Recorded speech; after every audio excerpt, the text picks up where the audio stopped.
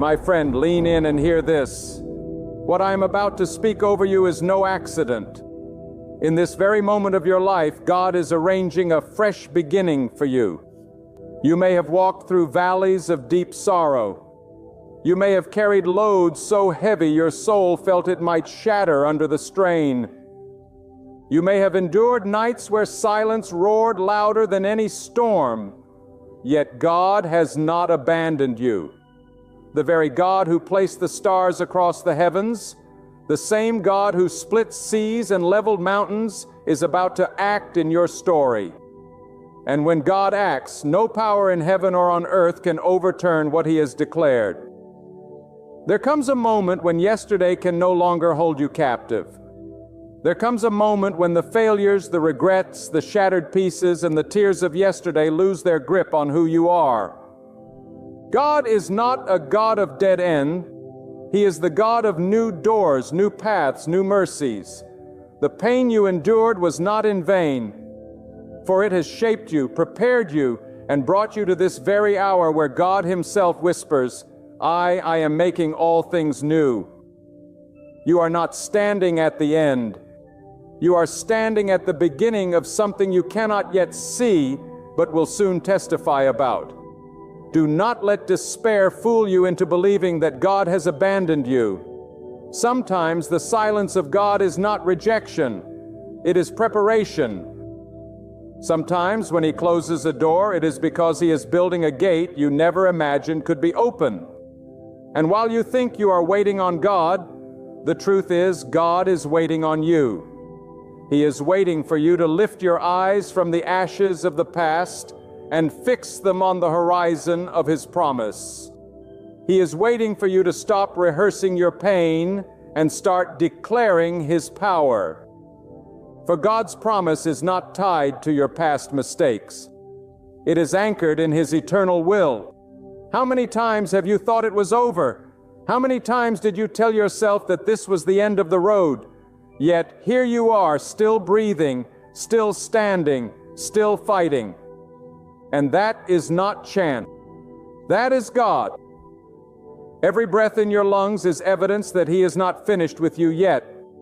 If He was done with you, you wouldn't be alive. But because you are alive, it means your story has not reached its conclusion. The author of your life is about to write a chapter that will make sense of the suffering, that will redeem the wasted years, that will turn the midnight tears into a sunrise of joy. You must understand this truth. God specializes in beginnings that are born from endings. He brings light out of darkness, hope out of despair, life out of death.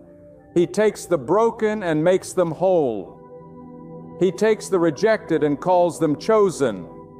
He takes the forgotten and crowns them with favor. Do not measure your future by the failures of your past.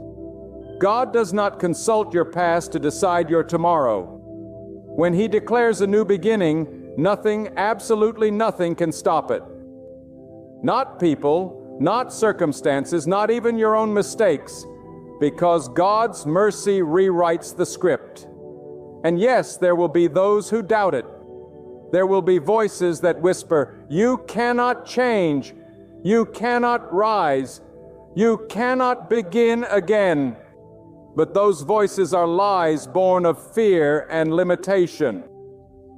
For when God decrees a new season, you do not need the approval of people. You do not need their validation. You do not need their applause. You only need the power of God. He will carry you. He will open the way. He will provide strength when yours has run dry. He will set before you opportunities that no man can shut. Some of you are carrying scars so deep that you believe they disqualify you. But let me tell you, your scars are not evidence of defeat. They are evidence of survival. They testify that you went through the fire, but the fire did not consume you. You went through the storm, but the storm did not drown you. And if God brought you through that, then surely He can carry you into a new tomorrow. The same hand that preserved you is the hand that will promote you. The same voice that calmed your storms is the voice that now calls you forward. God is about to breathe the new life into places you thought were dead. He is about to restore dreams you buried in the graveyard of disappointment. He is about to turn mourning into dancing, ashes into beauty, despair into hope. This is not just a motivational saying. This is the reality of God's power. His promise is not fragile. His word does not return void. When He says, "Behold, I am doing a new thing," then rest assured, He will do it. Even if you cannot see it yet, trust that it is already unfolding. Seeds grow in silence before they break through the soil. God is working in the unseen before He manifests in the visible. You see, life is not about what you have lost. It is about what God is preparing to give. Sometimes He removes to replace. Sometimes He tears down to build stronger. Sometimes He allows endings to usher in beginnings. Stop holding on to what He has already released. Stop clinging to the doors He has shut. The longer you mourn what is gone, the longer you delay what is coming. God cannot fill hands that are already clenched around yesterday. Open your heart, open your spirit, and let God place in you the new beginning He has prepared. And yes, new beginnings require courage. You cannot step into tomorrow while your feet are still chained to yesterday. You must be willing to walk by faith, to take steps when you do not see the full staircase, to trust that if God said go, He has already gone before you to prepare the way. Faith is not waiting until everything makes. It is trusting God when nothing makes sense. And I tell you, there is no safer place to be than in the will of God. Even when it leads you into uncharted waters, this new beginning, it's not just about changing your circumstances. It is about transforming your heart. God does not simply want to adjust your surroundings. He wants to renew your mind, strengthen your spirit, ignite your faith. For what good is a new opportunity if your heart is still chained to fear? What good is a new season if your spirit is still haunted by doubt? God's new beginning starts on the inside. It begins when you dare to believe that He is greater than your struggle, stronger than your enemy, higher than your mountain. When you believe this, you are unstoppable because you are no longer walking in your own strength. You are walking in His. My friend, when God prepares a new beginning, it is not something small, ordinary, or shallow. It is not a minor adjustment to your circumstances. It is a divine reset of your destiny. God does not patch up broken pieces with weak glue. He makes all things new. He does not simply cover your past with a thin veil. He transforms your future with His mighty hand. That is why you cannot measure what God is about to do by what you see around you right now. You cannot define tomorrow by today's pain.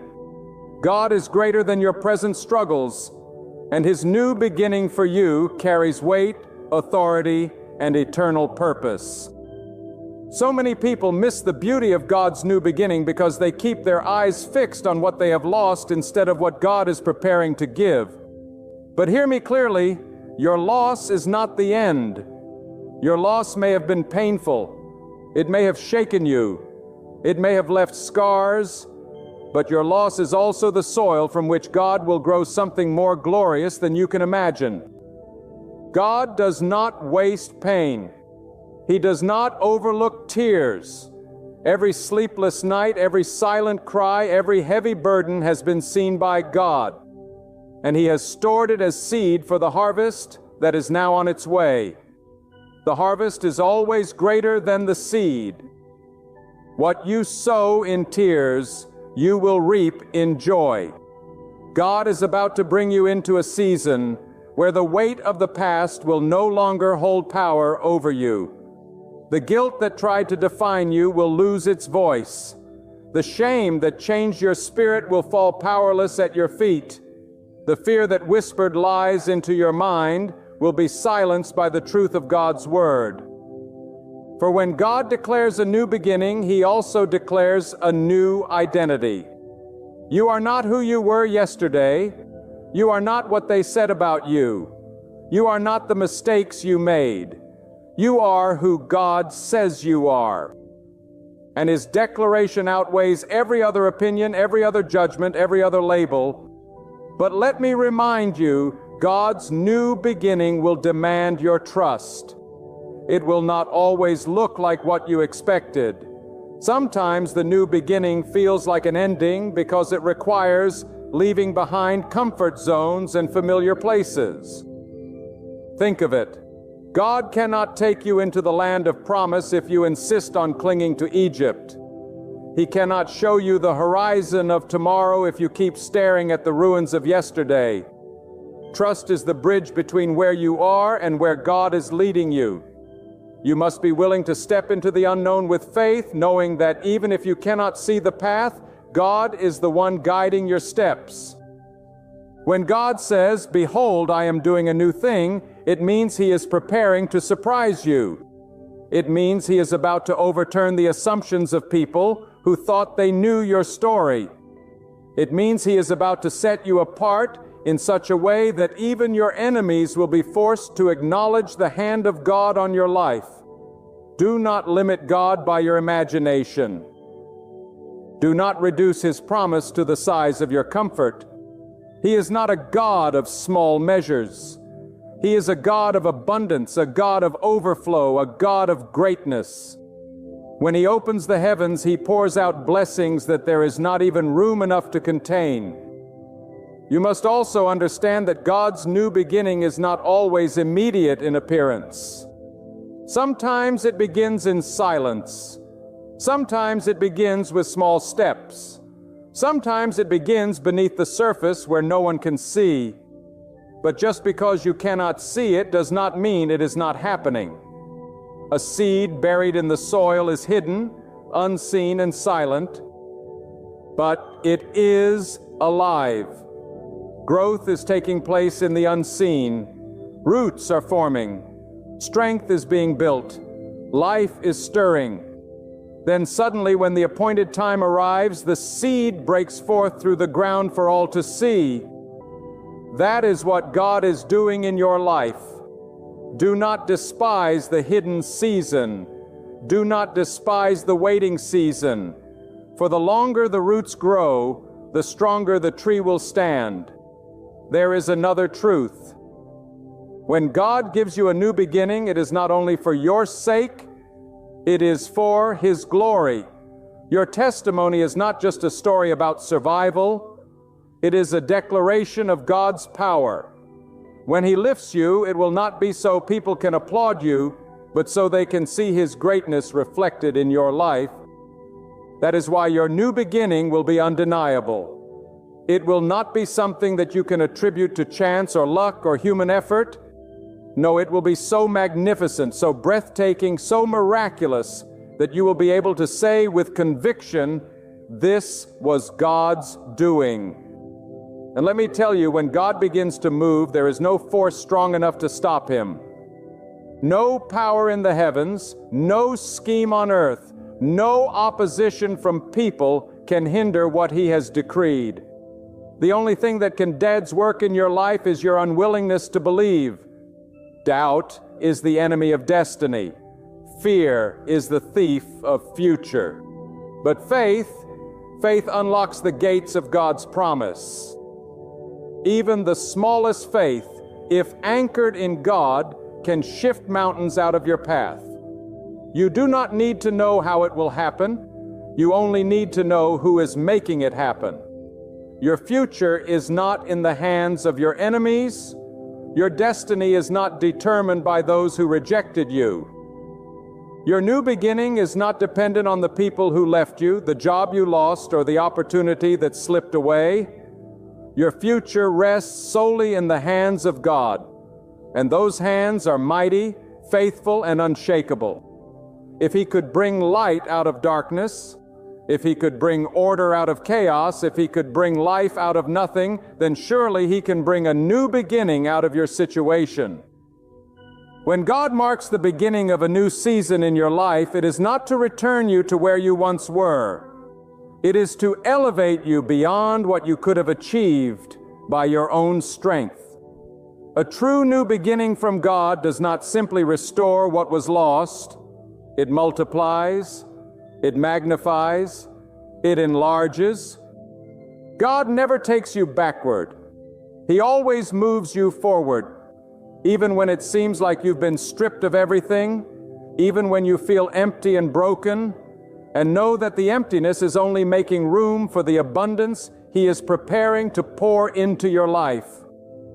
When your hands are empty, they are finally free to receive. This is why you cannot fear endings. Endings are painful, yes, but they are also necessary. A seed must first die in the ground before it can spring forth into new life. So too, some chapters of your life must close before the next can be opened.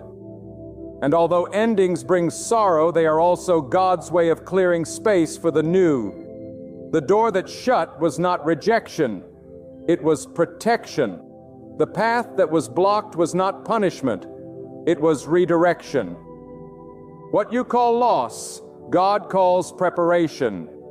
He is moving you away from what cannot carry you in the destiny He has prepared. God's new beginning is not random. It is deliberate. He does not act without purpose. Every step, every turn, every acceleration, it all flows from His divine plan. He sees the road ahead when all you see is the dust of the present. He knows what dangers lie in paths you thought were best for you. He knows what blessings are hidden in directions you never considered. And when He orchestrates a new beginning, it is always for your good. Even if it looks uncertain, even if it feels uncomfortable, even if it challenges you to let go of everything you know, trust that God is weaving together a story greater than you could ever write for yourself. But understand this: God's new beginning is not about comfort. It is about transformation.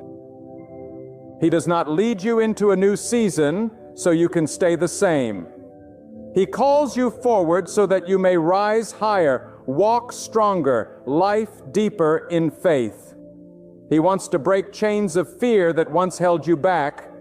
He wants to strip away the doubts that clouded your vision.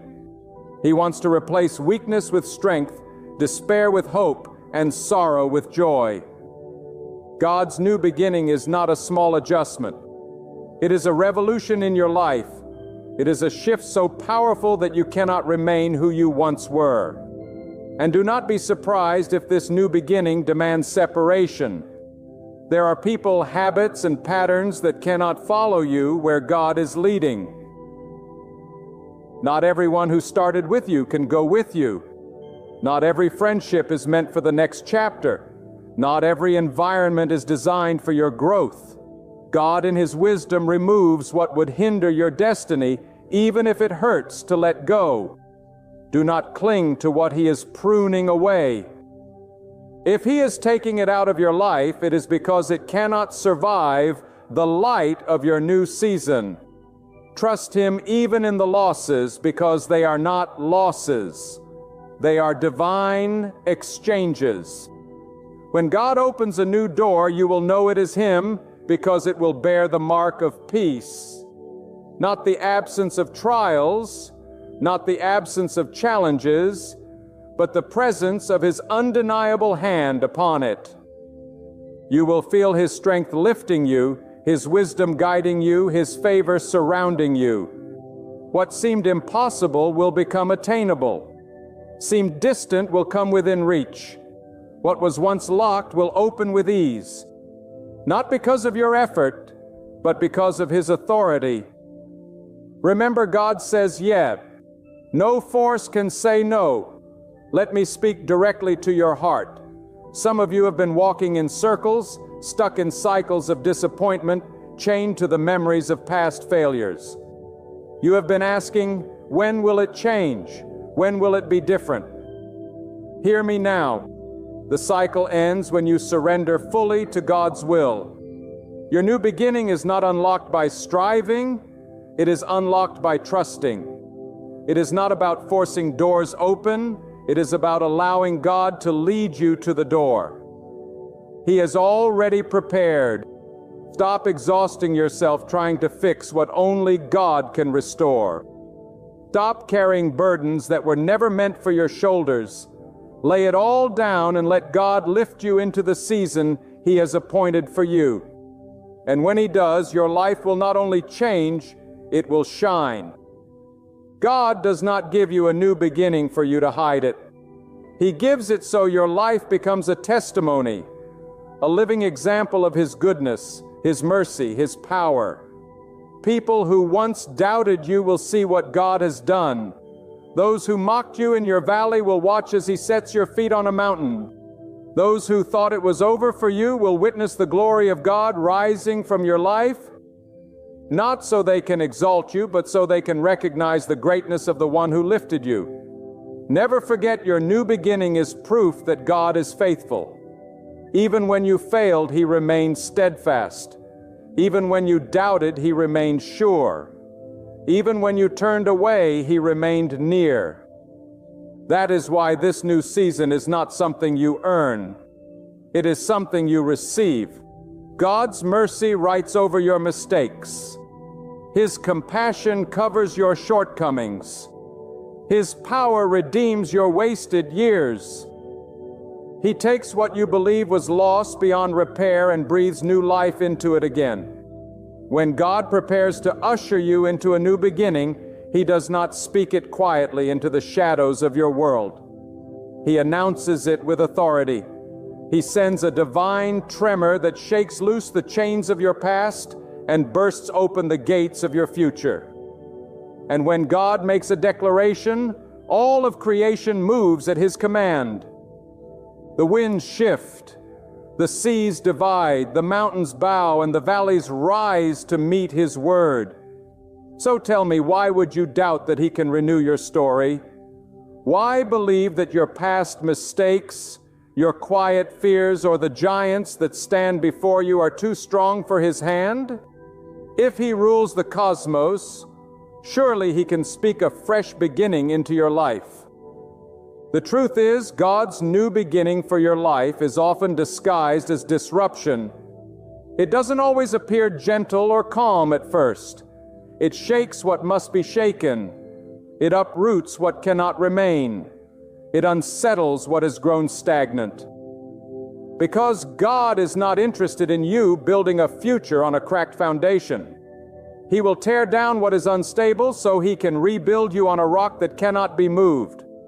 So when everything around you feels like it is collapsing, do not assume it is destruction. It may very well be the hand of God clearing the ground for something stronger, purer, greater than what stood before. Do not forget, God has always been a God of beginnings. From the very dawn of time, He spoke into the chaos and birthed order. He looked at emptiness and filled it with light. He looked at formlessness and shaped it with beauty. That same God has not changed. He looks at the chaos in your life and speaks order. He looks at the void in your heart and fills it with His presence. He looks at the broken pieces of your past and crafts them into something glorious. This is who God is. The one who creates something out of nothing, who brings life out of what seems hopeless. But to walk into a new beginning, you must let go of the illusion that you control everything. Too many people miss the move of God because they refuse to release their grip on the old. They try to drag yesterday into tomorrow. But God says, release it. You cannot carry old baggage into a new season. You cannot drag broken relationships, toxic habits, bitter attitudes, and heavy regrets into the fresh work God is trying to do. He calls you to lay it down, to trust Him, to walk forward unburdened. And yes, it is hard to let go. Yes, it is painful to surrender.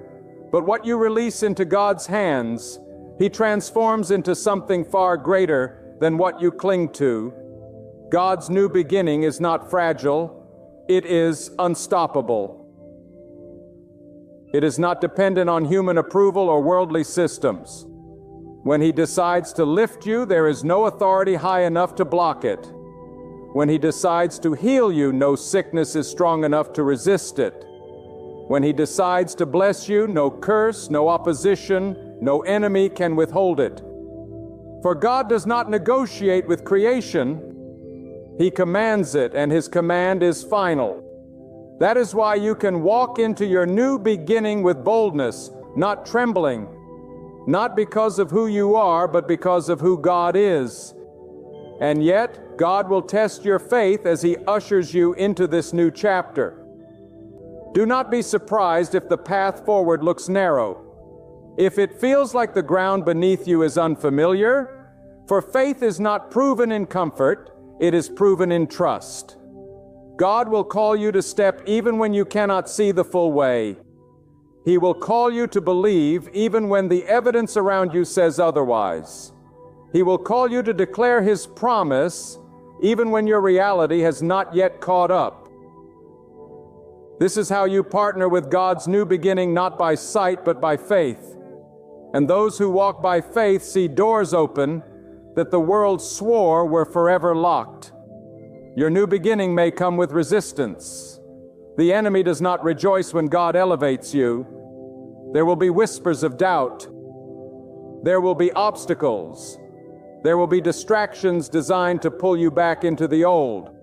But remember this, the presence of resistance is often proof that breakthrough is near. You don't fight battles over empty ground. You fight battles over valuable territory.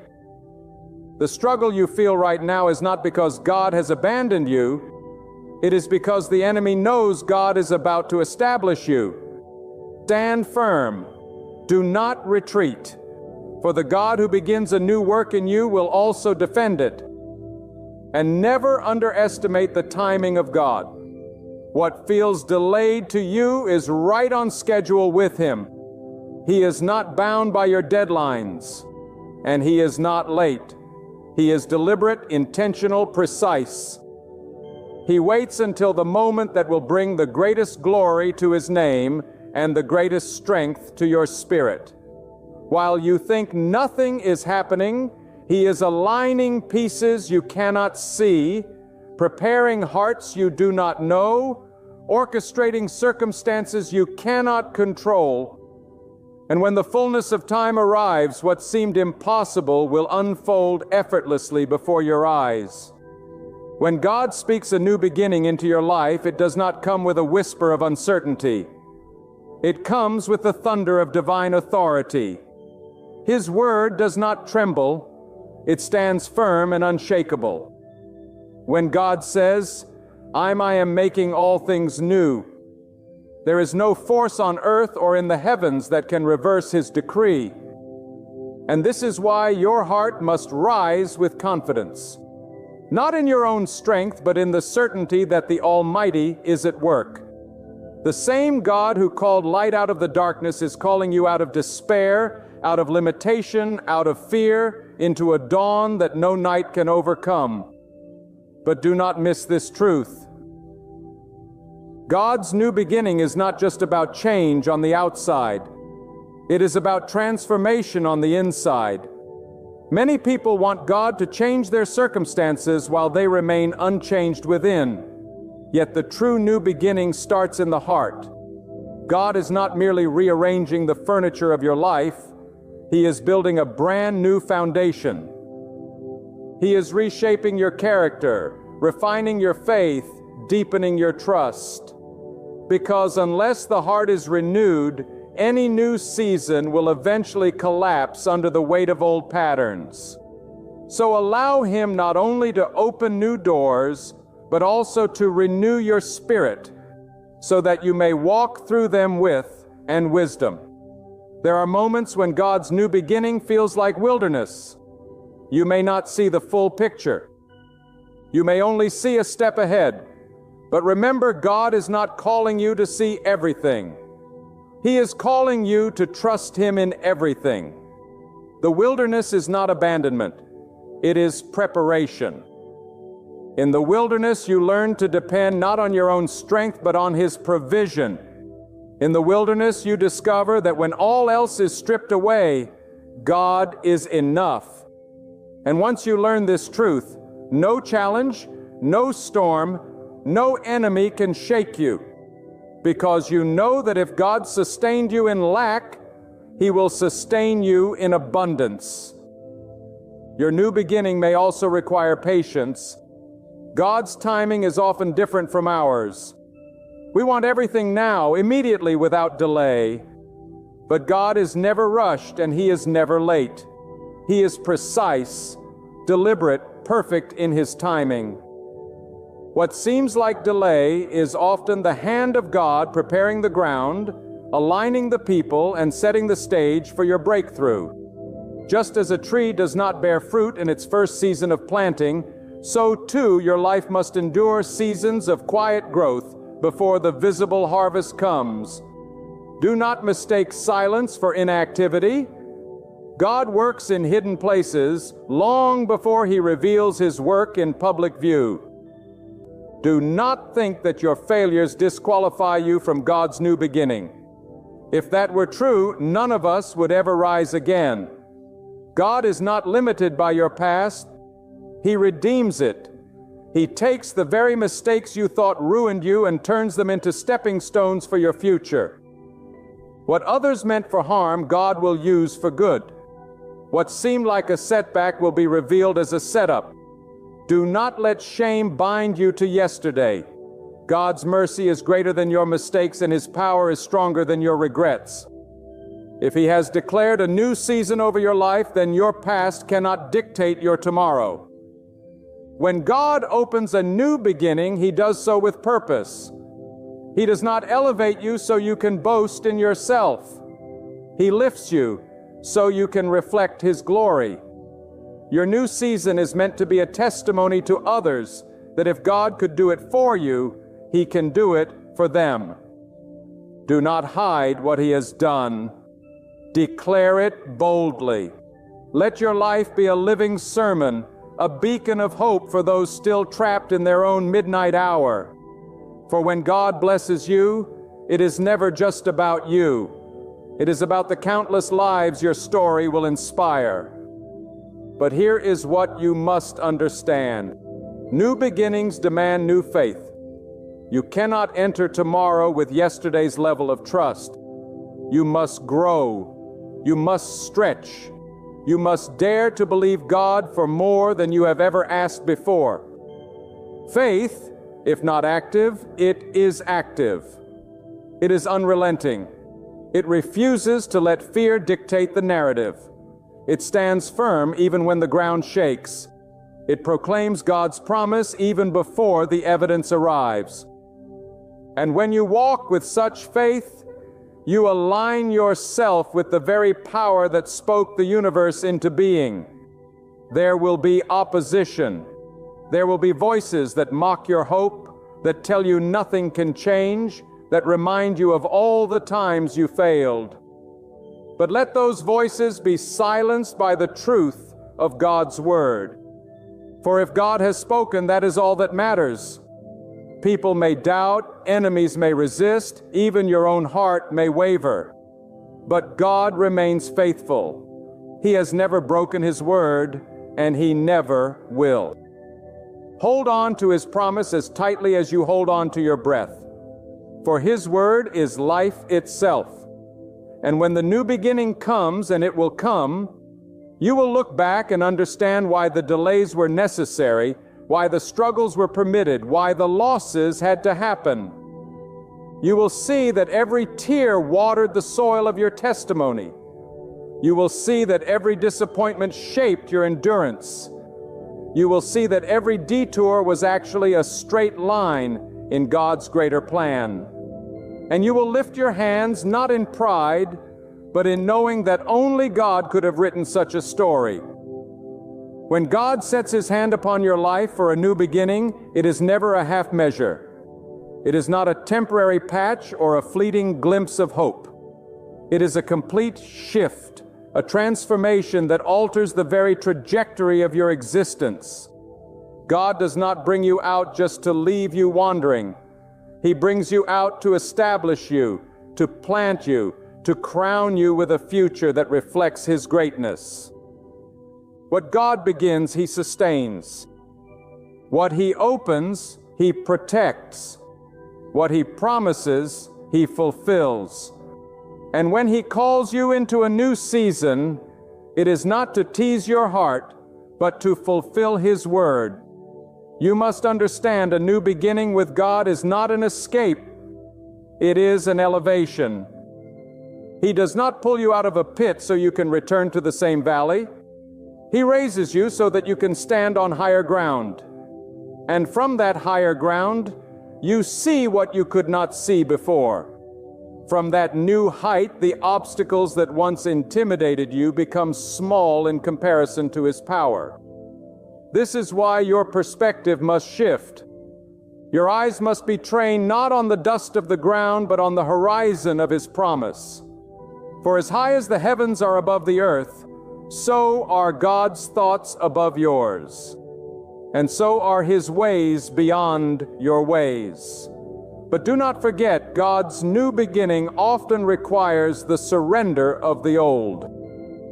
You cannot enter into tomorrow still carrying yesterday's chains.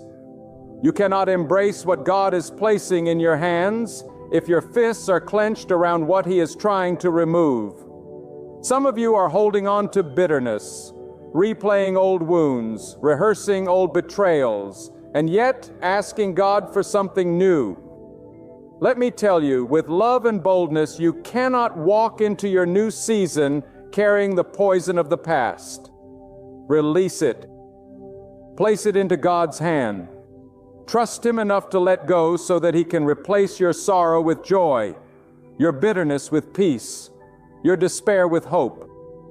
God's new beginning also comes with fresh responsibility. With every blessing comes stewardship. With every door He opens comes a call to walk in faithfulness. You cannot treat His gift lightly. He is not giving you a new chapter so you can live in the same old patterns. He is lifting you so that your life can be a reflection of His holiness, His strength, His mercy. To whom much is given, much is required. And when God entrusts you with a new beginning, He calls you to walk with integrity, to live with humility, to shine with courage, so that others may see His light through you. And let me assure you, God's new beginning is not fragile. It cannot be stolen by envy. It cannot be destroyed by opposition. It cannot be dismantled by the schemes of men. What God has ordained cannot be overturned. His decree is final. His word unshakable. His promise unbreakable. The world may rise against you. Voices may shout in resistance. Enemies may plot in the shadows. But all their efforts will collapse before the authority of God's command. If He has said you will rise, then rise you shall. If He has said you will be free, then freedom is already breaking forth. If He has said you will begin anew, then your tomorrow is already written in His book. This is why you cannot afford to doubt. Doubt is a thief. It robs you of courage. It blinds your vision. It weakens your resolve. But faith is the key that unlocks the gates of your new beginning. Faith is the bridge between the promise and the fulfillment. Faith is what takes God at His word, even when your eyes see no evidence. And I tell you this, even a flicker of faith, when anchored in the greatness of God, is more powerful than the loudest roar of fear. Do not despise your small faith. Offer it to God and watch Him multiply it into strength you did not know you possessed. Your journey into a new beginning may be marked by tests. Do not be alarmed by them. Tests are not meant to destroy you. They are meant to reveal the strength God has placed within you. Just as fire refines gold, trials refine your faith. Just as storms reveal the strength of a tree's roots, challenges reveal the depth of your trust in God. Every test is evidence that God is preparing you for more. Every obstacle is an opportunity for your faith to grow. Every resistance is a signal that your destiny is worth fighting for. Do not shrink back in the face of trials. Stand firm, for the one who called you is faithful. And never forget, God's new beginning is not about erasing your story. It is about redeeming it. He will take the very chapters you wish you could tear out and use them as testimony. He will turn your pain into purpose, your scars into symbols of survival, your weakness into platforms of His strength. Nothing is wasted in the hands of God. Every tear, every struggle, every detour, it all becomes part of a greater narrative, one that points not to your greatness, but to His. My friend, hear this with every fiber of your being. Your story is not ending in defeat. It is beginning in victory. God is not finished with you. He is the author of your life, and He never leaves a page incomplete. What He has started, He will bring to completion. What He has promised, He will fulfill. What He has spoken, He will bring to pass. Do not let the darkness of yesterday blind you to the sunrise of tomorrow, for God is already at work in your life.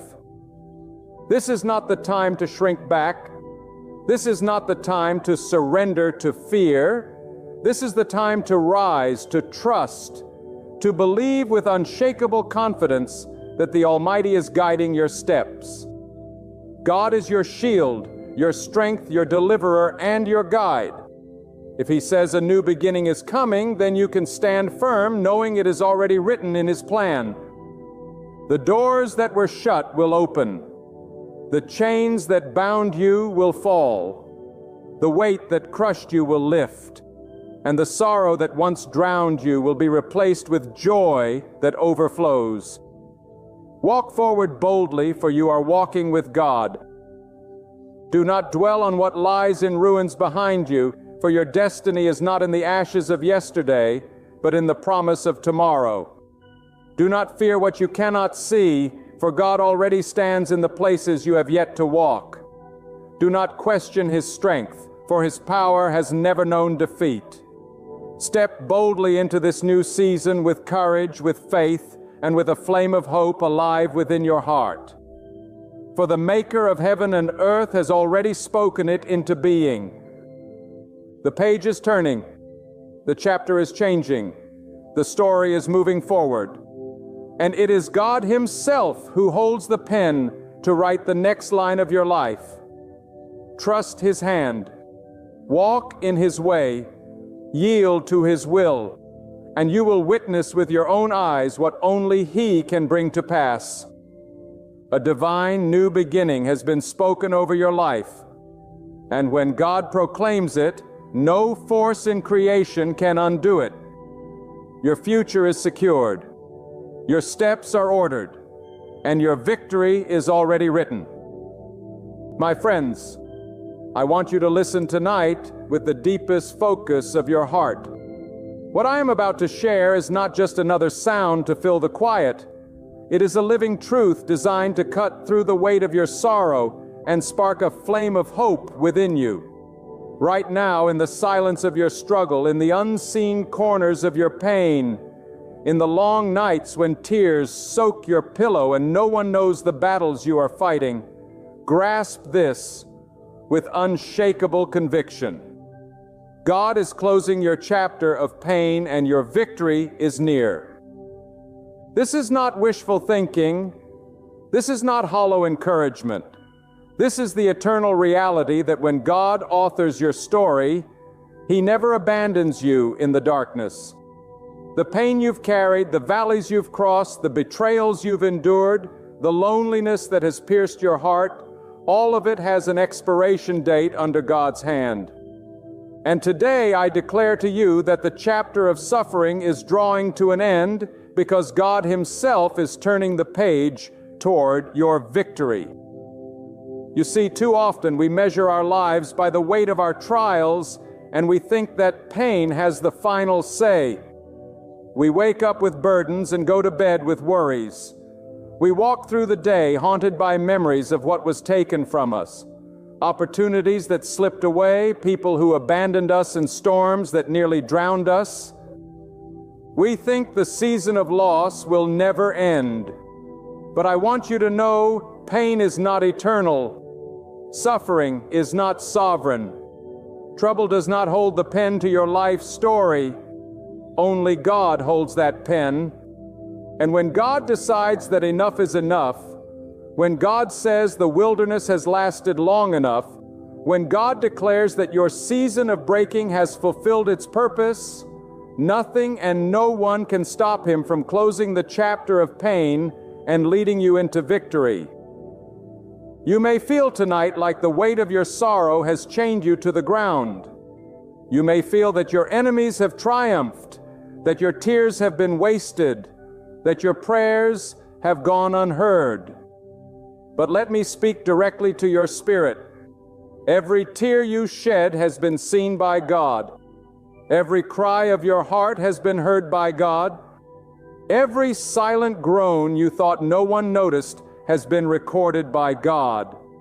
And God does not waste pain. God does not overlook suffering. God does not ignore the heart that leans on Him in the darkest of nights. The very struggles that nearly broke you will become the testimony that elevates you. The very losses that tried to define you will become the stepping stones of your new beginning.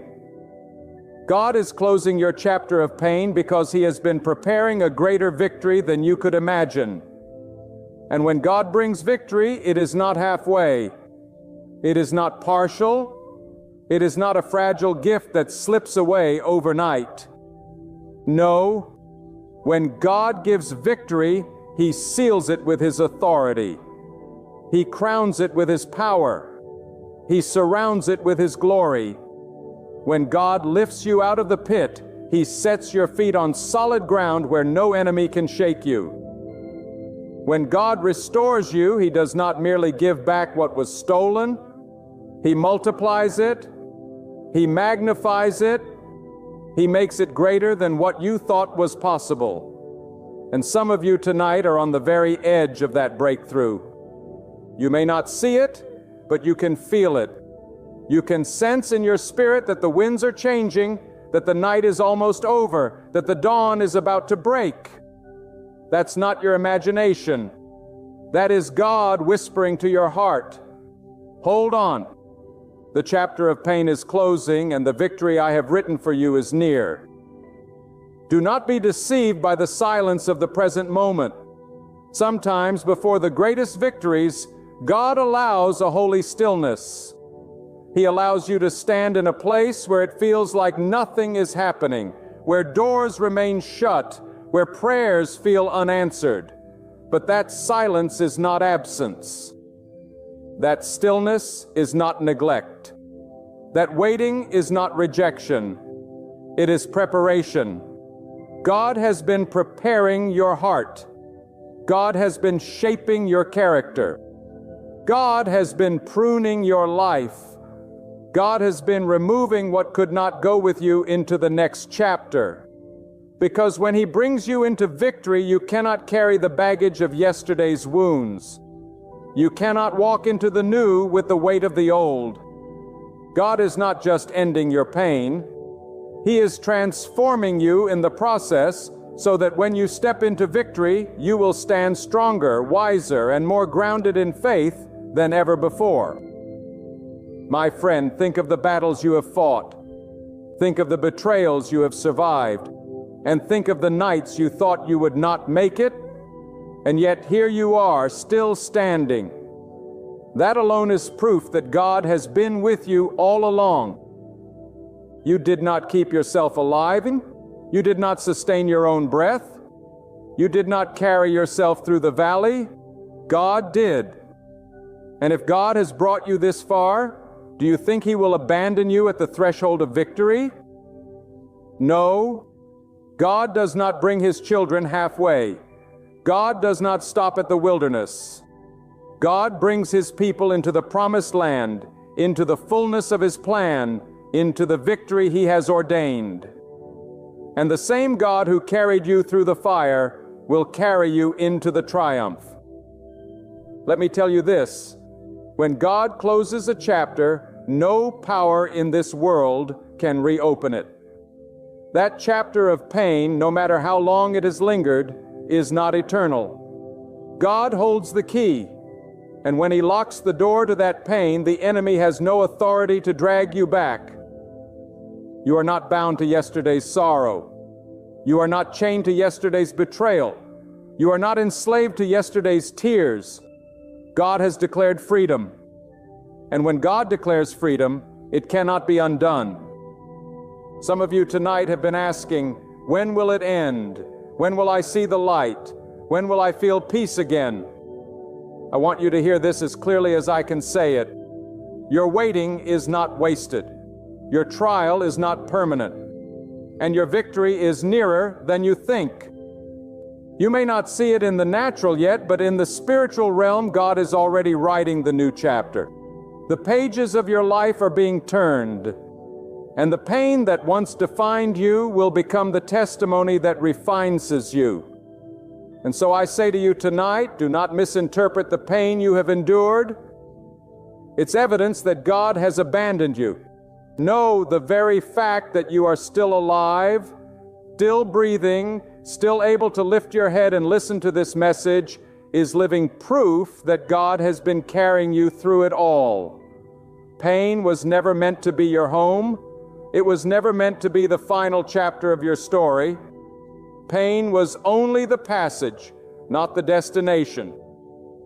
And when God allows His children to pass through a season of affliction, it is never to destroy them, but to refine them, to strengthen them, to prepare them for the victory that is coming. Look closely at the way God works. When He writes a story, He does not skip the valleys, but He always leads through them. When He paints a picture, He does not erase the shadows, but He uses them to bring contrast to the light. When He builds a person, He allows them to feel the weight of the hammer and the fire of the forge, because He is shaping them into something stronger, more resilient, more unshakable than they ever thought they could be. And if you are in the fire tonight, do not think for a moment that it is random. Do not think that it is wasted. God is using it, and He is already planning the moment when He will bring you out radiant, victorious, and transformed. There is a profound truth that many overlook. Sometimes before God opens the door of victory, He must close the doors that keep us tied to pain. That closing can feel like loss. It can feel like betrayal. It can feel like the tearing away of something you thought you could not live without. But God knows what you cannot see. He knows the dangers hidden in attachments that would destroy you. He knows the harm of relationships that would sabotage your destiny. He knows the weakness of structures you have built on shaky ground. And so God, in His wisdom, closes chapters we thought we needed so He can open doors we never imagined. That is not cruelty. That is mercy. That is the love of a Father who sees beyond the moment. I tell you, sometimes the hardest thing for us to accept is that God loves us too much to let us stay where we are. You wanted to hold on to that friendship, but God saw it was poisoning your spirit. You wanted that job to last forever, but God knew it would rob you of your true calling. You wanted that season to continue, but God knew it was keeping you small when He had designed you for something greater. And so, He closed it. And yes, it hurt. Yes, it broke you for a time, and yes, it left you wondering why. But the same God who allowed that chapter to close is the God who is preparing the chapter of your victory. I want you to imagine this. Every tear you have shed has watered the soil of your future harvest. Every sleepless night has been counted in the courts of heaven. Every sigh you have released has echoed in the ears of the Almighty. and none of it has been forgotten. God is a God of justice, and He will not allow the weight of your suffering to outweigh the glory of your victory. The balance will shift. The scale will tip. The very forces that pushed against you will be silenced when God raises you up. The very pain that tried to bury you will become the testimony that lifts others. And you will stand not as a victim of sorrow, but as a vessel of triumph under the hand of God. I know there are some who feel that the pain has lasted too long, that the valley has been too deep, that the shadows have stretched too far. But I assure you, pain has a limit, but God has no limit. Suffering has an end, but God's faithfulness has no end. The night may feel long, but the dawn is inevitable. And when God says the morning has come, no darkness can argue, no despair can resist, no enemy can hold back the rising of His light. Your morning is coming. The Son of God's mercy is about to rise on your life, and the shadows of your suffering will flee away. Hear me with the depth of your spirit. God has not been preparing defeat for you. He has been preparing victory. God has not been writing tragedy as your final line. He has been writing triumph. You may have thought the pain was a punishment, but it was a preparation. You may have thought the silence was abandonment, but it was alignment. You may have thought the loss was the end, but it was the foundation for a greater beginning. And when God brings you into that beginning, it will be more than a new season. It will be a testimony that will shake the very ground beneath your enemies. Do not think for a moment that your pain has gone unnoticed. Do not think that your enemies will escape accountability. God is not blind. God is not unjust. God has seen every injustice, every betrayal, every wound inflicted upon your soul.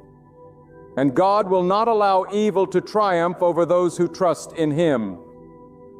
When God closes the chapter of pain, He also silences the voices that mocked you. He confounds the plans that opposed you. He shatters the weapons that were raised against you. Your victory is not just personal relief, it is divine vindication. It is God saying to the world, "This is my child, and I will not allow pain to define them." How often we forget that God is the master author. We see only a page or two of our lives and we think the story is over. But God holds the entire book. He knows where the twists will lead. He knows how the conflict will resolve. He knows the ending long before you experience the middle. And if God says the chapter of pain is closing, then you can rest assured the story is not tragedy. It is triumph. The ink of suffering may stain some pages, but the ink of victory will write the conclusion. Let me tell you, the presence of pain is not the absence of God. The endurance of pain is not the defeat of God's promise.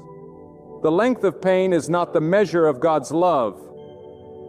On the contrary, the very fact that you have endured pain is proof that God's hand has held you all along. If He had not been with you, the pain would have destroyed you. If He had not been your shield, the fire would have consumed you. If He had not been your rock, the storm would have swept you away. You are still here, not because of your strength, but because of God's strength. And if God has preserved you through the chapter of pain, He will surely bring you into the chapter of victory. Your heart may be weary, your faith may be stretched, your strength may be almost gone. But hear me, you are closer to victory than you realize. The darkest part of the night is just before dawn. The most silent moment of the trial is just before the breakthrough. The heaviest weight of the burden is just before God lifts it. Hold on, for you are standing on the edge of transformation.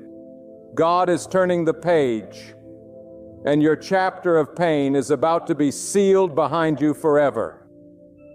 My friend, when you look back on your journey, you will realize that the very nights you thought would destroy you were the nights that God was shaping you. The loneliness that cut so deep, the rejection that stung like fire, the prayers that seemed unanswered.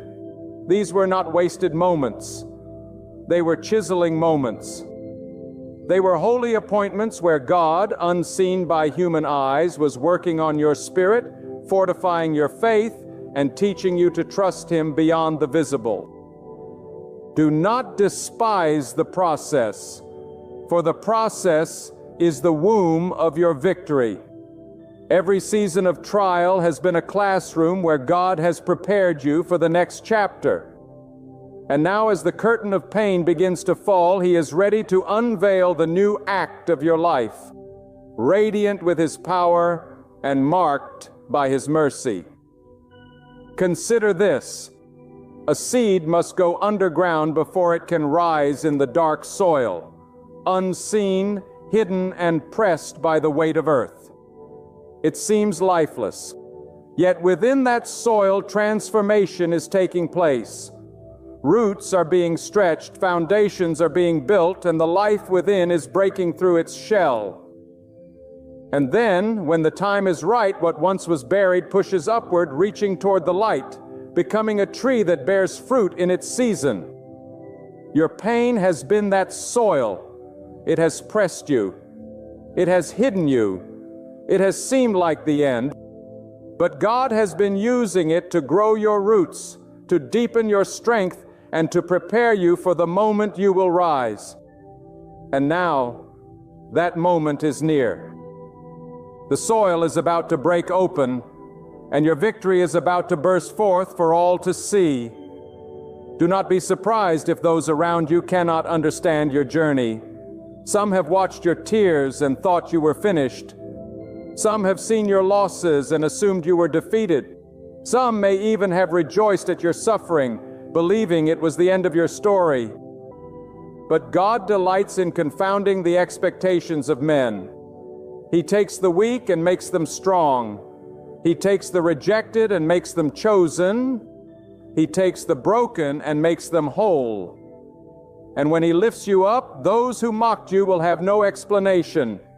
Those who doubted you will have no argument, and those who opposed you will have no power to stop it. Your victory will not be for your glory alone. It will be a testimony that God's hand is mighty, that His timing is perfect, and that His word is true. Let me say to you, victory is not simply the absence of pain. It is the triumph that comes after pain has done its work. It is the joy that follows weeping. It is the harvest that springs from sowing in tears. When God speaks victory, He does not wipe away the memory of your pain. He redeems it. He turns it into wisdom, into strength, into a living testimony that causes others to say, "Surely God was with them." Your victory was never meant to be only for you. It is for those who will find renewed hope through the power of your story. It is for the hearts who will witness your rising and believe that their own breakthrough can come too. It is for the generations who will look back and proclaim, "If God could lead them through that valley, He can lead me through mine." Know this truth: the victory of God always outweighs what was lost. Pain may subtract, but God multiplies. Suffering may steal, but God restores. Trials may strip you down, but God covers you in glory. And when He restores, He never takes you back to where you were. He raises you to something greater. That is why you cannot cling to the past. That is why you must release what has been lost. Because God is not trying to bring you back to what you once had. He is trying to lead you into something greater than you have ever known. The pain was a signal that something old was ending, and the victory is the promise that something new and greater is beginning. Some of you have been carrying pain so long that you have begun to identify with it. You wake up expecting sorrow. You walk through the day expecting disappointment. You lay down at night expecting the ache of loneliness to greet you again. But let me remind you, pain is not your identity. Suffering is not your name. You are not the child of sorrow. You are the child of God. And God has not destined you for endless tears. He has destined you for joy. He has destined you for peace.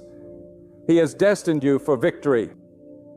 If you have worn pain like a garment, it is time to lay it down. God is clothing you with new strength, with new hope, with new purpose.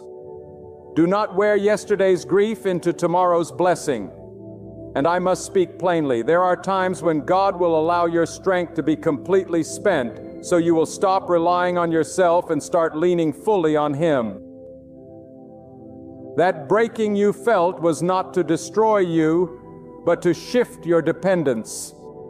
That silence you endured was not neglect, but a call to press deeper into His presence. For true victory is not just about overcoming circumstances. It is about discovering the power of trusting God beyond circumstances. When you learn to rest in His hands, when you learn to walk by His guidance, when you learn to cling to His promises, even when the evidence around you is bleak, that is when victory becomes unshakable. Because then your victory is not rooted in changing conditions, but in the unchanging God who governs all conditions. Do you realize how near you are to break through? Think of how storms work. Just before the skies clear, the winds often rage the hardest. Just before dawn, the night feels the coldest. Just before the seed breaks through the soil, the pressure is the greatest. And perhaps the reason your struggle has intensified, perhaps the reason your pain has seemed unbearable is because you are at the edge of victory. Do not give up now. Do not let despair convince you that the chapter will never close. The greater the pressure, the closer the breakthrough. The heavier the burden, the nearer the release. The darker the night, the closer the morning. Hold fast, for God is about to show Himself mighty on your behalf. You must also know that when God gives victory, He gives peace that no enemy can disturb.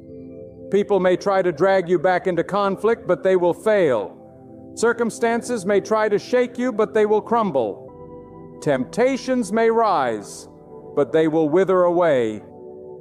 Because when God declares a new chapter, He surrounds it with His protection. What He seals, no man can unseal. What He blesses, no curse can reverse. What He establishes, no enemy can uproot. And your victory will not just be a moment of relief. It will be a season of stability, a testimony of God's faithfulness that will endure. My beloved, there comes a moment in every life where the weight of suffering seems too heavy to bear.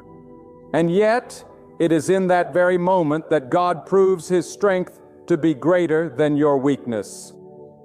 Think back on the days when you thought you would collapse under the burden of sorrow, yet somehow a hidden strength arose within you. That was not your doing. That was God sustaining you. Think of the nights when the silence of your room was deafening, when loneliness wrapped itself around you like a cloak, yet still you awoke the next morning to face another day. That resilience was not born of your own power. It was the hand of God lifting you. And if God has carried you this far, will He not also carry you into the chapter of triumph? The God who held you in your valley will not forsake you on the mountain. Victory is not a dream for someday. It is a promise sealed by the Word of God. Pain may have shouted the loudest in your past season, but it will not have the final word. God always reserves the last word for Himself. And when He speaks, the echoes of suffering are silenced. When He declares, "It is finished," your chapter of pain must close. And when He says, "Rise," no chain can hold you down. God does not tease His children with hope. He fulfills it. God does not plant a vision in your heart only to let it wither. He brings it to harvest. The same voice that spoke light into the void is the voice speaking to your soul today, declaring that your darkness must give way to dawn. I want you to grasp this truth. The delay of your victory has not been denial. Many of you have prayed and prayed and prayed again, only to feel the heavens were silent. You have wondered if God has forgotten, if perhaps your cries were lost in the wind. But let me remind you, silence is not absence. Silence is often the canvas on which God paints His greatest answers. Just because you did not see movement does not mean God was not moving. Just because you did not hear thunder does not mean God was not speaking. The quiet seasons are the proving grounds of faith, where God anchors you deeper, so that when victory comes, you will not be shaken. And how marvelous is the way God works. He takes what the enemy meant for harm and bends it into good. He takes the traps laid against you and turns them into stepping stones. He takes the ashes of your sorrow and creates beauty that cannot be denied. Your chapter of pain was not a sign that you were cursed. It was proof that you were chosen for a greater glory. If the weight was heavy, it was because the blessing waiting is weightier still. If the battle was fierce, it was because the crown ahead is greater than you imagined. Do not resent the size of your trial, for it is an indicator of the magnitude of your victory. Listen closely. God is not only preparing to deliver you from pain, He is preparing to establish you in joy. You will not walk out of this season limping. You will walk out leaping. You will not emerge carrying chains. You will emerge carrying testimonies. You will not leave this valley broken. You will leave it built up by the very hand of God. And those who once looked upon you with pity will look upon you with awe, not because of what you have done, but because of what God has done in you. Understand that pain has a purpose. It strips away the unnecessary. It burns away false illusions. It reveals where your true foundation lies. And when everything else crumbles, pain forces you to cling to God alone. That is the gift hidden in the trial. It redirects your trust. It teaches you that people may leave, opportunities may fade, possessions may vanish, but God remains unshakable. And once you learn that lesson, once you anchor yourself to the eternal rock, then you are unmovable. Pain may have brought you to that rock, but victory will be the fruit of staying upon it. The chapter of pain was long, but the victory will be longer. The sorrow was deep, but the joy will be deeper. The night was dark, but the morning will be brighter. You have not endured in vain. The God who numbers the stars has also numbered your tears, and He is about to repay you with a joy that outweighs every sorrow. He is about to open doors no man can shut, to bring opportunities no enemy can block, to write a new page in your story that will astonish even you. Do not underestimate what God can do in a moment. Years of pain can be overturned in a single act of His favor. Decades of tears can be answered in a single sweep of His hand. One divine moment can shift the entire trajectory of your life. Beloved, listen with all the strength of your heart, because what I am about to say is not just a word of encouragement. It is a revelation for your soul. Too many of you have walked with your head bowed down, thinking the valley is permanent, believing the wound will never heal, assuming the storm will never end. But let me tell you tonight, with all the fire that God has placed in my spirit, the valley is temporary. The wound is not eternal, and the storm has an appointed end. God Himself has set a limit on your suffering, and when that limit is reached, He commands the trial to stop. He orders the pain to cease. He declares to the storm, "Peace, be still." The same God who commands the stars in the heavens and the seas on the earth is the God who commands the seasons of your life. And when He says the chapter of pain is closing, there is no force in heaven or on earth that can keep it open. You may wonder why the path had to be so rough, why the journey had to be so painful, why the people you trusted turned away, why the dreams you cherished were crushed in your hands.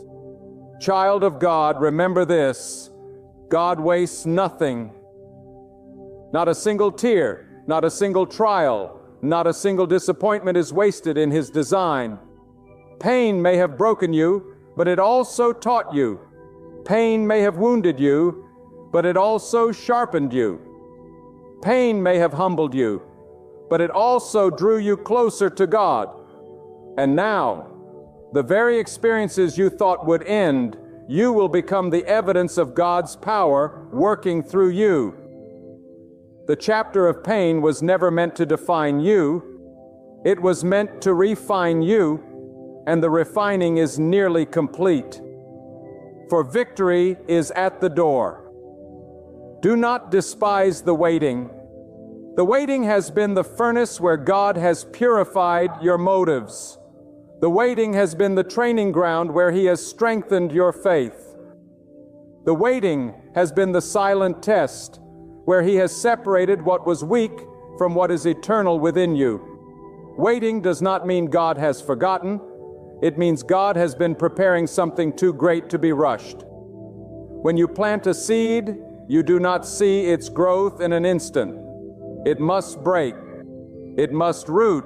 It must be hidden before it springs forth. And just like that seed, your life has been underground in darkness unseen. But now the soil is beginning to shift. The roots are strong and the shoot is ready to burst forth into the light. God is about to bring you into a season of undeniable growth. And no one will be able to deny that it is His hand upon you. Mark this in your heart: the victory that God is preparing for you will not only end your pain, but will silence your enemies. Those who laughed at your tears will watch your joy. Those who mocked your struggle will witness your rise. Those who thought you were forgotten will see you honored by the very hand of God. This is not arrogance. It is vindication. It is the justice of God, who will not allow His children to suffer endlessly without reward. You have endured the testing, and now you will enjoy the triumph. You have carried the cross of affliction, and now you will wear the crown of endurance. God has not overlooked you. He has been storing up every moment of your faithfulness, and soon He will pour it out upon you in overflowing measure. But let me warn you with love: do not carry yesterday's chains into tomorrow's freedom. Too many people try to enter victory while still holding on to bitterness, still clinging to the memory of betrayal, still rehearsing the lines of their sorrow. If you walk into your new chapter carrying the weight of the old, you will not taste the fullness of what God has prepared. Release it. Let go of the offenses, lay down the anger, put aside the despair, trust that God has seen it all, and trust that He alone will deal with it. Your job is not to avenge yourself. Your job is to rise when He calls you to rise. Your task is to step forward into the new, unshackled by the past. Because if God has closed that chapter, it means it is finished. Do not open it again with your thoughts, your words, or your fears. I want you to picture this: a traveler burdened with heavy bags, exhausted from the journey, reaching the gates of a great city. At the entrance, the guard says, "You cannot carry all that inside. You must leave it here." At first, the traveler resists clinging to the bags because they have been with him so long. But when he finally lays them down, he discovers that the city ahead is filled with treasures far greater than the weight he left behind. That traveler is you.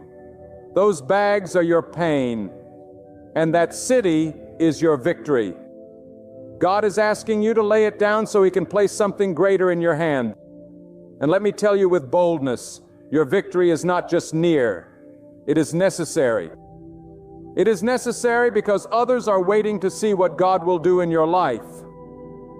There are people whose faith will be ignited when they see your testimony. There are souls who will believe in the goodness of God because they see how He turned your sorrow into joy. There are lives that will be transformed when they see how you endured the valley and came out stronger on the other side. Your victory is not for you alone. It is for everyone who will draw hope from your story. That is why the battle was so fierce. Because the enemy knew your breakthrough would ripple far beyond your life. But the enemy's knowledge is no match for God's power. And soon the ripple of your victory will spread like fire to ignite faith in many. Child of God, there is something powerful that must sink deep into your spirit. Pain is not permanent, but the promises of God are eternal. Your suffering has an expiration date, but God's faithfulness has no end. Your valley is temporary, but the mountain of blessing God is preparing is everlasting. Do not allow the temporary shadows of sorrow to blind you to the eternal light of God's plan. The chapter of pain is closing because it was never meant to be your final destination. It was only the wilderness before the promised land, only the furnace before the gold, only the night before the dawn. I must tell you with urgency, many of you are standing at the very threshold of your breakthrough. But you cannot cross into victory while clinging to the language of despair. You must begin to speak as one who believes in the power of God. Stop saying, "I will always be broken." Stop declaring, "This is my fate." Stop agreeing with the voice of the enemy that says you will never rise. Instead, align your tongue with the truth of God.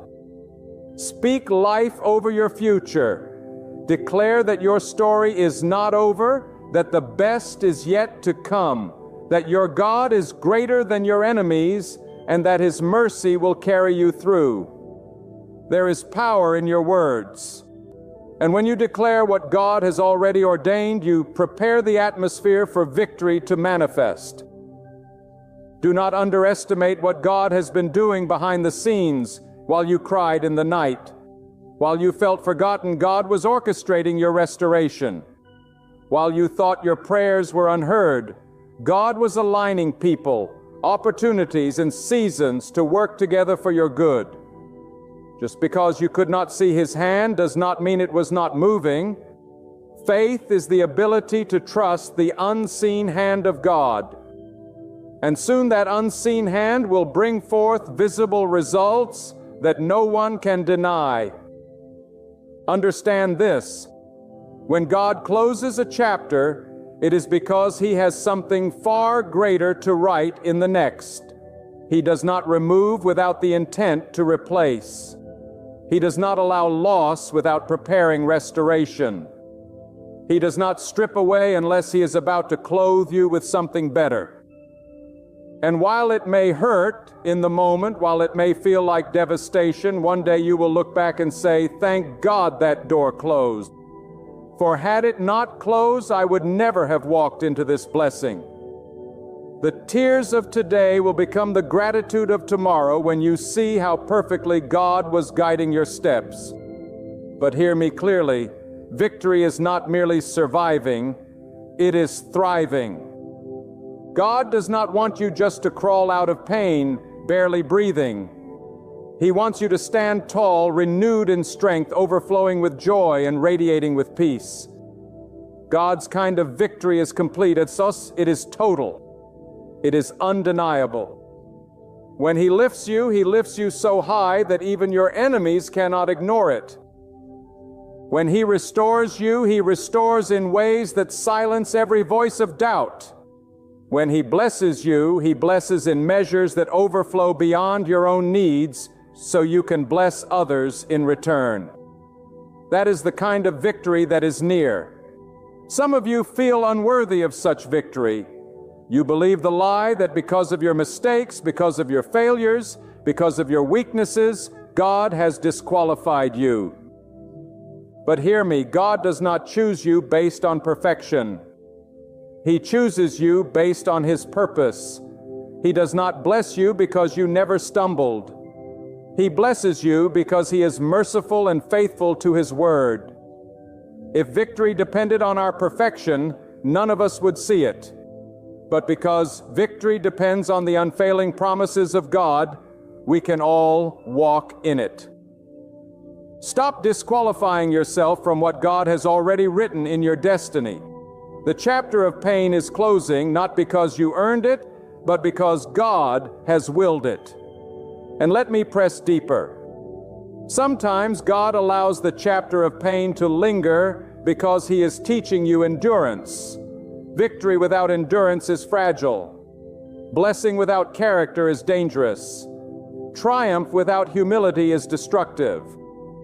God loves you too much to give you a blessing you are not ready to carry. So He strengthens you in the fire. He humbles you in the valley of knee. He teaches you patience in the waiting. And then when the time is right, He brings you into victory that will not crush you, but sustain you. Do you see the wisdom of God? He is not just preparing a blessing for you, He is preparing you for the blessing. The closing of this chapter will not be quiet.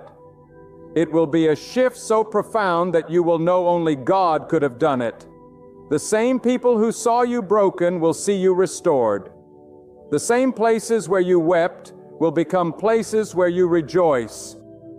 The same heart that felt crushed will overflow with peace. And when it happens, you will not have to explain it. You will not have to defend it. You will not have to prove it. It will be evident that God has turned the page. Beloved, as I bring this message to a close, I want you to carry one truth above all others. Pain is not forever, but God is. The trials you have endured, the tears you have cried, the nights you thought would never end, these are not the conclusion of your story. They were chapters, but they were not the book. God has been with you through every line, through every page, and now He is ready to turn you into a new season. The chapter of pain is closing, not because the world has changed, not because circumstances have suddenly shifted, but because God has decreed it. And when God decrees a thing, it must come to pass. Walk into this new chapter with faith. Do not carry the ashes of yesterday into the fire of tomorrow. Do not let the memory of sorrow rob you of the joy God is about to give. Raise your gaze toward the one who wrote your story. For the same God who began His work within you will bring it to completion. Victory is not a question of chance. It is a divine guarantee spoken by the mouth of God Himself. So stand firm, beloved child of heaven. Wipe away your tears. Lift your head high. Move forward with holy confidence. You've been tested but never defeated. You've been pressed but not broken. You've been wounded but never destroyed. And soon the radiance of God's glory will shine through your life for all to see. The chapter of sorrow is closing. Your season of waiting has come to an end. And now your victory, heaven sent, divinely written, and unshakably yours, has arrived. There come seasons in life when the weight of the world feels too heavy for your heart to carry. You question whether you have the strength to take another step. You rise each morning only to find the same burden waiting, clinging to you like an unshakable shadow. You pray, you weep, you wait, yet heaven's silence feels louder than your cries. But hear me clearly. With every fiber of my being, I declare to you today that God is preparing to send help that will take your breath away. Not tomorrow by the measures of man's clock, not according to your plans, but in the fullness of His divine timing. He is getting ready to move in your life in ways you never imagined could be real. And when it happens, you will stand in awe and know beyond a shadow of doubt that it was only God who brought it to pass. We live in a world where many are tired, discouraged, and broken. Perhaps you have faced doors that would not open, people who turned their backs on you, dreams that shattered into pieces at your feet, and the whisper of despair tries to convince you that this is the end of the road. But hear me, what you think is the end is often the very moment God is beginning something new. When your resources run dry, when your strength fades, when your ideas collapse, that is when God steps in and declares, "Now watch what I will do." Because if you could fix it yourself, if you could climb out on your own, you would be tempted to take the glory. But God allows the night so His light may be revealed in its brilliance. Do not be deceived by appearances. You may not see the hand of God working, but He is never still. You may think you are forgotten, but His eye is upon you. You may believe the delay means denial, but often the delay is the preparation for something greater than you asked. Think of it this way. When the seed is in the ground, it looks as though nothing is happening. Day after day, the soil appears unchanged. But beneath the surface, the roots are forming, the foundation is strengthening, and in due season, that seed will burst forth into life. So it is with the help that God is about to send into your life. It may look like silence, but beneath the unseen, the miracle is already unfolding. God does not operate according to the clock on your wall or the deadlines you set. He moves according to His wisdom, His mercy, and His plan. And His plan, though often mysterious to us, is always good. The very thing that seems like a delay may be His way of protecting you, of preparing you, of aligning the pieces so that when the answer comes, it will not only bless you, but also glorify Him in the sight of many. There are times when you expect help come from familiar places. You look to the people you've supported, hoping they will return the favor. You look to your family, your friends, your connections, your own strength. And when they fail you, you feel abandoned. But the help God is about to send may not come from where you expect. It may come from a stranger, from a door you never knocked on, from a blessing you did not even pray for. That is how God works. He surprises. He astonishes. He demonstrates that He alone is the source of all provision. When you are at your lowest point, God is preparing to lift you higher than you imagine. When you feel abandoned, God is drawing closest to you. When you feel forgotten, He is engraving your name on the palm of His hand. Do not underestimate what God can do in a single moment. One touch of His favor, one opening of His door, one whisper of His command, and everything can change. That debt can be canceled. That sickness can be healed. That broken relationship can be restored. That opportunity can be released. And when it happens, you will not say it was coincidence. You will say, this was the hand of God. There is a reason you are hearing these words today. It is not by accident. God orchestrates moments to awaken your faith, to remind you that He is not finished with you yet. You have cried in the midnight hour, wondering if He hears. You have wrestled with the silence, wondering if He cares. And the answer that echoes from heaven is this: He hears, He sees, He cares, and He is moving. Even now, the help you need is already on its way. You may not see the caravan coming, but it is approaching. You may not hear the footsteps, but they are nearing. God is aligning circumstances, people, and timing to bring forth what you cannot produce on your own. Do not give up one step before your breakthrough. Too many abandon their faith in the final stretch, not realizing how close they were to the answer. The enemy would love nothing more than to rob you of the harvest by convincing you to quit in the waiting. But I tell you today, hold on. Hold on, because the dawn is nearer than you think. Hold on because the cloud the size of a man's hand is already rising on the horizon. Hold on because God's help is never late, never weak, never insufficient. And when it comes, it will not just meet your need, it will exceed it. Because God is not a God of barely enough. He is a God of more than enough. He does not simply patch the broken pieces. He makes all things new. He does not simply give you strength for today. He gives you overflowing joy, peace that surpasses understanding, favor that outruns your qualifications. The help He is about to send is designed to remind you that He is greater than the opposition, greater than the problem, greater than the fear that haunts you. Do you know why God sometimes waits until the midnight hour? It is because the midnight hour strips away every false hope. It removes every illusion that man or money or strength could deliver you. It leaves only one option, God. And when God becomes your only option, He also becomes your greatest revelation. You discover that He is not just a distant power, but a present help in time of need. You discover that He is not just the God of creation, but the God of your circumstance. You discover that He is not just a God who once worked miracles, but a God who is about to perform one in your very life.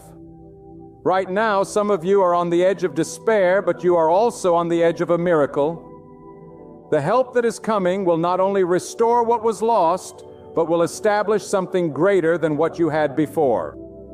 You may have been crying over closed doors, but the new door God is about to open will make you forget the pain of rejection. You may have been lamenting the delay, but when the answer comes, you will see why the delay was necessary. Because God is not simply answering your prayer. He is weaving a tapestry of glory that will be a testimony for years to come. Do not think God has forgotten the tears you have shed. Every cry has been recorded. Every sigh has been noticed. And though the silence felt unbearable, it was not absence. It was preparation. Because God knows exactly what you need and exactly when you need it. And when His help comes, it will not just satisfy your longing, it will silence the voices of doubt that told you it would never happen. It will confound the enemies who thought you were finished. It will cause even your critics to say, "Surely this was the hand of God." There is a truth I want you to hold firmly in your spirit today. God often hides His greatest answers in what looks like the darkest hour. You see, the human eye can only take in what is visible, but God is working beyond the visible. He is weaving threads of destiny where you see only broken strands. You think you are surrounded by defeat, but you are actually surrounded by the unseen hand of God, arranging and shifting, breaking and building so that your life aligns with His purpose. The help that is coming will not merely rescue you from trouble. It will reveal to you that God has been closer in the valley than you ever felt on the mountain. Do not despise the waiting season. It is in the waiting that God refines your spirit. It is in the waiting that God stretches your faith until it is strong enough to hold the weight of the blessing He is about to deliver. If He sent the help too soon, you might not be prepared to carry it. If He opened the door too early, you might walk through with pride instead of gratitude. But when He waits until every false support has collapsed, then you know beyond argument that what you receive is a pure gift of God. The help that is coming is not something you will boast about earning. It is something you will only testify of receiving. Some of you have been praying for strength, but instead of immediate relief, the challenges grew harder. You wondered why God would allow more weight on shoulders already bent. Yet it is in those moments that spiritual muscles are formed. Just as the body grows stronger by resistance, so the soul grows stronger by trial. The very pressure that seemed unbearable has been forging resilience inside of you. And soon the help God sends will not only lift the weight, but reveal the strength you gained in the struggle. God does not waste suffering. He does not waste tears. He does not waste disappointment. Everything you have endured is being redeemed. And when His help arrives, you will see how every valley prepared you for the mountaintop, how every closed door prepared you for the right door, how every loss prepared you for the gain that will not be taken from you. That is why you cannot give up now. The help that is on its way will make sense of what has felt senseless. There is another truth you must hold in your heart. The help God sends may come wrapped in a form you do not recognize. Sometimes God disguises His answers so that only the eyes of faith can see them. The blessing may come through someone you overlooked, through a circumstance you thought were against you, through a shift you thought would break you. But when you look again, you will see the fingerprints of God all over it. That is why you must not measure your situation by what it looks like today. The very thing you thought was rejection may turn out to be redirection. The very storm you thought was sent to destroy you may turn out to be the wind that carries you to your destiny.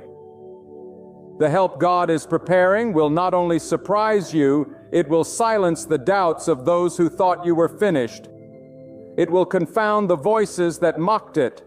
It will shut the mouths of those who said you were wasting your time trusting in God, because when He moves, there is no denying it. You may have been overlooked, underestimated, even despised, but when the help of God arrives, no one will be able to ignore what He has done in your life. Do not let fear rob you of expectation. Fear will tell you that nothing will change, that the silence means abandonment, that the delay means you have been forgotten. But faith says God is working behind the curtain, even if I cannot see Him on the stage. Faith says my waiting is not wasted. Faith says the God who sustained me yesterday will deliver me tomorrow. And it is that kind of faith that keeps you standing in the storm, believing in the night, trusting when everything else collapses. Think of the moments in your life when God came through before. Recall the times when you thought you could not endure, yet somehow you made it through.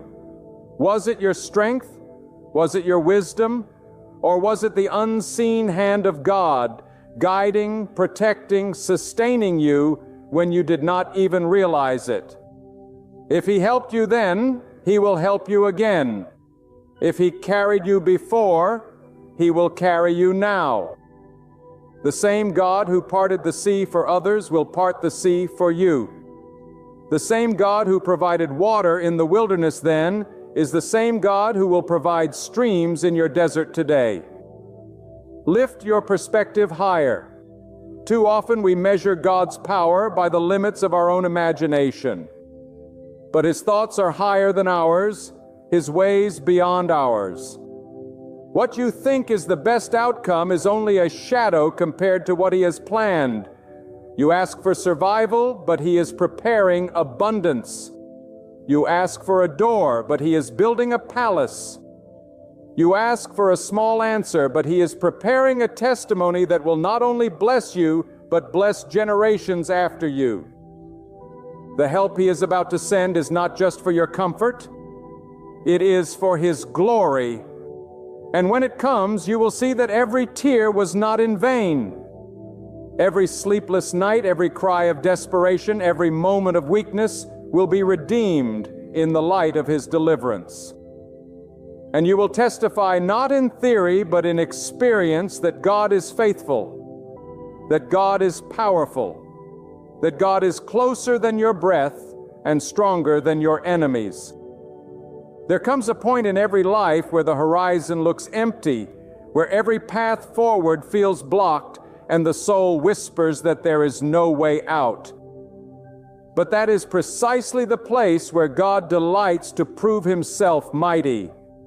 God specializes in impossible situations.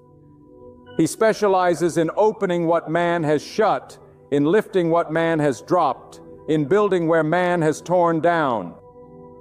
You may look at your circumstance today and see only wall, but God is preparing doors within those very walls. What you see as a barrier, He sees as the canvas for His miracle.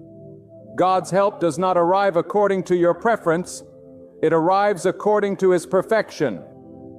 And when it comes, it is always right, always enough, always purposeful. You may feel that the delay has drained you, that the silence has broken you. But God allows the stretching so that when the blessing arrives, you will not only receive it, but you will also recognize it. Because too often the human heart takes credit for what belongs to God.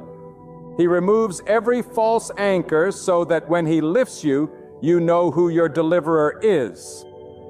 Think of the times when you thought you were being buried, but in truth, you were being planted. The soil closed in, the light disappeared, and you thought it was the end. But beneath the surface, in the hidden place, God was forming new life. And then came the season of breaking through. And what looked like death became the beginning of abundance. This is how God works. What feels like defeat may in fact be preparation. What feels like abandonment may be the positioning for His mighty hand. And when His help comes, it will not only raise you, it will reveal to you that every step of the journey had purpose. Do not underestimate the God you serve. He is not bound by the opinions of men. He is not limited by the economy. He is not restrained by sickness, by fear, by impossibility. When He decides to send help, it can come from sources you never imagined. It can come from people who don't even know you. It can come through doors you didn't even knock on. It can arrive in ways that make you shake your head in awe. That is why you must lift your expectation beyond the ordinary. Stop looking only at what you can calculate and prepare your heart for what only God can orchestrate. And remember this: when God sends His help, it is not fragile. It is not temporary. It is not uncertain. The help of God comes with weight, with power, with authority. It cannot be stopped by your enemies, delayed by your critics, or diminished by your doubts. When He speaks the command, creation itself responds. When He declares the door open, no hand can close it. When He chooses to lift you, no force in heaven or on earth can keep you bound. That is the certainty of His help. Perhaps you have cried out, "God, where are you? Do you see me? Do you hear me?" And the silence felt deafening. But silence does not mean absence. Silence often means strategy. God is not ignoring your cry. He is orchestrating your deliverance. You are measuring the silence in days, but He is aligning eternity to answer you in a way that will shape more than just your moment. He is answering in a way that will shape your future, your testimony, your legacy. Do not measure your situation by what you lack. Instead, measure it by who God is. The human heart says, "I don't have enough strength, enough money, enough support." But the reality is this: God Himself is enough. And when His help arrives, it is not about the size of your bank account or the circle of people around you or the resources in your hand. It is about His unlimited supply. He has ways of providing that cannot be explained, ways of lifting that cannot be reasoned, ways of rescuing that cannot be duplicated. Some of you have been asking for small things, but God is preparing greater things. You pray for the valley to end, but He is preparing a mountain. You pray for the storm to cease, but He is preparing clear skies that will stretch further than your vision. You pray for a drop of water, but He is preparing rivers. That is why His help will surprise you, because it will exceed your request. God does not just answer prayers, He fulfills purposes. And His purpose for you is far greater than your present request. And when the help comes, it will not only bless you, it will bless those around you. The overflow of His provision will touch your family, your community, your future generations. That is why you cannot quit now, because the help that is coming is bigger than you. It is about God revealing Himself to others through you. Your testimony will be the evidence that encourages someone else in their darkest hour. Your breakthrough will be the reason someone else believes that God can do it for them too. There are seasons when the very ground beneath your feet seems to shake. When the structures you trusted collapse and the path you thought was secure suddenly disappears. In those moments, fear whispers that you are alone, that there is no way forward. That hope is gone. But let me declare to you with all the strength of my voice and all the conviction of my soul, God is still your foundation. Though men may fail you, though circumstances may betray you, though even your own heart may tremble, God remains unshaken. And when He sends His help, it is not built on sand. It is built on the eternal rock of His word, His promise, His faithfulness. You may look at your life right now and feel that everything is scattered, broken into fragments beyond repair.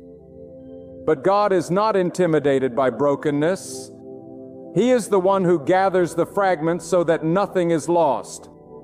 His help does not come to simply sweep away the pieces. His help comes to transform them into something greater than they ever were before. The very thing you thought disqualified you will be the evidence of His power. The scars you carry will not be a mark of shame.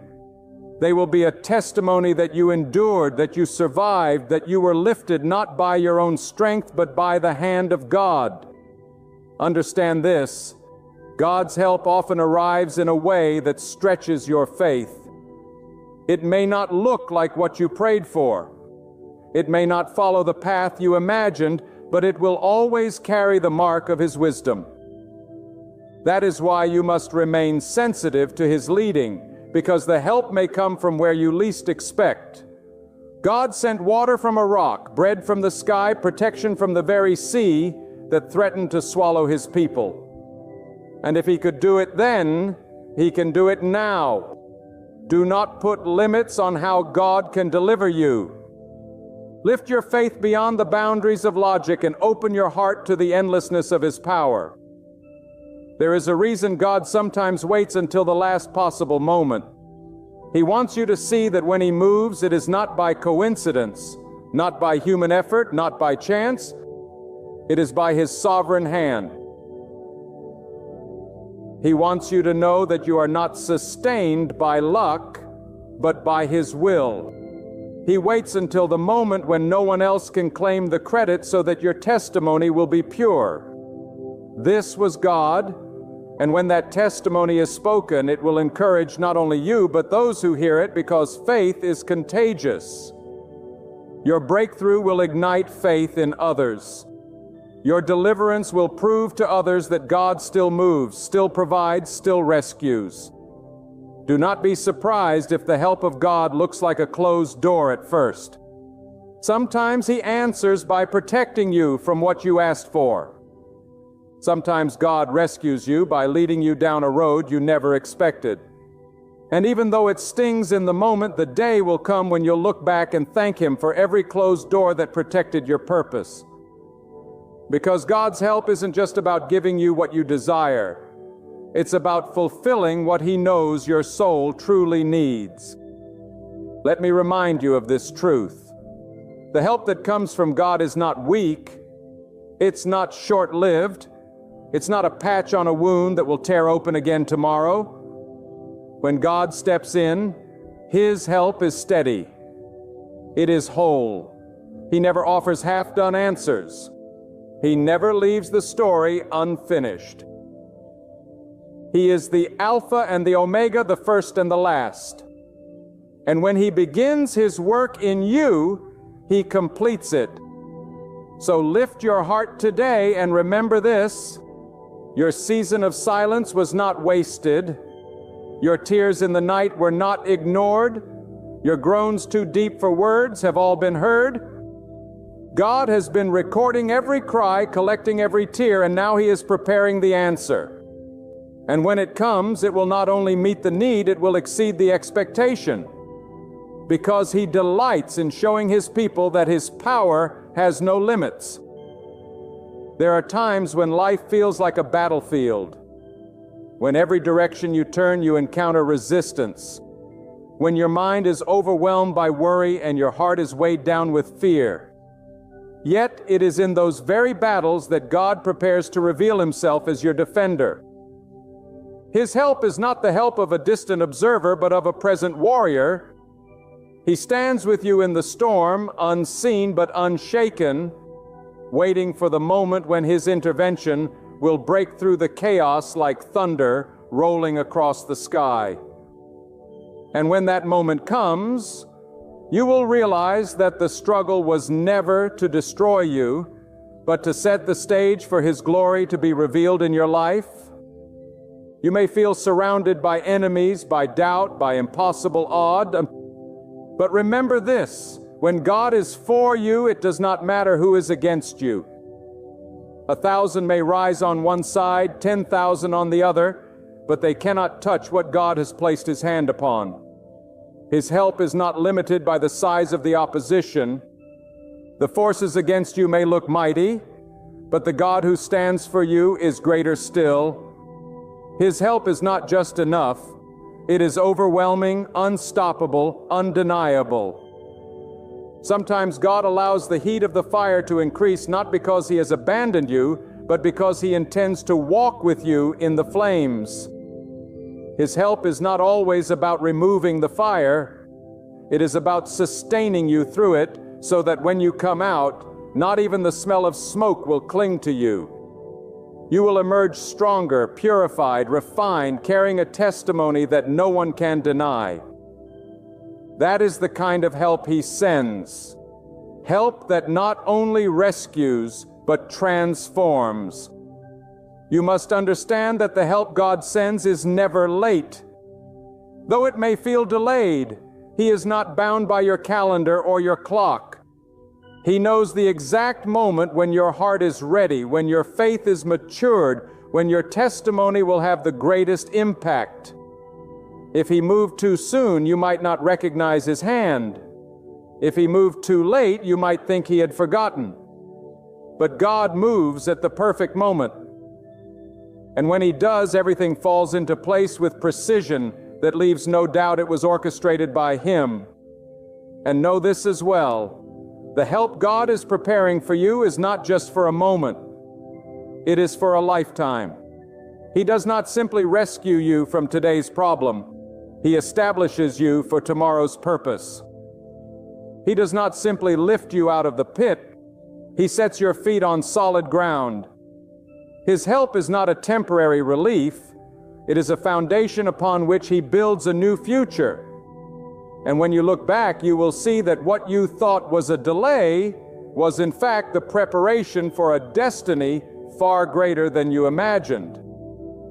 Do not be afraid of the unknown. Many times fear grips us not because of what we face, but because of what we cannot see. But God sees what you cannot. He sees the path ahead. He sees the dangers you cannot predict. He sees the blessings you have not yet dreamed. His help is shaped by His vision, not your limitation. That is why you must trust Him even when you do not understand Him. His wisdom is higher. His knowledge is deeper. His purpose is greater. And when His help comes, you will understand that every unanswered question was part of the greater answer. Some of you have been waiting for years, holding on to promises that seem to fade with time. You wonder if you misheard, if your prayers were ignored, if hope is foolish. But I tell you with boldness, God has not forgotten. Time may weaken human resolve, but it does not weaken divine promise. If He has spoken into your life, He will bring it to pass. His help may not come in the year you expected, but when it comes, it will restore all the years you thought were wasted. It will redeem the time. It will pour out blessings so abundant that you will no longer lament the delay. You will thank God for the timing. And let me remind you, the help God sends is not dependent on your perfection. He is not waiting for you to prove yourself flawless. He is looking for faith, for trust, for surrender. He knows your weaknesses, your failures, your flaws, and still He chooses to help, because His help is not about your worthiness, it is about His mercy. His hand moves not because you have earned it, but because He is good, because He is faithful, because He delights in lifting those who call upon Him. There are times when the very walls of life feel as though they are closing in on you. You pray, you wait, you seek, and still the silence feels deafening. But let me tell you this with the authority of truth. Silence is not absence. Waiting is not abandonment. And stillness is not neglect. God has a way of working in the unseen, moving in the background, preparing what eyes cannot yet see and hands cannot yet hold. If only you could grasp for a moment the magnitude of what He is shaping for you, you would not despair in the waiting. You would rejoice because help is not only coming, it is closer than you think, and it will not arrive in an ordinary way. It will surprise you because God never limits His power to your imagination. He goes beyond what you can conceive. When God moves, He does not move timidly. He does not step lightly into your circumstances. He breaks chains. He overturns the tables of despair. He shakes loose what has held you bound. And He brings forth streams in deserts where you thought life could never bloom again. That is why you cannot measure your hope by what you see now, because what you see is temporary, but what God is preparing is eternal. Your present struggle is not evidence that God has forgotten you. It is evidence that He is setting the stage for something so glorious, so profound, that when it comes, you will lift your hands in awe and know that only God could have done this. You must understand the enemy of your soul thrives on making you believe that help will never arrive, that you are forsaken, that nothing will change. He whispers lies in the night and plants seeds of doubt in the soil of your heart. But hear me, God's truth is greater than every lie, His light brighter than every shadow, His promises stronger than every doubt. And when God says He will deliver, there is no force in heaven or earth that can keep Him from delivering. The chains may rattle, the darkness may roar, the storm may rage, but none of these things can stop the hand of the Almighty when He declares that your help is on its way. And I tell you this, help from God rarely looks like what you expect. Sometimes it comes through people you never thought would care. Sometimes it arrives in opportunities you thought had slipped away. Sometimes it manifests in strength within you that you didn't even know you carried. Do not despise the way God sends help, because His wisdom is beyond ours. You may look for a ladder, but He will provide wings. You may look for a door, but He will open a river. You may expect provision in one form, but He will pour it out in a way that leaves no doubt that it was His hand and not your own ability that saved you. The surprise of God, God's help, is not simply in the timing, it is in the magnitude. He does not rescue halfway. He does not heal in fragments. He does not deliver in pieces. When He comes in fullness. He comes with abundance. He comes with more than enough. But that is why you must lift your expectation higher. Stop praying as though you are begging a reluctant giver. Pray as one who knows they are speaking to the God who owns all things, who commands the heavens, who speaks and galaxies are born, who declares and nations rise and fall. This is the God who says to you, I am your helper, your shield, your refuge, your strength. But I say to you, you mustn't only believe in the help of God, you must prepare for it. A farmer does not wait for rain with empty fields. He plows, he plants, he readies the soil, so must you ready your heart. Clear out the weeds of doubt, bitterness, and fear. Water the ground with faith, with prayer, with expectation. Because when God sends the rain, only those who have sown will reap. Do not let unbelief rob you of the harvest God is preparing. Stand firm, hold fast, and live each day as though the answer is already on its way. Because it is. You see, God delights in surprising His people, not because He enjoys hiding things, but because He longs for you to see the depth of His love and power when it is revealed. If He gave you everything the moment you asked, you would never know what it is to trust Him, to lean on Him, to watch in awe as He does what you could never do. The surprise is not to taunt you, but to strengthen you. The waiting is not punishment, but preparation. God is about to send help that will not only meet your need, but will exceed it. And when it arrives, you will look back on every sleepless night, every tear, every anxious thought, and you will say, it was worth it. Because God has done what only He could do. I urge you, do not give up now. Do not let the awareness of delay make you abandon the promise. The greatest breakthroughs often come at the very moment you feel like you cannot endure another step. That is where God steps in. That is where He lifts you. That is where He shows Himself mighty. You may not feel strong enough, but you don't have to be. God is your strength. You may not see the way, but you don't have to. God is the way. You may not have the answer, but you don't have to. God is the answer, and His help is nearer than you know. When God prepares to send His help, it often comes at the very moment when human strength has reached its end. That is no accident. God allows the strength of man to fail so that His power may be seen without question.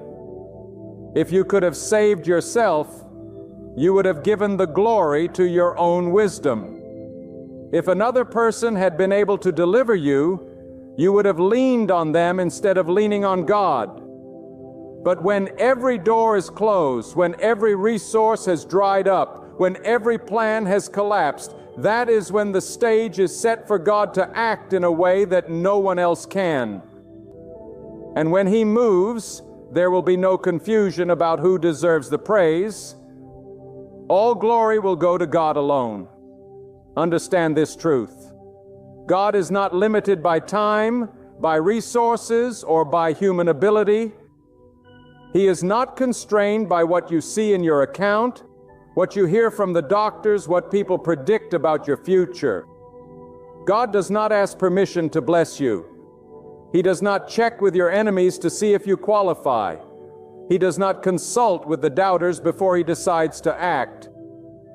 He is sovereign, and when He chooses to send His help, it will arrive with such force, such clarity, and such power that nothing and no one can prevent it. That is why you must not place your trust in the approval of people. Place your trust in the one who sits above all things, who rules all things, and who moves mountains with a word. And let me tell you this, the help of God is not just about rescuing you from a crisis. It is about transforming you through it. When God sends help, it is not only to pull you out, but to lift you higher. It is not just to put out the fire, but to refine you in it. It is not just to calm the storm, but to show you that He is greater than the storm. Sometimes God allows you to reach the breaking point so that when His help arrives, you are not just relieved, you are changed. You are stronger. You are wiser. You are more anchored in faith than ever before. That is the true power of divine help. It does not only change circumstances, it changes you. There will be people who look at you and wonder how you made it through. They will ask how you survived what should have destroyed you, how you stood when others would have fallen, how you kept believing when everything around you was crumbling. And you will not point to luck or chance or coincidence. You will point only to God. For the help that is coming to you will not be ordinary. It will be marked by His hand. It will bear His fingerprints. And those who witness it will know that it was God who carried you, God who lifted you, God who answered when no one else could. But I must warn you, sometimes the help of God arrives disguised. It may not look like the breakthrough you expected. It may not come wrapped in comfort or ease. It may arrive through discipline, through correction, through lessons that stretch you beyond your limits. Yet, hidden inside what may feel difficult at first, there is a blessing that will unfold with time. God's help is not always soft, but it is always good. He knows what will build you, what will preserve you, and what will carry you into the future He has prepared. Do not reject what He sends simply because it does not look the way you imagine. Trust His wisdom, for He sees beyond the moment, and He knows what is best. You may be wondering, when will this help come? Let me remind you, God is never late. He may not come when you expect, but He always comes on time. You see, we measure time by clocks and calendars, but God measures it by purpose.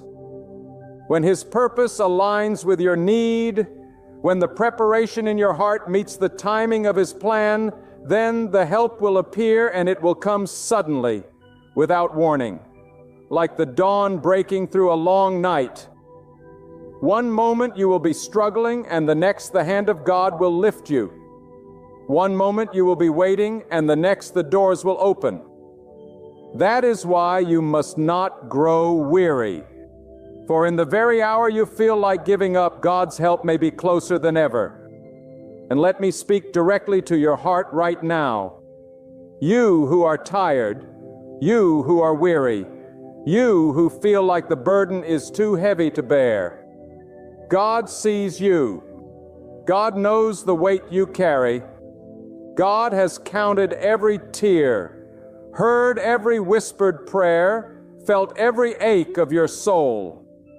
You are not invisible to Him. You are not forgotten. And because He has seen your faith even when it was trembling, because He has heard your prayers even when they were weak, because He has watched you stand even when you felt like falling, He is sending help. It may not come in the way you expect, but it will come with the exact strength you need. And when it arrives, you will know beyond all doubt that it was God who answered. And so I say to you with all the strength and urgency in my soul, do not let your heart faint. Do not let your faith collapse. Do not let your hope wither away. For the God who has carried generations before you, the God who splits seas and moves mountains, the God who lifts the humble and brings down the proud, is the same God who knows your name, who hears your cry, who feels your pain, and who has already declared your victory. The help that is on its way will not be ordinary. It will be divine.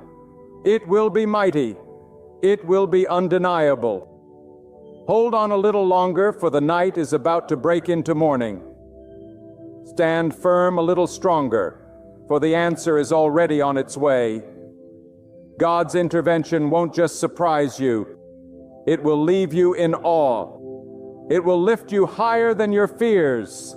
It will refresh your weary heart, and it will silence every whisper that ever said, "It's impossible." The very hands that molded the stars are reaching for you right now. And when those hands move, no power on earth can stand in the way. Step forward with courage.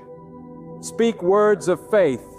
Live each day expecting the miracle. For the help of the Almighty is closer than the air you breathe. And when it arrives, let your every breath testify. It was God who made a way. It was God who carried me through. It was God who brought the answer I never dreamed would come, right when I needed it most. For He is faithful and His word never fails. The help is already on its way, and it will astonish you soon. Friends, let me speak something today that will awaken your spirit. God has not written the last line of your story. Even now, in the places hidden from human sight and beyond human hearing, He is arranging a blessing that will leave even your enemies stunned.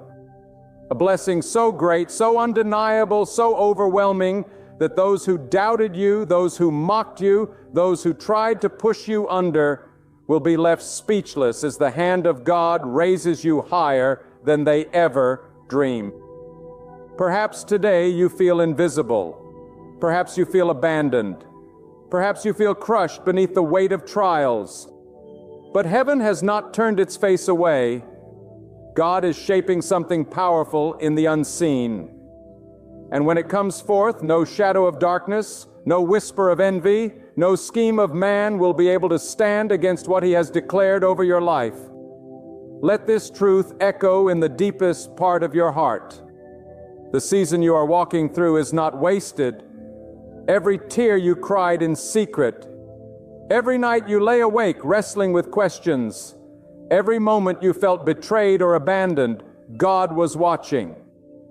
And God, who is faithful beyond measure, has been storing up blessings for the appointed time. There is a day marked on heaven's calendar when the breakthrough will come, and it will not come in silence. It will come in such a way that even those who cursed you will have to confess. Surely the hand of God is upon them. That is the kind of blessing God is preparing. A blessing that carries the weight of undeniable glory. Do not mistake the silence of God for His absence. Do not think for one moment that because the heavens seem quiet, He has forgotten you. The silence of God is often the preparation of God. Just as the seed must remain buried in the soil before it breaks forth into the beauty of the harvest, so too must you endure this season of hiddenness before the appointed blessing is revealed. And let me assure you, when it bursts forth, it will not be a small thing. It will not be a minor victory. No, God is preparing something that will turn the eyes of even your enemies towards you, and they will not be able to deny the glory of the one who has lifted you up. Think about those who stood against you, those who whispered lies, those who closed doors in your face. God saw it all. But God has a way of taking the very things that were meant to destroy you and turning them into the platform of your elevation. Remember, God does not bless you in secret just so you can survive. God blesses you openly so His power may be known, so His glory may be revealed, and so that no man can claim the credit for what has happened in your life. This is why the blessing coming your way will not just encourage you. It will silence your enemies. It will dismantle their accusations. It will expose their jealousy. It will prove that no matter what weapon was formed against you, it could not prosper because God Himself has been your shield. Right now, you may feel like nothing is moving. You may feel as though the doors are still closed, as though the prayers are still unanswered, as though the storms are still raging. But I want to tell you something. Delay is not denial. The blessing has not been canceled. It has only been prepared, and the preparation of God is greater than the imagination of man. When you receive what God is preparing, you will understand why the wait was necessary. You will realize that if the blessing had come earlier, it might have been smaller, weaker, unguarded. But because God made you wait, He is perfecting it, strengthening it, magnifying it, until it is ready to overwhelm every doubt and silence every enemy in your life. There is a power in being underestimated. People may have looked at you and counted you out. They may have decided you had no future, no influence, no chance of rising. But what they failed to understand is that they were not the authors of your story. God is the author. And when God writes a chapter, no enemy can erase it. The very people who thought they buried you will watch in shock as you rise, not by your own strength, but by the undeniable power of God. This is not the end for you. It is only the beginning of the blessing that is about to unfold. But let me remind you, my friends, that God does not prepare blessings in a casual way. He is deliberate, He is intentional, He is purposeful. When God sets His hand to work in your life, He aligns circumstances, people, and even the timing of events so that everything unfolds with divine precision. What may feel like chaos to you is actually order in the hands of God. What may feel like loss is actually preparation. The disappointment that nearly broke you was not the end of your story. It was the clearing away of false foundations, so that God could build something unshakable.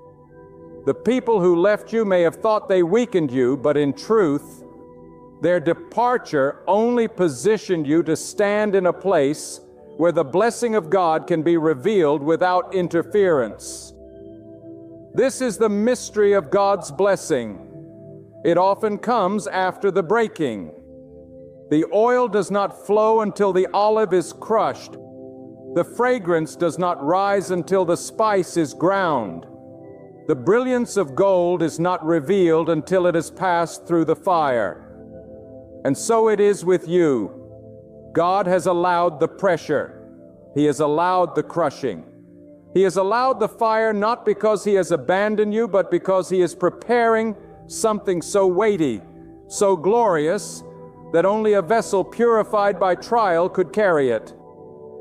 When the blessing arrives, it will not just lift you, it will shine through you. And those who doubt it will be silenced not by your words, but by the undeniable evidence of God's favor on your life. There are those who laughed at your struggles, who whispered about your failures, who thought your end had already been written. But hear me, God has reserved the final word for Himself.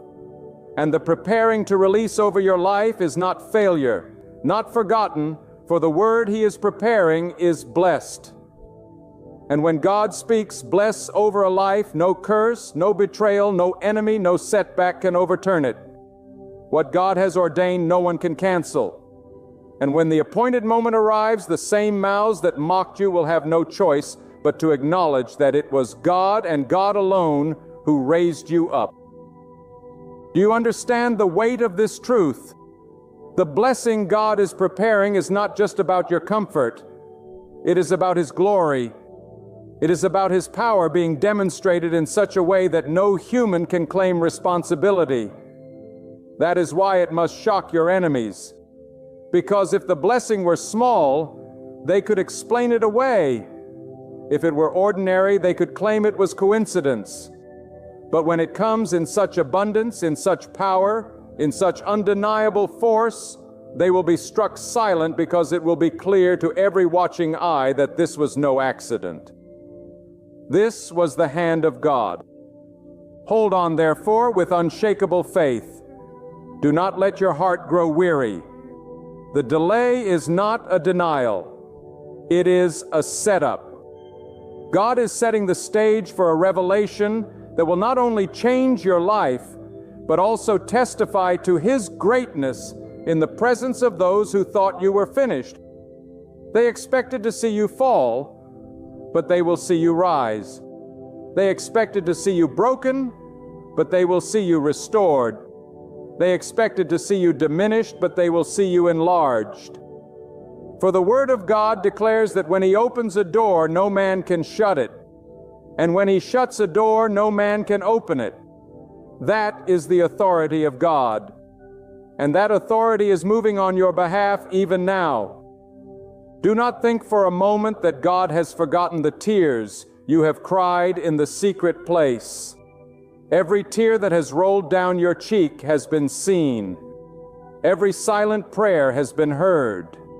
Every broken moment has been gathered into the hands of the Almighty. Nothing you have endured has been wasted. God is a redeemer of time, a restorer of what was stolen, and a multiplier of what was lost.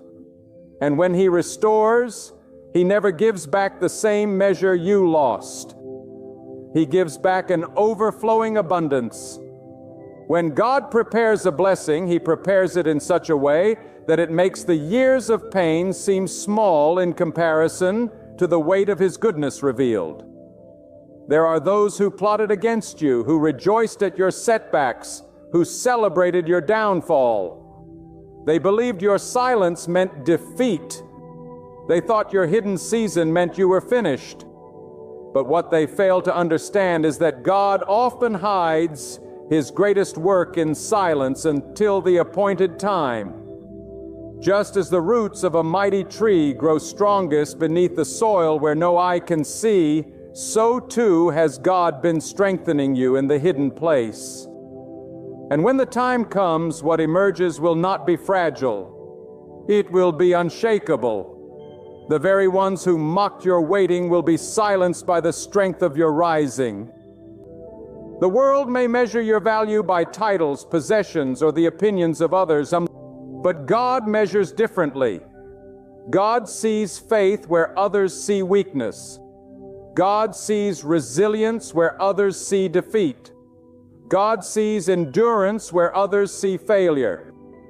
And it is this unseen faith, this quiet endurance, this steadfast trust in the midst of trials that has drawn the attention of heaven. While others ignored you, God was watching. While others counted you out, God was counting every sacrifice. And it is this hidden faithfulness that is now pulling forth a blessing so magnificent that no enemy will be able to explain it away. Hear me clearly. The blessing God is preparing is not ordinary. It is not a simple solution to your current struggles. It is not a small token to make you feel comforted. No, this blessing is monumental. It is designed to lift you to a level where your very life becomes a testimony. It is the kind of blessing that does not just improve your situation, but transforms it. It is the kind of blessing that not only lifts you out of the pit, but sets your feet upon a rock where all can see that it was the hand of God that delivered you. And the beauty of this blessing is that it will not just elevate you. It will silence every tongue that rose in judgment, every hand that rose in opposition, every heart that rose in envy. This is why you must endure. This is why you cannot give up, because the weight of what God is preparing requires your patience. The depth of the blessing requires your endurance. God is not preparing something shallow for you. He is preparing something eternal, something lasting, something so glorious that even generations after you will feel the impact of it. The blessing will not only silence your enemies in the present, it will echo as a testimony to the faithfulness of God long after the voices of your enemies have faded. Do you realize what happens when God decides to honor someone? It confuses the plans of the wicked. It frustrates the schemes of the envious. It overturns the lies of the accuser. When God blesses you openly, He does it in such a way that those who doubted you are forced to bear witness to His glory. The same people who dug pits for you will see you elevated. The same people who closed doors on you will watch as God opens doors no man can shut. And the very people who thought they buried you will stand in shock as you rise higher than they ever imagined. This is the power of a blessing prepared by the hand of God. But listen carefully. God's blessing is not simply about your vindication. It is about His glory. God blesses you not so you can boast in yourself, but so you can point to Him. God blesses you so that His name may be magnified, so that others may know there is a God who sees, who cares, who defends, who delivers, and who exalts those who trust in Him. And when your enemies see the blessing upon you, they will know it was not by your cleverness, not by your strength, not by your influence, but by the hand of God alone. That is why your story matters. That is why your endurance matters, because when the blessing comes, it will not only change your life, it will shine as a light to others. People who once doubted the goodness of God will have no choice but to reconsider when they see how God has lifted you. People who once laughed at your faith will be confronted with the evidence of its reward. People who once mocked your prayers will be silenced by the undeniable answer that falls on your life. That is the kind of blessing God is preparing. There are moments in life when everything around you seems to conspire against your progress. The voices of critics grow louder. The betrayals cut deeper. The disappointments pile higher. And yet in those very moments, the Spirit of God is working in silence, shaping a destiny that no adversary can destroy. Your enemies may think they have you surrounded, but what they cannot see is that heaven surrounds you with a greater power. They may think they have written the final chapter of your story, but the author of life has not lifted his pen. God is still writing, and when His chapter unfolds, it will not just shift your circumstances, it will silence your enemies with the undeniable weight of His favor. Remember this truth. Enemies are often the unwitting witnesses to your blessing. Their opposition is not greater than God's plan. In fact, it often becomes the very stage upon which God chooses to display His glory. The pits dug for you will become the ground from which your testimony rises. The words spoken against you will be drowned out by the thunder of God's blessing. And the faces that once looked upon you with scorn will one day look upon you with awe. Not because of who you are, but because of what God has done through you. Do not despise the fact that you have enemies. Sometimes it is the presence of enemies that signals the nearness of breakthrough. A barren field has no thieves, but a fruitful vineyard always attracts them. If your life feels under attack, it may be because heaven has marked you for fruitfulness. If opposition has risen against you, it may be because the blessing is near and the adversary trembles at what God is about to release.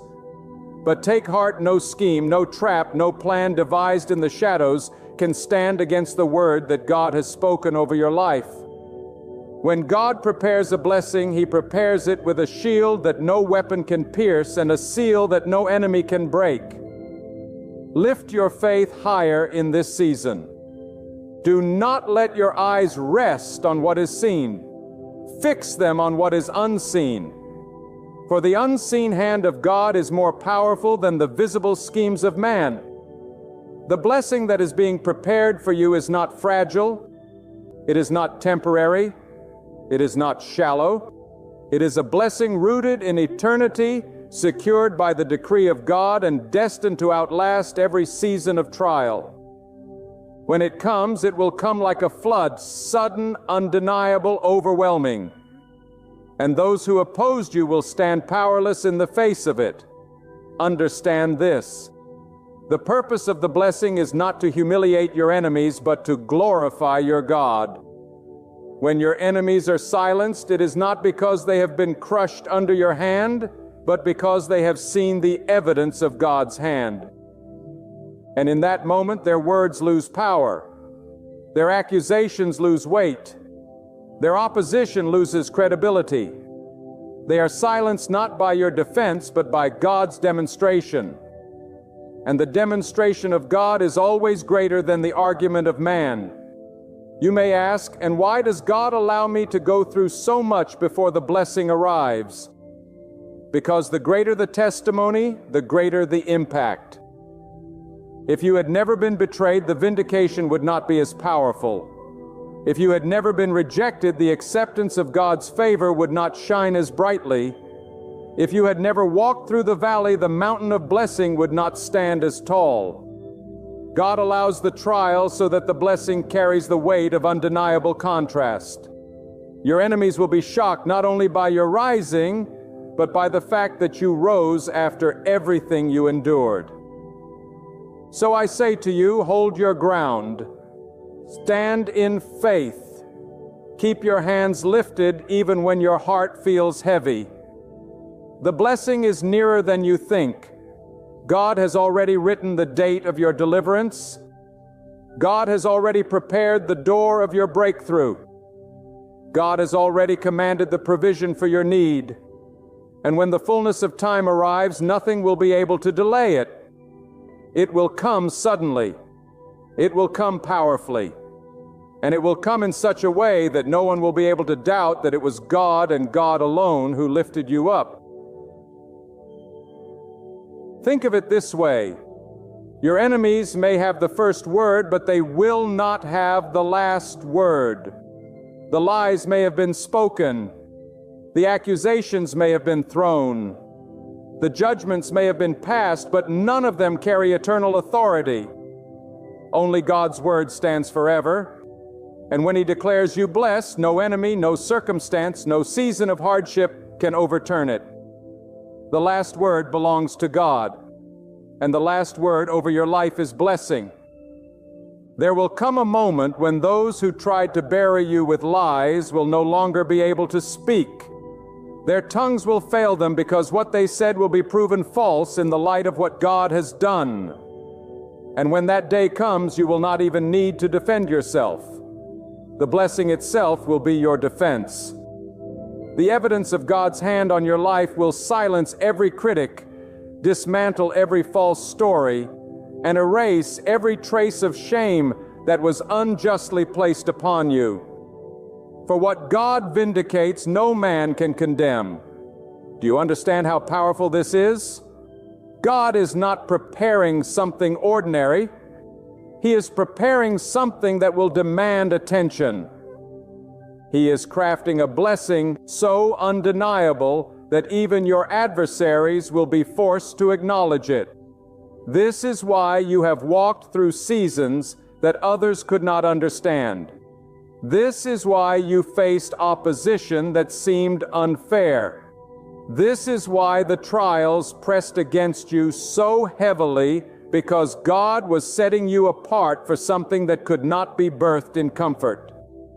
Great blessings are born out of great trials, and those trials have only made you ready for the glory that is about to unfold. The world may think that silence is defeat, but in the realm of God, silence is often strategy. God hides you until the time is right. He veils you until the stage has been prepared. And when the curtain lifts, He reveals you not as the broken vessel people assumed you were, but as the refined vessel He has shaped for His glory. Your blessing will not appear too early, nor will it appear too late. It will come in the appointed moment. And when it comes, it will strike like lightning. Sudden, undeniable, impossible to ignore.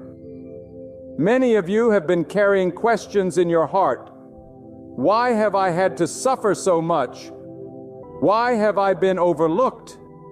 Why have I been betrayed by those I trusted? And the answer is this: God was preparing you to carry a blessing so weighty that lesser trials would not have been enough to shape you. You needed the fire because the blessing carries fire. You needed the pressure because the blessing carries authority.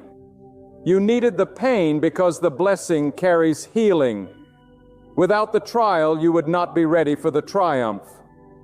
Without the breaking, you would not be ready for the breakthrough. But now the hour of preparation is giving way to the hour of demonstration. God is preparing to move in such a way that even the most hardened skeptic will be left speechless. And when this blessing falls upon your life, it will not be subtle. It will not be something you can hide. It will radiate so brightly. It will echo so loudly that those who tried to diminish you will have no choice but to step back in awe. They will not be able to steal it. They will not be able to explain it. And they will not be able to deny it. They will simply have to admit that the hand of God has done this. And I say to you, do not be afraid of their shock. Do not be afraid of their silence. Do not be afraid when those who once mocked you are forced to witness the blessing upon your life. For this is not about vengeance. It is about testimony. God is not blessing you to destroy your enemies. He is blessing you to reveal Himself. And sometimes the silence of your enemies is the loudest testimony of all. Because when they have no words left, when they cannot explain it, when they cannot touch it, the only conclusion left is that this was the work of God. Take courage in this, beloved. Your life is about to shift from hidden struggle to undeniable blessing. The same people who turned away from you will have to watch it as doors open that no man can shut. The same people predicted your downfall will have to watch as you rise higher than their imagination ever allowed. The same people who laughed at your faith will have to watch as that faith produces fruit in abundance. And the shock in their faces will not be your glory, it will be God's glory. It will be the visible proof that no one who trusts in God is ever put to shame. So wait with faith. Stand with confidence. Do not look at the ground when your head was meant to be lifted. You are not forgotten. You are not forsaken. You are not invisible to the eyes of heaven. Even now the wheels of divine preparation are turning. Even now God is aligning the pieces. Even now the blessing is taking shape. And when the moment comes, it will be unstoppable. No man will be able to delay it. No adversary will be able to divert it. No scheme will be able to destroy it because it was not prepared by human hands. It was prepared by God Himself. The hour is coming when the very ones who whispered behind your back will whisper in astonishment. Not because of what you have done, but because of what God has done for you. Their eyes will widen, their hearts will tremble, and their voices will falter. For the blessing about to manifest in your life will not be explainable by logic or effort. It will only be explainable by the power of God. That is why the Scripture tells us not to put our trust in men, not to lean on the arm of flesh, but to trust in God with all our hearts. Because when God blesses, He blesses beyond the reach of men, beyond the imagination of enemies, and beyond the limits of this world. And let me tell you, when God prepares a blessing, He does not prepare it in fragments. He prepares it in fullness. He prepares it in a way that overflows. The cup will not merely be filled, it will run over. And when it runs over, it spills into every area of your life, your home, your relationships, your purpose, your destiny. This is not the kind of blessing you will have to explain. It will speak for itself. The light of it will radiate. The fruit of it will testify. The abundance of it will silence every argument. And all who see it will know that only God could do this. Some of you have been in a season of questions. You have asked Khan, When will the break tears end? When will the struggle cease? And I say to you, God is not late. God is not delaying without purpose. God is preparing.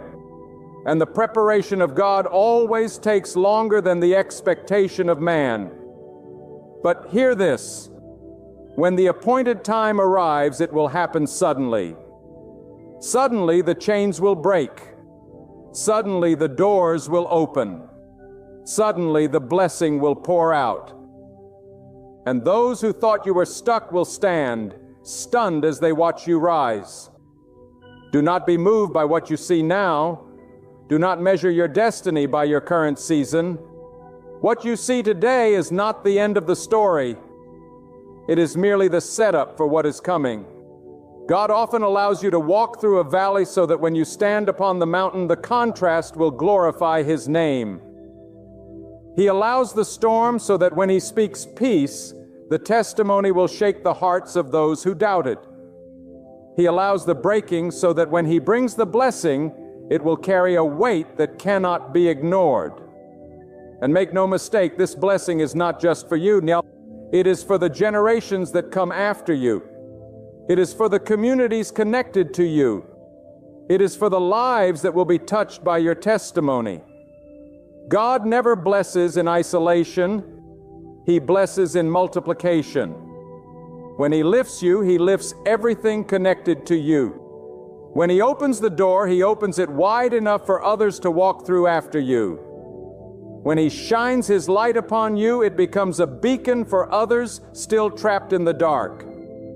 And your enemies who thought they could stop you will have to watch as the blessing ripples outward beyond even your own reach. Think of how powerful this is. The same mouths that once spoke curses will have to admit the truth. The same hands that once pushed you down will not be able to reach you when God lifts you up. The same eyes that looked upon you with scorn will now see the evidence of God's glory shining from your life. And this will not come because you begged them for recognition. It will not come because you sought their approval. It will come because God Himself has chosen to honor you. And when God honors, no man can dishonor. Hold on then with unwavering faith. The shaking you have endured was not to destroy you. It was to prepare you. The fire you walked through was not to consume you. It was to refine you. The silence you endured was not to abandon you. It was to strengthen your dependence on God. And now, as you stand at the edge of breakthrough, know this: the blessing being prepared has already been decreed in heaven, and nothing on earth can stop its arrival. Your enemies will be shocked, not simply because you were blessed, but because you were blessed beyond their expectation. They thought you would survive, but they did not expect you to thrive. They thought you might rise, but they did not expect you to soar. They thought you might recover, but they did not expect you to overflow. This is the nature of God's blessing. It goes beyond what men imagine, beyond what enemies expect, beyond what the world can calculate.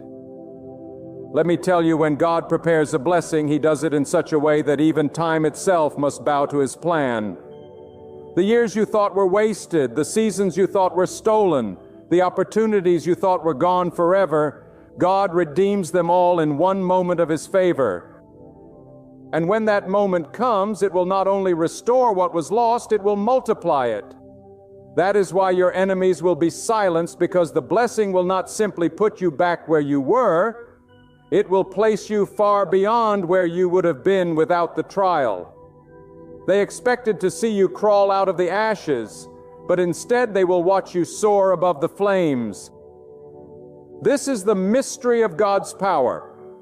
He allows the fire to test you, but then He uses that very fire to illuminate you. He allows the valley to humble you, but then He uses that very valley to exalt you.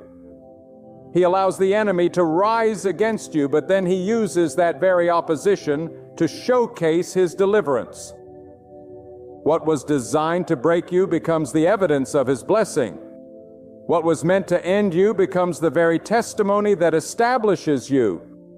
And when your enemies see this, they will have no words left, because it will be undeniable that the hand of God was upon you all along. You see, man's recognition is fragile. It can be given and taken away. But when God marks you, no enemy can erase it. When God sets His seal upon you, no adversary can remove it. And when God lifts you, no power in heaven or earth can push you back down.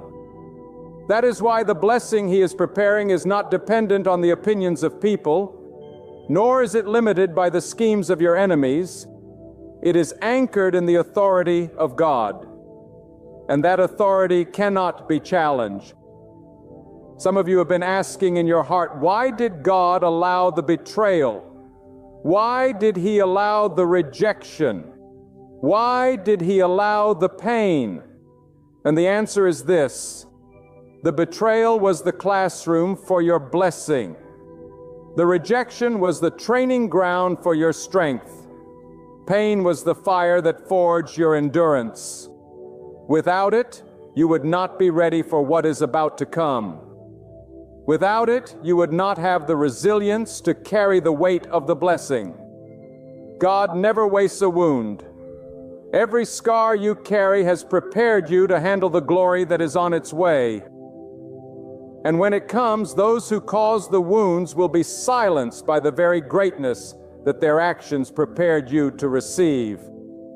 Do not be deceived by appearances. Right now you may feel hidden. You may feel small. You may feel overlooked. But what looks like hiding to man is often protecting to God. He hides you until you are ready. He covers you until the time is right.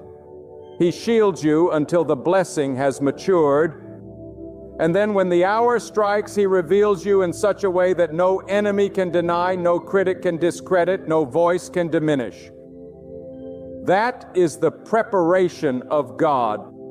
Quiet, steady, intentional, until the moment of unveiling that shocks the world.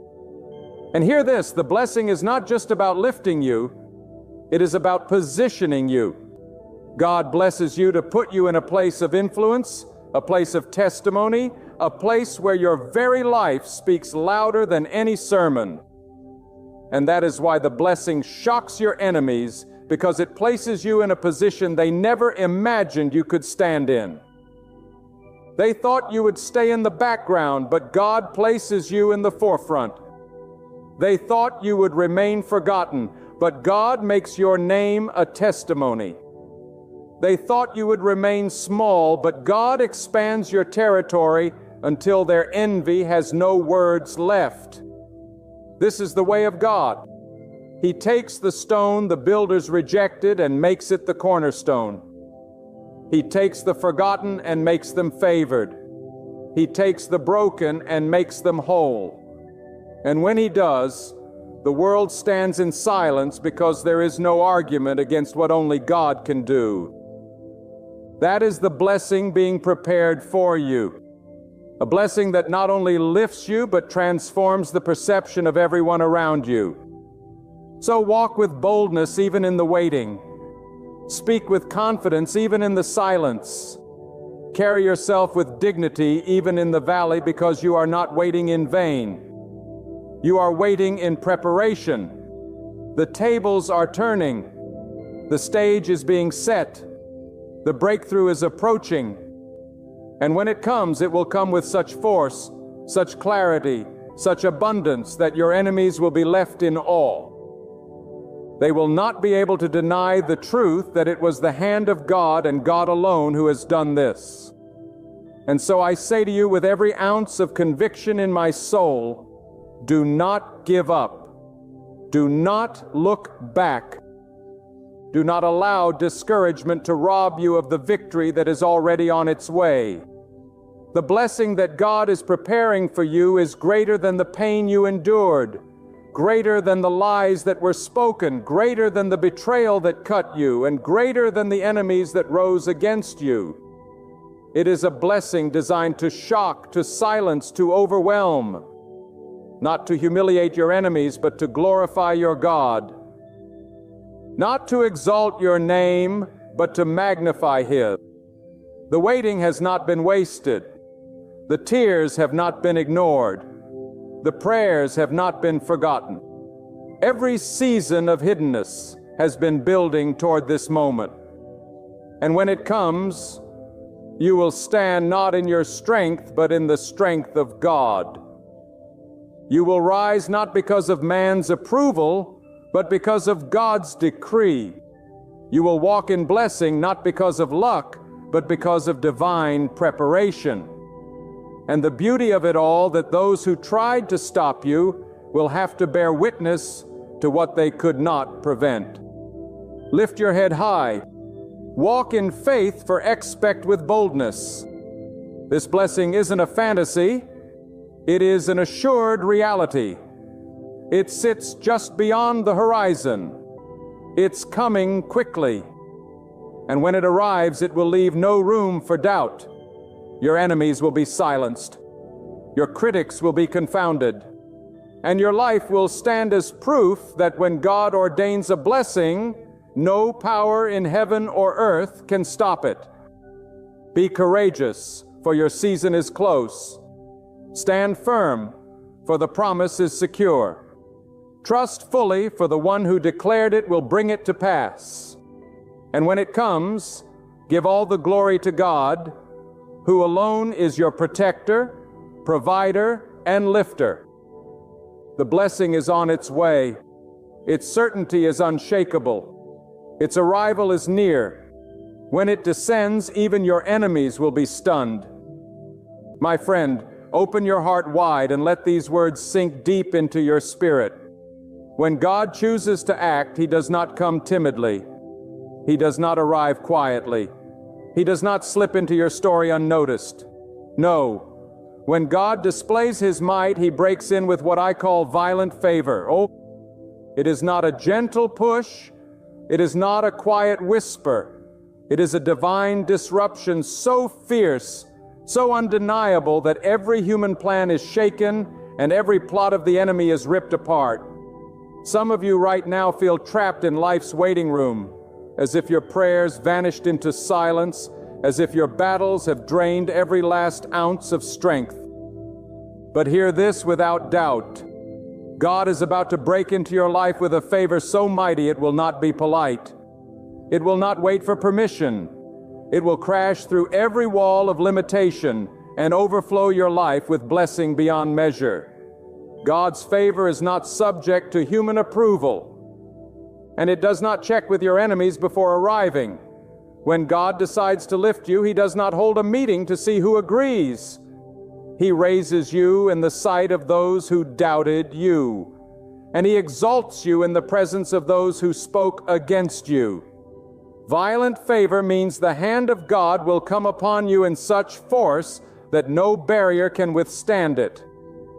The same God who split the sea will split open pathways for your destiny. The same God who brought water from the rock will bring provision out of the dry, barren places of your life. The same God who overturned kingdoms to protect His people will overturn the order of your life, not to destroy you, but to build you into something greater than you ever thought you could become. You see, we often want God's blessing to arrive in a calm, predictable manner. We pray for ease, we pray for comfort, but God in His wisdom knows that gentle favor will not shake loose the chains that bind you. Gentle favor will not silence the voices of accusation. Gentle favor will not rip down the walls that generations have built against you. It takes violent favor. Favor that storms in like thunder. Favor that sweeps away opposition like a flood. Favor that overturns what men thought was permanent. God is not preparing to negotiate with your problems, He is preparing to overthrow them. He is not coming to ask darkness to leave politely. He is coming with a violent light that will shatter the shadows. And let me tell you this, when God interrupts, it often feels uncomfortable. It may even feel frightening because His interruption does not fit your schedule. It does not match your expectations. It does not arrive in the packaging you imagine. But hear me, the very disruption you resist may be the very breakthrough you have been praying for.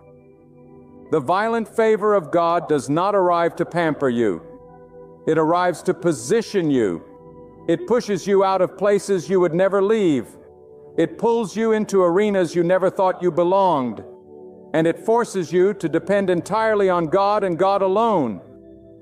That is why some of you feel your routines breaking apart, your relationships shifting, your comfort zone trembling, because God is preparing to interrupt. Do not confuse disruption with destruction. What feels like everything falling apart is in truth everything falling into place by the mighty hand of God. Some of you have enemies who thought they buried you. They thought they had the last word, but violent favor means God is about to lift you up from the pit they dug and set your feet on solid ground before their very eyes. Some of you have been told that your destiny is capped, that your opportunities have expired, but God's favor does not respect expiration dates. God's favor does not abide by human deadlines. He is the author of time, and when He interrupts, He redeems wasted years in a single moment. A season that seemed stolen can be restored with interest. What you thought was gone forever, God can bring back with multiplied increase. That is violent favor. It does not just restore, it multiplies. It does not just mend, it transforms. It does not just visit, it inhabits. Do not think for a moment that violent favor is a reward for perfection. It is not about what you deserve. If God only blessed the perfect, there would be no blessings at all. Violent favor is about God demonstrating His sovereignty. It is about Him declaring to the world, "This one is mine. I have chosen them. I have marked them. And I will raise them regardless of who stands against them." That is why you cannot explain it. That is why people will look at your life and say, "How did they rise so quickly? How did they survive what crushed others? How did they succeed without the connections, without the qualifications, without the resources?" And you will answer with one word, God, because violent favor makes it undeniable that it was not you. It was not luck. It was not coincidence. It was God. And so I tell you, prepare yourself. Prepare your mind. Prepare your spirit. Prepare your house, because God is about to interrupt you. Do not cling to the old structure when He begins to shake it. Do not cling to the old season when He begins to close it. Do not cling to the old pain when He begins to heal it. The interruption will not always be gentle, but it will always be good. You may weep in the midnight hour when the shaking comes, but you will dance in the morning when the favor has settled upon you. Violent favor is coming, and when it arrives, no one will be able to take credit for it. No one will be able to steal it from you, and no one will be able to deny it. All glory will belong to God. My friend, let me take you deeper. The kind of favor I'm speaking about today is not delicate. It is not soft. It is the violent favor of God that collides with your life like a rushing river that has broken its dam. You cannot control it. You cannot contain it. You cannot predict it. And you cannot stop it. It comes at the appointed time when God Himself says, "Enough is enough." Enough delay, enough chase, enough wandering, enough being overlooked. When God decides to interrupt your life with violent favor, every force that tried to bury you will tremble. Every barrier that tried to block you will collapse. And every word spoken against you will dissolve into silence. You will stand not because of your own strength, but because God Himself will stand for you. There are moments in history where God has moved in this very way. He interrupted the lives of people who thought they were forgotten. People who had settled into hopelessness. People who had no idea that a divine disruption was on the horizon. And when His hand moved, everything changed in a single stroke. God does not need decades to reverse your story. He needs only a moment. The violent favor of God can collapse years of pain in an instant. It can rip away cycles that generations before you could not escape. It can open doors that no man can close. And it can close doors that no enemy can force back open. You see, violent favor is not gentle because the obstacles in your life are not gentle. The enemy that has stalked your peace is not polite. The bondage that has weighed on your family line has not been courteous. The storm that has battered your mind has not been calm. And so when God decides to intervene, He does not come softly. He comes with power. He comes with authority. He comes with a violent force that sweeps away everything that has tried to strangle your destiny. This is why the moment before your breakthrough often feels like the darkest night of your soul. Because when the storm rages loudest, it is often the moment before God thunders into your life with unstoppable fear. Let me remind you, violent favor is not something you negotiate with. You do not earn it by convincing God you are worthy. You receive it because God has chosen you. His favor is not democratic, it is sovereign. He does not ask your enemies for their vote. He does not ask the world for their opinion. When God sets His eyes on you, when He marks your name for elevation, when He decides to pour His power upon your life, no scheme of man and no plot of darkness can overrule His decree. Violent favor means the handwriting of God has touched your story, and every other script written about you must bow. But here is what I must warn you of. When violent favor arrives, it often dismantles what you thought was secure. It shakes the foundations of comfort. It tears down false support. It strips away what you leaned on that was not built on God. Why? Because violent favor does not come to decorate your life. It comes to transform it. It is not an accessory. It is an earthquake of blessing. And if you are not ready, you will confuse the shaking for punishment. You will confuse the disruption for abandonment. But no, my friend, when the winds howl and the walls tremble, it is God clearing out space for a glory you cannot yet comprehend. Listen to me closely. You have prayed for increase, but increase requires space. You have prayed for new opportunities, but opportunities require room to breathe. You have prayed for freedom, but freedom requires chains to be shattered. And none of those things happen quietly. They happen violently. The shattering of chains is loud. The collapse of walls is disruptive. The breaking of cycles is messy. But it is all the sound of God's favor violently rearranging your reality for His purpose. So let me speak straight into your spirit right now. Stop fearing the interruption. Stop clinging to what God is shaking. Stop weeping over what He is dismantling.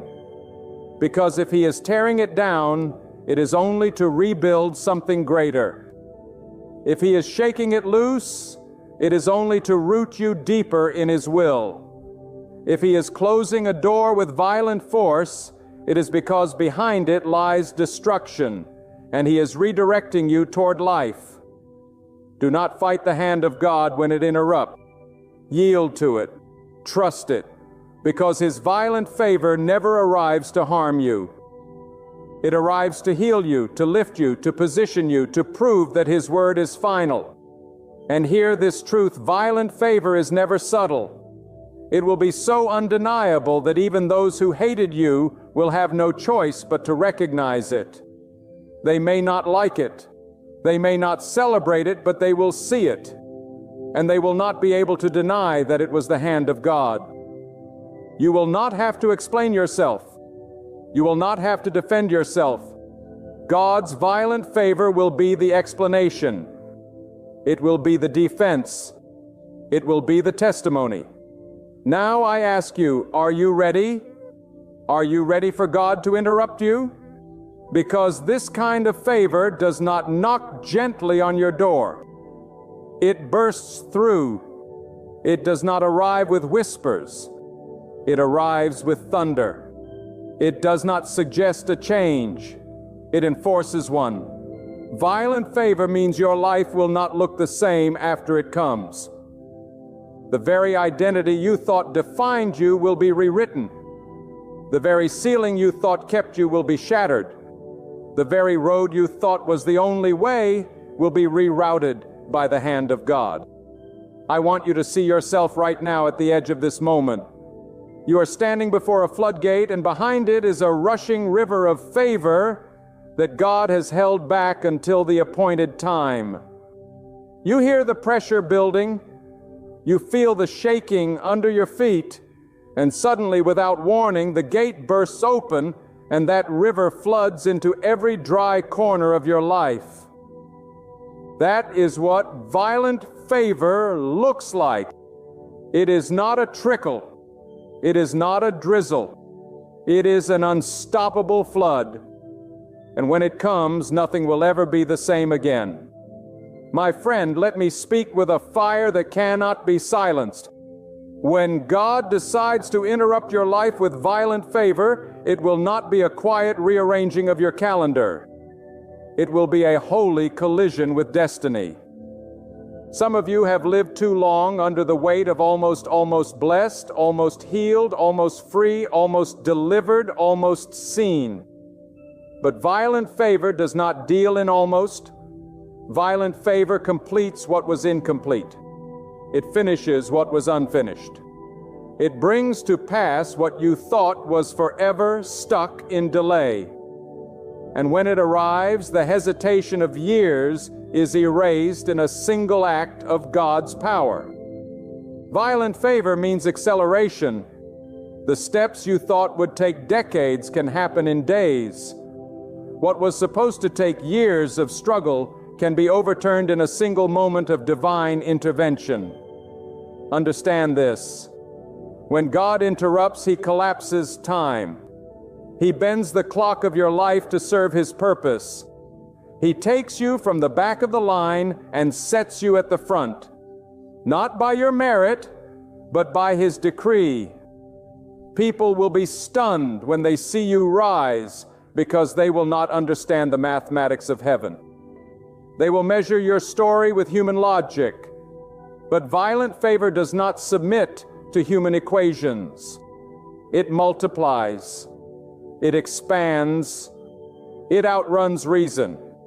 And it makes you a living testimony that God alone holds the final word. Let me tell you, when God's violent favor enters, it will reveal who truly walks with you.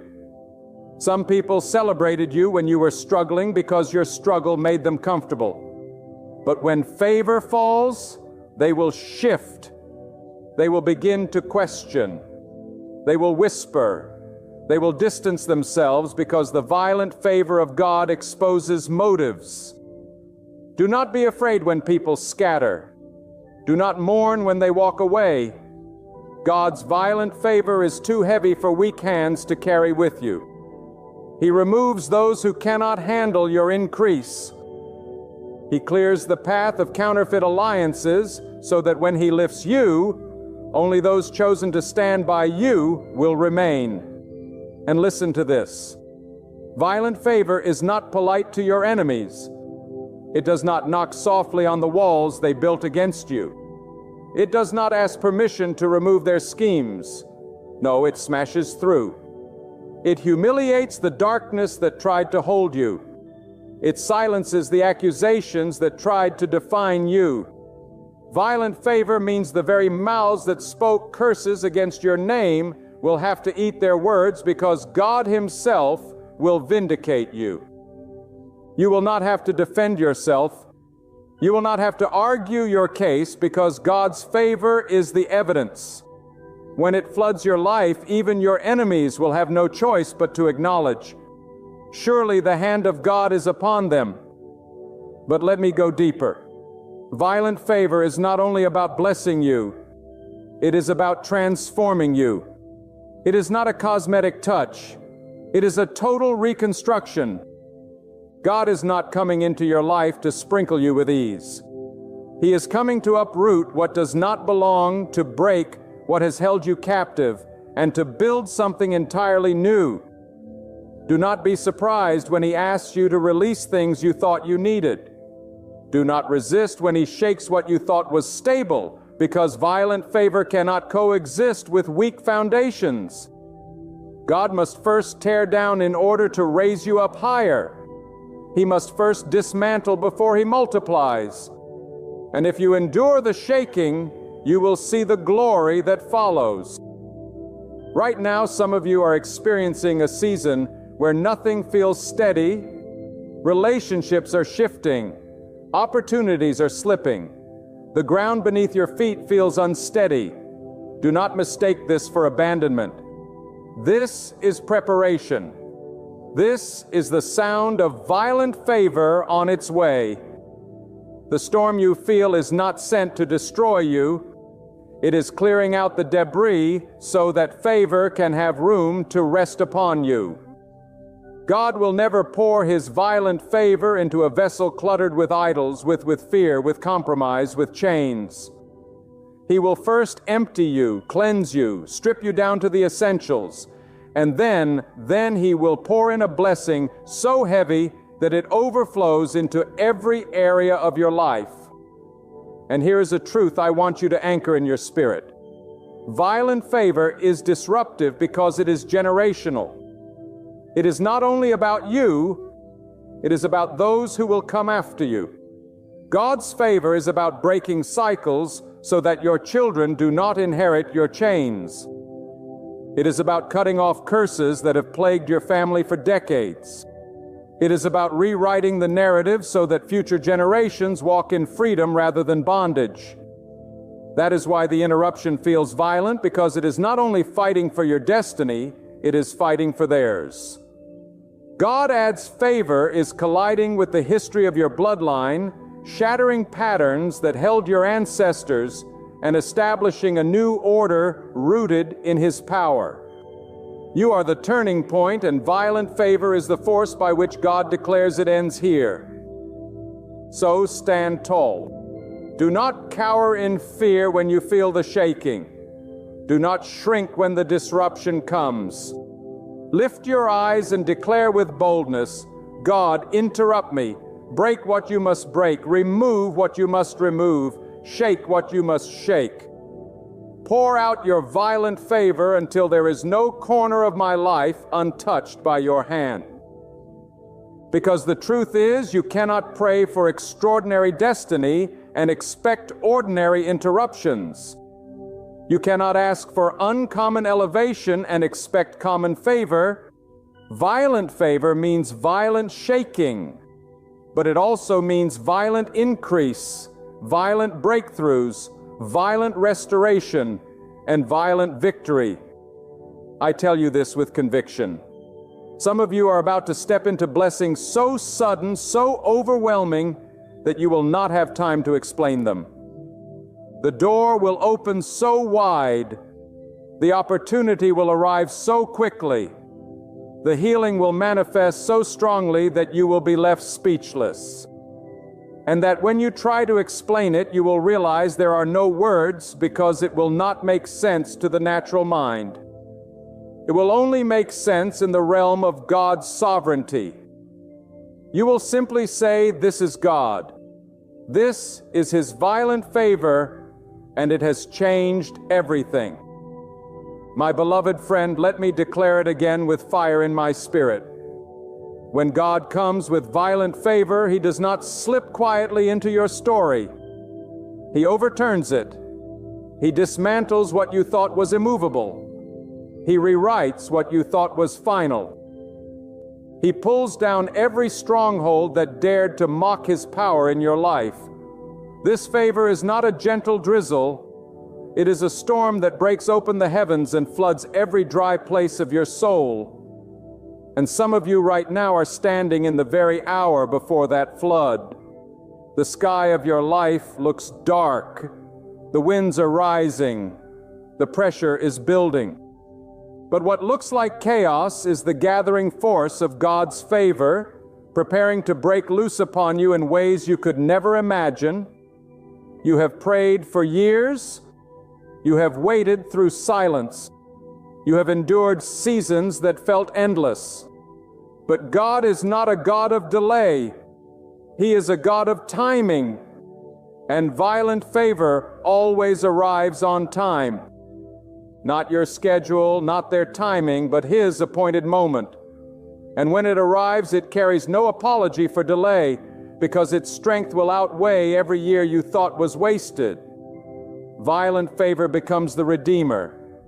It restores the broken years, the missed chances, the drained strength, the stolen peace. It gathers every fragment and pours it back multiplied into your life.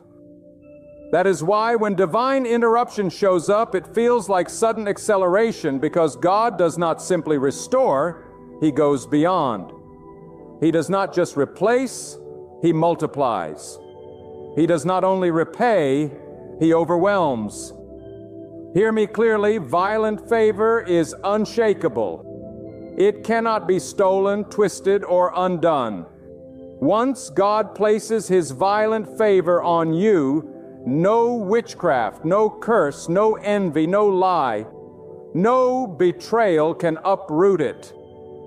The hand of man is too weak, the schemes of darkness too powerless to overturn the decree of God. That is why your enemies will grind their teeth in frustration, because they will see the blessing fall and realize they can do nothing to stop it. They will watch as God raises you, and their hatred will only magnify the testimony of His power, because violent favor is not quiet. It is public.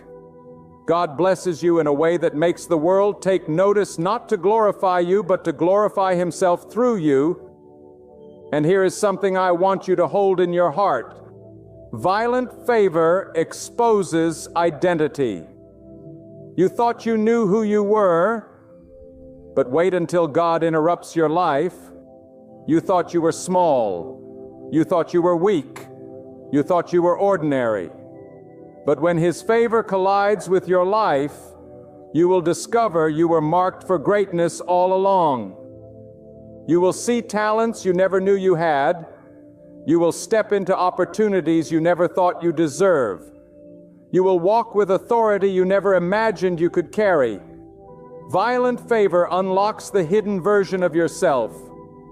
The one God designed, the one fear tried to bury, the one doubt tried to silence, the one circumstances tried to suffocate. God interrupts so you can see yourself the way He sees you. But do not misunderstand me. Violent favor does not always feel comfortable. When God begins to elevate you, He will separate you. He will pull you out of places where your spirit no longer fits. He will detach you from voices that once influenced you. He will cut ties with relationships that cannot handle your future. And in the moment, it may feel like loss, but it is not loss. It is protection. Because violent favor will not allow you to carry dead weight into your destiny. It will not allow you to be tied to people who would sabotage the blessing. God removes them because He knows what is ahead, and He knows what they cannot handle. So when the separation comes, do not resist it. Trust it. It is the hand of God making room for His glory. Let me tell you, this violent favor is confrontational. It confronts the lies you believed about yourself. It confronts the fears that have caged you. It confronts the narrative the world has written over your life. When God interrupts, He rewrites, and when He rewrites, He does not edit lightly. He tears up the old page and pens a brand new story. That is why some of you feel the tearing right now, because God is ripping away the script you thought defined you. But rejoice in that tearing, because it means His pen is already moving. He is scripting a destiny you did not see coming, one that will leave you speechless when it unfolds. And I say to you with bold conviction, violent favor is necessary. Without it, you would settle for ordinary. Without it, you would shrink into comfort. Without it, you would never know the full measure of what God placed inside of you. You prayed for God to use you, but you did not know He would shake you. You prayed for God to bless you, but you did not know He would disrupt you. You prayed for God to lift you, but you did not know He would strip you first.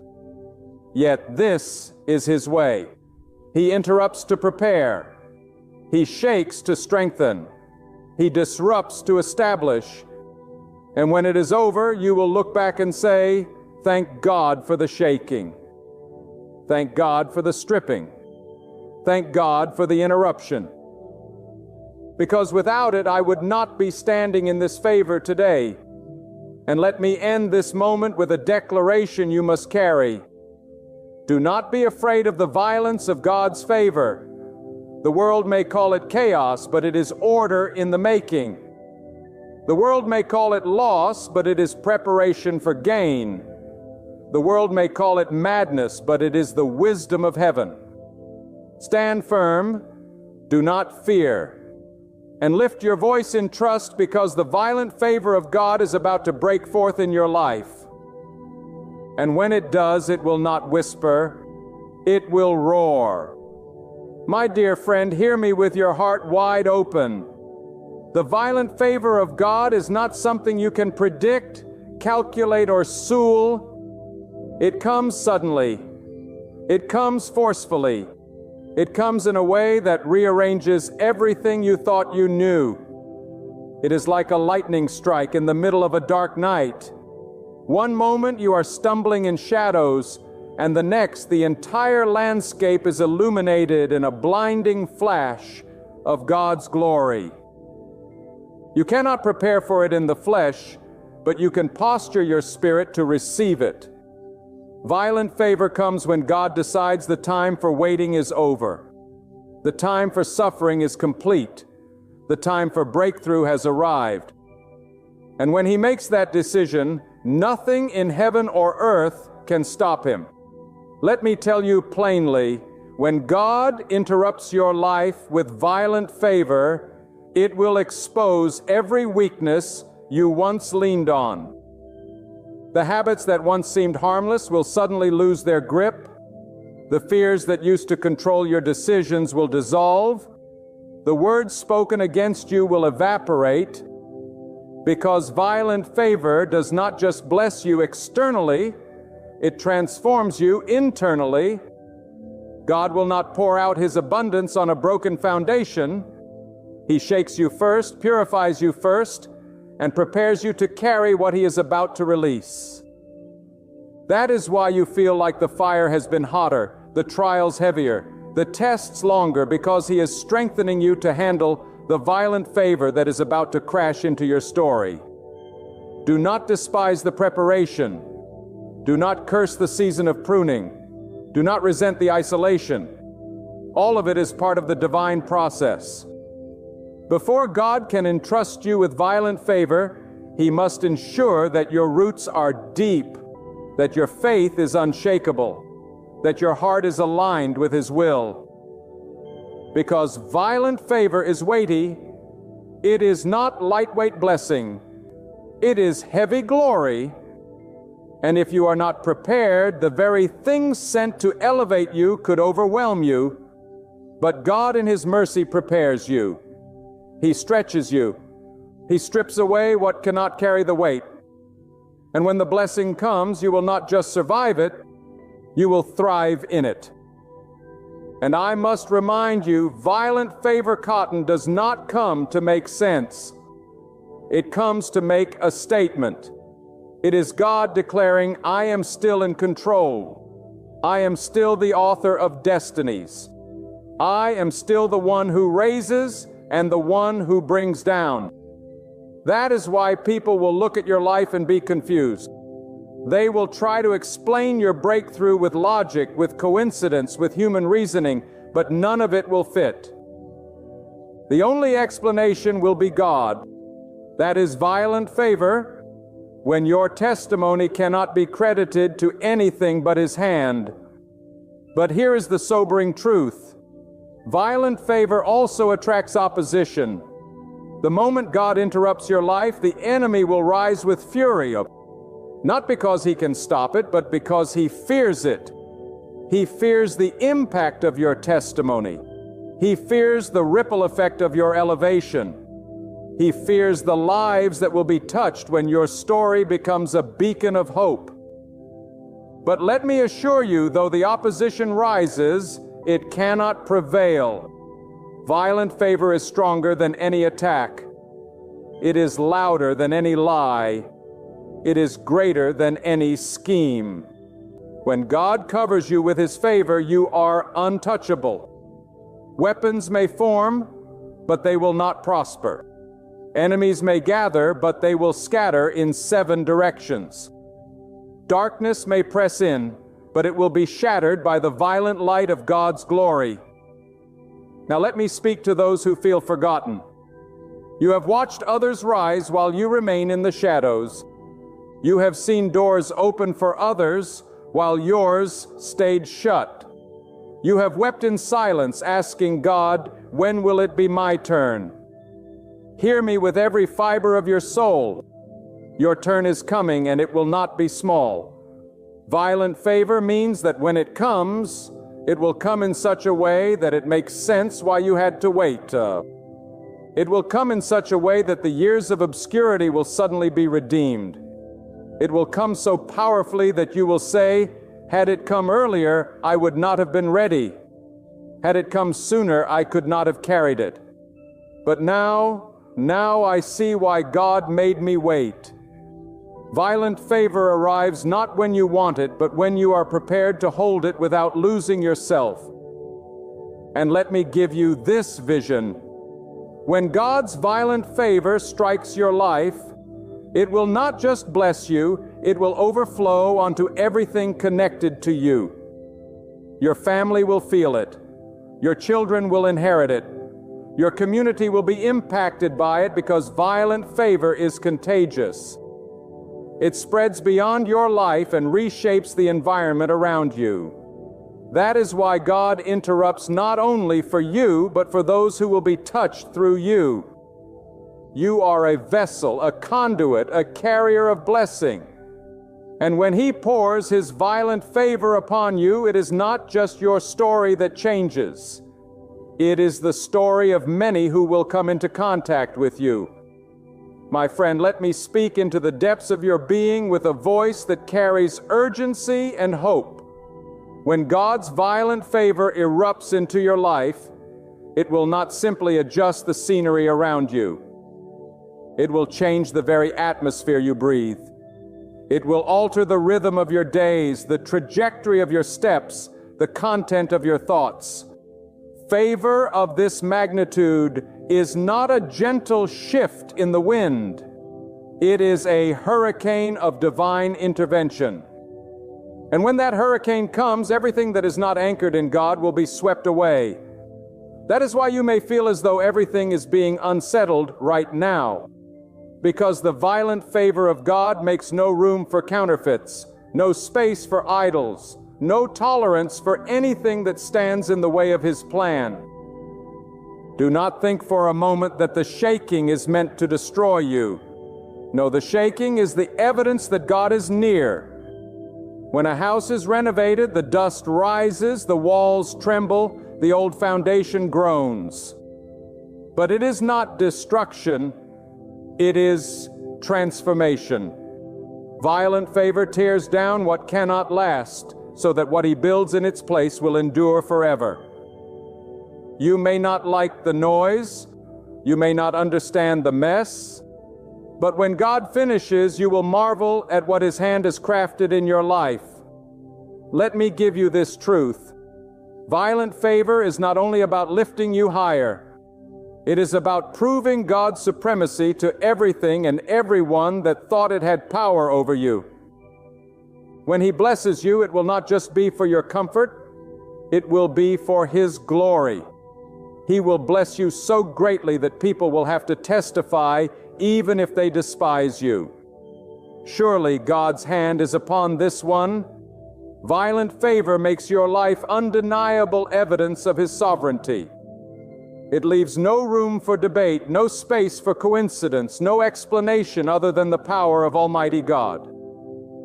And listen carefully, violent favor often shows up disguised as inconvenience. Sometimes the very disruption you want to avoid is the doorway into destiny. The conversation that makes you uncomfortable, the relationship that falls apart, the opportunity that collapses, all of it can be the vehicle of God's violent favor. Because He does not always lead you into blessing with comfort. Sometimes He leads you with conflict. Sometimes He closes doors violently because He knows what is behind them will destroy you. Sometimes He removes people abruptly because He knows their hands were too weak to carry your future. What feels like rejection is often protection. What feels like loss is often preparation. What feels like the end is often the violent beginning of something greater than you ever prayed for. And here, this violent favor is not subtle in its timing. It comes suddenly. Suddenly you will find yourself standing where you thought you would never stand. Suddenly you will see opportunities you could not have manufactured on your own. Suddenly the pain that haunted you will break, and you will breathe freedom you never thought possible. That is the signature of violent favor. It arrives in an instant like lightning splitting the sky, like a river bursting through its dam, like a door flinging wide open after years of being locked. And when it comes, you will realize that all the waiting, all the praying, all the enduring was not in vain. It was preparation for this moment of divine eruption. But let me also speak with honesty. Violent favor will not always be celebrated by those around you. Some will cheer, but others will envy. Some will rejoice, but others will resent. Because favor reveals hearts. It exposes who truly walks in love and who only walk with you out of convenience. Do not be surprised when those who once supported you grow silent when God lifts you. Do not be shocked when the very ones who clap for your struggle cannot clap for your success. It is part of the process. Violent favor is too weighty for weak hearts to carry alongside you. God Himself will prune your circle so that only those aligned with His will remain as witnesses of your testimony. And I must tell you, violent favor is generational. It does not stop with you. When God interrupts your life, He interrupts your bloodline. He breaks curses that shackled your ancestors. He cuts off chains that strangled your family for generations. He says, "This ends." And from that moment forward, your children will not fight the same battles you fought. They will inherit freedom instead of bondage, peace instead of chaos, blessing instead of lack. That is why the shaking is so intense, because it is not just about you. It is about everyone who comes after you. Violent favor is God planting a new legacy, a new lineage, a new inheritance. And I urge you to grasp this truth.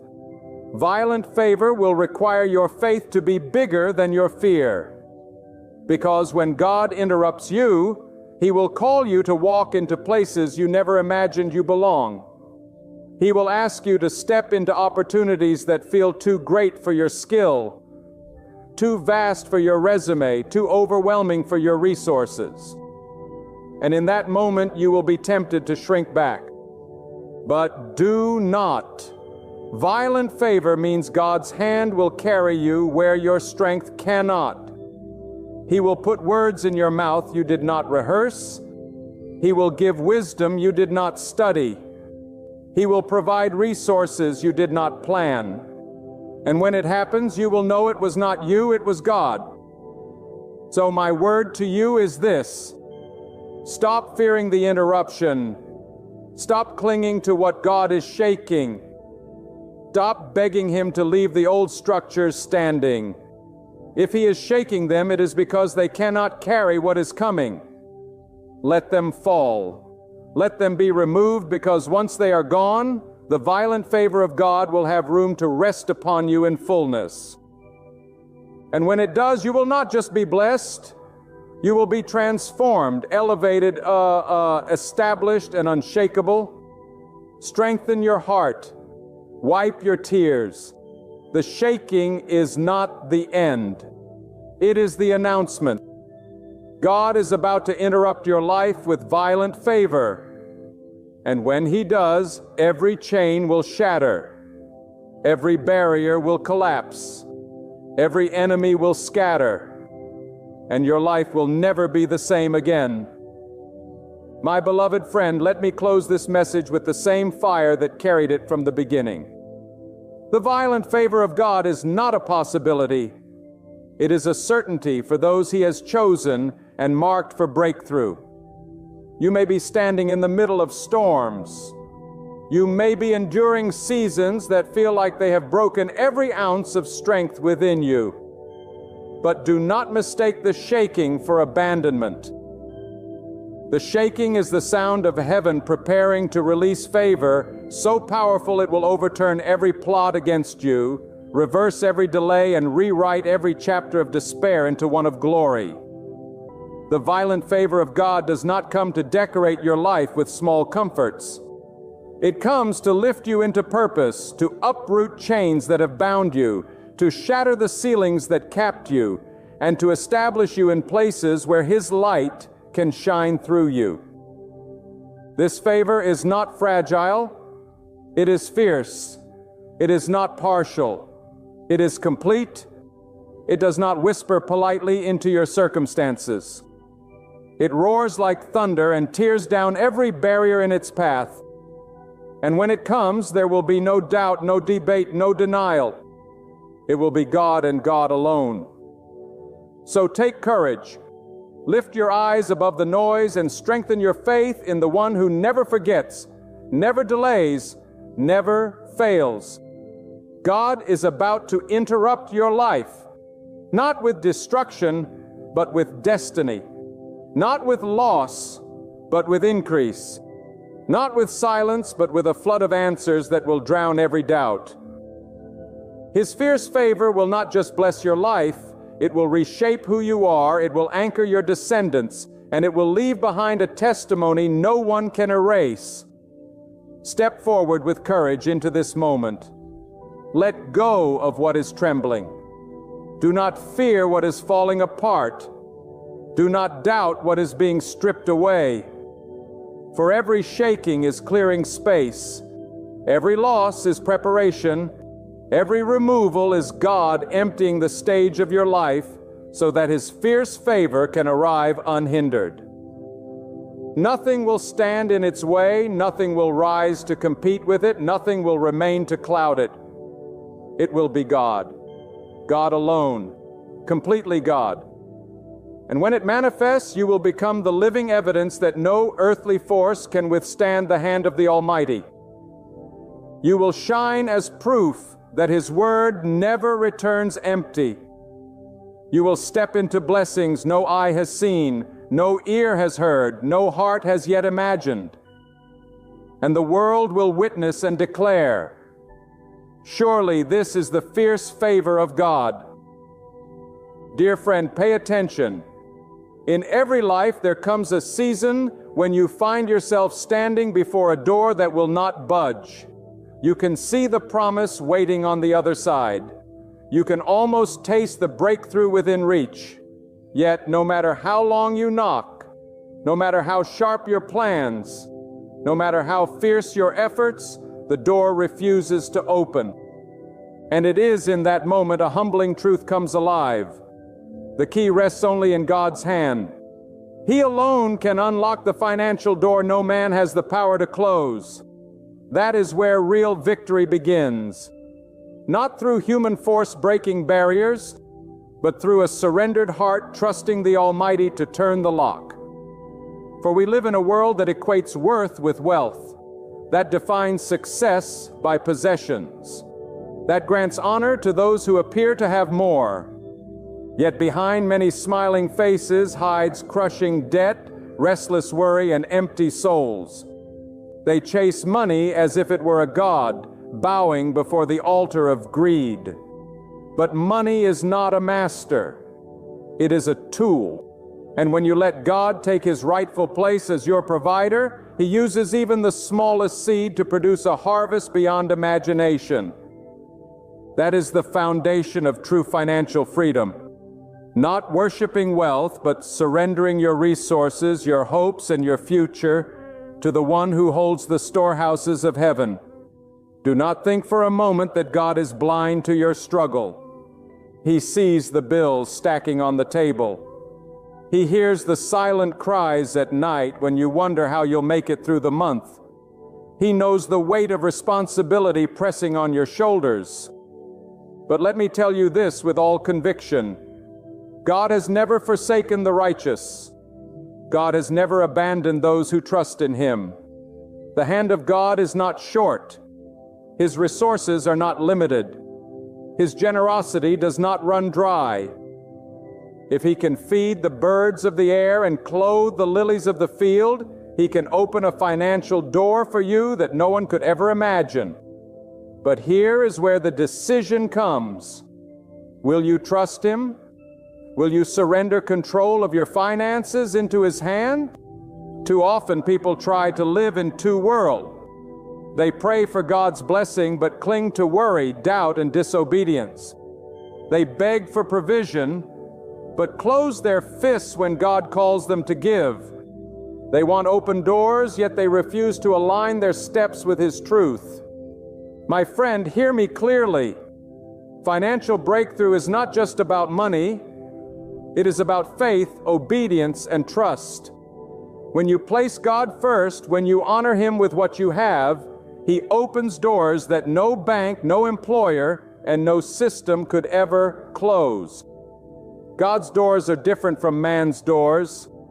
Man's door might swing on hinges of favoritism, corruption, or fleeting opportunity. But when God opens a financial door, it is rooted in eternal purpose. It does not just bless your pocket, it blesses your soul. It lifts you out of fear and places you on the solid ground of faith.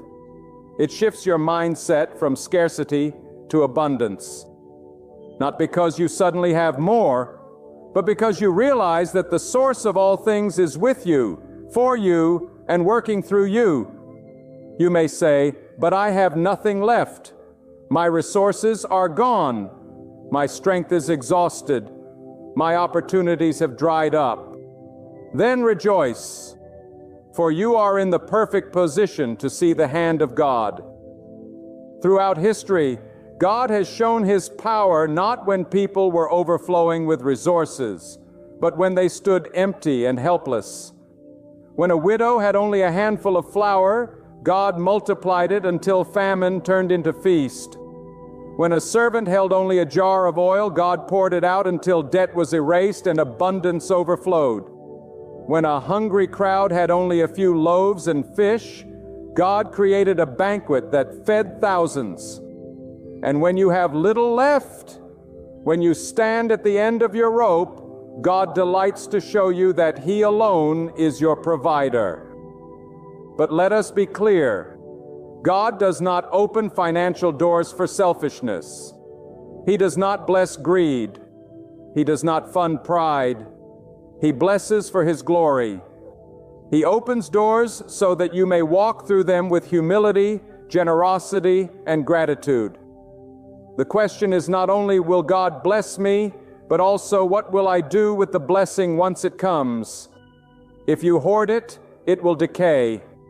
If you idolize it, it will destroy you.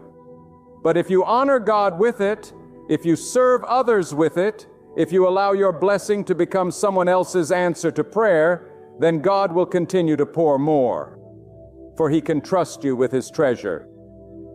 I must warn you, there are false doors in this world. Promises of quick wealth, schemes that prey on desperation, paths paved with lies that lead only to ruin. Do not be deceived. When God opens a financial door, it will never require you to compromise your integrity, betray your values, or abandon your faith. God's blessing does not add sorrow. It brings peace.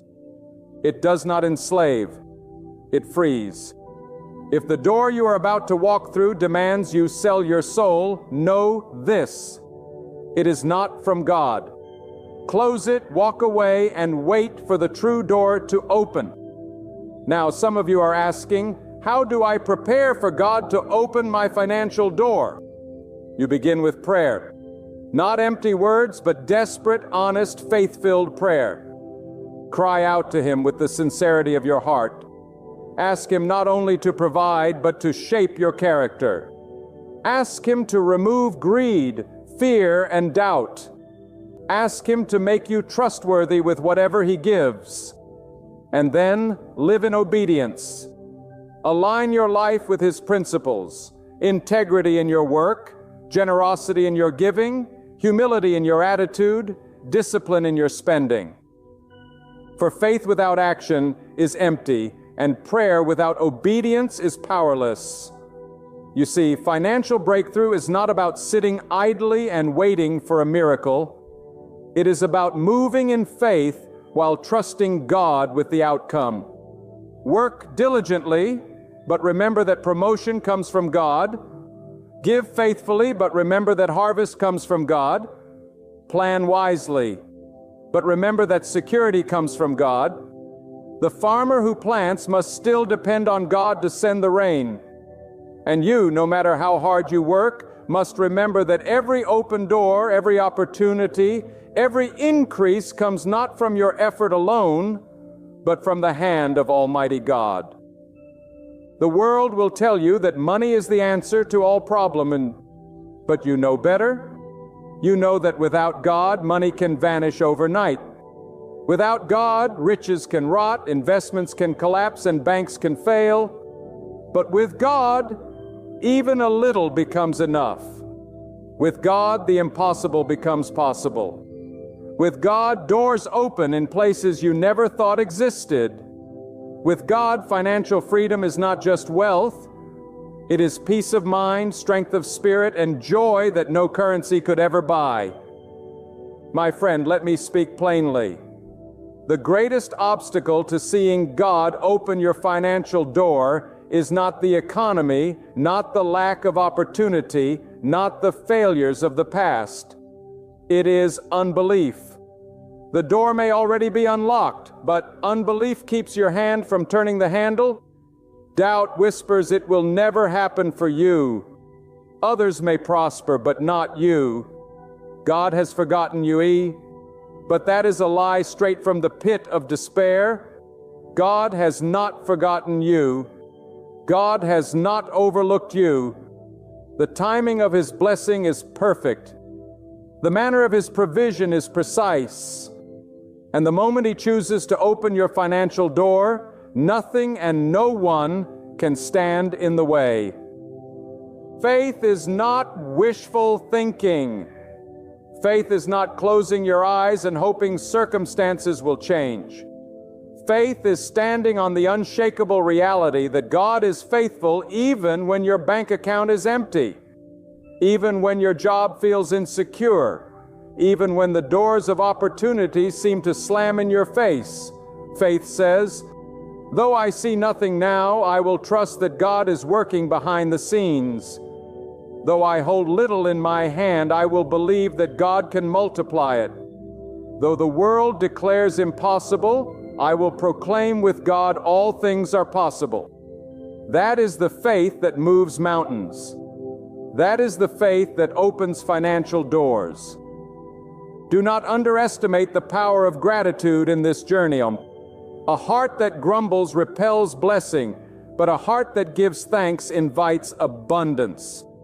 If you cannot thank God for the little you have now, how will you thank Him when He gives you more? Gratitude shifts your perspective. It teaches you to see provision even in the smallest things. A meal on the table, a roof over your head, the strength to work, the chance to try again. And when you give thanks in the small, you prepare yourself to receive the great.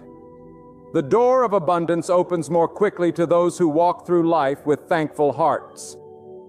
Let me remind you, God's provision often begins with a test. Before the door swings wide, God may allow circumstances that press you, that strip away pride, that challenge your trust. He may take you into a wilderness season, not to destroy you, but to refine you. For it is in the wilderness where dependence on Him is born. It is in lack that faith is forged. It is in the waiting that character is proven. Many want the blessing, but few are willing to endure the testing. Yet those who endure, those who remain steadfast, those who choose to trust God when every outward sign says otherwise, those are the ones who step into doors that others never see. Understand this: God's financial door is not merely about money, it is about destiny. When God blesses, it is not only to put food on your table, but to put influence in your hand. It is not only to ease your burden, but to equip you for greater impact. When He prospers you, it is so that you may bless generations. When He opens your financial door, it is not a small gesture. It is a divine strategy. He wants to use you as a channel of provision in a world drowning in need.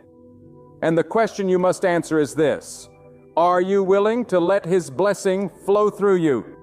Not just to you. Do not despise small beginnings. Many miss their door because they are waiting for something grand while ignoring the little opportunities right before them. That part-time job, that small project, that tiny seed of an idea. It may not look like much, but when God breathes on it, it multiplies. Remember that doors often appear ordinary before they swing open into the extraordinary.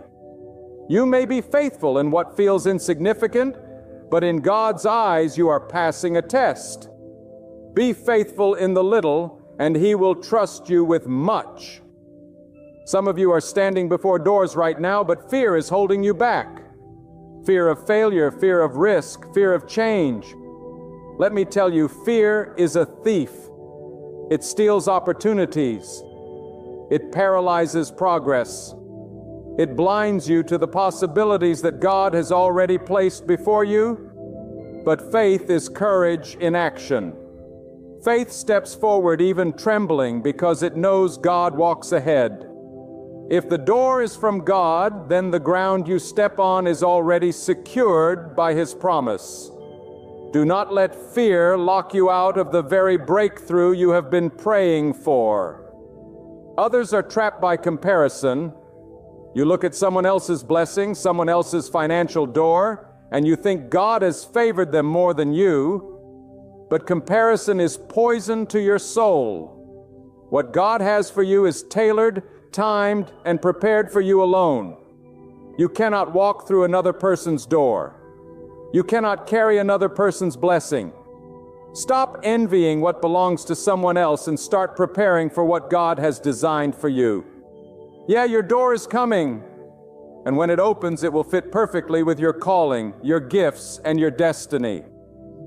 Let me say this with authority. Poverty is not your permanent address. Lack is not your identity. Scarcity is not your inheritance. You are not defined by what you lack, but by the one who provides. God is your source, and He delights in supplying your needs. Do not let the voice of the enemy convince you that you are forgotten or unworthy. Lift up your head, straighten your shoulders, and declare with confidence, God is my provider. God will open my door. God will make a way where there is no way. When the financial door opens, it may not come in the form you expect. God may bless you with wisdom to manage what you already have. He may give you creativity that turns into opportunity. He may align you with the right people at the right time. He may lead you into ventures that seem small at first but grow beyond measure.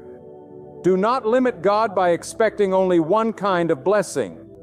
His ways are higher than your ways, and His plans exceed your imagination. Stay open, stay alert, stay faithful, and you will not miss the door He places before you. And when that door opens, and it will, walk through it with boldness. Do not hesitate. Do not look back in doubt. Do not apologize for the blessing of God upon your life. Walk through with gratitude, humility, and the determination to honor Him with all that He gives. For your breakthrough is not just about you, it is about the testimony it will create. Others will see what God has done in your life, and they will be stirred to believe that He can do the same for them. Your blessing becomes a witness. Your increase becomes a message. Your open door becomes an invitation for others to trust in God's faithfulness. My friend, when you begin to understand that every good thing flows from the hand of God, your entire outlook on life changes. You stop striving as though everything depends on your strength. You stop panicking as though your survival rests on the shifting winds of the economy. You begin to live with a deeper peace, a holy confidence, because you know that the doors of heaven are not controlled by the opinions of men. God alone determines the season of your increase. And when He declares a door open, no one can close it. But hear this truth. God's financial doors are not simply about wealth. They are about stewardship. A steward understands that what is placed in their hands is not truly theirs. It is entrusted to them for a purpose. When God opens your financial door, He is watching not only what you will receive, but how you will manage it. Will you squander it on vanity, or will you invest it in what truly matters? Will you cling to it in fear, or will you release it in faith? The true test of abundance is not what you gain, but how you use what has been given. Some of you are standing in a season of waiting. You have prayed, you have sown, you have believed, and yet the door has not yet swung open. Let me tell you, delay does not mean denial. Waiting is not abandonment. Many times the waiting season is God's preparation season. He is stretching your faith. He is purifying your motives. He is teaching you endurance. He is protecting you from premature blessings that would harm you if they came too soon. When the farmer plants, he does not dig up the seed the next day to see if it has sprouted. He waits knowing that unseen growth is taking place underground. And in the same way, while you are waiting, God is working beneath the surface. The roots are growing. The foundation is being laid. And when the time is right, your financial door will burst open with power. Do not despise discipline in this journey. Discipline is the guardrail that protects the blessing once it comes. Without discipline, wealth destroys faster than poverty. Without discipline, increase turns into bondage. God may be holding the door closed until you are ready to handle what lies behind it. If you cannot manage little without waste, how will you manage much without ruin? If you cannot handle one stream responsibly, how will you steward a river? Discipline in finances is not about restriction. It is about positioning yourself for overflow. God's open doors are not for the careless, but for the faithful.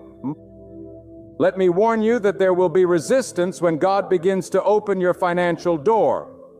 The enemy does not rejoice when the people of God prosper, for he knows that prosperity in the hands of the righteous shakes his kingdom. You will face opposition, discouragement, even betrayal. Doors that God has ordained may attract jealousy from others, but you must not be shaken. If the door is truly from God, no enemy can shut it. No critic can block it. No scheme can derail it. Opposition is not proof that God is absent. It is often confirmation that you are on the edge of breakthrough. You must also guard your heart against pride when the door opens. Prosperity can be a greater test than poverty. In scarcity, you cry out to God. In abundance, you may be tempted to forget Him. Remember always that it is not your wisdom, not your skill, not your effort alone that opened the door. It was God. Pride whispers, "What I have done," but humility declares, "Look what God has given." Pride turns blessings into idols, but humility turns blessings into testimonies. If you keep humility at the center, God can trust you with more, for He knows you will give Him the glory. Let us not forget generosity. A closed hand cannot receive, but an open hand is ready for blessing. God does not pour into reservoirs. He pours into rivers. When your financial door opens, let the blessing flow through you to others. Be a source of hope for the weary, a light for the struggling, a vessel of God's provision in a needy world. The more you give, the more God can trust you with, because He knows you will not hoard His blessings. Your generosity becomes a key that unlocks even greater doors. Some of you may say, "But I have given and received nothing." Do not give as a transaction, as if God were a banker you can manipulate. Give as an act of worship, as a declaration of trust, as a seed sown in faith. For in due season, the harvest comes. Not always in the way you expect, not always in the time you demand, but always in the way that God knows is best. And when it comes, it will arrive pressed down, shaken together, running over in ways that leave no doubt that the source was God alone. Remember this, God's financial door is not locked by your past mistakes. You may have mismanaged before. You may have fallen into debt, wasted opportunities, made choices that brought regret. But God is a redeemer. He is the one who restores the years the locusts have eaten. He is the one who gives beauty for ashes. He is the one who takes broken vessels and fills them with new oil. Do not let shame keep you from expecting God's provision. Your failures do not cancel His faithfulness. When you turn back to Him with sincerity, He can open new doors even in the ruins of your past. And let me tell you something vital.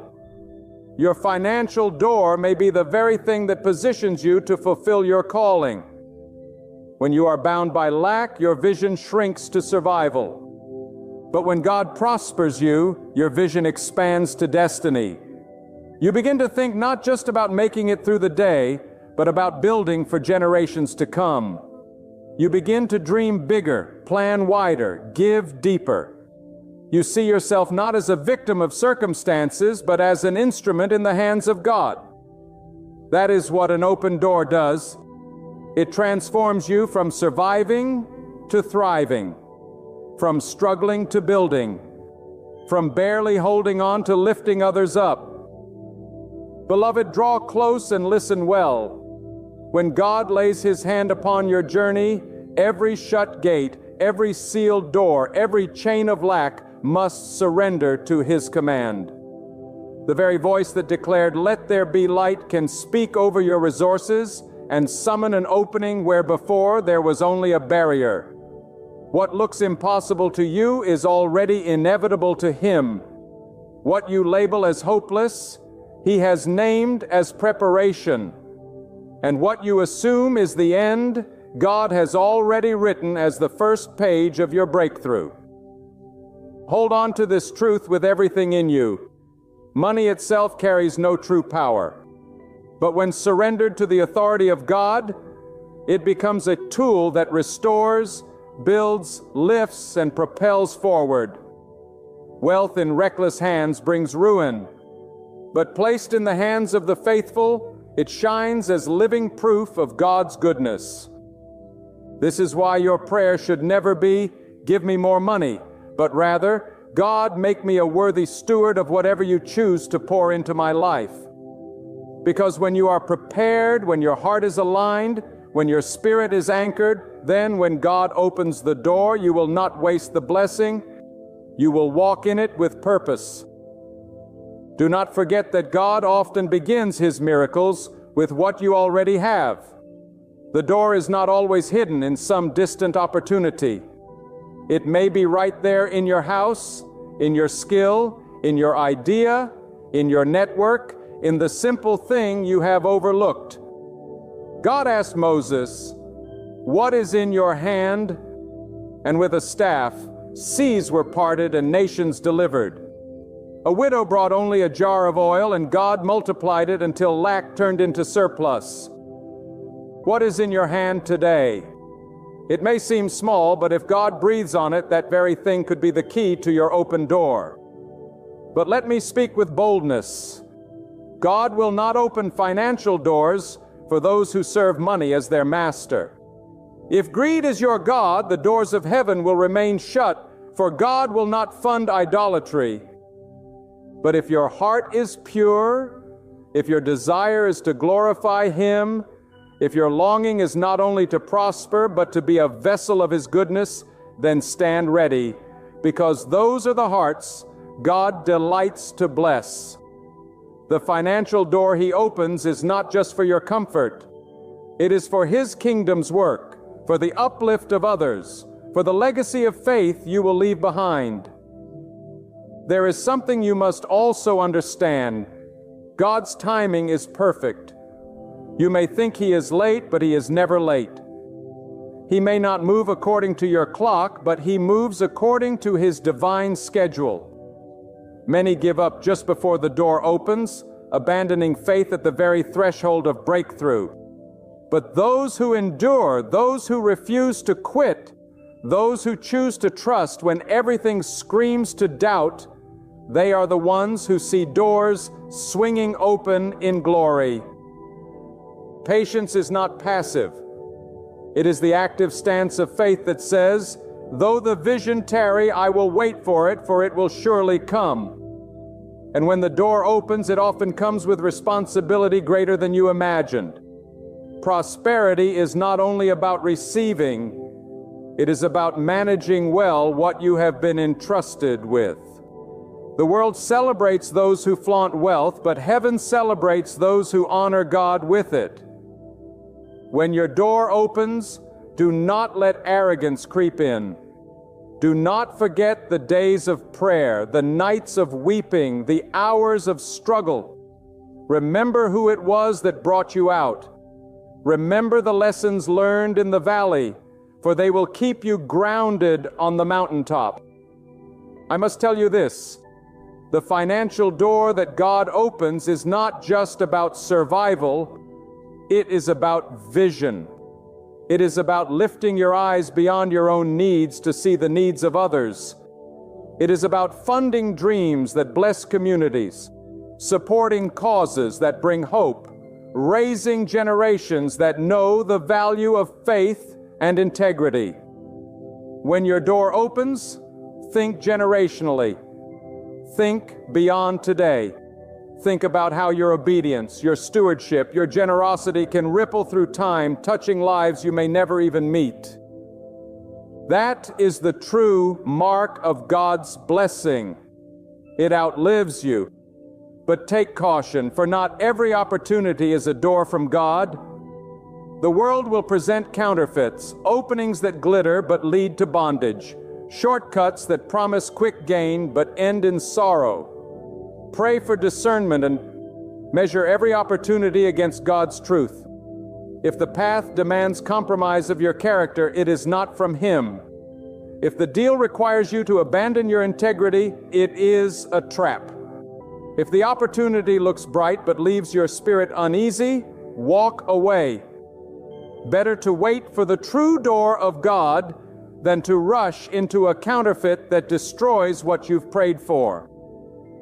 And let me encourage you, do not underestimate the power of faith spoken aloud. Declare the promises of God over your finances. Speak life over your work, over your business, over your household. Do not let your lips echo only fear and worry. When you say, "I will never make it," you are closing the door with your own words. But when you declare, "God is my provider and He will make a way," you align yourself with His power. Your tongue can be a key that either locks or unlocks the financial doors God intends for you. Some of you may feel unworthy, saying, "Why would God bless me? I have failed too many times." But hear me clearly. God's blessing is not about your perfection. It is about His grace. His mercy covers your past. His power redeems your mistakes. His love restores your dignity. Do not disqualify yourself from the blessing that God has already prepared. Humble yourself before Him, surrender your pride, confess your need, and trust that He delights to bless His children. You are not too far gone. The door is not too far closed. The God who opened seas, who rained manna from heaven, who provided water from rocks, is the same God who will open your financial door. And when that door opens, let it be known that it was God and God alone. Do not attribute it to luck. Do not give the credit to coincidence. Proclaim boldly that the hand of God moved on your behalf. Testify so that others may know that what He did for you, He can do for them. Your testimony is a key that can unlock faith in someone else's heart, preparing them for their own door of breakthrough. My friend, I must tell you with urgency in my voice, the greatest lie the enemy wants you to believe is that what you see right now is all there will ever be. He wants you trapped in the illusion that your present lack is your permanent state, that closed doors will never open, that scarcity will forever define your life.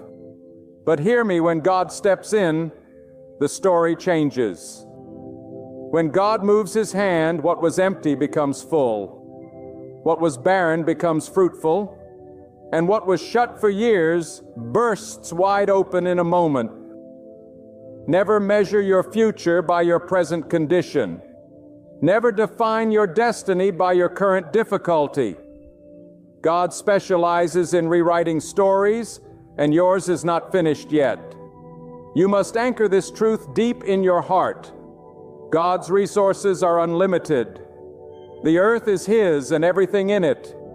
The gold, the silver, the cattle on 1,000 hills all belong to Him.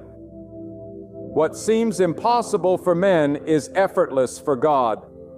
While systems collapse and markets shift, while banks close and businesses fail, God's economy is never in crisis.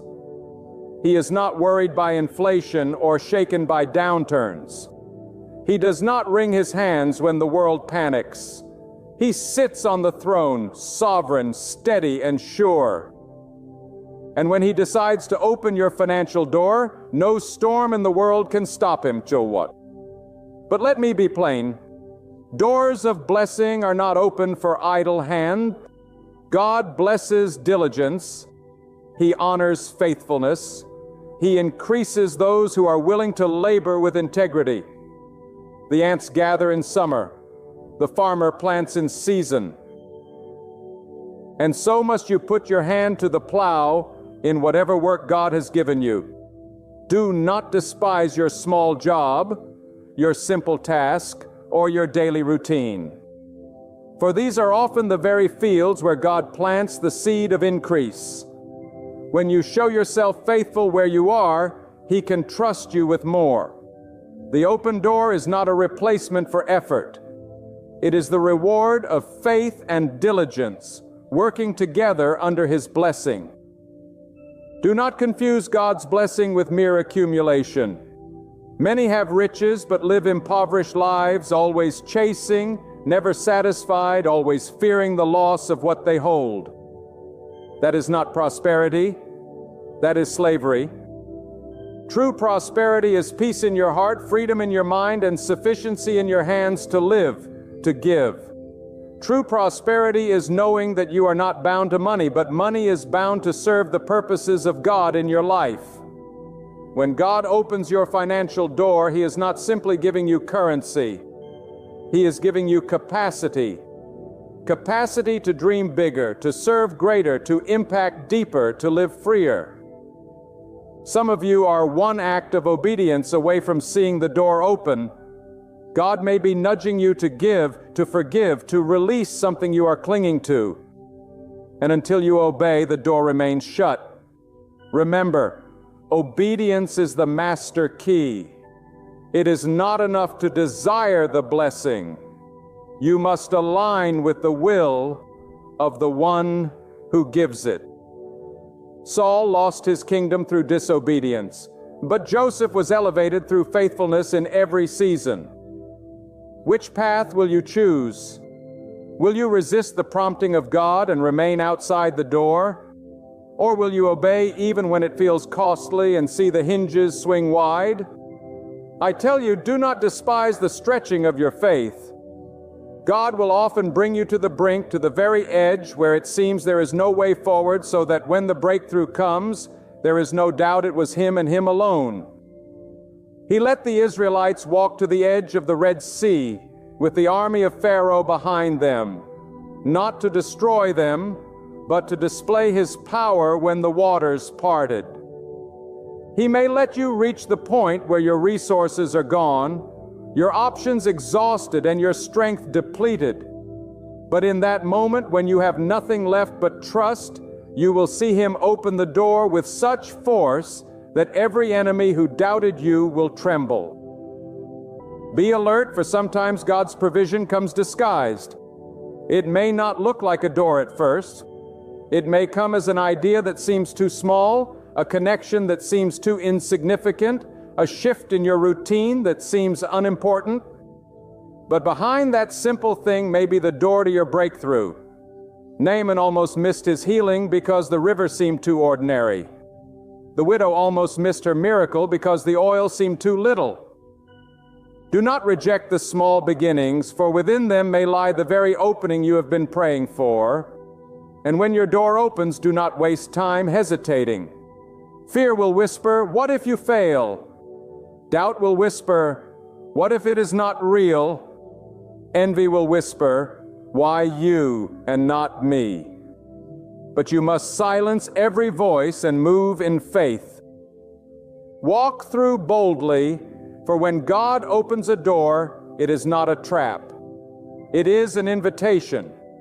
It is an invitation to step into a higher level of faith, a greater realm of responsibility, and a deeper experience of His provision. Let me also remind you, every open door is also a call to warfare. The enemy will not sit idle while you step into new territory. Expect resistance, expect distraction, expect attack. But do not fear, for the same God who opens the door equips you to walk through it. He strengthens your hands for battle and crowns your head with victory. No opposition can stand when you march in the authority of the one who sent you. If God opened the door, then He has already prepared the path for you to walk in triumph. My friend, as I draw this to a close, let me remind you with all the strength of conviction in my heart, no door is too heavy for God to open. No lock too strong for His hand to break. No barrier too high for Him to tear down. What man shuts in your face, God can swing wide in an instant. What life has denied you, God can restore in ways far greater than you ever imagined. Do not live as if your story ends in lack. Do not walk as if your life will always be chained by scarcity. Stand tall in the truth that you serve the God of abundance, the God of overflow, the God who delights to bless His children. Let this burn within you. Your financial door is not in the hands of the world. It is not in the grip of chance. It is not buried in the rubble of your past. It rests in the hand of God, and when He moves, no power in heaven or on earth can resist. Anchor your faith. Fortify your soul. Step forward in obedience. Give with an open hand. Wait with endurance. And look ahead with unshakable confidence. Because I proclaim to you today, the very same God who guided you through storms, who provided when resources ran dry, who kept you standing when strength was fading, that God is preparing to swing wide your financial gate. And when it opens, it won't trickle, it will pour. It won't be a passing moment, but a lasting wave. Not just enough for your own needs, but enough to overflow into the lives of others. Enough to leave a lasting inheritance. Enough to stand as living proof of the strength and faithfulness of the Almighty. Step boldly into that faith. Hold firmly to that promise. Be prepared, for the key is turning, the frame is trembling, and the door is ready to burst wide open. My friend, have you ever felt crushed beneath the weight of others' opinions? Have you ever stepped into a room only to sense that some were secretly hoping for your downfall, smiling at your pain, quietly rejoicing when life pushed you to the ground? Maybe you've tasted the sting of betrayal, the ache of being unseen, the frustration of being underestimated. But listen closely today. No matter who tried to cover you, no matter how many hands shoved you aside, no matter how many voices declared you would never rise again, God Himself will lift you where others tried to keep you down. There is a power greater than every critic. There is a hand stronger than every adversary. There is a throne higher than any authority on earth. And the one seated on that throne is God. When He chooses to raise you up, no person, no system, no force of darkness can stand in His way. People may lock their doors, but God will open one that no man can close.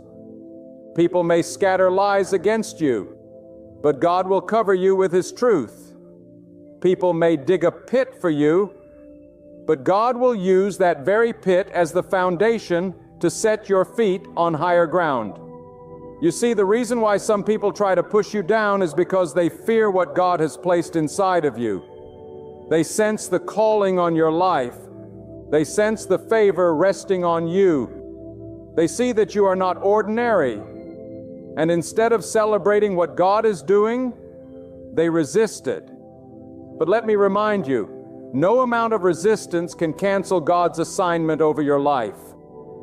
When God speaks elevation into your destiny, when He declares increase, when He marks you for breakthrough, there is no human scheme that can erase His word. Think of those moments in your life when you were left out. You didn't get the invitation. You didn't receive the support. You were left standing alone. At the time, it may have hurt, but could it be that God allowed their rejection to position you for His direction? Could it be that the very people who tried to keep you down were unknowingly part of God's plan to set you apart? Because when God raises you, He does not raise you by consensus. He does not need permission. He does not take a vote. He declares, I will lift you up, and it is done. And I want to speak this into your spirit. The higher the opposition, the greater the elevation. The heavier the resistance, the stronger the breakthrough. Do not despise those who tried to block you. They only confirm that there is something worth fighting against. If you were not carrying something powerful, if you were not destined for something greater, there would be no reason for such resistance. The opposition is the evidence that God is preparing to lift you. So stand tall. Do not let bitterness take root in your heart. Do not waste your energy trying to prove your worth to those who never intended to see it. Leave the proving to God, because when God lifts you, it will not be subtle. It will not be hidden. It will be undeniable. Those who mocked you will watch you rise. Those who doubted you will have no choice but to witness your testimony. And those who tried to hold you down will realize they were fighting not against you, but against the will of God. And let me remind you, when God lifts you, He doesn't just restore you to where you were. He places you higher than you ever imagined. He does not simply repay, He multiplies. He does not simply bring you out. He sets you above. God takes the ashes of rejection and turns them into a crown of honor. He takes the tears of betrayal and transforms them into rivers of joy. He takes the scars of oppression and uses them as testimonies of His glory. Now you may say, I've been down for so long. I've been overlooked for so many years. I don't see how things could change. Let me tell you, with God, it doesn't take years for Him to lift you. It only takes a moment. One word from God can overturn a lifetime of limitation. Untouched from God can shift you from the back to the front, from the bottom to the top, from forgotten to favored. People may spend decades plotting against you, but in a single moment, God can reverse it all. Lift your eyes today. Stop looking at the hands that pushed you down and start looking at the hand that is reaching to pull you up. Stop focusing on the voices of discouragement and tune your ear to the voice of God.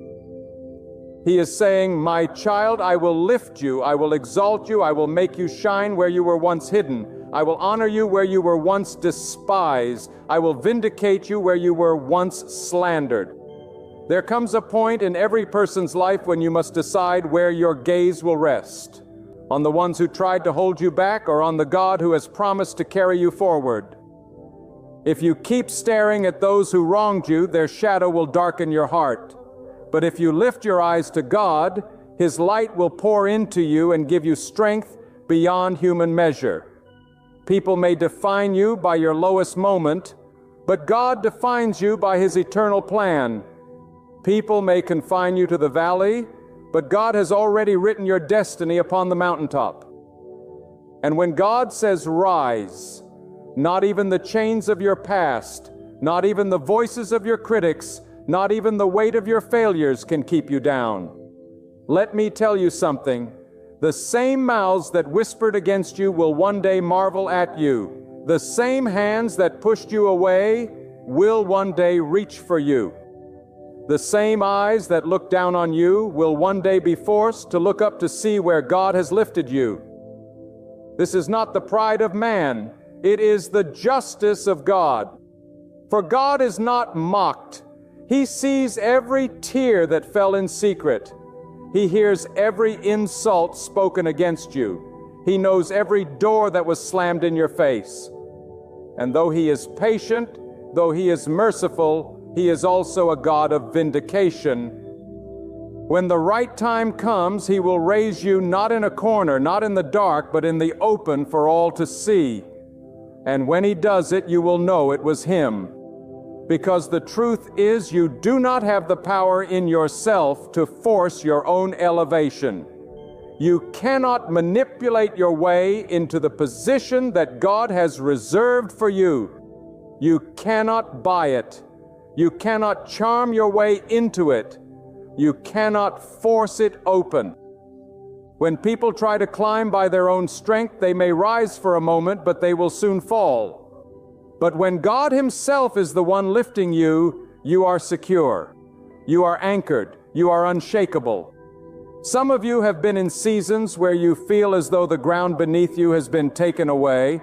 You tried, you worked, you prayed, yet the opposition only seemed to grow stronger. But what if I told you that your delay is not denial? What if I told you that God is building in you the very strength you will need to carry the weight of the blessing He is about to release? If he had lifted you before, you might not have been ready. If he had exalted you earlier, the character within, you may not have been prepared to sustain it. But God is wise. He allows the crushing so that he can bring forth the oil. He allows the breaking so that he can release the fragrance of destiny. You may feel pressed, but you are not abandoned. You may feel crushed, but you are not destroyed. The pressure you are under is not meant to bury you. It is meant to launch you. It is the resistance of the soil that allows a seed to break forth. And I tell you today, you are that seed. They tried to bury you, but they forgot that you were planted. And when God waters the soil of your life, you will spring forth stronger, higher, and greater than anyone ever expected. I want to speak to the weary heart right now. The one who has cried silently at night, the one who has questioned if it is even worth continuing. Hear this: God has not forgotten you. The rejection was not your end. The betrayal was not your finish line. The pain was not wasted. God has recorded it all. He has seen every ounce of your struggle.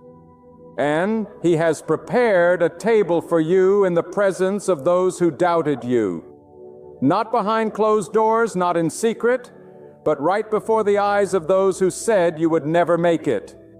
Do not curse those who tried to keep you down. Do not waste your breath seeking revenge. That is not your battle. Your assignment is to stay faithful. Your assignment is to keep your heart pure. Your assignment is to keep trusting, to keep walking, to keep standing when everything inside of you wants to fall. And when you do, God himself will fight for you. And when God fights, he never loses. Listen carefully. When God lifts you, he will do it in such a way that no one will be able to take the credit. Your enemies will have no explanation. Your friends will be left in awe. And you yourself will fall on your knees in gratitude, because you will know that it was God and God alone. And that is why he sometimes allows people to push you so low, so that when he raises you, there will be no confusion about who deserves the glory.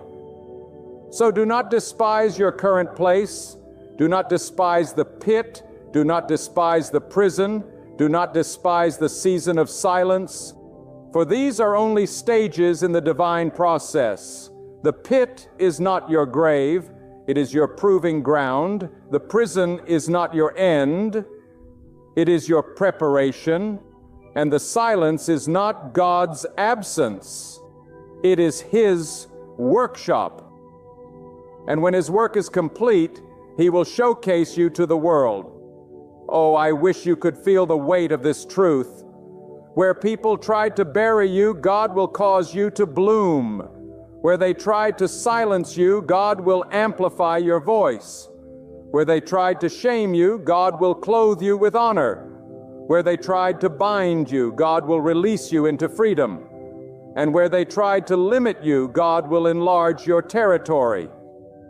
There is a sacred truth that we must hold close.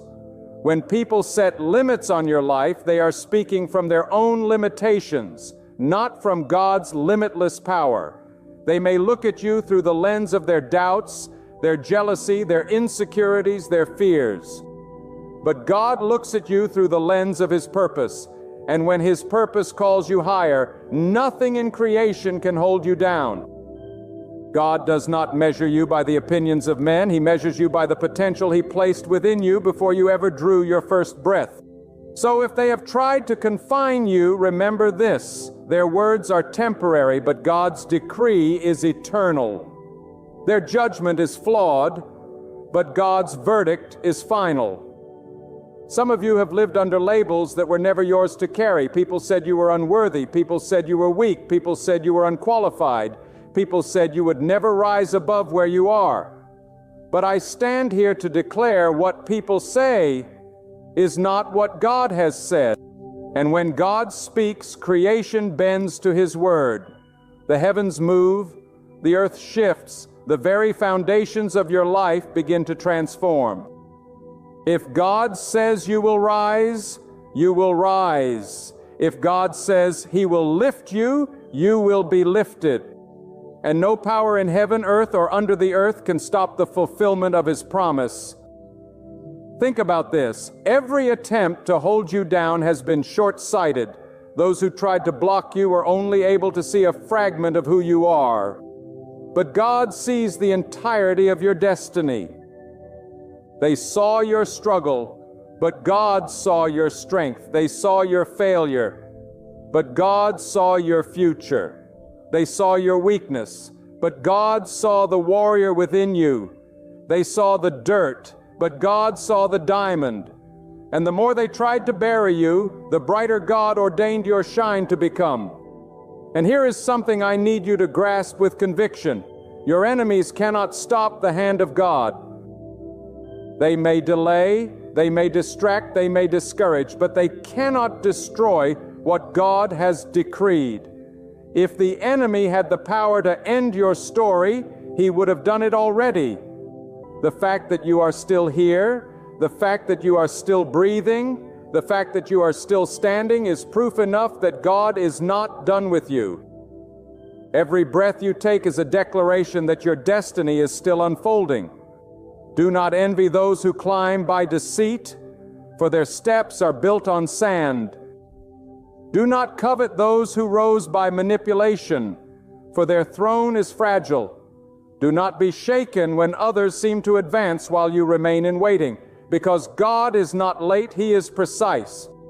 He knows the exact moment when your elevation will not only lift you, but silence the mouths of those who opposed you. When the time comes, your rise will not be by accident. It will be divine orchestration. And when it happens, even your enemies will have to admit this is the hand of God. And I must tell you this, sometimes God allows you to remain down for a season, not because He has forgotten you, but because He is preparing to show the world what only He can do. If He lifted you too quickly, they might say it was luck. If He exalted you too soon, they might say it was your skill. But when He raises you after every voice declared it impossible, when He promotes you after every hand worked against you, when He honors you after every scheme tried to break you, then all glory belongs to Him. So embrace the process. Embrace the midnight hours of silence. Embrace the seasons where you are hidden. For hidden seasons are not wasted seasons. They are protective seasons. God hides you until the time is right, because He knows that premature exposure can destroy destiny. Do not despise the cocoon, for the cocoon is where the butterfly is formed. Do not despise the dark soil, for the soil is where the seed germinates. Do not despise the waiting, for the waiting is where strength is forged. And when the time of revealing comes, you will not rise by your own effort. You will soar by the wind of God. Hear me. The higher the calling, the deeper the preparation, the greater the elevation, the stronger the foundation must be. If God is taking longer with you, it is because He is building something that will not collapse under pressure. And when you finally step into the place He has prepared, no power, no scheme, no enemy will be able to remove you. You see, when God lifts you, He doesn't just place you on a level equal to those who mocked you. He places you above them, not for you to boast, but so that His power will be undeniable. He takes the stone that the builders rejected and makes it the cornerstone. He takes the outcast and sets them among princes. He takes the forgotten and gives them a name that generations will honor. And when this happens, the very people who tried to keep you down will be forced to recognize that it was never you. They were fighting. It was God's plan. They were resisting. There is a moment coming when the weight of every wrong done against you will collapse under the force of God's justice. For too long you have carried the scars of betrayal, the sting of false accusations, the heaviness of rejection. But hear me with clarity. God has already prepared a day of vindication. The tables will turn not by human effort, but by divine power. Those who laughed at your downfall will have to watch your rise. Those who said you were finished will have to witness your fresh beginning. Those who mocked you in the valley will see you crowned on the mountain. Because when God lifts you, it is not a small adjustment. It is a dramatic reversal that only He could orchestrate. Do not be deceived into thinking that the power of men decides your destiny. Authority belongs to God. The promotion you long for rests in His hand, not in the opinions of people. The honor you seek comes from Him, not from the applause of the crowd. And when God decides that your season of elevation has come, He will use even your enemies as stepping stones to raise you higher. Their opposition will become your evidence. Their resistance will become your platform. Their hatred will become your testimony that the power of God cannot be restrained. There is something so profound about the way God works. He does not simply lift you to prove your worth. He lifts you to display His glory.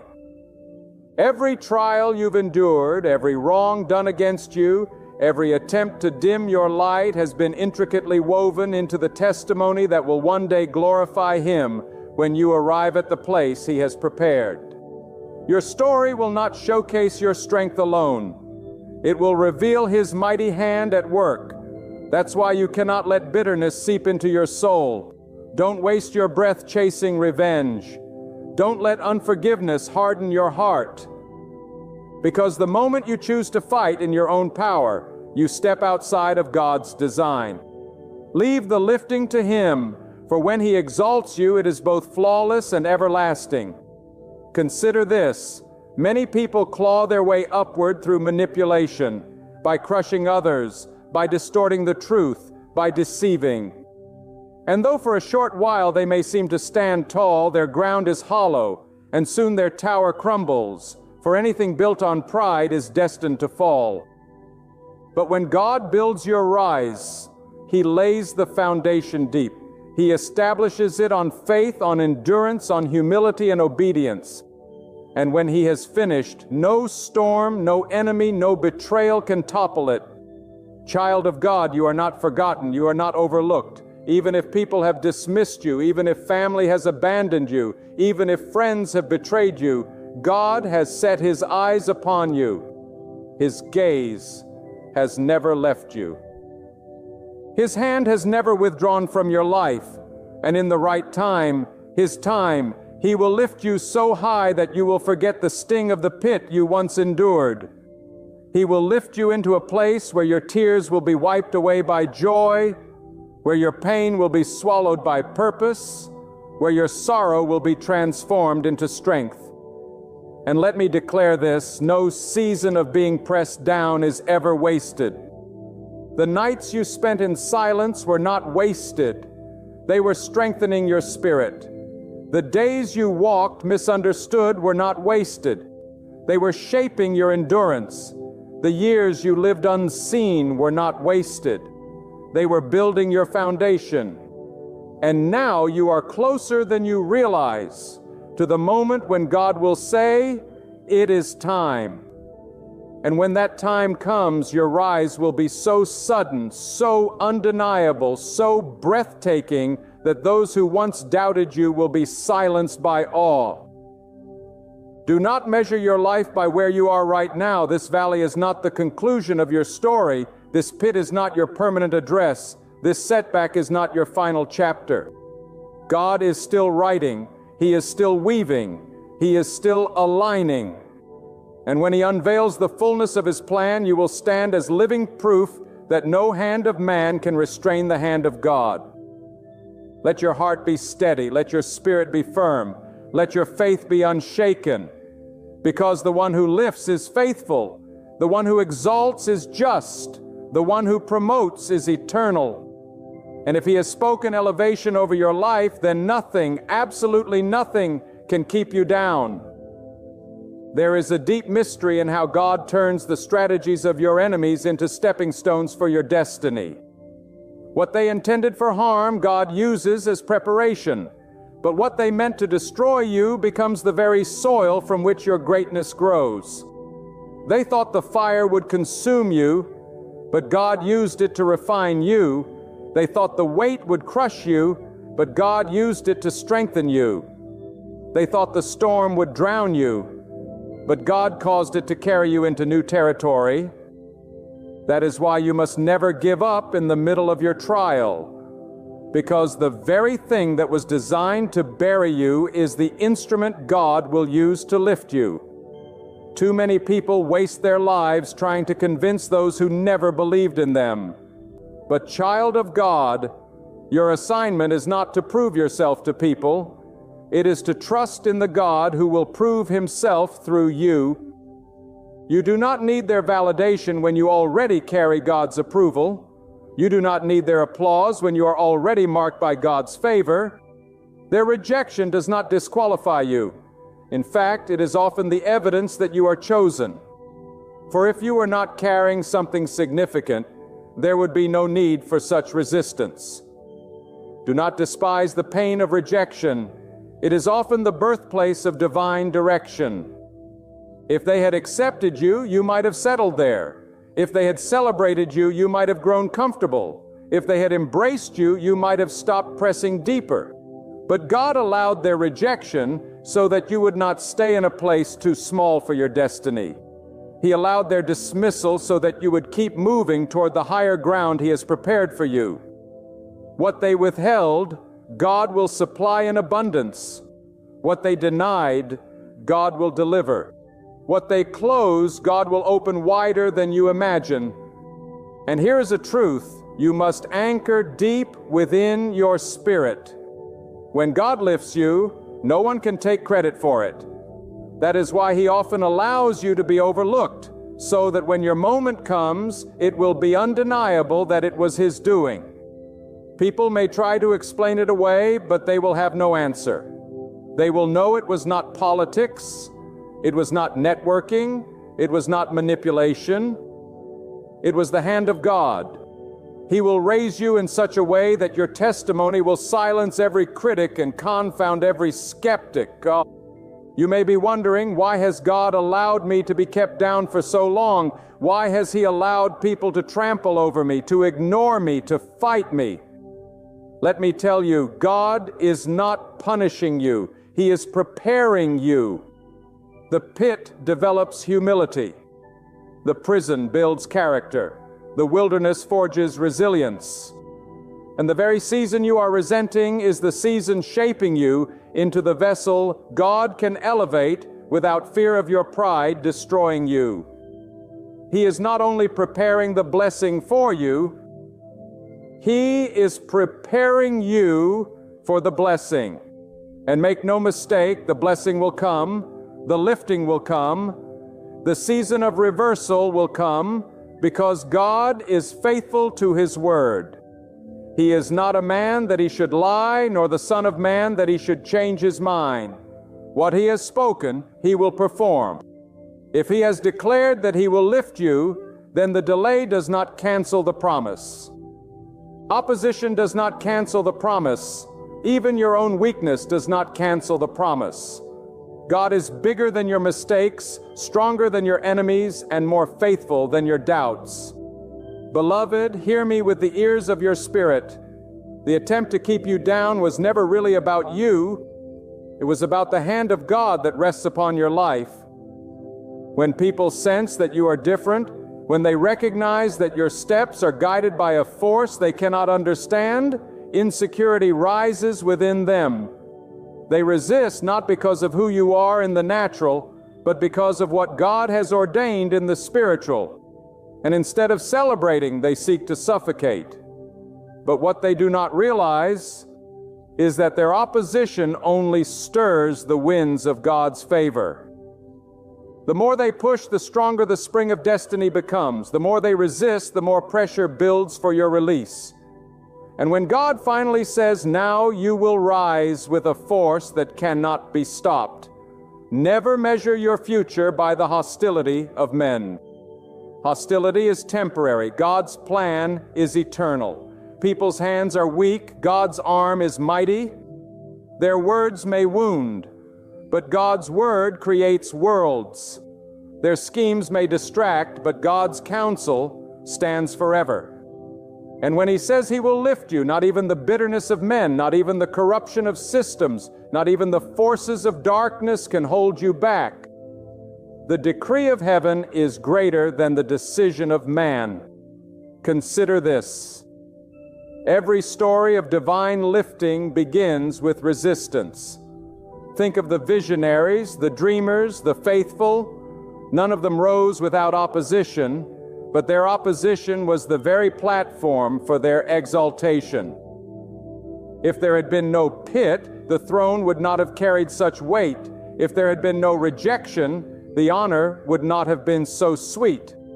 If there had been no betrayal, the victory would not have been so complete. So do not despise your resistance, because it is the stage upon which God will reveal His power. And let me speak with urgency. Do not shrink back because of the smallness others assign to you. Too often people attempt to define your capacity based on their comfort zones. But God does not measure you by their limitations. He measures you by His intention. If He has called you to rise, then rise you must, no matter who cannot understand it. If He has decreed expansion, then expand you will, no matter who feels threatened by it. If He has marked you for greatness, then great you shall be, no matter who prefers you small. You must stop apologizing for the favor of God upon your life. You must stop dimming your light to make others comfortable in their darknesses. You must stop bowing to the voices that say, stay down, stay quiet, stay invisible. For God has said, I will lift you. And when He lifts you, He does not ask permission from those around you. He does not submit His plan to a council of critics. He acts according to His will, and His will is unshakable. Do not waste another tear over those who walked away. Do not mourn endlessly over those who betrayed you. Their absence is not your loss, it is your liberation. God allowed them to go because they could not carry the weight of where He is taking you. Their hands would have tried to hold you down even in your rising. Their voices would have tried to drown out your testimony even in your breakthrough. So God in His mercy removed them so that when He lifts you, your focus will be on Him alone. And let us never forget the purpose of your lifting is not merely your comfort, it is His glory. God will lift you so that nations may see His power. He will raise you so that generations may know His faithfulness. He will exalt you so that even your enemies will say, surely this was the work of God. Your life will become a living testimony, a loud declaration that no weapon formed against you can prosper when God Himself is for you. And here is a truth that should burn within your heart.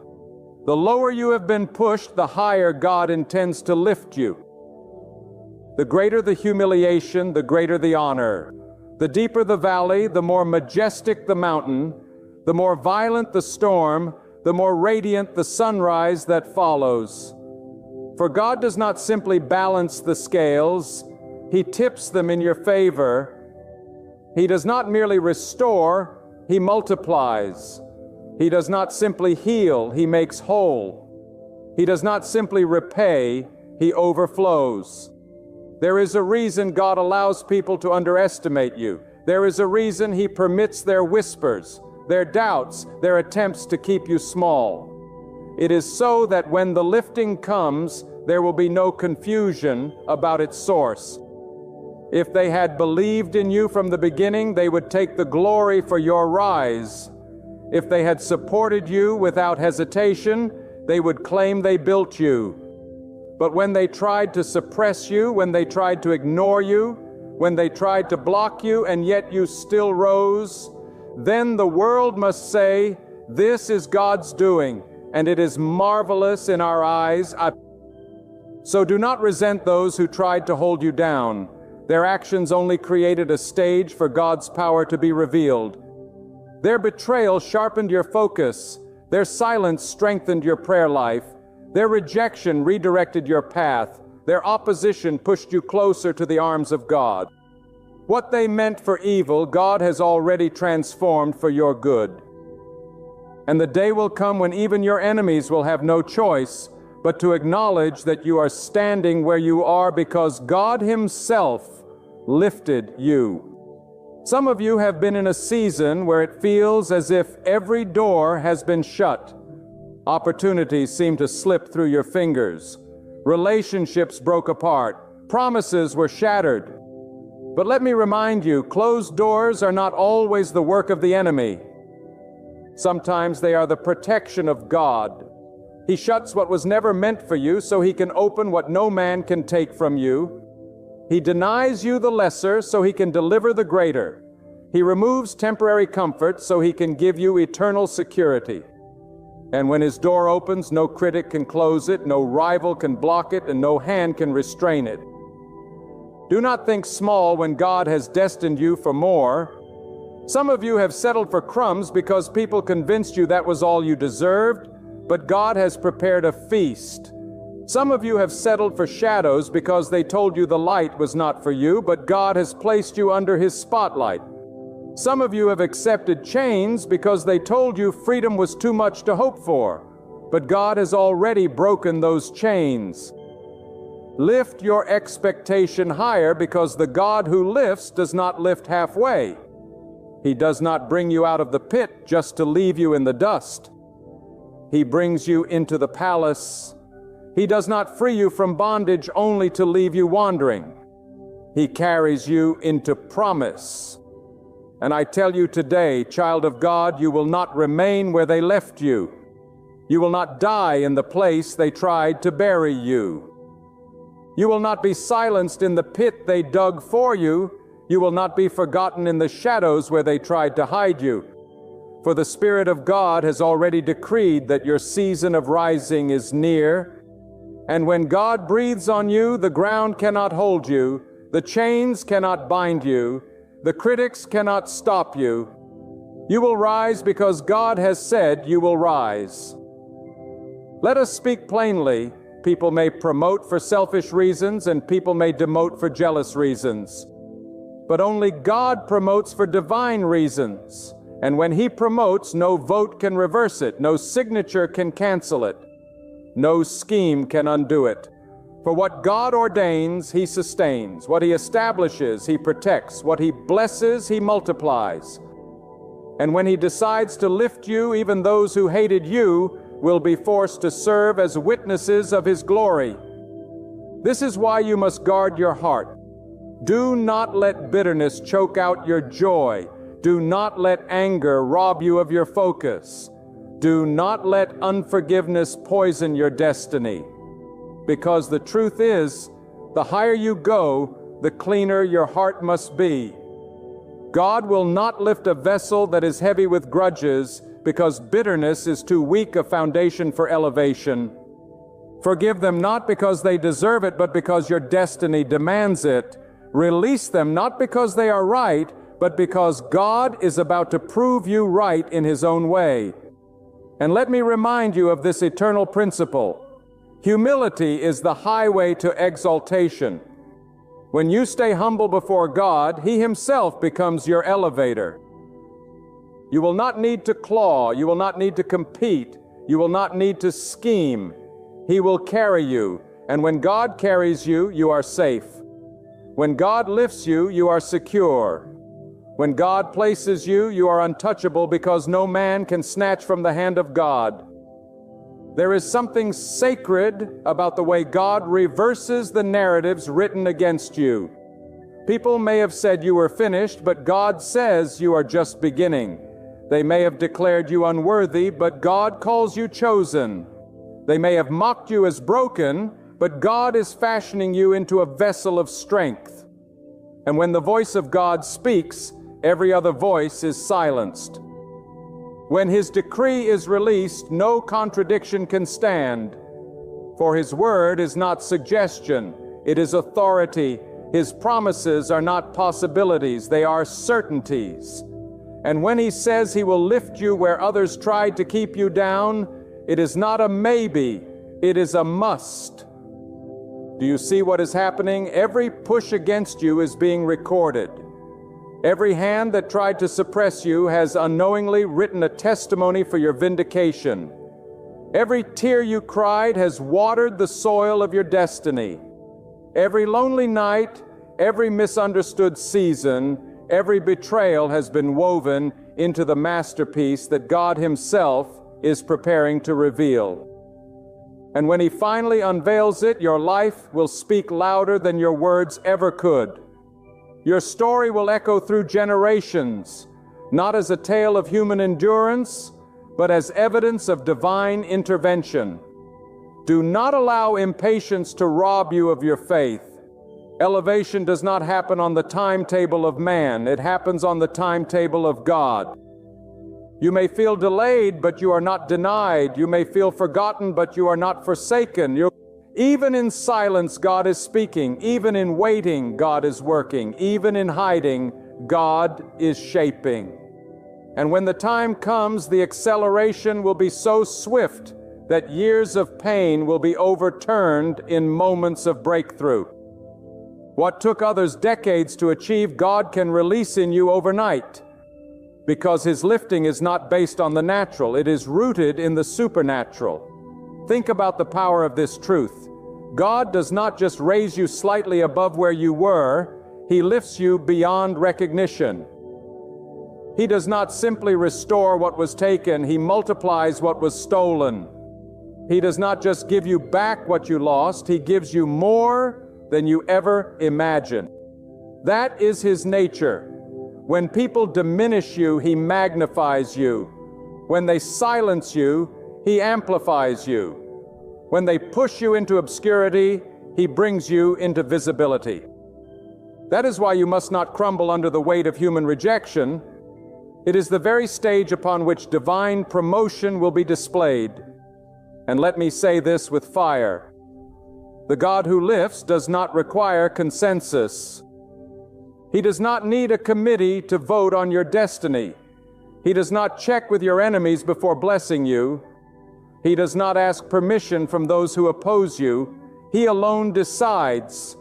And when He decides, His will cannot be overturned. The same people who said you will never rise will be forced to witness your elevation. The same ones who whispered, "You are finished," will see you standing in a place of honor they never dreamed possible. But I must also remind you, when God lifts you, the lifting is not only for you, it is for His glory. He raises you so that through your life, others will know that He alone is God. He exalts you so that those watching will see that faithfulness is never in vain. He honors you so that the world may learn that no one who trusts in Him will ever be put to shame. Your rising is not just personal, it is prophetic. It is a declaration to every eye that sees you that the hand of God is mighty, faithful, and true. And hear this, you are not being lifted just to escape your pain, you are being lifted to fulfill your purpose. You are not being raised merely so your enemies can be silenced. You are being raised so God's name can be glorified. This is why you must keep your heart pure in the process. Do not let the poison of bitterness enter your spirit. Do not let vengeance consume you. For if God is the one who lifts, then only God deserves the glory. They may have tried to silence you, to hold you back, to erase your name from memory, yet the very pit they dug for your downfall has become the soil where your destiny will take root and flourish. The chains they fastened on you are now the very evidence of your freedom. The rejection they hurled at you has become undeniable proof that God Himself has accepted you. Soon you will look back and declare, "I am grateful for the affliction, because in the midst of my pain I discovered the hand of God, lifting the humble and seating them among rulers." So raise your eyes today. Stop staring at the dirt where they tried to trample you. Fix your vision on the heavens, where your help comes from, and stand with unshakable faith. Your journey does not conclude where others attempted to bury you. It concludes where God chooses to exalt you. And once He lifts you up, no force in this world or the next will ever have the power to pull you down again. Have you noticed that God often reveals Himself in the moments and places you least anticipate? Have you ever sat in your darkest hour when the silence felt endless, when every door was locked, when every chance seemed gone, only to sense a shift, a stirring, something far greater than you ever dreamed? My friend, that wasn't luck. That wasn't coincidence. That was God Himself setting the stage to bless you right where you thought nothing could grow. God is preparing to release a blessing in the most unlikely of places. Not where the world told you to expect it. Not in the places where the crowd gathers. Not in the safe zones of life. But in the very corners of your existence you thought had no value, no hope, no purpose. God is about to turn the wilderness into a spring, the desert into a garden, the silence into a song. And if you dare to believe it, if you dare to lift your eyes beyond what you can see, you will witness the hand of God moving in ways that no human plan could orchestrate. Too many people are waiting for their blessing in the same predictable places. They think if they network with the right people, if they climb the right ladder, if they sit at the right table, their lives will finally change. But God does not need permission from people to elevate you. God does not need a recommendation letter or an invitation card. God blesses in ways that defy logic, in places that shock the proud, in ways that silence the critics. God's blessing is not tied to your background, your education, or your bank account. God's blessing is tied to His power, and His power knows no limits. That is why when He moves, He will bless you in unexpected places so that no man, no woman, no system can take the credit. Think of it. How many times in your life have you cried out for a breakthrough and you thought it would come from one direction, only to see it come from another? That is because God is not confined to the pathways of human expectation. God is not bound by the maps you draw. He does not walk only through the doors you see. God carves His own roads through the wilderness. He raises rivers through the valleys, and He places fountains and deserts that men declared lifeless. When you think the story is over, God writes another chapter. When you think the curtain has fallen, God lifts it again. And when you think the crowd has left, God brings His presence to fill the silence. You see, the beauty of God's blessing is that it is often hidden where you are least likely to look. It's wrapped up in the trial that was supposed to destroy you. It's buried in the rejection that broke your heart. It's disguised in the delay that tested your patience. It's hidden in the silence where you thought you were abandoned. But in those unexpected places, God shows His glory. He shows that He alone is the source. He shows that you are not forgotten. You are not forsaken. You are not invisible. The hand of God will find you even in the lowest valley, and it will lift you in a way that shocks the world. This is why you cannot give up when life feels barren. This is why you cannot walk away when doors slam in your face. For every closed door is only a setup for a greater entrance. For every rejection is only a redirection toward God's appointed place for you. For every wilderness is only the soil where God will plant a seed that will bloom at the right season. You see, God's timing is never late, and His blessing is never small. He blesses in ways that overturn the logic of man because He wants you to know it was Him. And here is the truth. The reason God blesses in unexpected places is because He wants to teach you dependence. If He only blessed you where you expected, you might confuse His power with your planning. But when He blesses you where you never thought to look, You know it was not your effort, not your wisdom, not your connection. You know it was God.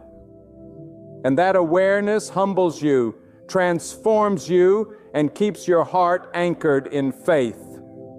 My friend, you may be sitting in what feels like a barren place right now. Maybe it is a broken relationship. Maybe it is a financial struggle. Maybe it is a dream that seems buried under the weight of delay. But I am here to tell you that God is not finished. That desert you are in today could become the very ground of your greatest blessing. That rejection you endured may become the stage of your greatest elevation. That silence you feel may be the very preparation for the loudest testimony of your life. Do not despise the unexpected places, because it is there that God works wonders. God is about to bless you in unexpected places because He knows how to prepare the stage for His glory. When God moves, He does not seek the approval of men, nor does He follow the patterns of society. God chooses the places that seem unworthy. He chooses the people that seem unlikely. And He pours out His power in ways that confound the wisdom of the proud. That is why you must never despise the small beginnings. Never underestimate the quiet seasons. Never curse the deserts of your life. For it is often in those hidden, humble, overlooked places that God establishes His most powerful blessings. The problem with many people is that they expect blessings to arrive dressed in luxury, announced with trumpets visible to the crowd. They expect elevation to come with applause, with open arms, with visible honor. But God often packages His blessings in silence, in trials, in forms that look nothing like what you prayed for. Sometimes the blessing looks like a storm at first. Sometimes it looks like loss. Sometimes it looks like rejection. But hidden inside what appears as pain is the seed of your greatest promotion. If you have the faith to endure, you will see that what you thought was the end was only the preparation for God's unveiling. Hear me well. God delights in showing His power where human strength collapses. He delights in lifting the one who was forgotten. He delights in turning the overlooked one into the vessel of His glory. Why? Because when the blessing shows up in that unexpected place, there is no other explanation except God. That way you cannot bow to man. You cannot give glory to a system. You cannot attribute your success to coincidence. You will know deep in your soul that only the hand of God could have done it. And some of you listening right now, you have been walking through seasons of drought. You've been asking, God, when will you show up? When will the breakthrough arrive? When will the pain end? You've been waiting for doors to open where you once knocked.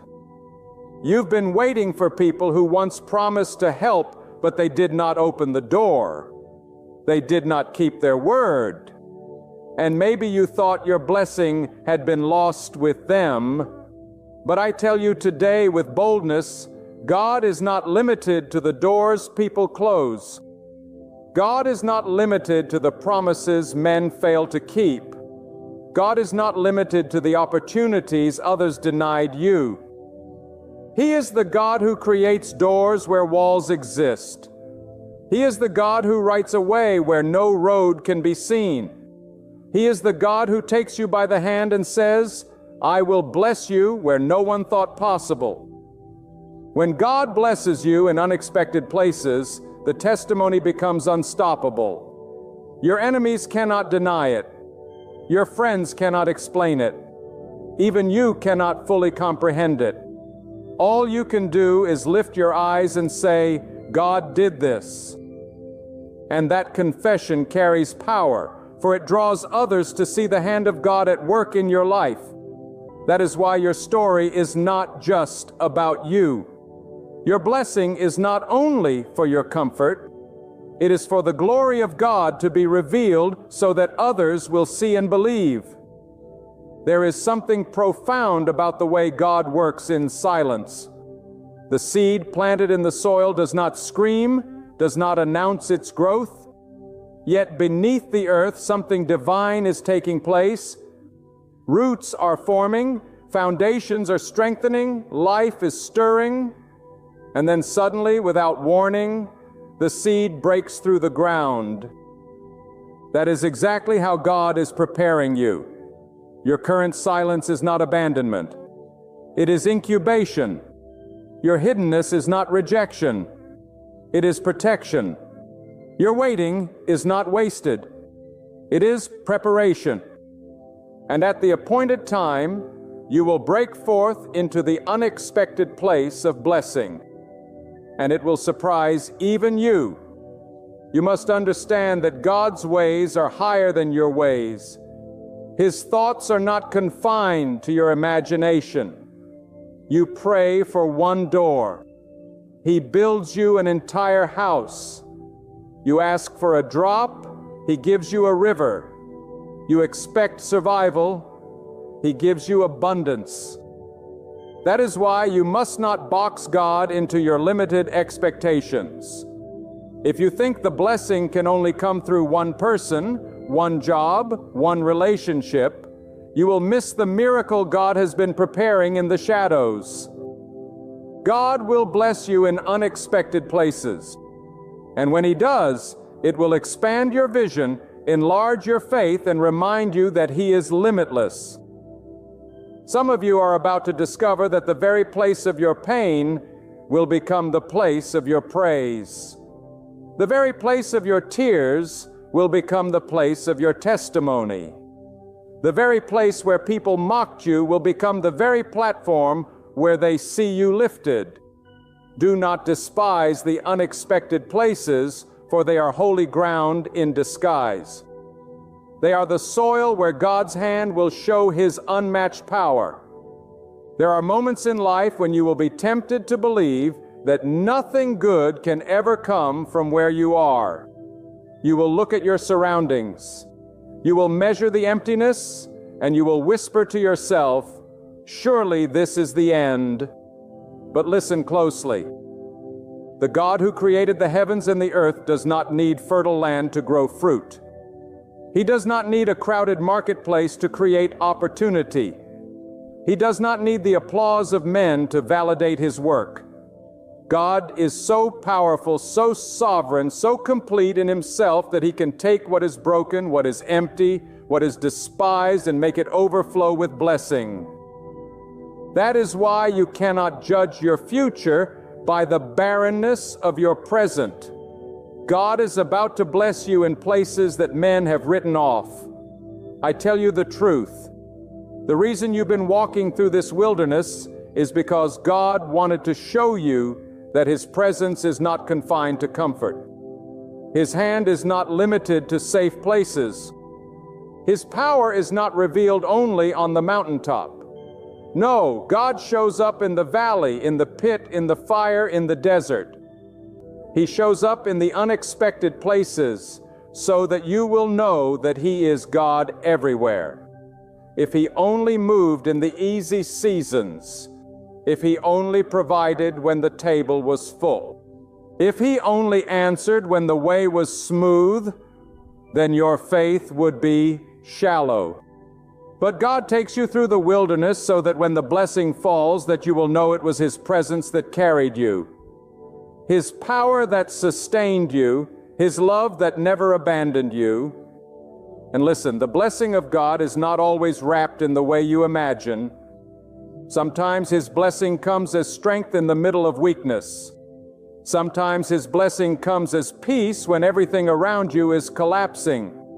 Sometimes His blessing comes as clarity in the fog of confusion. Sometimes His blessing is not what He gives you, but what He removes from you. The people who drained your spirit, the opportunities that would have destroyed you, the path that looked appealing but led to disaster. Do not despise those removals, because they are blessings in disguise. God knows how to bless you in ways that protect you, even if at first they feel painful. My friend, the unexpected place is not a mistake. It is not an accident. It is a divine appointment. God has arranged for your breakthrough to come from places you did not anticipate, so that when it happens, your testimony will be undeniable. Think of how many times in your past you thought you had lost, only to realize later that God had saved you from something far worse. Think of the times you thought the door closed on you, only to find a greater door waiting down the road. This is the pattern of God. He is not predictable, but He is always faithful. He does not always work the way you expect, but He always works for your good.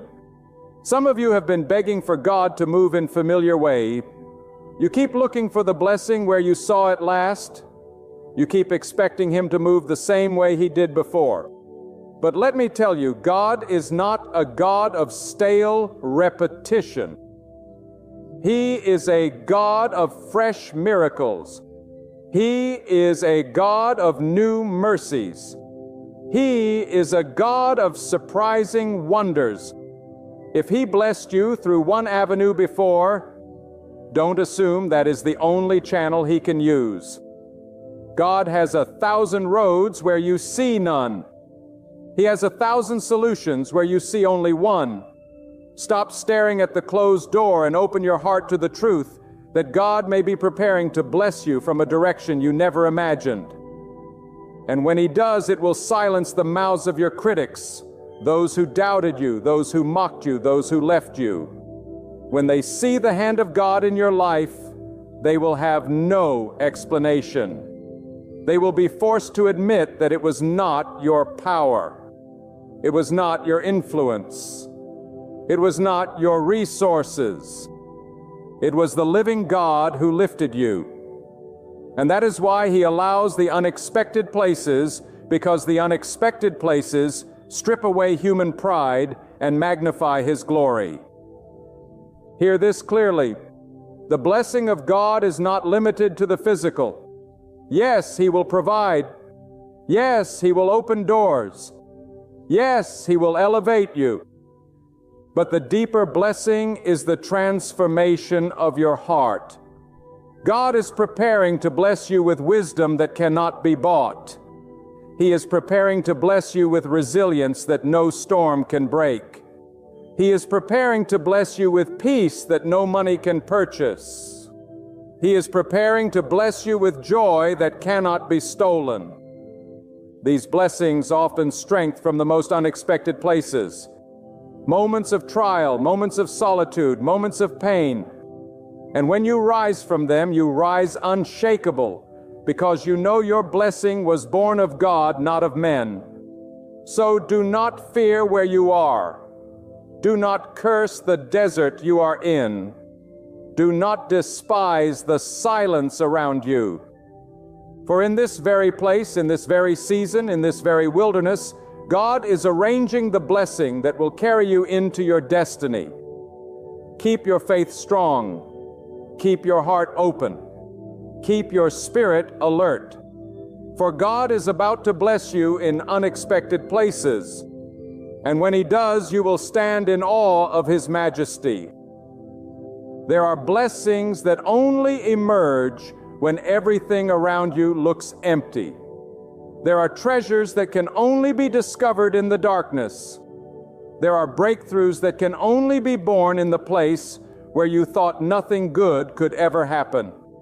And this is the mystery of God, that He takes what others overlook, what others discard, what others mock, and He turns it into a testimony that cannot be denied. That is why you must never measure your life by appearances.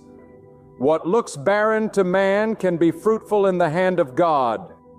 What looks finished to you can be the very soil where God plants a new beginning. You see, when God decides to bless you in unexpected places, He is not simply giving you a gift. He is revealing His sovereignty. He is showing the world that His power cannot be contained. His will cannot be blocked. His purposes cannot be canceled. Even when others rise against you, even when the world closes its doors, even when the enemy whispers defeat, God still has the final word. And when He speaks, no voice can silence Him. When He acts, no power can resist Him. When He blesses, no hand can block Him. That is why you must not be afraid of the valleys, because valleys are the very places where God's glory is often revealed. Think of it this way: if blessings always came in expected places, your faith would never grow. You would never stretch beyond what you seek.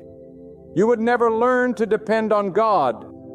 But it is when He blesses you in the unexpected that your faith deepens, your humility increases, and your awareness of His greatness becomes unshakable. The unexpected blessing does not just lift your life, it transforms your soul. It teaches you that every step is guided, that every season is purposeful, that every wilderness has meaning. And some of you right now are standing in the middle of what feels like desolation. You're asking yourself, can anything good come from this? Can God really bless me here? And I declare to you with boldness, yes, He can, and yes, He will. For God is known for transforming graves into gardens, ashes into splendor, and barren deserts into flowing rivers. He is known for raising up the overlooked, taking those the world disregards, and placing them in positions no one ever imagined. He is known for using the most unexpected places to display the brilliance of His glory. And your story is about to join that legacy. Let me be clear. Don't allow your present struggle to deceive you. Don't let the darkness around you whisper that God has disappeared. Often the truest sign of His presence is not that the storm vanishes, but that He gives you the strength to withstand it. At times, the greatest blessing isn't the fire being extinguished, but the shield of protection He wraps around you while you walk through it. And when the fire is over, when the storm passes, you emerge stronger, wiser, purer, because God blessed you in the very place where you thought you were about to be destroyed. The blessing of God in unexpected places carries a deeper purpose. It is not only to lift you, but to awaken you. It is not only to give to you, but to change you. When you experience the hand of God in the place where you least expect it, your eyes are open in a way they never were before. You see that He is not confined to human logic. You see that He is not limited by human timelines. You see that He is not restricted by human approval.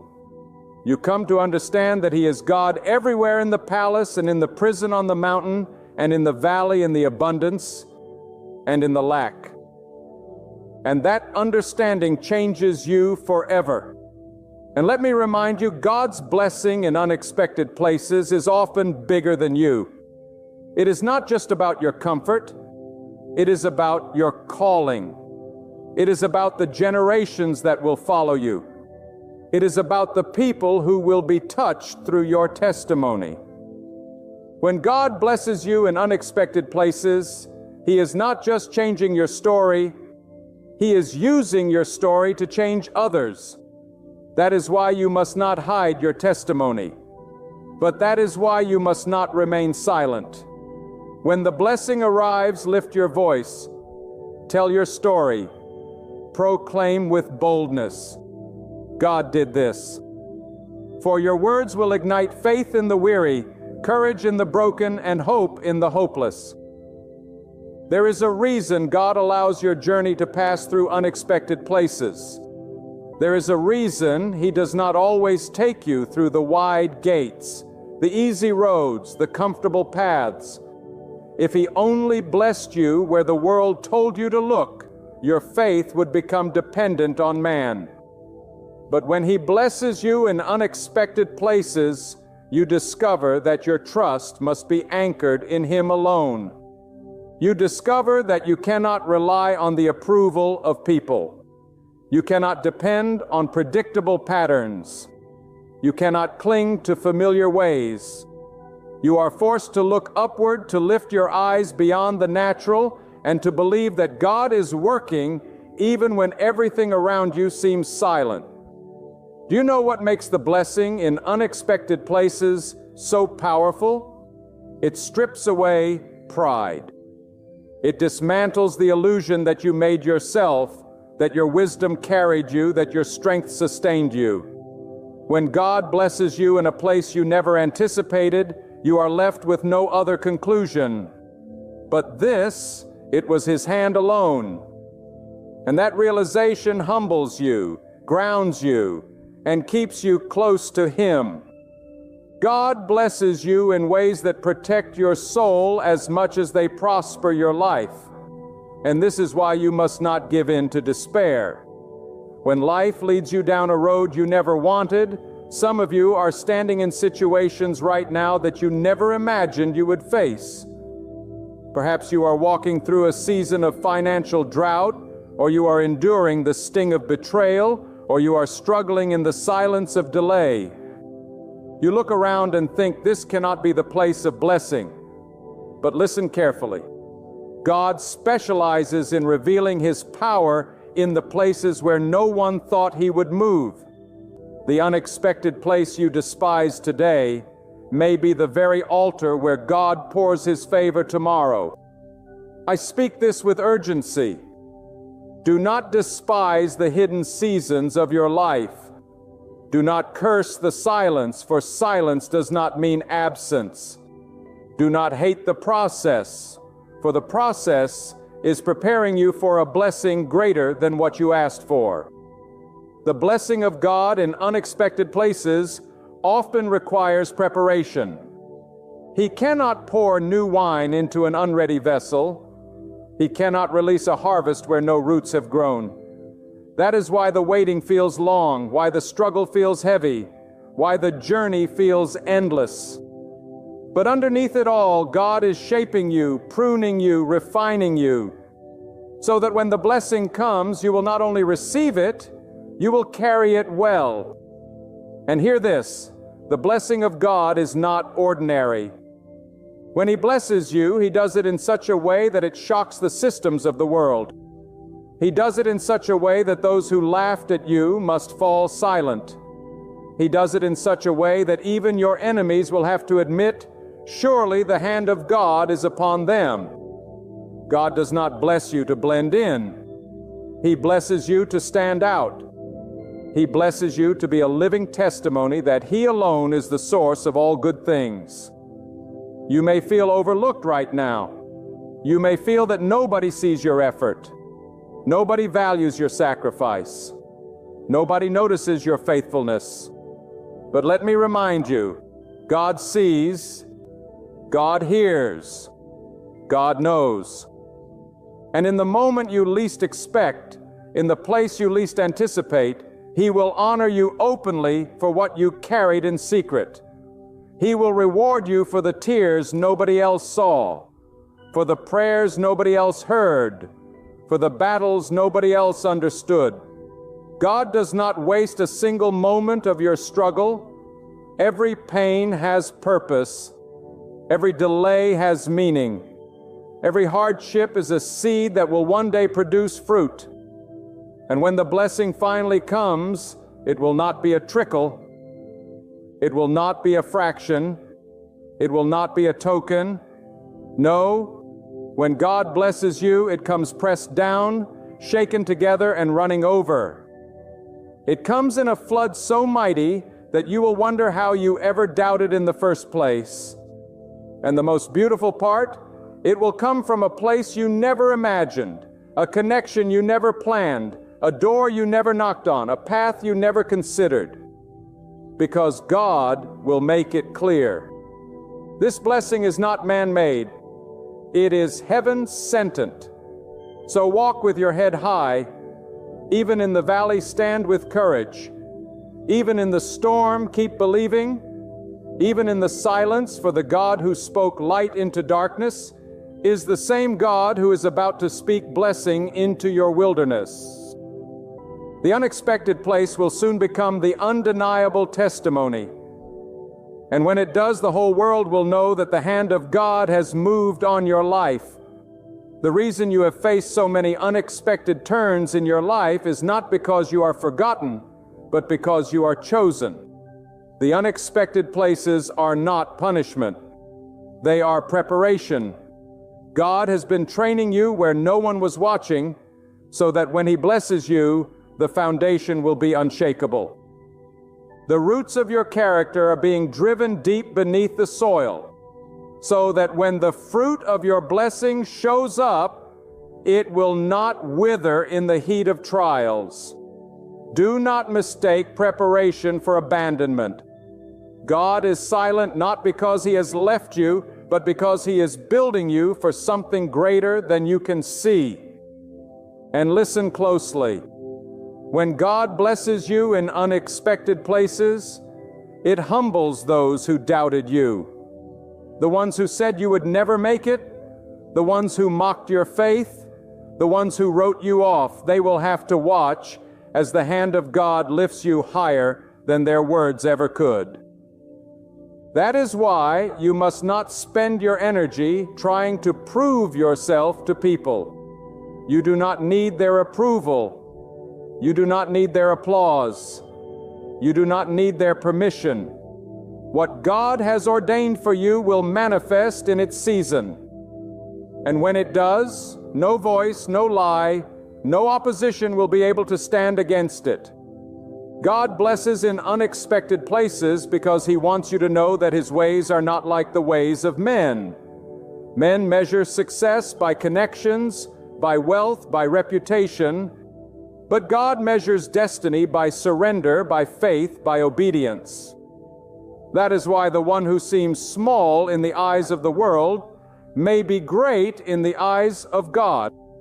That is why the one who seems disqualified to people may be the very vessel chosen by heaven. God does not search for the perfect. He chooses the willing, and when He blesses beyond every limitation, so that the world is forced to acknowledge His power. Some of you have been asking, why here? Why now? Why in this place of brokenness? And the answer is this: because God wants to reveal Himself where no one else can take credit. If your blessing came from expected places, you would share the glory with others. You would say it was your effort, your plan, your wisdom. But when the blessing comes from the most unlikely direction, you cannot explain it. You can only worship. You can only lift your hands and say, God, this is you, only you. That is why the unexpected places are sacred ground, because they strip away all pride and reveal the sovereignty of God. Let me tell you something powerful. The unexpected place is where faith matures. Anyone can believe when the road is clear, when the path is smooth, when the signs are visible. But real faith is forged in the silence, in the waiting in the dry seasons where nothing seems to grow. Real faith is believing when you have no evidence, trusting when you have no clarity, holding on when you have no strength left. And it is in those moments, in those barren landscapes, that God shows up with blessings that not only meet your need, but exceed your imagination. Do not underestimate the God you serve. He does not simply restore, He multiplies. He does not simply repair, He makes new. He does not simply answer, He overwhelms. And often His multiplication, His renewal, His overwhelming abundance comes not where you thought it would, but where you never dreamed it could. That is why you must stay open, stay watchful, stay expectant. Because the place you least expect may become the place where God changes your entire life. Think of your pain, how heavy it has been, how deep it has cut. Now understand this: God can turn that very pain into purpose. Think of your loneliness, how empty it has felt, how cold the nights have been. Now know this: God can turn that loneliness into divine encounter. Think of your rejection.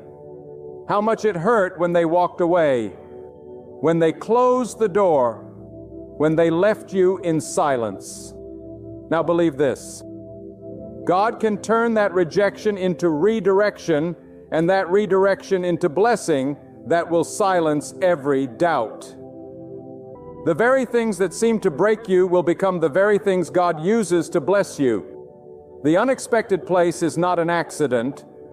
It is the theater of God's glory. It is where He proves that His power is not bound by human design. It is where He shows you that the ground others called barren was simply waiting for His word to release life. When God speaks, even the desert must bloom. When God commands, even the storm must bow. When God decides, even the chains that held you for years must shatter in an instant. And that is why you must never look at your life through the lens of impossibility. What is impossible for man is only a canvas for God to demonstrate His power. Many of you have been carrying wounds in silence. You've walked through seasons where you thought, if anyone knew what I have endured, they would not believe I survived. And yet, here you are. Here you stand. You are living proof God sustains even in unexpected places. Do you see what that means? If He carried you this far, He is not finished. If He gave you breath for today, He has blessing prepared for tomorrow. If He held you in the valley, He will surely lift you to the mountain. The God who kept you in the shadows is the same God who will bless you in the light. But you must understand something. The blessing of God is never shallow. It does not come simply to make you comfortable. It comes to make you purposeful when He blesses you in unexpected places. It is not only to lift your head, but to lift your calling. It is not only to fill your hand, but to enlarge your heart. He blesses you so that you may become a blessing, so that your testimony becomes the seed of faith in someone else's desert. That is why the unexpected place matters, because it transforms your story into a beacon for others still wandering in the dark. Do not be surprised when the people who walked away suddenly see you rising. Do not be shocked when those who dismissed you suddenly hear your name in rooms you've never entered. This is how God works. He blesses you in unexpected places to show the world that no man has the final say. They may have written you off, but God has written you in. They may have counted you out, but God has counted you worthy. They may have turned their backs, but God has turned His face toward you. And when God's face shines upon you, no darkness can prevail. I speak boldly to you now. Your current struggle is not the conclusion of your story. It is the seedbed of your breakthrough.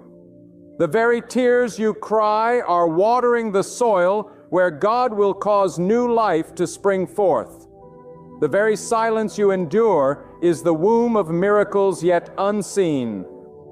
The very rejection you suffered is positioning you for acceptance in places you never thought possible. What you thought would destroy you is the very thing God will use to deliver you into destiny. That is why you cannot quit. You cannot faint. You cannot give up now. The unexpected blessing is nearer than you realize. And here is something you must hold tightly in your spirit. God often allows the blessing to come when you are least prepared in your own strength, because He wants you to know that it was never your strength that brought it to pass. If you had been ready by your own power, you would have claimed the credit. But when you are at your weakest, when you are at your lowest, when you are at the end of yourself, that is when God moves with power. Though undeniable that no man can glory in it, that is when He blesses you in unexpected places. This is why you must learn to praise Him even in the barren place. Do not wait until the blessing manifests to lift your voice. Praise Him now in the silence. Praise Him now in the waiting. Praise Him now in the wilderness. Because your praise in the dry place is proof that your faith does not depend on sight. It is proof that you trust the giver more than the gift. And that kind of faith always draws the blessing of God. That kind of faith always opens the unexpected doors. That kind of faith always invites the power of heaven into the most unlikely places. So, hear me. The unexpected place is not your prison. It is your platform. It is not your defeat. It is your preparation. It is not your ending. It is the beginning of something greater than you have ever known. And when the blessing arrives, it will not only lift you, it will lift everyone connected to you. It will ripple through your family, through your community, and through every life that witnesses what God has done. For the blessing of God never stays contained. It overflows. The unexpected place is the very ground where God reveals His ability to take what seems worthless and transform it into something priceless. Look closely at your life. How many chapters did you think were wasted? How many seasons did you think had no value? And yet when you look back, those very moments shaped you, strengthened you, and positioned you for where you stand today. Do you see the pattern? God wastes nothing. Even the pain becomes part of the process.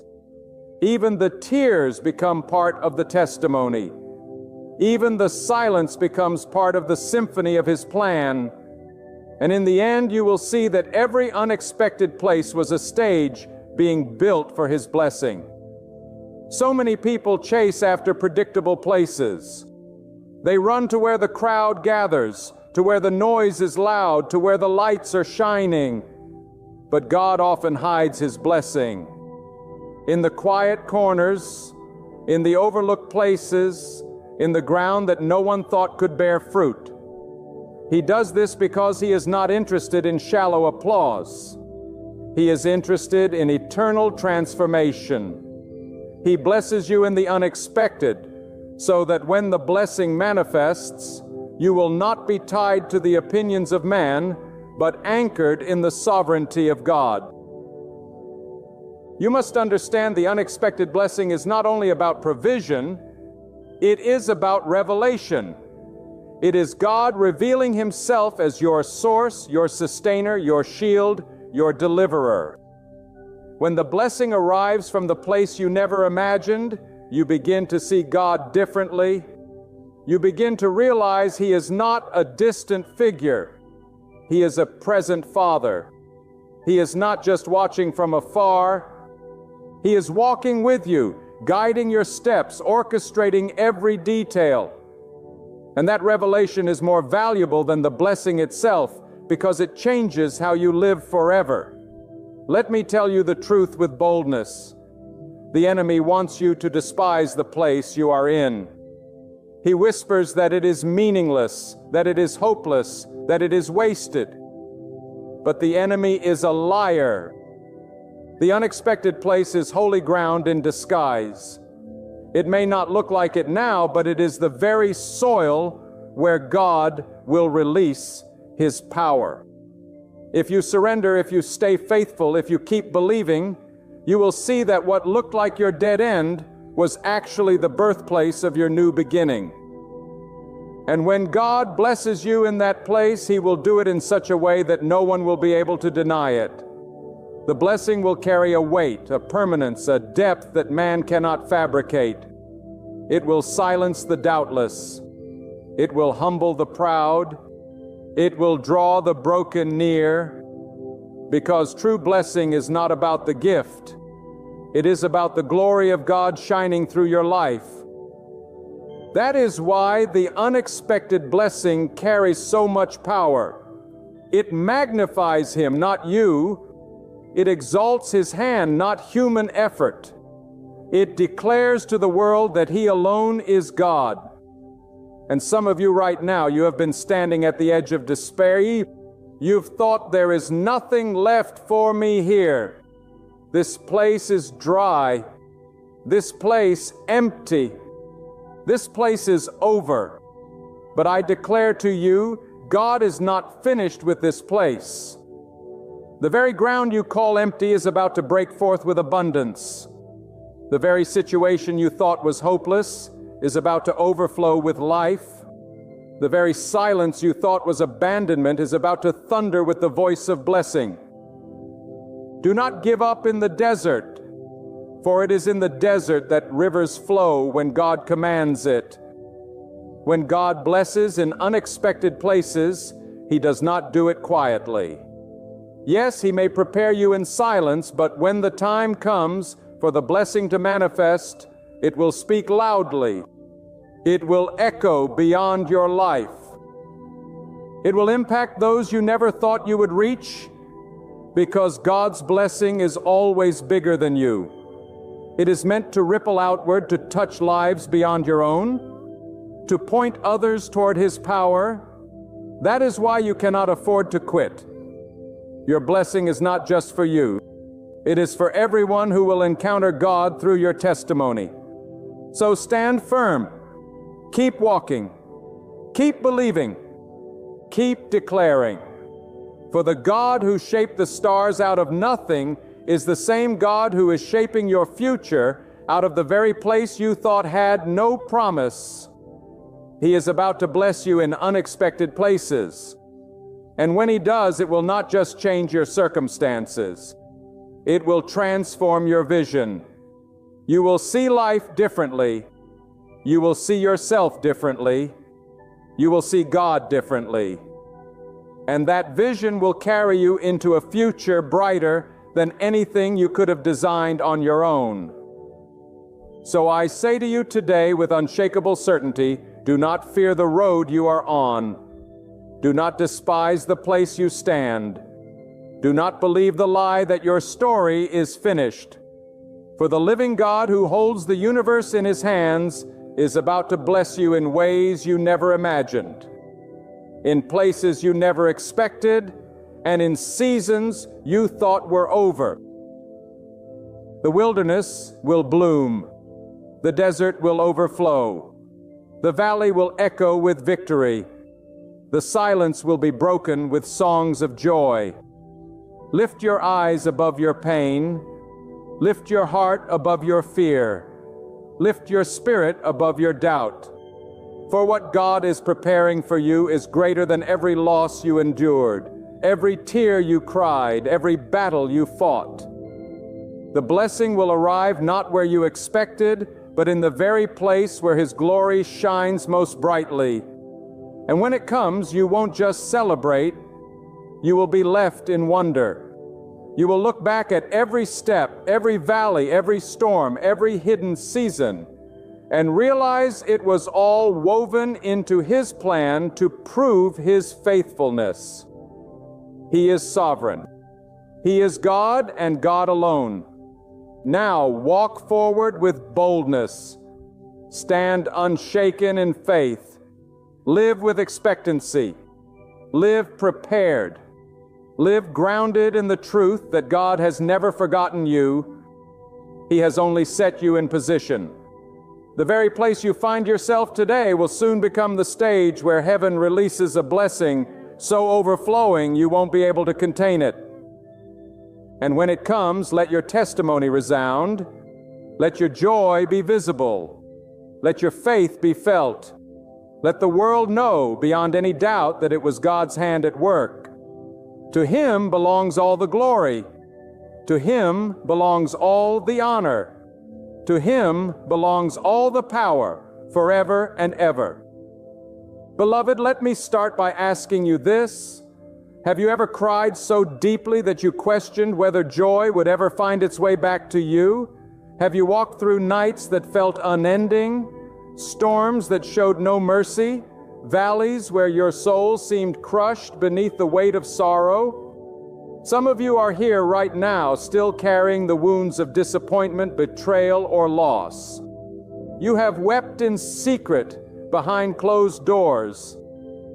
You have whispered prayers through trembling lips. You have wondered if God truly heard you in those shadowed hours. But take hold of this truth with everything in you. God is turning the page to a chapter of joy. Your story does not end with your season of tears. The ink of His mercy still flows, and the next page is already written with a light your current darkness cannot overcome. Every tear you shed was seen and counted by the hand of God. When you felt abandoned, He was closer than your own breath. The very moments when you thought your pain would consume you were the very moments God was preparing a breakthrough. Your tears were not wasted. They were seeds planted in the soil of faith, and God does not allow the soil of your suffering to remain barren. There is a harvest of joy, and it is nearer than you think. For every tear that has watered the ground of your life, God has written a promise of restoration. For every sleepless night, He has marked a dawn of rejoicing. For every broken dream, He has prepared a future beyond what your mind can imagine. The enemy wants you to believe that your season of tears defines you. He whispers that the pain is permanent, that the scars will never fade, that your life has been reduced to fragments. But God declares something greater. God declares that the scars are not the end, but the evidence of survival. They are proof that you passed through the fire and were not consumed, that you walked through the flood and did not drown. The hand of God sustained you when your own strength failed. And because you endured, because you refused to give up, even in your weakness, God is ushering you into a chapter of joy that no force of darkness can close. Some of you have lived years under the shadow of sorrow. You have carried wounds from relationships, from failures, from betrayals that cut deeply into your soul. You may feel as though the story of your life is one long lament. But let me tell you today with conviction, the pen is still in God's hand. The next chapter is not sorrow, but not defeat, not despair, but hope. Your tears have been temporary. Your grief has been a night season. But God has promised a morning of gladness. Morning always comes whether the night wants it to or not. And God Himself is commanding the dawn to break over your life. Think of how many times in your life you thought it was over. Yet here you are, still breathing, still standing. You thought you could not survive that heartbreak, yet your heart still beats. You thought you could not endure that disappointment, yet your feet are still planted. You thought the loss would destroy you, but it refined you. This is not by accident. This is not by chance. This is the faithfulness of God at work in your story.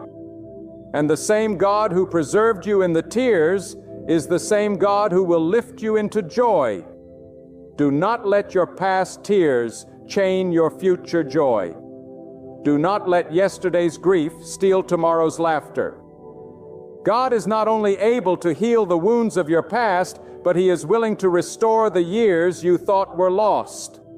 The God who created time can redeem it. The God who spoke galaxies into existence can rewrite your story. What seemed wasted will become fruitful. What seemed broken will become whole. What seemed hopeless will become a testimony of His power. Some of you need to hear this. The pain you endured was preparation. The sorrow was shaping you for strength.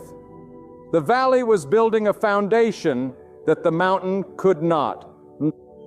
God allowed your tears not to destroy you, but to deepen you, to draw you closer to Him, to purify the desires of your heart. And now that the preparation is complete, He is turning the page. The tears you once shed will water the laughter you are about to embrace. The nights you thought were endless are giving way to mornings of clarity and peace. God has seen your faithfulness in suffering, and He is faithful to reward you with joy. When God opens a chapter, no one can close it. When He declares a season of joy, no enemy, no betrayal, no circumstance can shut it down. People may try to remind you of your past tears, but God is rewriting your future. Circumstances may look impossible, but God specializes in impossibilities. The enemy may throw accusations, but God's word is final. He has decreed that your sorrow is ending and your joy is beginning. And what God has spoken, no power in heaven or on earth can overturn. You may ask, but how will I know this joy is real? How can I believe when the pain still lingers? Listen carefully. Joy from God is not the absence of pain. It is the presence of His peace in the midst of it. It is not the denial of tears, but the transformation of tears into testimony. The joy God gives is not shallow, not temporary, not dependent on circumstances. It is a joy rooted in His eternal presence. It is a joy that says, though I weep, I am still held. Though I stumble, I am still carried. Though I do not see the full picture, I trust the one who holds the pen. Do not measure your future by your past. Do not think that because you have cried for years, you must cry forever. God is not bound by human timelines. He can change your story in a moment. One act of His favor can reverse years of sorrow. One touch of His hand can heal wounds you thought would never close. One word from His mouth can bring life to what you thought was dead. God does not need permission to bless you. He does not need circumstances to align. He simply decides and it is done. And He has decided that your season of tears is giving way to a chapter of joy. This message, beloved, is not just for your ears. It is for your heart. Receive it not as mere words, but as divine truth. Your tears have not been ignored. Your pain has not been overlooked. God has recorded every moment, and He has promised that joy is coming. You will not cry forever. You will not suffer without purpose. You will not remain in the valley of sorrow. God is lifting you. God is restoring you. God is opening doors that were once sealed shut. And behind those doors lies a joy so abundant, so overflowing, that your past tears will pale in comparison. Your new chapter is not written in the ink of despair, but in the ink of divine promise. It is not filled with shadows of yesterday, but with light that cannot be dimmed. Walk boldly into it. Lift your head. Straighten your shoulders. Wipe your tears. God has declared it. The chapter of joy has begun, and nothing can stop it. Beloved, hear me now with every ounce of faith you can muster. Your tears have not been wasted. Those nights of sorrow, those lonely hours, when your heart felt crushed beyond repair, those groanings too deep for words, all of them have been seen by God. Not one tear slipped down your face without His knowledge. Not one cry escaped your lips without His ear bending close. Do not think for a single moment that your suffering has gone unnoticed. God has kept record, and He is faithful to reward you with a joy that will not only replace your sorrow, but will overflow beyond measure. For God does not merely restore, He multiplies. He does not only heal, He makes whole. And He does not simply close a painful chapter. He writes a glorious one that eclipses everything that came before. You see, the very tears you cried were not signs of weakness, but evidence of endurance. Each tear was a testament that though your spirit was pressed, it was not crushed. Though you were struck down, you were not destroyed. Though you walked through valleys deep, you were not abandoned. And this is the very proof that God has preserved you for this moment. If He allowed you to reach this day after everything you have endured, then surely it means He has prepared something greater than you could ever imagine. The valley was not your home. It was a passage. The sorrow was not your identity. It was a season. And seasons, beloved, do not last forever. God alone ordains their beginning and their end. Some of you right now are standing at the threshold of a divine turning point. For too long you have carried burdens that weighed down your soul. For too long you have lived under clouds of regret, disappointment, and betrayal. For too long you have convinced yourself that sorrow was your destiny. But let me tell you with the authority of God's Word that sorrow is not the final chapter of your story. God Himself is lifting the pen and declaring a new season over your life. What once was covered in tears will soon be clothed in laughter. What once was buried in despair will soon blossom with joy. The author of creation is rewriting your narrative, and your future is radiant with promise. I tell you this truth because so many people have accepted their tears as permanent. They have built homes in the valley of despair.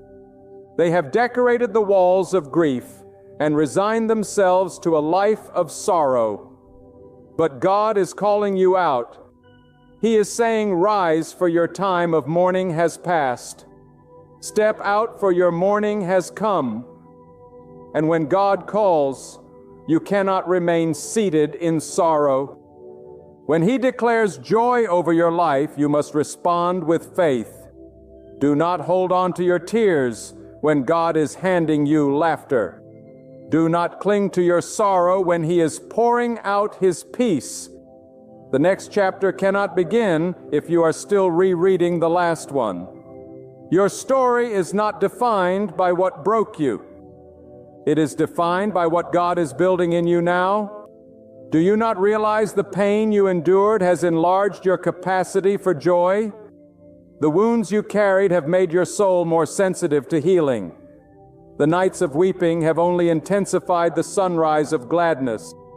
When God brings joy after sorrow, it is not ordinary joy. It is a joy born from the ashes, forged in the fire, and unshakable by the storms of life. It is a joy no one can steal because it is rooted not in circumstances but in God Himself. Some of you may say, "But my sorrow has lasted so long, my tears have fallen for years. How can joy find me after so much?" Beloved, remember this. God is not bound by the limitations of time. He is the one who holds eternity in His hands. 1,000 years to man are but a day to Him. What feels like endless waiting to you is only a moment in His eternal plan. And when His appointed time arrives, what He releases will be so overwhelming that it will redeem every year, every month, every moment you thought was wasted. In one divine moment, He can reverse years of sorrow. In one act of His power, He can restore decades of loss. In one word from His mouth, He can silence the voice of despair and fill you with songs of deliverance. Let your faith rise. Lift your eyes from the tears of yesterday to the horizon of tomorrow. God has already decreed joy for you. The ink has already dried on the page of your destiny. The season of sorrow has served its purpose. It humbled you. It refined you. It taught you dependence. But now God is saying enough. Now He is saying it is time. Now He is commanding a shift in your spirit, a transformation in your heart, a renewal in your soul. This is not wishful thinking. This is divine reality. Do not underestimate the power of God's hand to change your circumstances. Remember, He is the one who turned the barren wilderness into rivers. He is the one who transforms mourning into dancing. He is the one who exchanges garments of heaviness for robes of praise. He is the one who commands the night to give way to morning. If he can command the sun to rise each day without fail, do you not think he can command your joy to rise again? If he can breathe the galaxies into existence, do you not think he can breathe life into your weary heart? The problem is not whether God can. The question is whether you will believe. Will you dare to trust that joy is your portion? Will you dare to let go of the sorrow that has defined you? Will you dare to lift your face toward heaven and say, God, I am ready for the next chapter? Because joy does not simply come to those who sit in despair, yet it comes to those who rise in faith. It comes to those who prepare their hearts to receive it. It comes to those who believe that God's word is greater than their pain. Beloved, I sense so strongly that someone listening to this has carried grief for far too long. You have lived as though your life ended when tragedy struck, as though your story was over. But when betrayal cut deep, as though your purpose was buried when loss came knocking. But God is resurrecting your hope. He is calling forth your joy. He is reminding you that your story is not over. The chapter of tears is closing. The chapter of joy is being written. And when God writes, He writes with abundance, with purpose, with glory. Do not allow despair to silence the sound of your laughter. Do not let pain rob you of the promise God has placed within you. Do not let fear close your eyes to the light that is already breaking across your life.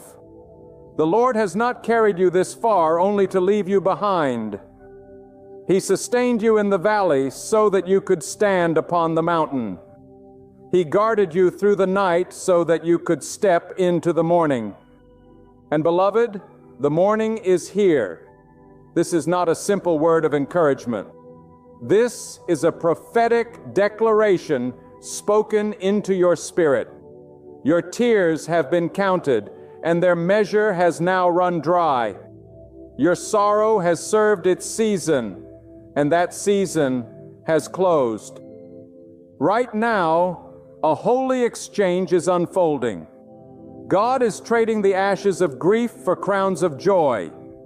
He is lifting the weight from your back and clothing you with garments of praise. He is breaking the burden that once crushed you and filling you with peace beyond all understanding. Beloved, let faith grip your heart today. Stand tall, even if your knees still tremble. Lift your head, even if tears still blur your eyes. Smile again, even if sorrow whispers in your ear, because the truth is greater than the lie. The promise is stronger than the pain, and the Word of God is final above all else. The chapter of joy is not a possibility, it is a certainty. It is not a dream, it is reality, and it begins now. Beloved, let me tell you plainly, when God opens a chapter, He does not write with ink that fades. He writes with eternal authority. Your story is not slipping through the cracks of time. Your destiny is not dangling by a thread. It is secure in the hand of the one who commands the universe. The season of tears you endured was real. It broke you. It humbled you. It tested you, but it was never meant to define you forever. It was a bridge, not a home. And now the same God who allowed you to pass through the valley is calling you into the meadow of joy, the garden of peace, the river of laughter. Do not be surprised that your tears lasted as long as they did. God does not rush the seasons, for He knows what each moment must accomplish in your soul. The winter must be cold so that the soil can rest. The night must be dark so that the stars can shine. The sorrow must run its course so that when joy arrives, it does not arrive shallow. It arrives rooted, unshakable, and eternal. Your tears were not without purpose. They were watering seeds you could not yet see, They were softening the soil of your heart so that joy could take root more deeply. And now, because of those very tears, your joy will not be fleeting. It will endure. Listen to me. The same lips that trembled with prayers of desperation will soon tremble with songs of thanksgiving. The same hands that were heavy with grief will soon be lifted high in praise. The same eyes that poured out rivers of sorrow will soon with the light of gladness. This is not my promise to you. This is God's promise. He has declared that mourning may endure for a night, but joy comes in the morning. And that morning is not far from you. The first rays are already breaking through the horizon. Some of you have been asking, but why did I have to cry so long? Why did my heart have to break so many times? Beloved, sometimes God allows the breaking so that He can rebuild you on a foundation that cannot be shaken. Sometimes He allows the sorrow so that He can teach you a depth of compassion you could never know otherwise. Sometimes He allows the night so that when the morning comes, you will treasure it like never before. Pain carves deep places in us, but those same places become reservoirs for joy. Without the night, would you appreciate the sunrise? Without the storm, would you honor the calm? Without the tears, would you understand the weight of laughter? Let me speak boldly to your spirit. Your identity is not your sorrow. Your identity is not your failure. Your identity is not your wound. You are not defined by what broke you. You are defined by the one who is healing you. God is not labeling you by your tears. He is preparing to crown you with joy. Do not call yourself forsaken when God calls you chosen. Do not call yourself forgotten when God calls you beloved. Do not call yourself broken when God is calling you whole. Think of it this way. Every tear you shed was like ink on a page. But those pages were not the ending of your book. They were the preface. They were setting the stage for the story God is now unfolding. If the tears were that powerful in shaping you, imagine how powerful the joy will be in completing you. If the sorrow was so deep, imagine how vast the laughter will be. God never subtracts without multiplying. He never allows pain without preparing restoration. He never permits loss without arranging gain. You may have thought the night would never end, but even the darkest night has a limit. No storm rages forever. No winter lasts eternally, and your tears, as overwhelming as they felt, had an expiration date set by God Himself. He has declared over you, this far you have come, and no farther will sorrow. Beloved, the expiration date of your grief is now. The chapter of tears has closed. The ink of sorrow has dried, and the fresh page of joy lies open before you.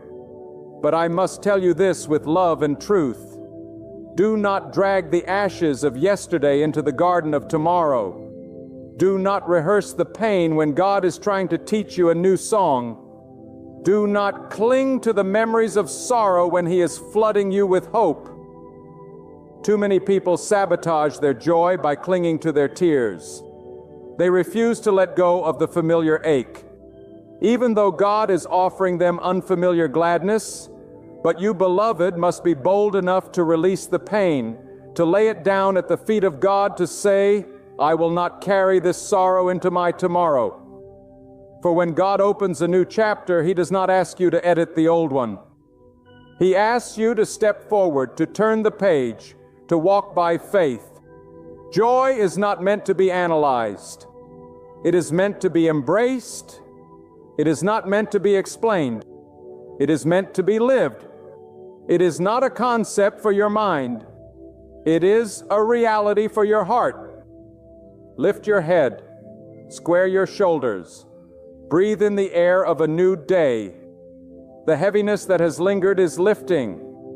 The shadow that has hovered is fleeing. The door that has been closed is opening. God is saying to you now, behold, I make all things new. And when He makes it new, it is not patched up.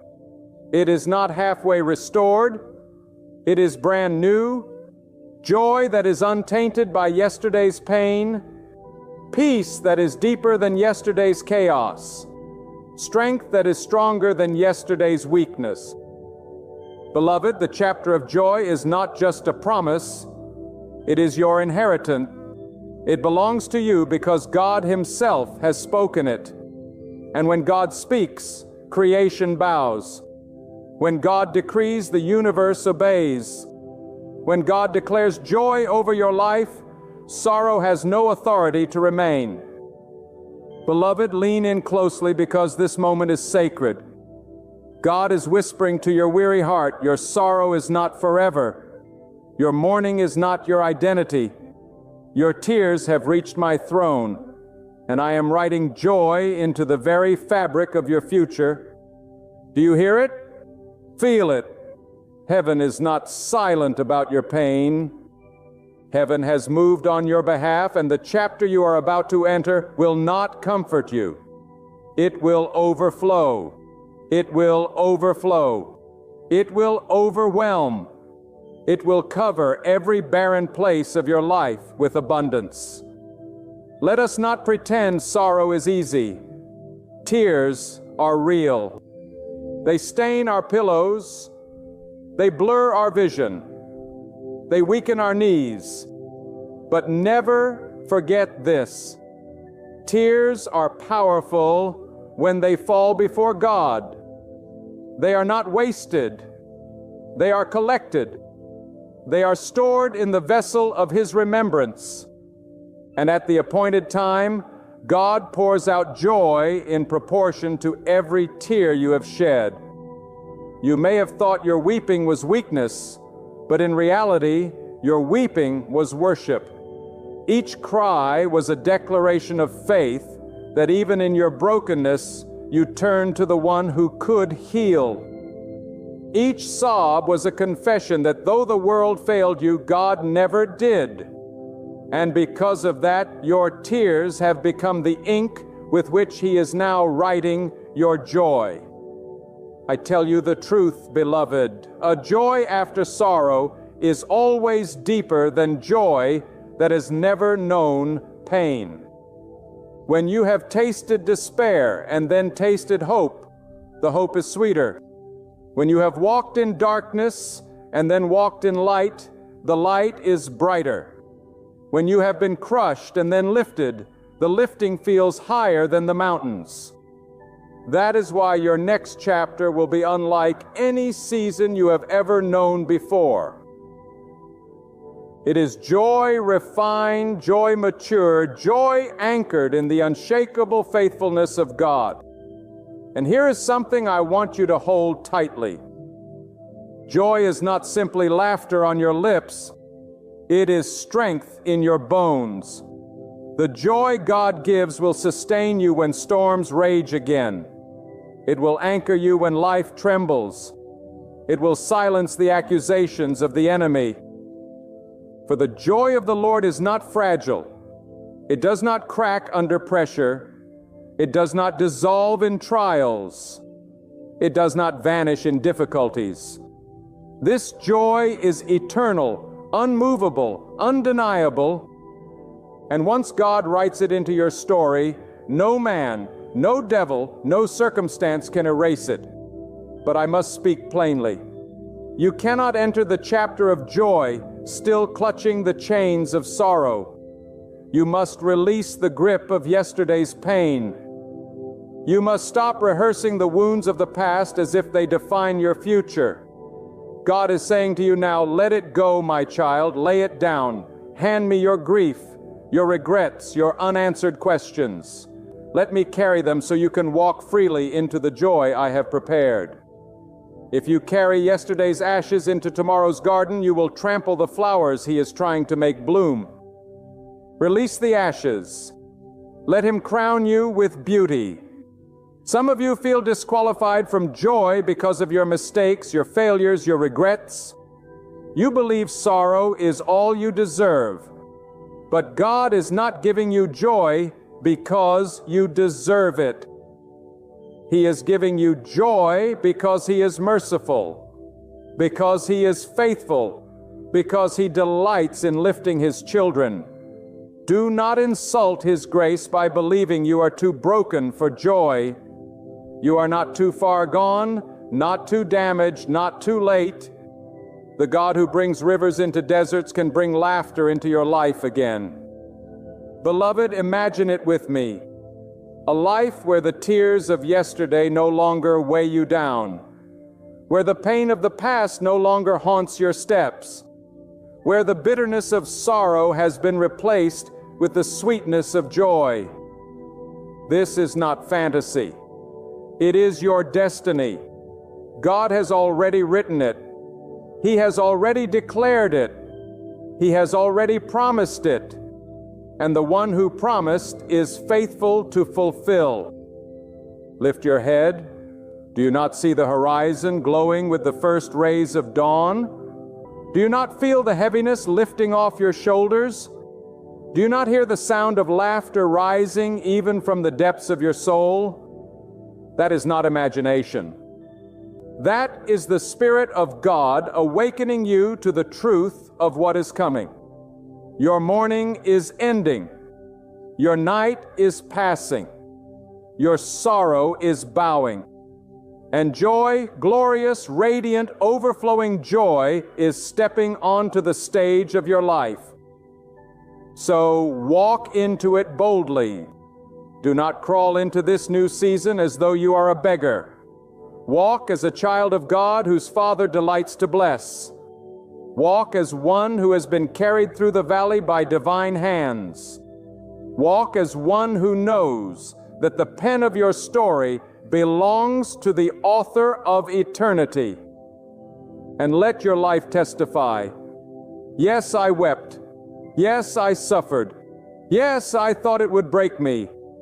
But God wrote joy where there was once sorrow, and He lifted me higher than I ever dreamed. Beloved, this is the truth. Your chapter of joy has already begun. Receive it, live it, rejoice in it, and let every tear you once shed become a fountain of testimony that God is faithful. Beloved, let me speak to the deepest part of your heart. Your life is not over because of the tears you have shed. Your destiny is not diminished because of the pain you have endured. Do you understand? The very sorrow that tried to bury you has become the soil in which God is planting a greater future. The tears that soaked your pillow in the midnight hour were not wasted. No, they were sacred offerings laid before the throne of heaven. And God in His infinite mercy has gathered every one of them. Not one drop has fallen unnoticed. Not one cry has risen unheard. Not one groan has been overlooked. The God who sees all, the God who knows all, the God who reigns above all, He has declared that joy will follow your tears. You may have felt abandoned in those lonely seasons. You may have thought your prayers bounced back from the ceiling unanswered. You may have even questioned whether God cared. But hear me clearly. The silence of God is not the absence of God. His quiet was the preparation of your answer. His delay was the maturing of your blessing. His patience was the weaving together of a story so magnificent that when the joy arrives, it will leave you speechless. Beloved, God was not ignoring you. He was orchestrating a future that required the tears to water it into life. And now comes the declaration. The season of tears has completed its course. It has carved out depth in you. Depth of joy is about to fill to overflowing. The sorrow has hollowed out a space in your heart, and God is pouring His gladness into that very place. Where you once felt empty, you will feel abundance. Where you once felt broken, you will feel whole. Where you once felt despair, you will feel unshakable hope. That is the power of the God who turns mourning into rejoicing, who transforms ashes into beauty, who replaces heaviness with praise. But let me tell you this, beloved, with holy boldness, do not look back. Do not chain yourself to what God has already broken. Too many lives shackled to their past tears, dragging yesterday's sorrow into today's joy. But God is saying, behold, I do a new thing. Will you not perceive it? The page has turned, the chapter has shifted, the author has written joy into your script. Why would you reread the chapter of sorrow when God is inviting you to experience the chapter of laughter? Why would you rehearse the words of grief when He is placing a new song of praise upon your lips? Your sorrow may have convinced you that joy could never return, but joy is not gone. It was waiting for its moment. Joy has been standing at the threshold of your life, waiting for the command of God to step in, and that command has been spoken. Heaven has issued the decree. The gates have been opened. Joy is now flooding into your life like a river. Unstoppable, uncontainable, undeniable. Let me give you a fresh insight. Tears do not diminish your strength. They amplify it. Do you not realize that you are stronger now than you were before the tears fell? Every sorrow you endured trained your spirit to lean harder on God. Every disappointment you faced pushed you deeper into His presence. Every loss you carried enlarged your heart to hold more of His love. So when joy comes, it will not come to a weak soul, but to a soul refined by fire, strengthened in battle and matured in faith.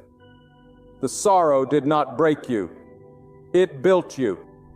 And now the joy will not simply bless you, it will crown you. Do not be afraid to embrace this joy. Some of you fear joy because sorrow has been your companion for so long. You fear that if you laugh again, the tears will return. You fear that if you hope again, disappointment will strike. But hear me, this joy is not fragile. It is not a fleeting moment. It is not dependent on circumstances. It is anchored in the eternal promise of God. The one who brings this joy is the same one who holds the universe in balance. Do you think His gift is flimsy? Do you think His promise is unstable? No, beloved, His joy is eternal. His promise unshakable, His word final. And let me speak even deeper. God's joy is not just about your ladder, it is about your testimony. Your story will be a living witness to others. The people who saw you cry will see you rejoice. The ones who whispered about your downfall will watch your rising. The very lips that predicted your end will marvel at your new beginning. Because when God opens a chapter, it is not only for your blessing, it is for His glory. Your joy will be proof of His power. Your laughter will echo His faithfulness. Your testimony will draw others to believe that if God could do it for you, He can do it for them. Beloved, let me remind you of something powerful. The night is always darkest just before the dawn. The tears are often heaviest just before the breakthrough. The sorrow often feels endless just before the joy bursts forth. That is because the enemy knows what God is about to do. He tries to convince you to give up just before your season shifts. But do not quit now. Do not give in to despair now. Do not surrender when you are on the edge of victory. Hold on. Stand firm. Keep believing, because God's word will not fail. His promise will not falter. His joy will not be delayed. Lift up your spirit, beloved. Let the chains of sorrow fall from your heart. Step boldly into the joy that has been written into your story. Do not crawl, walk with confidence. Do not whisper, declare it loudly. My God has turned my mourning into dancing. My God has written joy after my tears. My God has made me laugh again. And let the whole world know that the hand of God has done this. And it is marvelous in your eyes, beloved. This is your moment. This is your season. This is your chapter. And it is written not with the ink of sorrow, but with the ink of joy. Walk forward with the certainty that God never lets your story close in sorrow. He always seals it with victory and glory. Dear one, hold this truth deep within. The nights of tears may have marked your past, but they will not dictate your destiny. Pain may have lingered for a while, but it cannot step with you into the new page ahead. For the Lord Himself has set a boundary, and beyond it flows joy that words cannot contain, peace that cannot be shaken, and strength that cannot be broken. Lift your eyes toward heaven and proclaim with boldness, I am no longer defined by my nights of weeping. I am who God has called me to be in this dawn of joy. Let sorrow drop away like garments that no longer fit. Let grief lose its hold upon you. For the hand of God has replaced mourning with laughter and despair with songs of gladness. This is the moment. This is your morning. This is your chapter. Step into it with courage. Celebrate it with fullness, and embrace it without hesitation. For the author of your life has declared his final word. The season of tears is over, and the chapter of joy has begun. Have you ever sensed a stirring deep inside your heart? That quiet restlessness in your soul? That unshakable feeling that something is about to shift in your journey? You may not be able to explain it, but within you there's a certainty. God is getting ready to move. Beloved, when God prepares to transform your life, He does not speak it softly. He sends unmistakable signals. He shakes the very foundation beneath you. He disrupts your routines and stirs you awake to His greater design. And today I want to reveal to you 6 powerful signs that God is about to forever redirect your path. Because once you recognize these signs, you will never again miss the evidence of His hand shaping your destiny. The first thing you must understand is that God never leaves His children in the same place forever. Stagnation is not His design. Growth, transformation, elevation, that is the way of God. Sometimes, in order to draw you into your next season, He must unsettle you in the current one. You begin to feel a holy dissatisfaction. The things that once made you comfortable no longer satisfy you. The conversations that once entertained you now drain you. The places you used to run to for peace suddenly feel empty. That dissatisfaction is not a curse. It is a sign. It is God whispering that your roots have outgrown the soil you are planted in. He is about to transplant you into new territory. And the unease you feel is heaven's announcement that your chapter is changing. Another sign that God is preparing to change your life forever is divine disconnection. Have you noticed that sometimes people you thought would walk with you forever suddenly drift away? It hurts. It confuses. It stirs questions in your mind. But I want you to know this. When God begins to pull certain people out of your life, it is not rejection. It is protection. There are people whose presence is tied to an old season, and they cannot carry the weight of your new one. God knows what you do not know. He sees what you cannot see. And before He takes you into your future, He often clears your circle of unnecessary baggage. So do not fight the disconnections. Do not cling to what God is removing. If someone walks away while you are still faithful to God, Take it as a sign your life is about to change, and not everyone can follow where God is taking you. The third sign is the stirring of unusual opportunities. You begin to notice doors opening that you never knocked on, invitations coming that you never expected, favor showing up in places you least imagined. This is not coincidence. This is God positioning you for transition. But here is the truth. Opportunities are not always wrapped in comfort. Many times the door God opens looks intimidating. It stretches your faith. It calls you out of your comfort zone. When God is about to change your life, He will challenge you with doors that look too big for you. Why? Because He wants you to trust Him more than you trust yourself. That unusual opportunity is not about your strength. It is about His plan. And when you step through it, you will realize it was His way of ushering you into destiny. Then there is the breaking of old habits and desires. Perhaps you notice that the things you once indulged in no longer appeal to you. The distractions you once entertained now feel heavy and meaningless. This is a sign that God is purifying you for the next level. He cannot elevate you into greater blessing while you are still bound by yesterday's chains. So He begins to strip away addictions, habits, cravings, and attachments.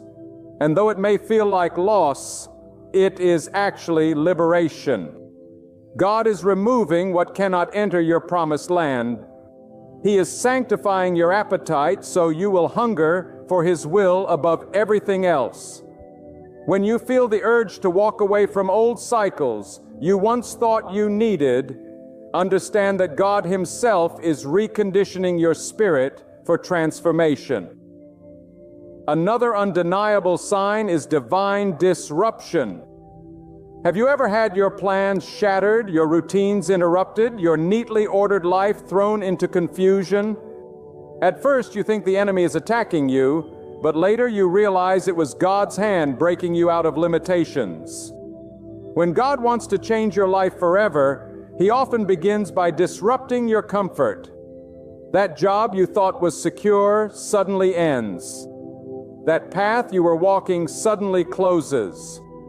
That situation you thought was permanent suddenly collapses. Why? Because God is forcing you to depend on Him alone. If He left you in control, you would cling to the familiar. But through disruption, He teaches you that He is the only unshakable foundation. So when your plans fall apart, lift your eyes and declare, God, I know this is not the end. It is the sign of a new beginning. And finally, one of the greatest signs God is about to change your life is the birth of deep spiritual hunger. Suddenly, you cannot go a day without seeking Him. Suddenly, the noise of the world irritates you, and only His presence satisfies. You wake up in the middle of the night with a burning desire to pray, to listen, to draw nearer to God. This hunger is not ordinary. It is God pulling you closer because He is preparing you for a new assignment, a greater calling, a destiny shift. Spiritual hunger is heaven's announcement that something eternal is being planted inside of you. And when you yield to it, your entire life begins to align with God's plan in ways you never imagined. My dear friend, these 6 signs are not random. They are not accidents. They are the fingerprints of God on your life. Holy dissatisfaction, divine disconnections, unusual opportunities, the breaking of old habits, divine disruption, and a deeper hunger for God. Each one of these is a trumpet from heaven declaring that change is coming. And when God changes your life, it is never small. It is never temporary. It is forever. When God prepares to change your life forever, He is not merely adjusting your circumstances. He is rewriting the script of your destiny. He is aligning your steps with a purpose far beyond what your eyes can see, And in those moments, He speaks through the tension, the silence, the shifts, and the storms. You may not always understand it, but deep within your soul, you will know that this is not ordinary life unfolding. This is divine orchestration. Think of it this way. When a seed is planted deep into the soil, the process of transformation is hidden. Beneath the dirt, it is being broken, reshaped, prepared to sprout. To the outside eye, nothing looks different. But beneath the surface, life is about to burst forth. So it is with you. Right now, though others may not see it, though you may not even fully understand it yourself, God is working behind the curtain of your life. He is breaking certain things down so He can build something new. The discomfort you feel is not punishment. It is preparation. The waiting you endure is not delay. It is divine timing. You are being positioned for a life you cannot even imagine yet. Do not despise the season of isolation. Do not despise the season of silence, because it is often in those quiet, hidden places that God molds the vessel He will use for greater glory. Look at your life now. The loneliness you feel may not be abandonment at all. It may be God pulling you away from the noise so He can speak clearly to your spirit.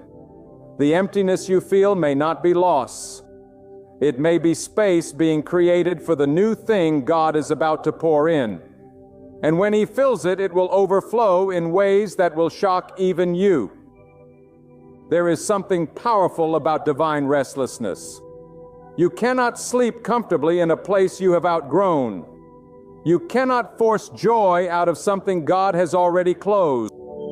That unease in your heart is God refusing to let you settle for less than His best. And make no mistake, God's best often comes wrapped in challenge, in faith. In the unknown, He does not lead you into destiny by giving you all the answers. He leads you by stirring your spirit, pressing you forward, and demanding your trust. But listen carefully. Every time God is about to change your life, there will also be resistance. Do not think the enemy will sit silently while God is rearranging your destiny. Suddenly, distractions will multiply. Temptations will increase. Opposition will rise up from unexpected places. Why? Because the closer you get to transformation, the louder the resistance becomes. But child of God, do not fear. Resistance is not a sign of defeat. It is proof of progress. If you were not on the brink of change, the enemy would not fight you so hard. When all hell breaks loose, that is often the clearest sign that heaven is about to open over your life. And here is something many overlook. When God is about to change your life, He will often test your obedience in small things. He whispers, "Give this up, forgive that person, step away from that habit, sow into this moment." These may not seem like grand gestures, but they are the keys that unlock greater doors. Every act of obedience, no matter how small, positions you closer to the life God is preparing.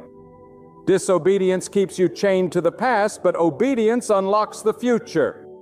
So pay attention, for God often disguises great breakthroughs behind simple instructions.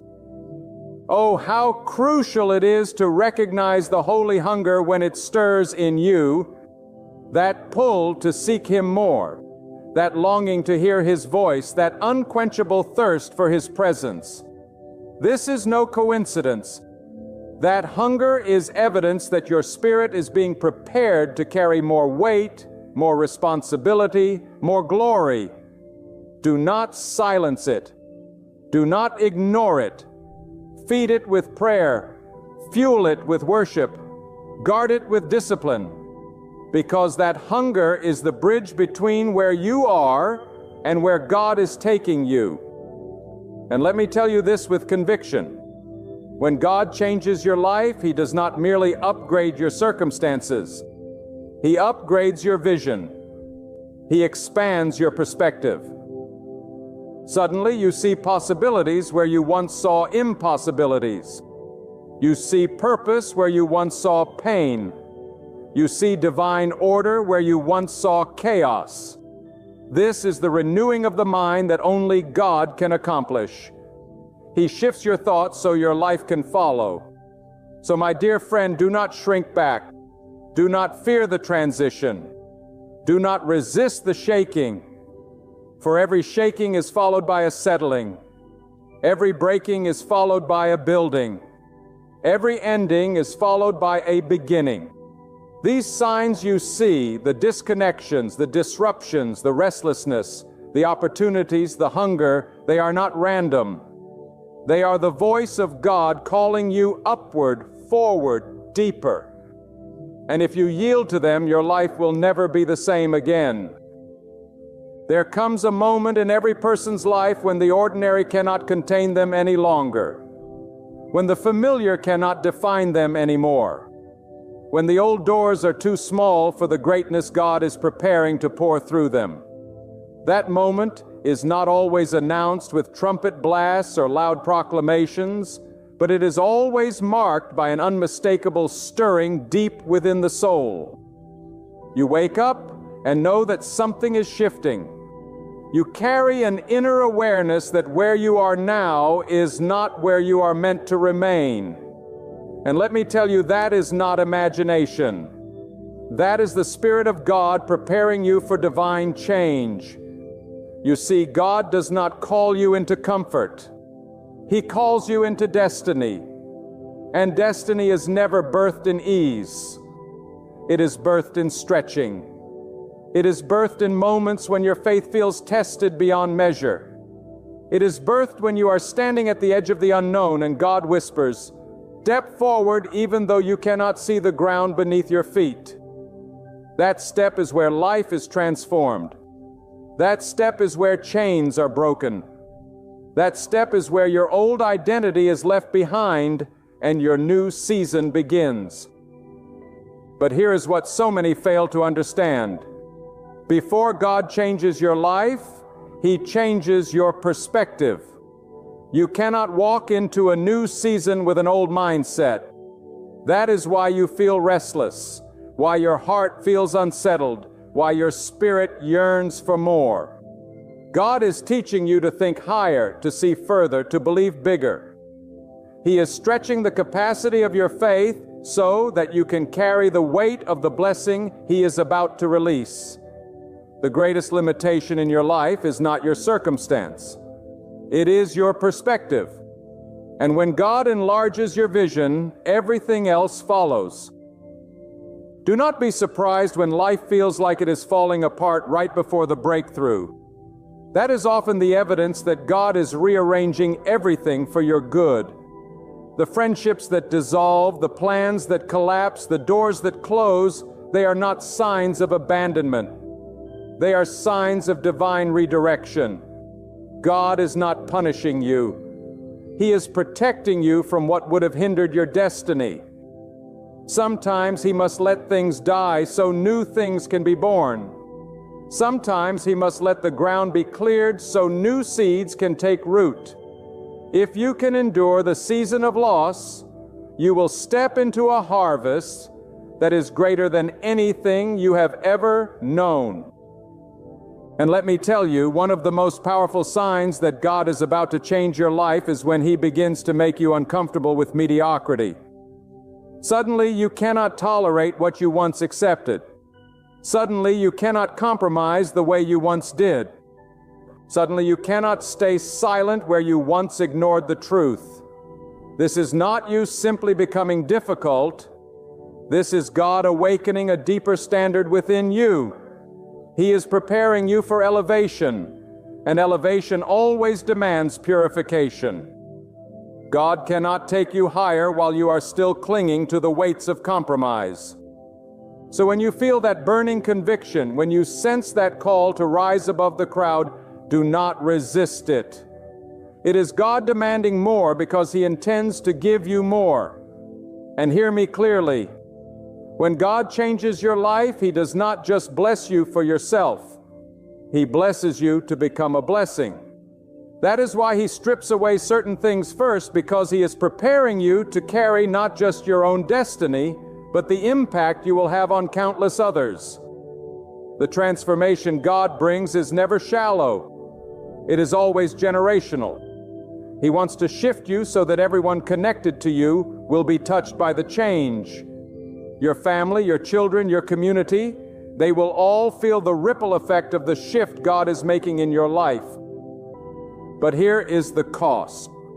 You must be willing to let go of control. You must be willing to release your grip on what feels safe.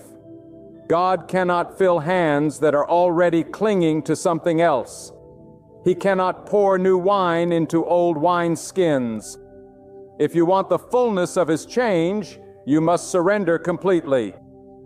That means surrendering your timelines, surrendering your expectations, surrendering your need to understand every detail. It means trusting Him even when nothing makes sense, even when the road feels dark, even when the waiting feels endless. Because true transformation comes not through control, but through surrender.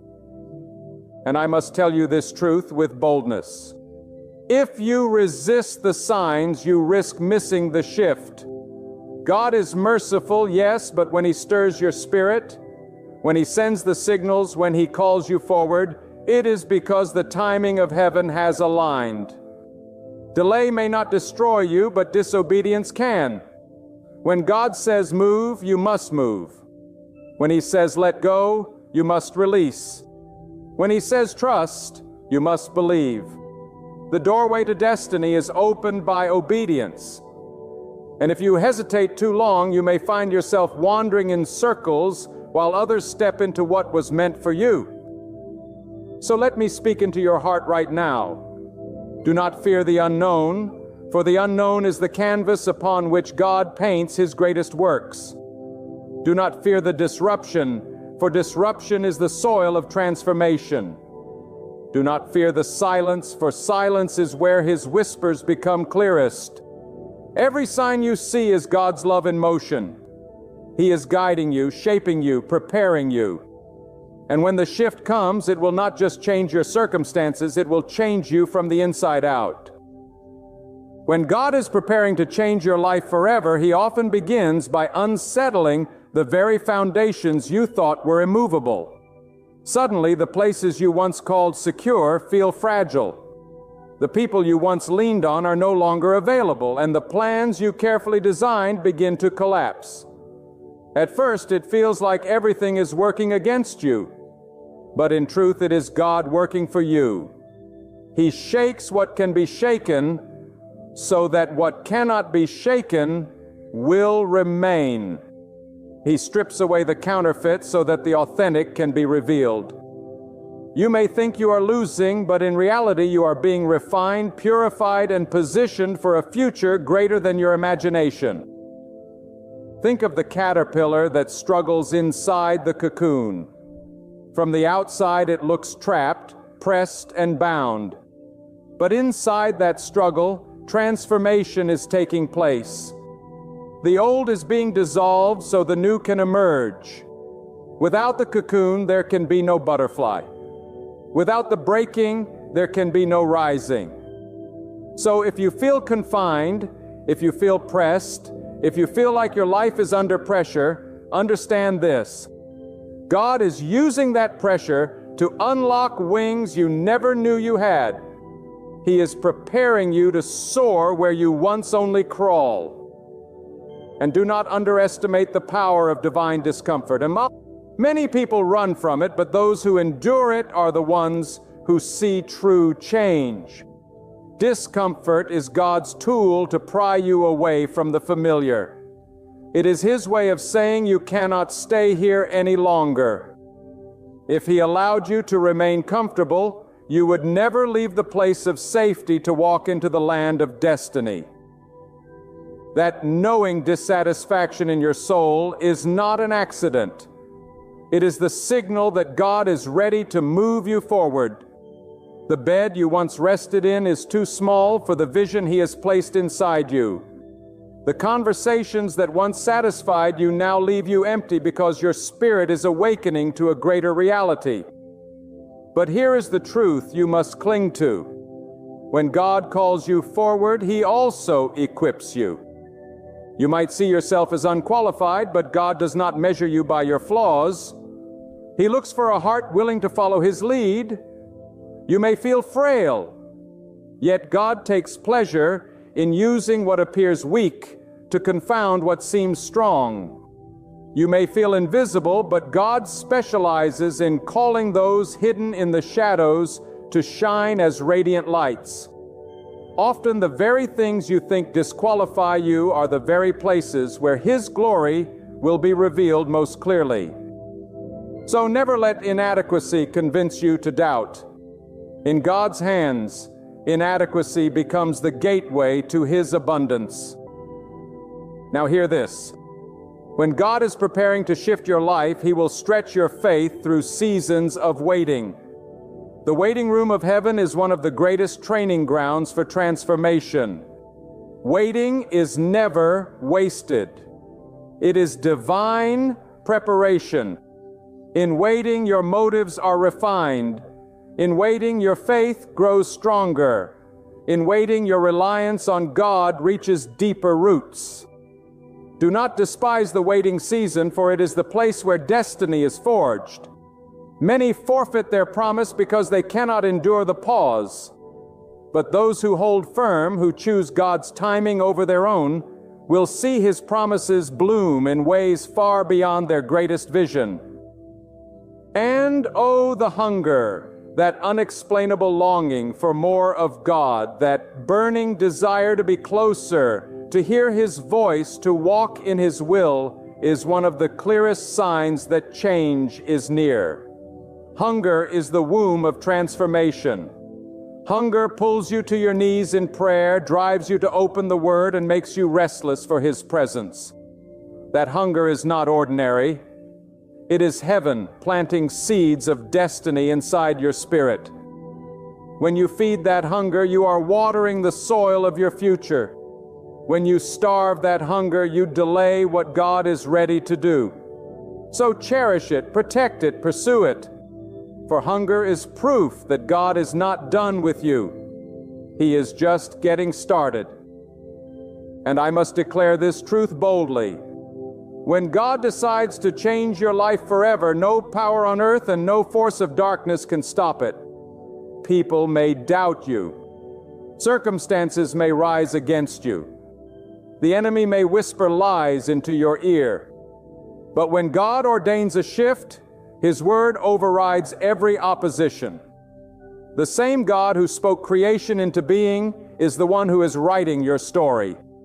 And His word does not return void. His plan cannot be canceled. His timing cannot be delayed.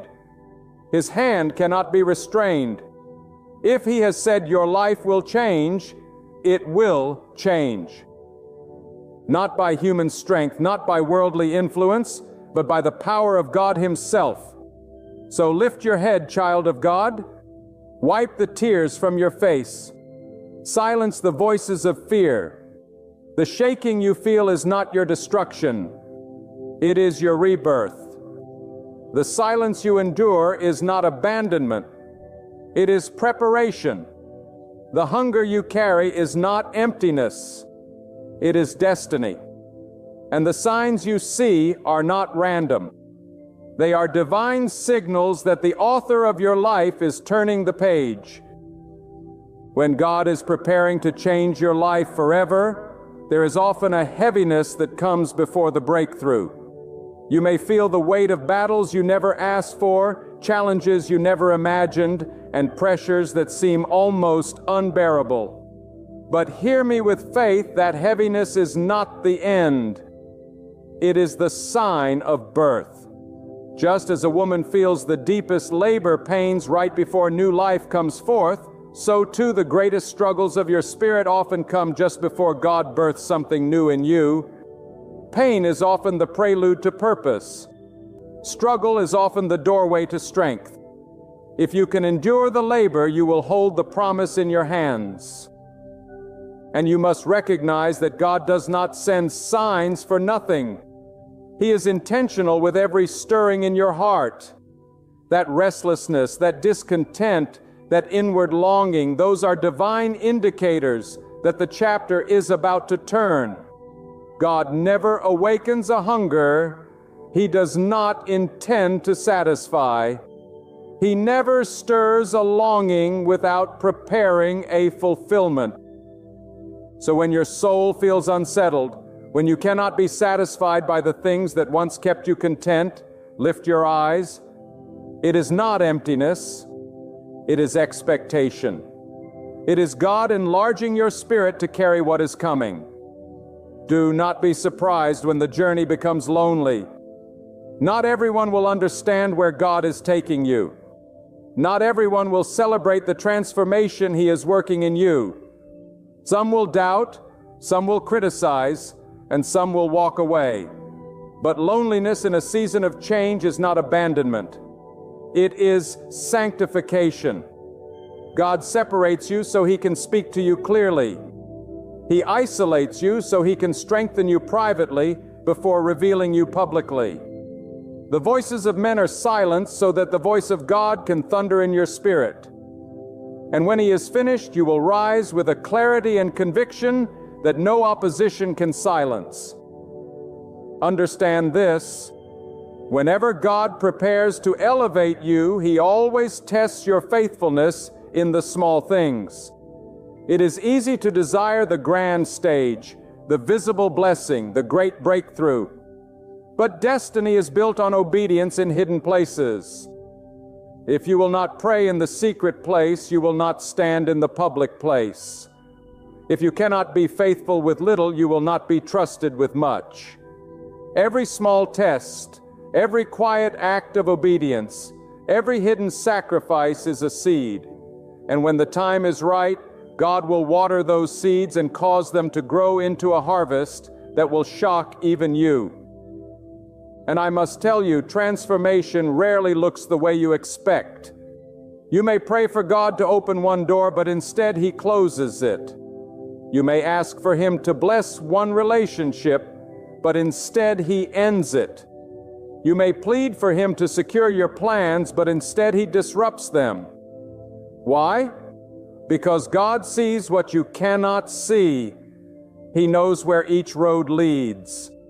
He knows which connections will hold you back, which desires will destroy you, which plans will trap you. So He rearranges things, sometimes painfully, so that you will not miss the destiny He has prepared.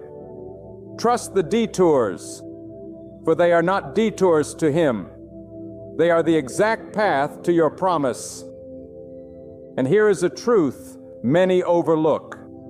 When God is about to change your life, He speaks louder through circumstances than through comfort.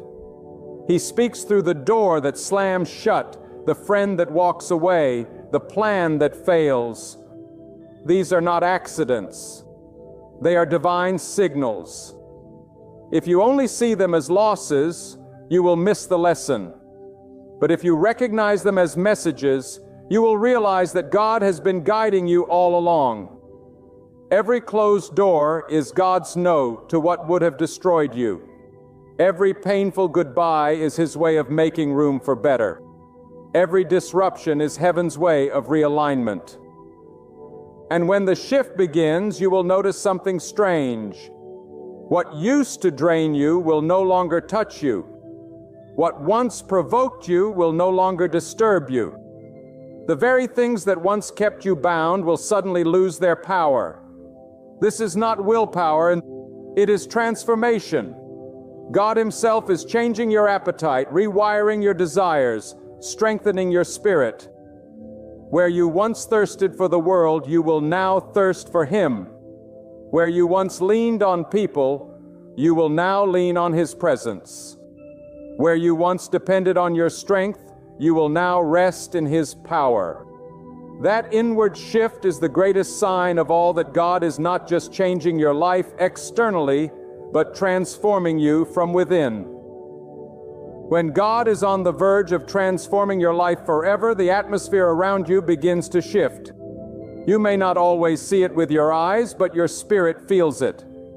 The air becomes thick with divine anticipation. Conversations that once carried no weight suddenly begin to echo with purpose. Encounters that seem ordinary suddenly carry extraordinary significance. It is as if heaven itself leans closer to the earth, waiting for the moment when God unveils what He has been preparing all along. And my friend, if you are sensitive, you will realize that nothing around you is happening by chance. Everything is being orchestrated by the mighty hand of God. But let us speak with clarity and conviction. God does not prepare you for change without first demanding a deeper surrender. Transformation always begins with surrender. You cannot step into the new while clinging to the old. You cannot embrace the blessing while holding tightly to the burden.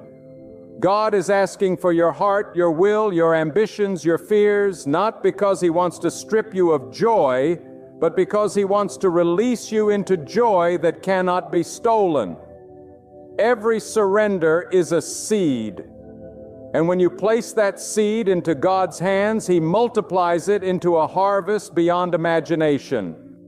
Too often people resist this process. They cling to what God is trying to remove. They fight to hold on to seasons that have already expired. They refuse to let go of people who are only meant to walk with them for a chapter, not the whole book. But hear this truth. If you cling to what God is removing, you will miss what God is releasing. The blessing is never in what He takes. It is always in what He gives. So let go of your grip. Release your fear. Trust the author of time and eternity. For He knows what tomorrow holds. And He has already gone ahead of you to prepare it. And let me remind you, change is never about comfort. It is about calling. God is not interested in making you comfortable. He is interested in making you purposeful. Comfort zones are prisons disguised as safety nets. They keep you where you are, but they never allow you to become who you were created to be. That is why God shakes your comfort. That is why He unsettles your patterns.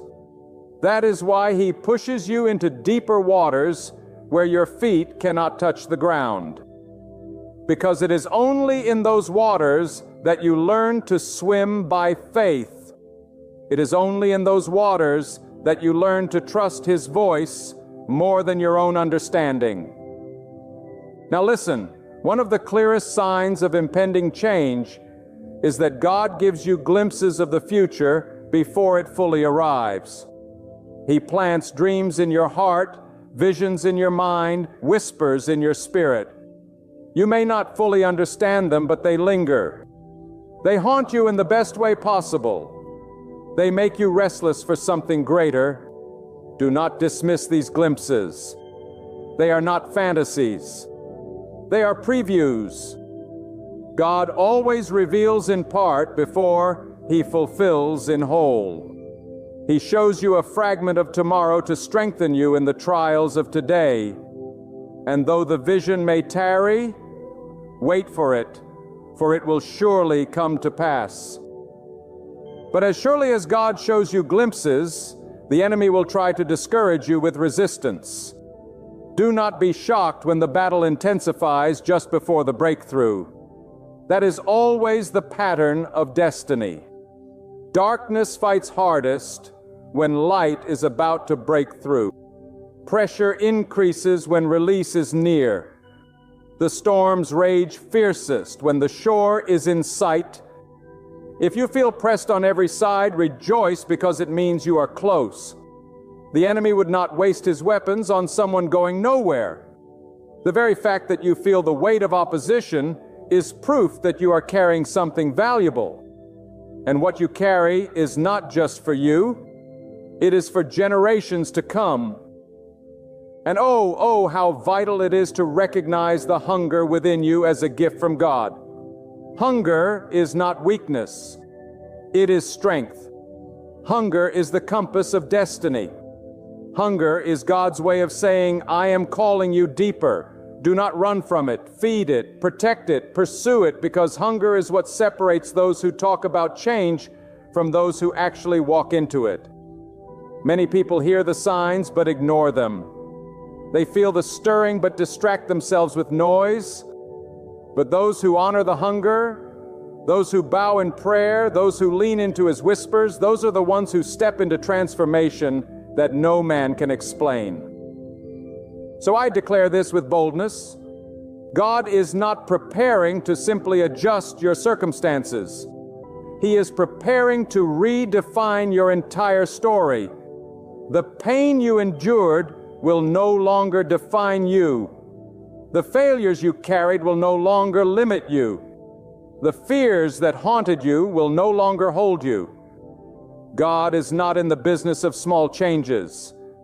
He is in the business of complete transformation. And when He moves, He leaves no doubt that it was His hand alone that shifted your life.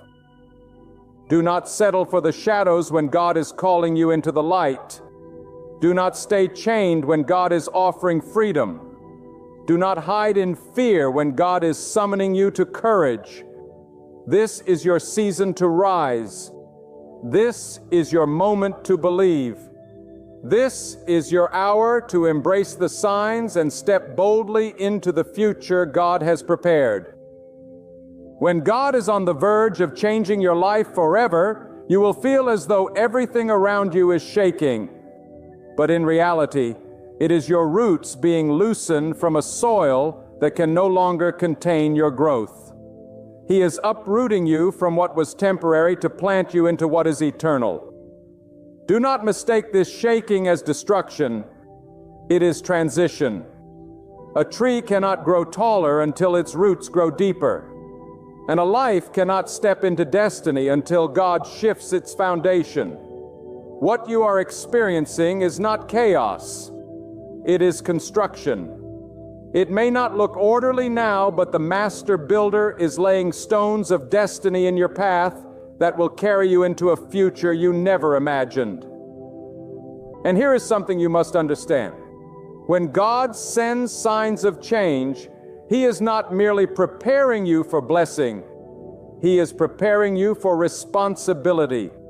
Blessing without responsibility becomes a burden, but blessing carried with maturity becomes a testimony. That is why He refines you before He elevates you. That is why He tests you before He trusts you. That is why He allows storms to toughen you, betrayals to humble you, and trials to strengthen you. Because when the blessing comes, it will not be small. And He needs to know that your character can hold what your prayers have been asking for. It is in this refining season that God asks questions of your heart. Will you still trust me when the doors remain closed? Will you still love me when the people you leaned on walk away? Will you still worship when the answers have not yet come? These are the questions of destiny. And your response determines how quickly you step into the life-altering change He has prepared. For God is not looking for perfect people. He is looking for surrendered hearts. He is not searching for the strong. He is searching for the willing. He is not waiting for those who have it all together. He is calling those who are ready to place it all in His hands. And let me speak this truth plainly. Before God blesses you with more, He will often strip away what is less. Before He multiplies, He subtracts. Before He builds, He tears down.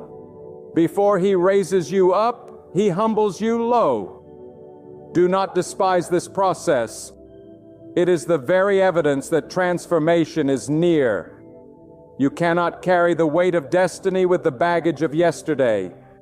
So God cuts away the dead branches, prunes the areas that no longer serve you, and clears the space so that new fruit can grow. And though the pruning hurts, it is proof that you are alive, growing, and destined to bear more than you ever have before. and oh, the people he removes. This is one of the most painful yet undeniable signs. Friends you thought would be with you forever begin to vanish. Relationships you once leaned on suddenly collapse. Connections you thought were permanent dissolve overnight. But here is the truth. Everyone cannot go where God is taking you. Some were only meant for your past, not your future. Some were sent for a season, not a lifetime. And if you keep clinging to what God is trying to remove, you will delay your own destiny. Release them in peace. Trust the wisdom of God. For if they were meant to be in your tomorrow, nothing could remove them. And if they are gone, it is because their chapter in your story has ended. Do not mistake solitude for abandonment. Many of the greatest shifts in destiny are preceded by seasons of loneliness. God pulls you away from the crowd so He can sharpen your ears to hear His voice. He silences the noise so His whisper can become your compass. The loneliness is not a curse. It is a consecration. It is the space where God prepares His chosen for what no one else can see. Embrace the solitude, for it is the secret chamber where strength is forged, wisdom is planted, and courage is born. But perhaps the greatest sign of all, the one that cannot be denied, is the unshakable hunger that rises within you. Suddenly, you cannot live as you once did.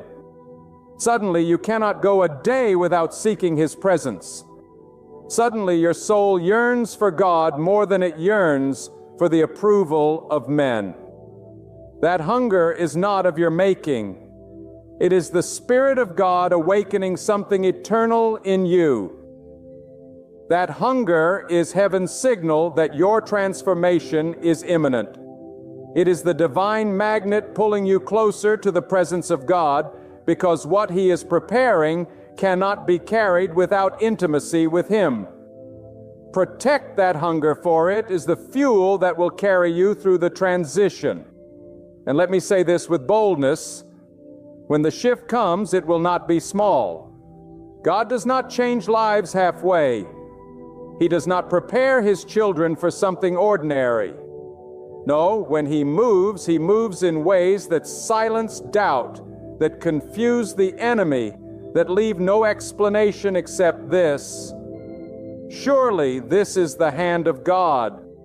When God changes your life forever, you will know it, because nothing will ever be the same again. Old doors will remain closed. New doors will swing open, and your heart will burn with the conviction that you are walking in something that could only be orchestrated by heaven. This is why you must not fear the shaking, the pruning, the loneliness, or the hunger. These are not punishments. They are preparation. They are the fingerprints of God on your soul. They are the divine announcement that your life is about to shift into a dimension you have never known. Hold steady. Stand firm. Refuse to let fear speak louder than faith. The signs are all around you. And the author of destiny has already written the next chapter of your story. My friend, everything you have been sensing, everything you have been walking through, everything that has stirred your spirit in this season has not been random. It has been the handwriting of God declaring that change is coming. The restlessness in your soul, the loss of certain relationships, the disruption of your plans, the hunger that keeps you on your knees, all of these are the whispers and the signs that your life is about to be transformed in ways you cannot even imagine. God never stirs the waters unless He intends to part the sea. He never allows the breaking unless He intends to bring the blessing. He never calls you out unless He has already prepared the place He is leading you into. So lift your eyes with faith and expectation. Do not let fear hold you in yesterday when God is calling you into tomorrow. Do not cling to what He has ended when He is opening something new. The shaking is not the end, it is the beginning. The silence is not emptiness. It is preparation. The hunger is not lack. It is destiny. These 6 signs carry a weight you cannot ignore. They are heaven's announcement that a turning point has arrived and your life is about to be transformed. Step forward with confidence into this new chapter. Stand firm even when the path feels unclear. Trust the invisible hand that has never let you go because His work in you is far from over. The greatest pages of your journey are still waiting to be revealed. And when God writes the next line of your story, nothing on this earth can hold it back. Cling to faith, believe with all your heart, and welcome the change. For when God transforms your destiny, it will never return to the old. Instead, it will rise into something fuller, richer, and far more radiant than you ever imagined. My beloved friends, lean in, for I believe this message is meant for someone right now. There is a stirring deep within you, a gentle whisper in your spirit. It is no accident that these words have reached your ears. God is bringing someone into your life who will love you with truth and depth. This will not be a shallow love, not a fleeting love, not a love that disappears when storms appear. This is a love ordained, upheld, and guided by the very hand of God. Many of you have shed silent tears in the darkness, questioning if you would ever be cherished in a way that truly honors your soul. You have endured valleys of rejection, betrayal, and disappointment. And you have wondered if perhaps real love was never meant for you. But I stand here to declare with certainty that God has not overlooked you. The one who crafted your heart knows how to mend it completely. And He is preparing to send someone who will see you not only with natural eyes, but with eyes of reverence, respect, and deep care. A love grounded in God's truth. When God sends someone into your life, it will not be confusion. It will not be manipulation. It will not be abuse disguised as affection. It will not be a counterfeit that steals your peace. God is not the author of chaos. He is the author of peace. And when He places someone by your side, there will be a divine assurance in your spirit that this person is not here to destroy you, but to build you, to uplift you, to walk with you in purpose. Too long have you allowed people to play with your heart, to take advantage of your kindness, to use your loyalty as their stepping stone. But hear me, God is raising the standard in your life. He is closing doors that should have been shut long ago because He is about to open one that will lead you into a love that reflects His care for you. Some of you have mistaken loneliness for failure. You've asked, why am I still alone? Why hasn't it worked out for me? But I tell you, solitude can be divine preparation. God sometimes keeps you hidden because He is refining you, shaping you, and aligning you with His plan. And when the right person comes, they will not be intimidated by your calling, nor will they diminish your worth. Instead, they will cherish the light of God in you. They will value your tears, your prayers, your sacrifices, because they themselves are being prepared by God. Even now, 2 souls molded in the fire of God's love are about to meet. And when they do, there will be a recognition deeper than words. Do not chase after those who treat you like an option. Do not bend your values to please those who never intended to honor you. If someone must be begged to stay, then they are not sent by God. When God sends someone, they come not to drain you, but to pour into you. Their words will not cut you down. They will strengthen you. Their actions will not cause you to question your worth. They will remind you of the value God already placed upon your life. This is why you must discern the difference between man-made attraction and God-ordained connection. For one is fleeting, but the other is eternal. I urge you, do not settle for less than what God desires for you. Do not let fear convince you that you must accept anyone just to avoid being alone. Fear is not from God. Faith is. And faith declares, if God promised it, then in His time it will come to pass. God is preparing a love for you that will not crumble when life gets hard. This person will not walk away when battles arise, because true love, love from God, stands firm in both sunshine and storm. And I tell you with boldness, that love is on its way to you. Some of you are listening and your heart is pounding because you know God is speaking directly to you. You've endured heartbreak that nearly broke your spirit, but what you thought was the end was merely preparation.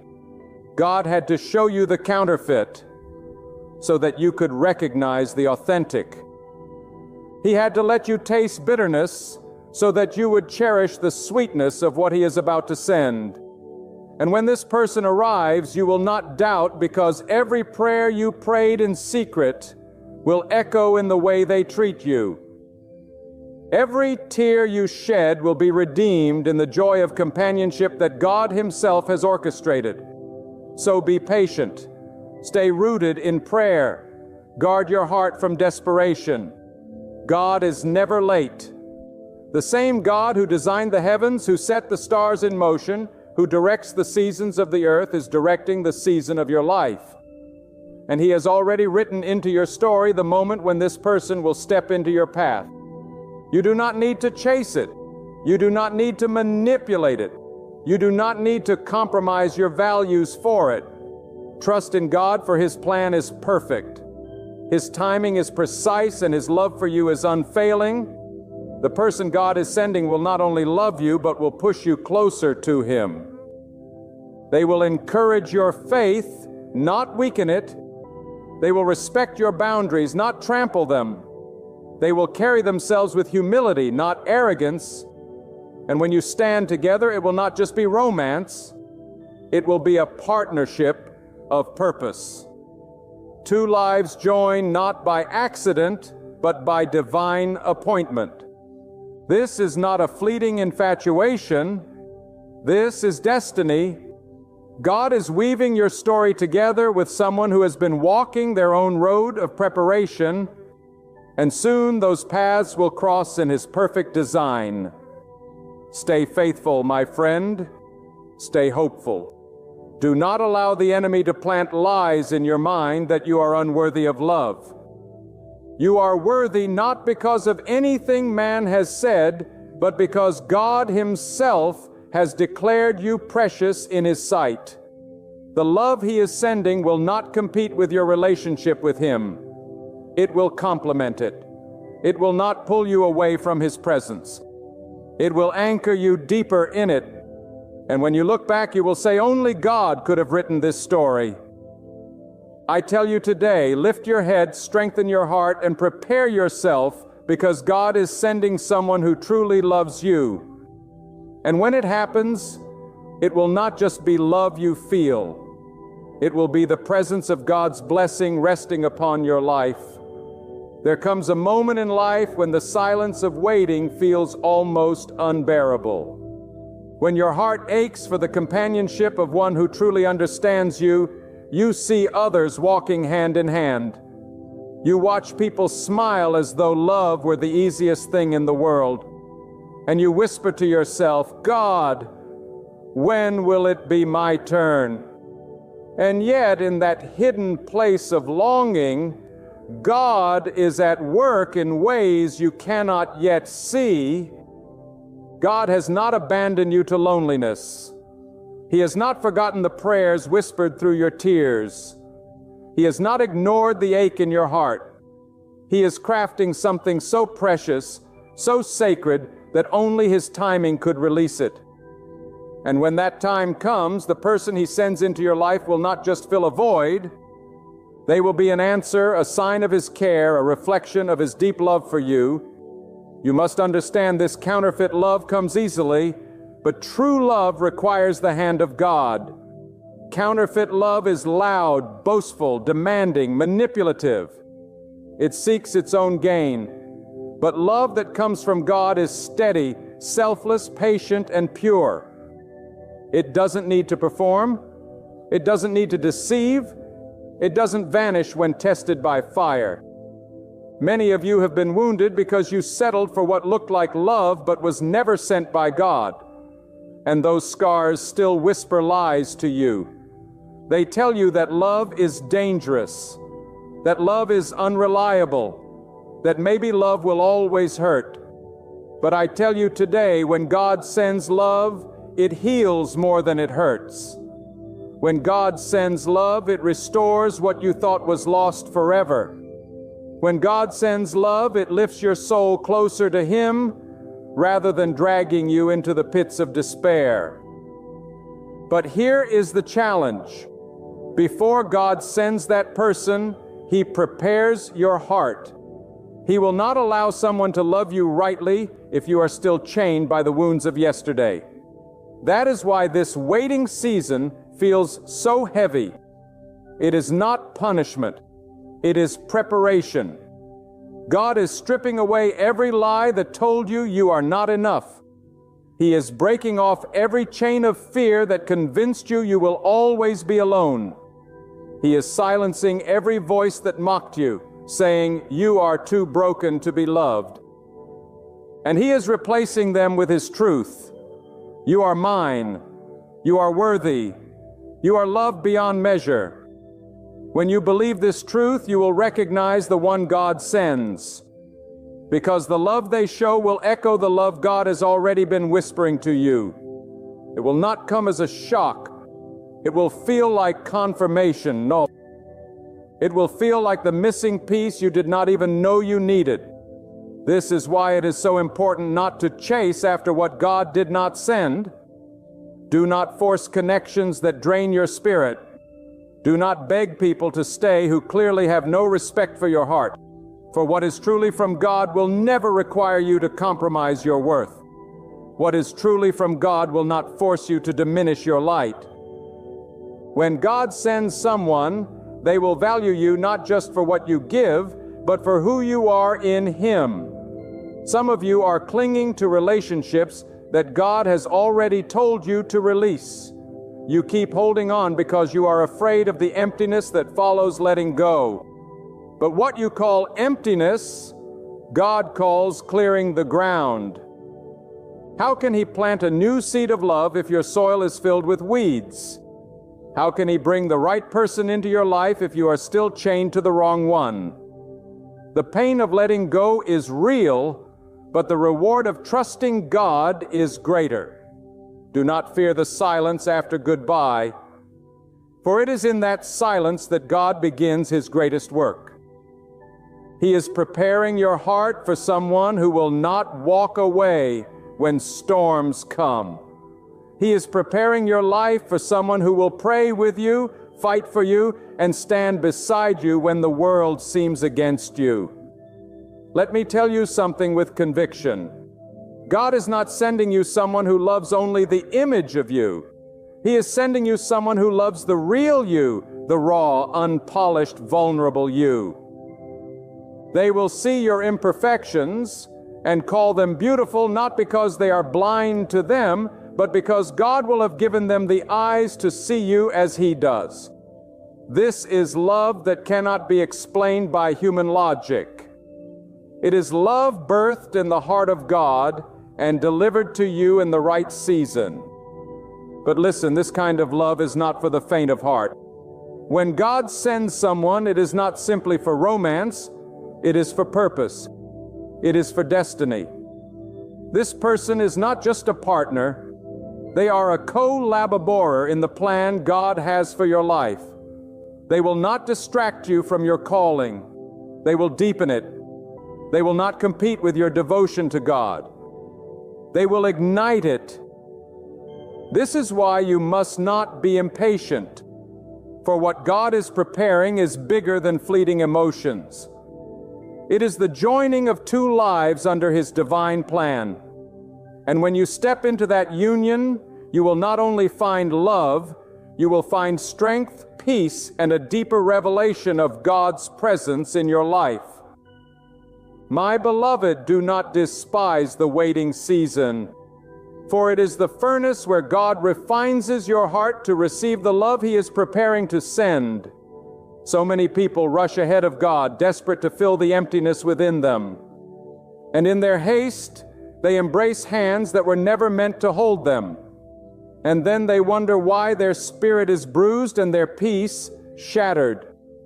But when you learn to trust God with the deepest cries of your heart, you will discover that His timing is not a denial. It is a protection. He is not withholding love from you. He is saving you for a love that is worthy of you. He is not keeping you from joy. He is safeguarding your soul for the joy that only He can ordain. Let me tell you something with fire in my voice.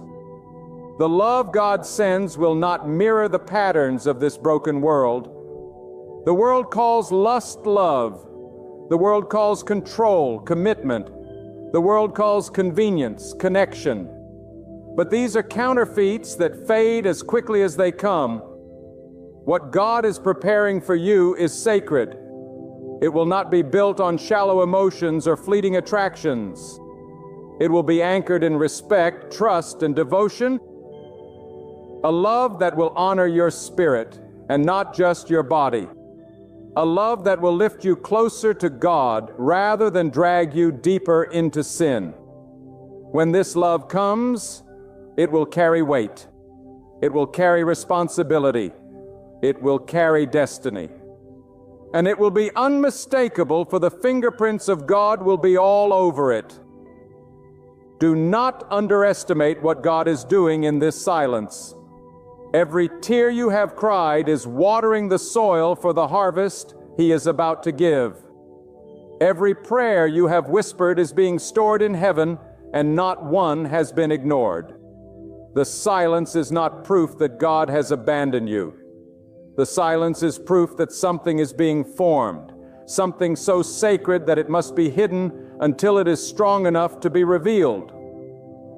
Just as seeds must break beneath the ground before they can bloom in the light, so must your heart undergo its breaking and shaping before it can embrace the one God is sending. Hear me? Because this is truth. God does not send someone to complete you. Only God Himself can complete you. He sends someone to complement you, to walk beside you, to encourage the divine purpose already burning inside your soul. You are not half a person waiting to be made whole by another human being. You are whole in God. And from that wholeness, God will join you with someone who is also whole in Him. Two whole hearts healed and aligned by His hand will create a bond that cannot be broken. That is the kind of love you must wait for. The kind of love worth every second of patience. But beware, the enemy knows the value of what God is preparing, and he will try to distract you with counterfeits before the real thing arrives.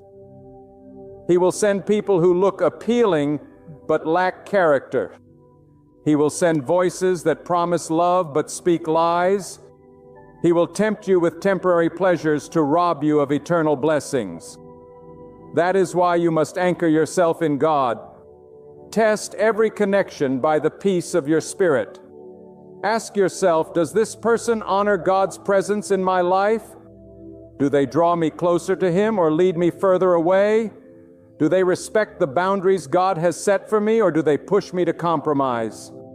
If the answer is no, then walk away without hesitation. For what God is sending will not require you to abandon your values.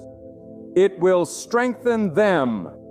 I say to you boldly, your worth is not up for negotiation. God has placed immeasurable value on your life, and the person He is sending will recognize that worth. They will not make you feel like an option. They will treasure you as a blessing.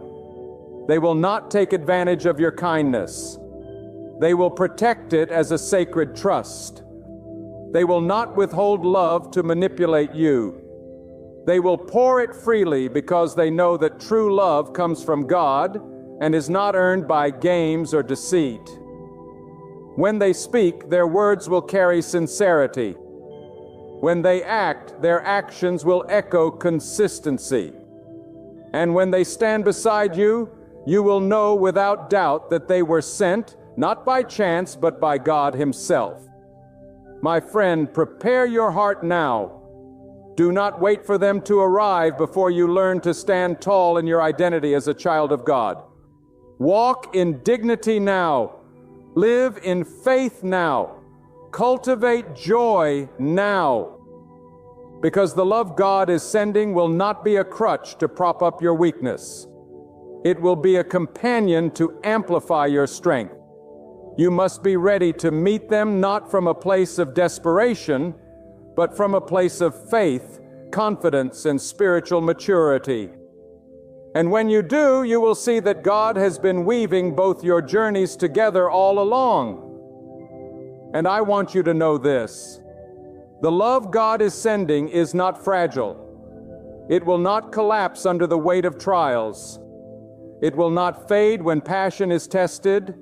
It will not dissolve when the world grows cold. Because it is not man-made, it is God-made, and anything God builds cannot be torn down by man. That is why I tell you, hold fast, remain steadfast, and lift your eyes to heaven. For the one who spoke galaxies into existence is the same one preparing this gift for you. Even now, that person may be praying for you. They may be asking God to send them someone just like you. They may be walking through their own refining fire, unaware that their trials are shaping them to become exactly what you need. And in God's perfect timing, He will align your paths. It will not be force. It will not be confusing. It will not be destructive. It will be divine.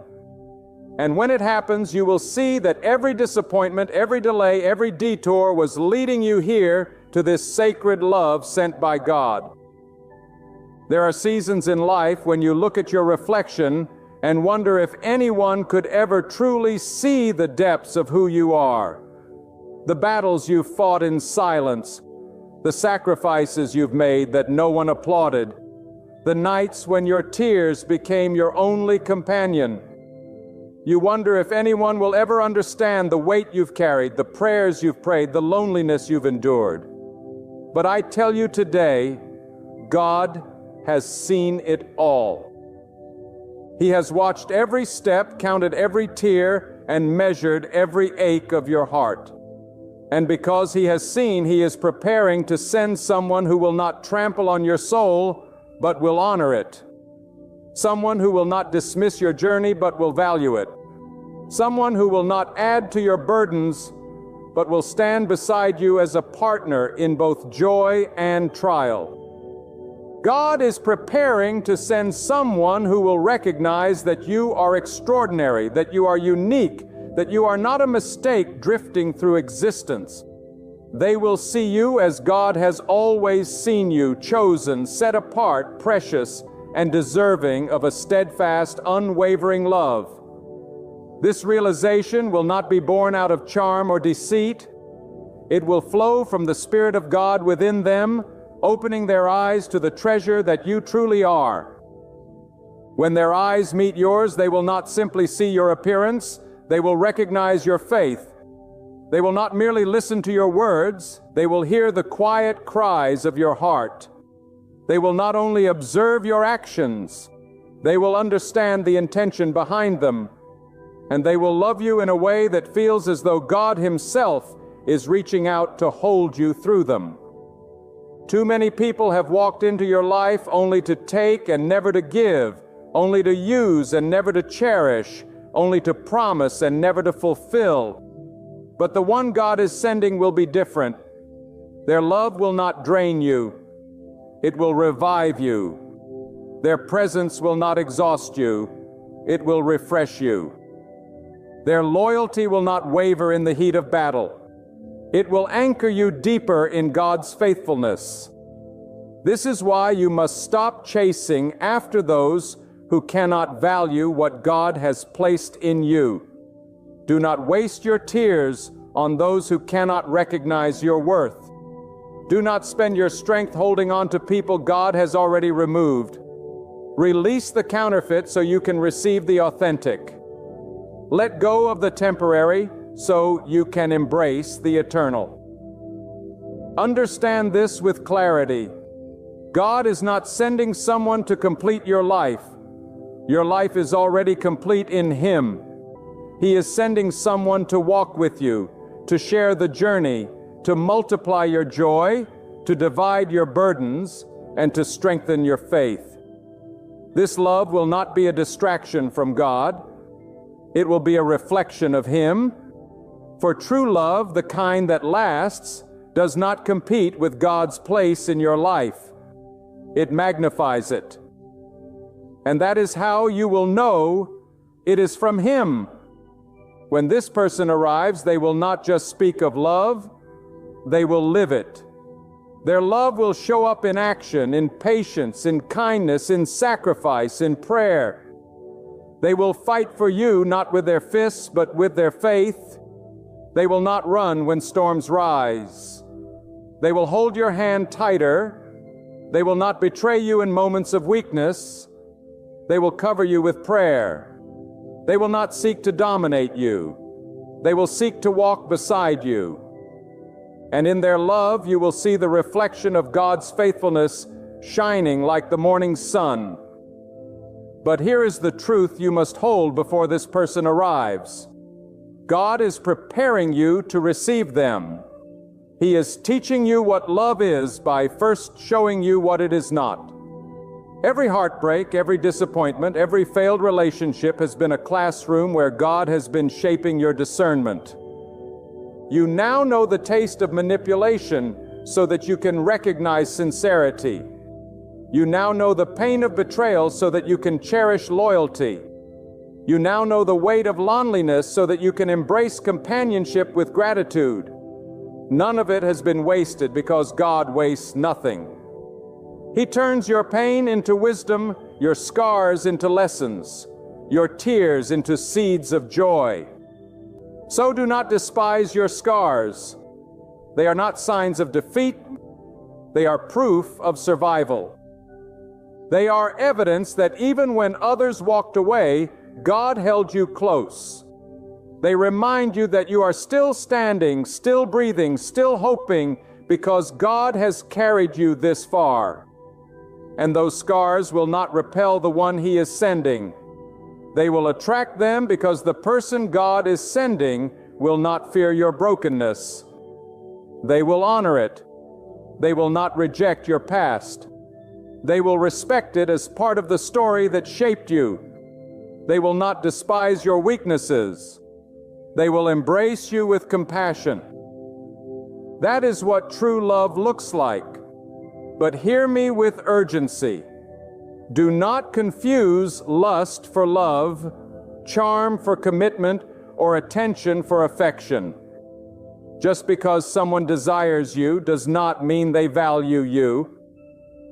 Just because someone notices you does not mean they are meant to walk with you. Test every spirit. Test every intention. Test every word spoken to your heart. For when love is truly from God, it will not leave you anxious or fearful. It will fill you with peace and assurance. It will not cause you to doubt your worth. It will confirm it. It will not lead you away from God. It will lead you closer to Him. And when you meet this person, your soul will know, not because the world approves, not because they match a list you created, but because the Spirit of God within you will bear witness that this connection is divine. The peace of God will surround it. The joy of God will confirm it. The strength of God will sustain it, and you will know without question this love is a gift sent from above. When God sends someone into your life, He does not send them halfway prepared. He does not send them confused about their purpose. He does not send them as a burden for you to carry. No, He sends them as a blessing, as an answer to prayer, as a reflection of His faithfulness. And when that moment comes, it will be clear. It will not require endless guessing or sleepless nights of anxiety. It will not require you to compromise your dignity or chase after their attention. The person God sends will not need to be convinced to love you.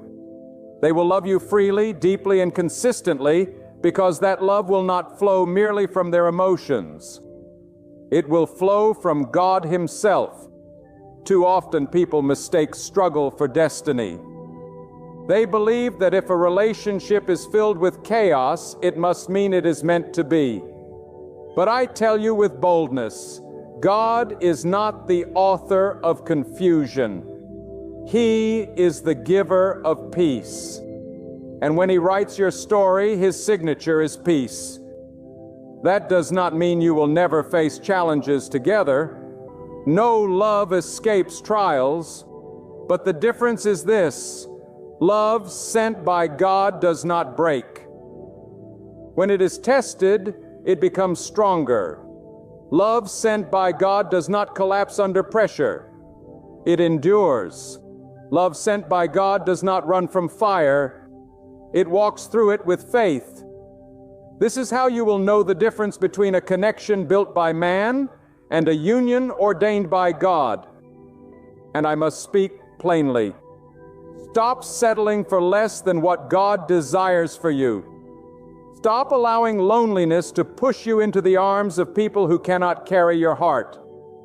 Stop confusing attention with affection, flattery with faithfulness, chemistry with covenant.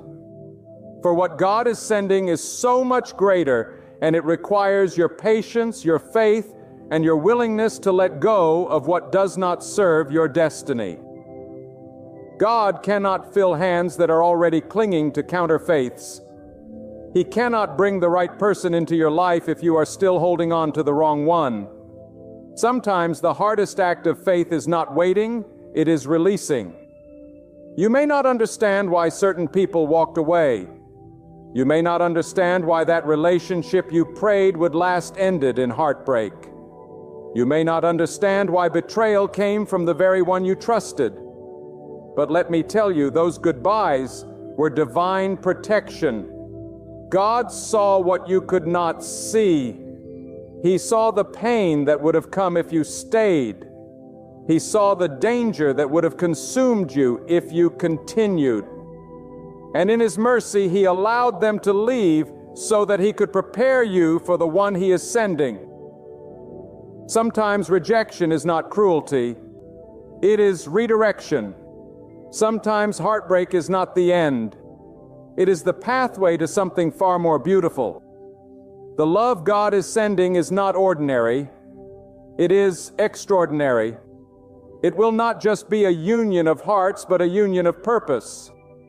This person will not only love you, they will align with the call of God on your life. They will see your vision and support it. They will see your potential and encourage it. They will see your weaknesses and cover them, not exploit them. They will pray with you when the nights are heavy. They will rejoice with you when victories come. And together you will shine as a testimony of what God can do when two people surrender their hearts to Him and to each other. But hear me before God brings them. He will mold you. He will teach you to love yourself the way He loves you. He will strip away every lie that told you that you are unworthy of real love. He will heal the broken places so that you do not bleed on the one He is sending. He will strengthen your identity in Him so that when this person comes, you will not lean on them as your Savior, but you will walk with them as your partner. For if you do not first allow God to heal you, you will sabotage the blessing He intends to give. That is why this season of preparation is so crucial. It may feel lonely, but it is holy. It may feel painful, but it is purposeful. Do not waste the waiting. Use this time to grow, to learn, to deepen your faith, to strengthen your walk with God. For when that person comes, they will not save you from yourself. They will complement the work God has already done in you. Two whole hearts healed by God will create a love that is unshakable. And this is the kind of love God is sending. Not fractured, not manipulative, not selfish, but whole, godly, and enduring. And I must tell you this with urgency. Prepare to love differently. The love God is sending you will not thrive on selfishness. It will require sacrifice. It will require patience. It will require forgiveness. It will require humility. But it will not feel like a prison. It will feel like freedom. Because when God is at the center, sacrifice becomes joy, patience becomes strength, forgiveness becomes healing, and humility becomes honor. This love will not just satisfy your emotions, it will nourish your spirit. It will not just make you feel loved, it will remind you that you are loved by God. So lift up your eyes. Do not despair if you are still waiting. Do not think for one moment that God has overlooked you. If He can align the stars in the heavens and command the oceans to stay within their boundaries, surely He can align two hearts in His perfect timing. The God who never forgets a single sparrow will never forget you. The God who clothes the lilies in beauty will clothe your life with the beauty of love when the season is right. And when it comes, you will stand in awe, knowing that it was not luck, not coincidence, not accident. It was God's hand moving on your behalf. The love God is sending is on the horizon. Do not give up now. Do not grow weary now. Do not settle for less now. Stand firm, remain faithful, and guard your hope. For what is written in heaven cannot be erased on earth. God is sending someone who truly loves you. And when they arrive, it will be a love story authored by the very hand of the Almighty. There is someone listening to me right now who has been through betrayal so deep that you vowed never to open your heart again. You told yourself, I will never trust like that anymore. I will never give anyone that kind of access to me again. But I say to you, God is not finished with your story. The pain you endured was real, but it was not the end. The scars you carry are not the final chapter. God is preparing to send someone who will prove to you that love, when it is birthed from Him, is not a weapon. It is a healing balm. Do not allow the failures of the past to blind you to the blessing of the future. The wrong ones broke you, but the right one will help build you. The wrong ones drained you, but the right one will pour into you. The wrong ones made you doubt your worth, but the right one will remind you daily that you are a treasure from the hand of God. And understand this, the love God is sending will not always come packaged the way you expect. It may not fit the checklist you created in your mind. It may not look like the dream you pictured years ago, but it will be better. It will be divine, because what God chooses for you will always surpass what you imagine for yourself. Too often we confine ourselves to our own limited vision, but God sees further than we do. He sees the heart, not just the appearance. He sees the destiny, not just the present moment. He sees the compatibility of purpose, not just the attraction of personality. And when He sends someone, it will not just satisfy your eyes, it will satisfy your spirit. It will not just excite your emotions, it will bring rest to your soul. Now let me speak with boldness. You must not sabotage what God is preparing by clinging to what He has already removed.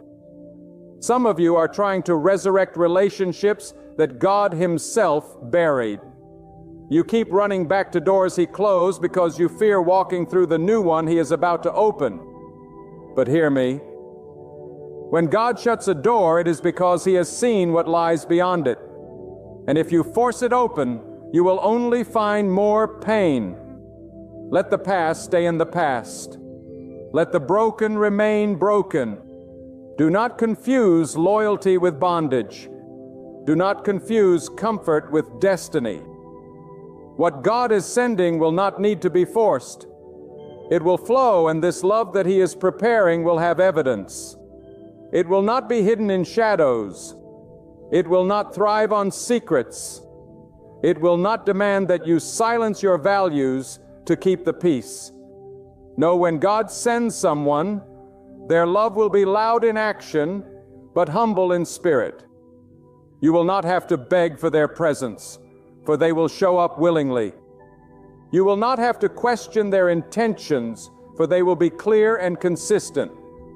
You will not have to wonder if they are with you, for they will stand with you openly, unashamed and unwavering. That is how you will know it is not confusion, it is confirmation. This love will also call you higher. The person God is sending will not let you remain stagnant. They will challenge you not to tear you down, but to build you up. They will call out the greatness within you when you cannot see it yourself. They will push you to pray when your faith feels weak. They will remind you of God's promises when life tries to make you forget. And when the battles of life come, and they will come, you will not stand alone, because this person will stand beside you, shoulder to shoulder, hand in hand, fighting with you, not against you. And let me tell you, this kind of love cannot be rushed. It must be prepared. Just as fine gold must endure fire before it shines, so must true love be refined by time before it is revealed. That is why you cannot hurry God's process. Impatience will only hand you counterfeits, but patience will position you for the authentic. Trust that God knows the exact moment your heart is ready. Trust that God knows when their heart is ready. Trust that God knows how to weave your stories together in such a way that when it happens, the only explanation will be His divine orchestration. So while you wait, strengthen yourself. Do not wait passively, sitting in despair. Wait actively, growing in faith, growing in wisdom, growing in love for God and yourself. Because the person God is sending will not heal your identity.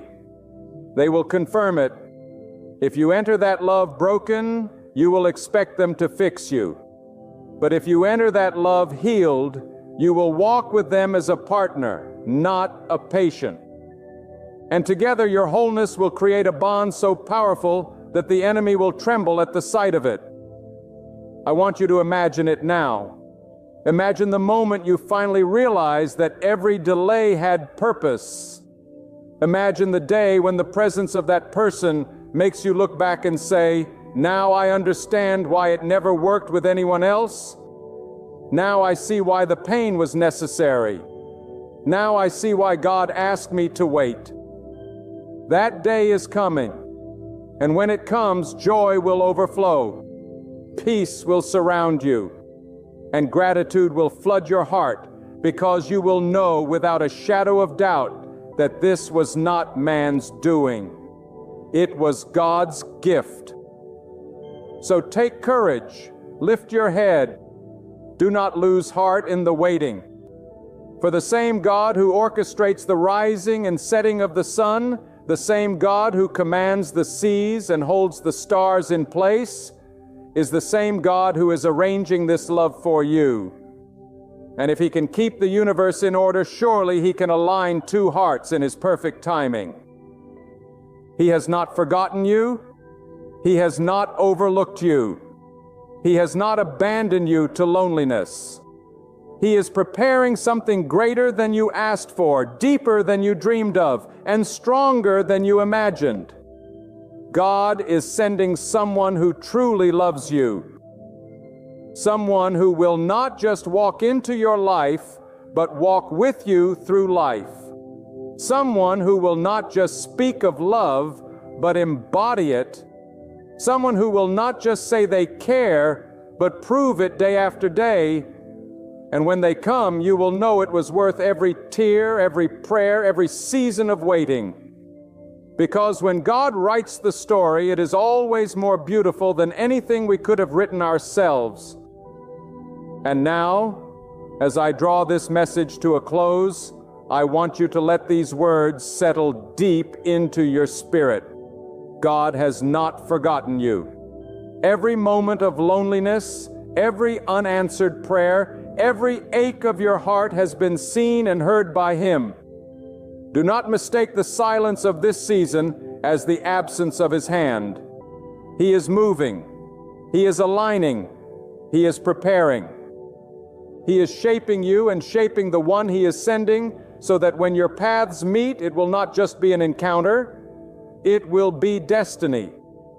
The kind of love God is sending you is not fragile, not fleeting, not shallow. It is rooted in His truth, sustained by His presence and guided by His purpose. It will not confuse you, it will confirm you. It will not diminish you. It will magnify what God has already placed within you. This person will love you with a love that reflects God's own care for you. A love that is steadfast in trials, gentle in weakness, bold in faith, and unwavering in loyalty. So I charge you today, wait with hope, not despair. Walk with faith, not fear. Lift your eyes from the failures of yesterday and fix them on the promises of God. The same God who kept you through heartbreak will lead you into healing. The same God who sustained you in loneliness will bless you with companionship. The very God who has shaped every line of your journey will also craft this chapter with splendor and strength. When the moment arrives, when His perfect timing unfolds, and that person enters your path, you will look back with clarity. Each tear became the rain that nourished this season. Each wound sharpened your vision to recognize truth. Each stretch of waiting trained your faith to embrace the gift. And as you stand beside the one heaven prepared, you will know deep within this was no accident. This was no stroke of fortune. This was no random event. This was the hand of God. Hold steady, beloved. Do not loosen your grip on faith now. Your breakthrough is closer than your eyes can see. Your blessing is nearer than you imagine. And the love God is sending will not just brighten your days, it will redirect your destiny. Lift your gaze, steady your heart, and move forward with confidence. For the faithful author of your story has never failed. God is preparing to send the one who will love you for real. And when they arrive, you will see His goodness woven into every page of your life. There comes a moment in every life when the weight of waiting feels like a mountain pressing down on the soul. You have prayed, you have wept, you have whispered into the stillness of the night, God, when will the answer come? When will the door finally open? And I declare to you today with every fiber of conviction in me, hold on, because God is about to open the very door you've been waiting for. The delays were never denials. The silence was never His absence, and the closed doors were never rejection. They were preparation. All this time, God has been refining your character, strengthening your spirit, and clearing the way so that when this door finally opens, you won't walk through as who you once were, but as the person He has molded you to become.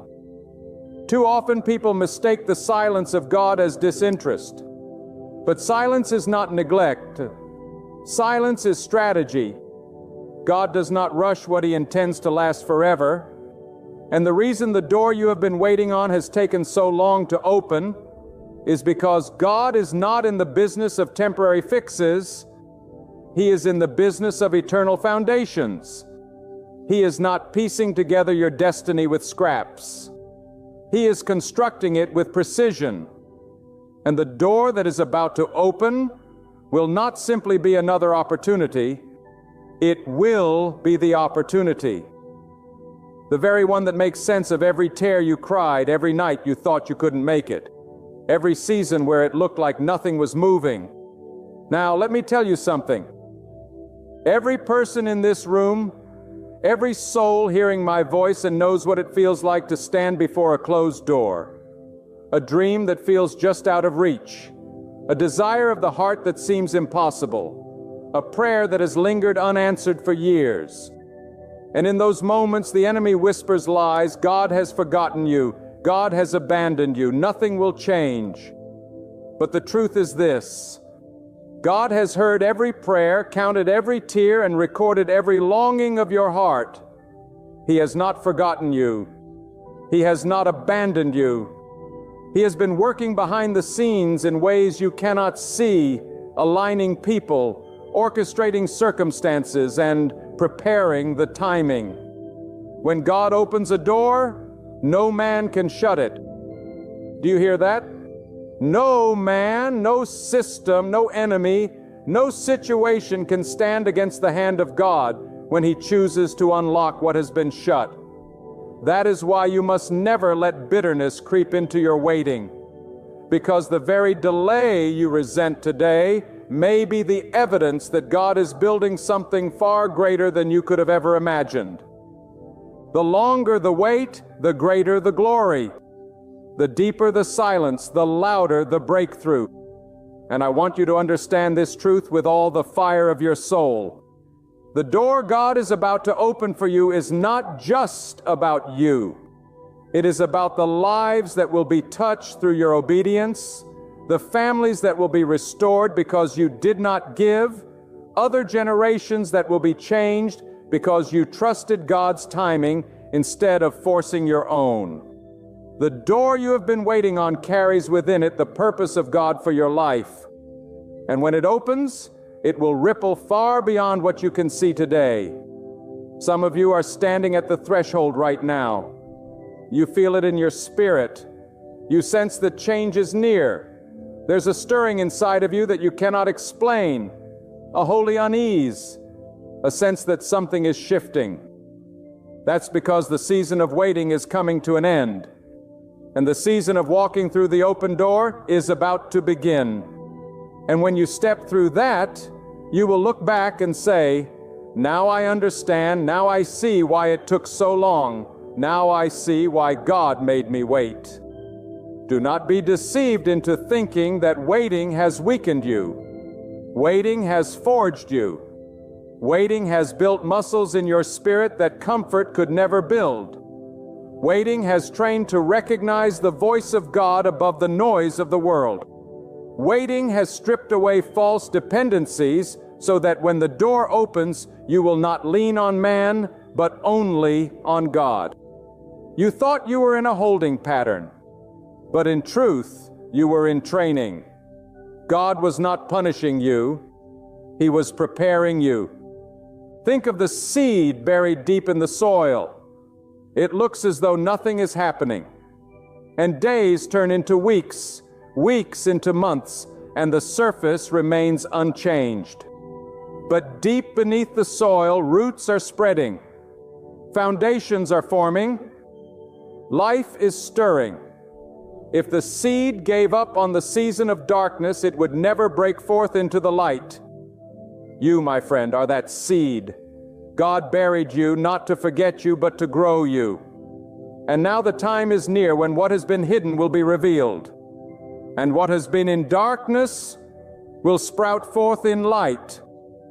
Every closed door you face was God's way of protecting you from what was not meant for you. Some doors were shut because what lay behind them would have destroyed you. Some were locked because the timing was wrong. Others were sealed because destiny was never meant to be tied to that path. And even though you wept before those doors, even though you begged for them to open, one day you will thank God they never did. Because now you see the hand that shut those doors is the same hand that is about to open the right one. And when it opens, it will not creak slightly. Ajar, it will swing wide with authority. The God who holds the keys of every destiny, the God who controls the seasons of men, the God who knows the end from the beginning, is about to declare over your life, Now is the time. And when God says, "Now the forces of hell tremble, the barriers crumble, and the opposition scatters," nothing can stand against the decree of God. But here is a truth I must tell you. Do not despise the wilderness that came before the open door. For the wilderness taught you humility. The wilderness taught you to hunger for God. The wilderness taught you that man does not live by bread alone, but by every word that proceeds from the mouth of God. If you had walked into the promise without the wilderness, you would have thought the promise was yours by right. But because you endured the wilderness, you will walk into the promise knowing it was yours by grace. And grace, my friend, changes everything. Grace humbles you. Grace makes you lift your hands in worship instead of pride. Grace makes you fall to your knees in gratitude instead of standing tall in arrogance. Grace reminds you that the door opening before you is not a trophy you earn. It is a gift you were entrusted with. Now let me speak directly to that weary heart that is listening to me right now. You are tired of knocking. You are tired of asking. You are tired of being told, "Wait." You feel as though everyone else is moving ahead while you remain stuck in the same place. And bitterness has started whispering, maybe God has favorites. Maybe God's promises were not meant for you. Let me silence that lie today. God does not forget His children. God does not overlook your faithfulness. God does not abandon His own. If you are still waiting, it is because the timing is still being perfected. And when it comes, it will not be late. It will be right on time. Remember, sudden doors are never truly sudden. They are the result of years of unseen preparation. To you, it will look like overnight favor. To heaven, it is the appointed moment that was written long before you were born. God does not work in accidents, and your appointment is on the way. So lift up your head, straighten your back, wipe the tears from your face.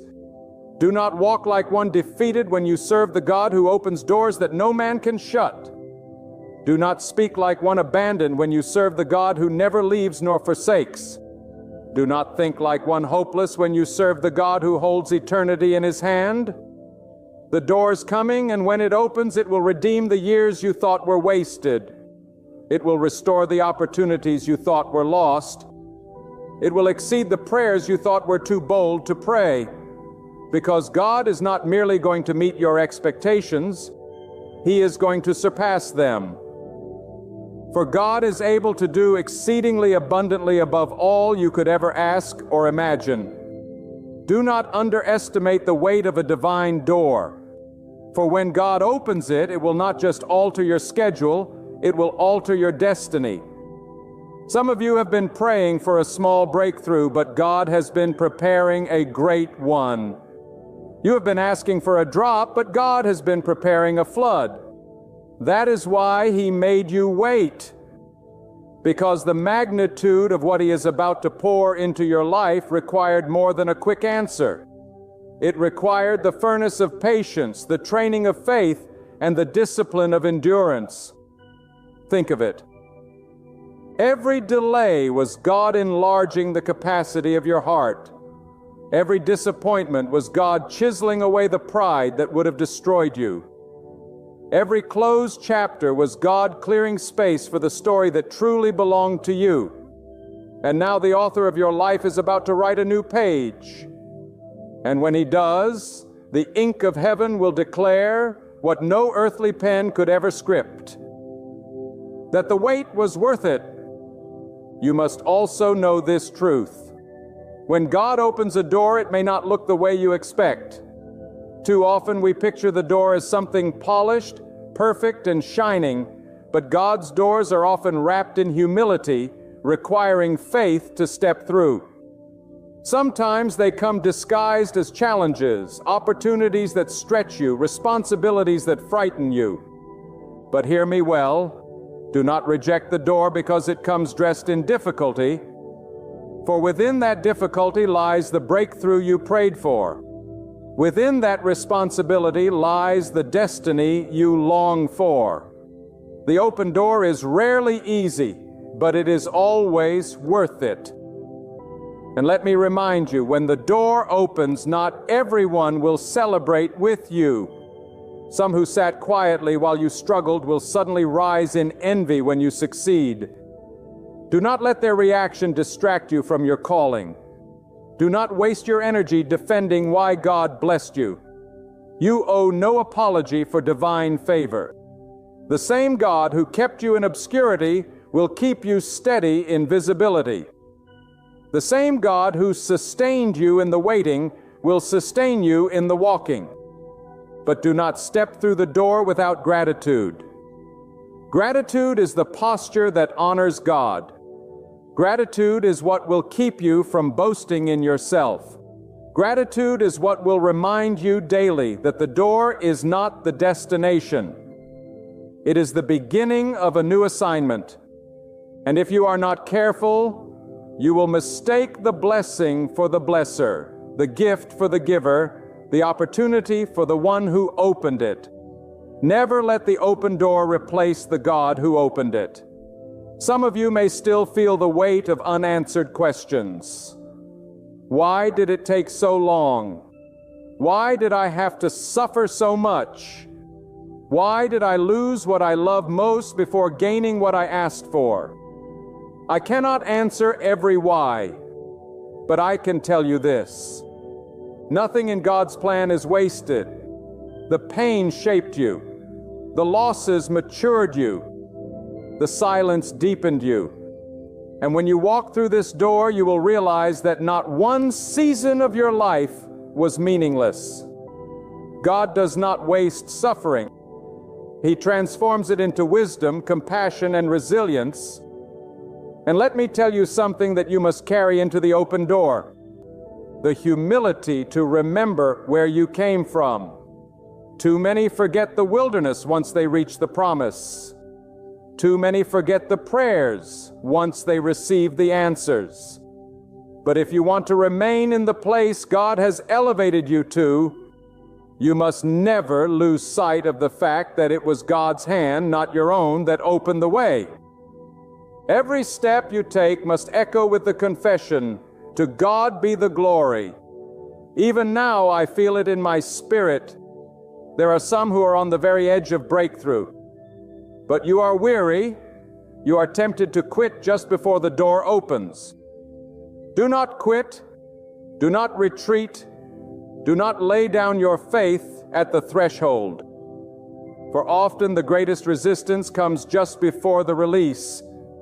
The darkest night is just before the dawn. The fiercest battle is just before the victory. The enemy will fight hardest at the edge of your destiny because he knows that once you step through, you will never be the same. There is something holy about the moment just before the door opens. It is a sacred tension, a divine pause where God tests not your ability to rush ahead, but your willingness to stand still and trust Him. Do not despise this moment. It is in these final hours of waiting that your character is being sealed, your faith is being refined, and your spirit is being prepared to carry what God is about to place in your hands. If He were to open the door before you were ready, the blessing would crush you instead of build you. But because He is a wise and loving God, He will not release what you cannot yet sustain. And I say this with holy boldness, as some of you thought God was punishing you by making you wait, but in reality, He was protecting you. He was holding back the floodgates because He knew the weight of that blessing would drown you if your foundation was not secure. He was guarding you against premature exposure, shielding you from enemies you did not yet have the strength to fight, and withholding opportunities that would have destroyed your destiny if they came too soon. But now the foundation has been laid. Now the roots have gone deep. Now the strength has been built. And God is ready to open the very door that has been shut for so long. And when He does, it will not simply be an answer to your prayer, it will be the unveiling of His purpose. For the open door is never just about what you gain, but about what God wants to accomplish through you. Behind that door lies more than personal blessing. It carries impact, legacy, influence, and the advancement of God's will on earth. That is why the battle has been so fierce, why the resistance has been so relentless, why the wait has been so long. Because this door is not ordinary, it is divine. Hear me clearly. When God opens the door, walk through it boldly. Do not hesitate. Do not shrink back. Do not allow fear to paralyze you. For if the God who created the earth has chosen this moment to release you, then no fear is greater than His power. No obstacle is stronger than His word, and no enemy can withstand His decree. Step into that open door with courage, with gratitude, with reverence, and with faith that God Himself goes before you. But let me give you this warning. An open door does not mean an easy path. The open door is the beginning of a new chapter, yes, but it is also the beginning of new challenges. Do not mistake the opening as the end of the journey. It is the start of a greater one. And that is why your preparation in the waiting was so vital. God did not train you in vain. The trials you endured, the patience you learned, the faith you developed, all of it will serve you in the new season. For every new level brings new battles. But the same God who opened the door will give you victory within it. And remember this, an open door demands responsibility. You cannot walk through it with the same mindset you had while waiting. The posture of waiting is patience. The posture of breakthrough is stewardship. God is entrusting you with something bigger, something greater, something that will affect not only your life, but also the lives of many others. How you walk through this door will determine how long it stays open. So carry humility, carry discipline, carry the fire of devotion to God. Do not let the blessing become the very thing that leads you away from the one who gave it. There will be voices that try to distract you once the door opens. Some will tell you that you do not deserve it. Others will try to convince you it was luck. And still others will demand that you use it for their gain. You must stay rooted in the truth that this door was opened by God and by God alone. You did not manipulate it. You did not force it. You did not earn it. It was given. And because it was given, your allegiance must remain with the giver, not with the crowd.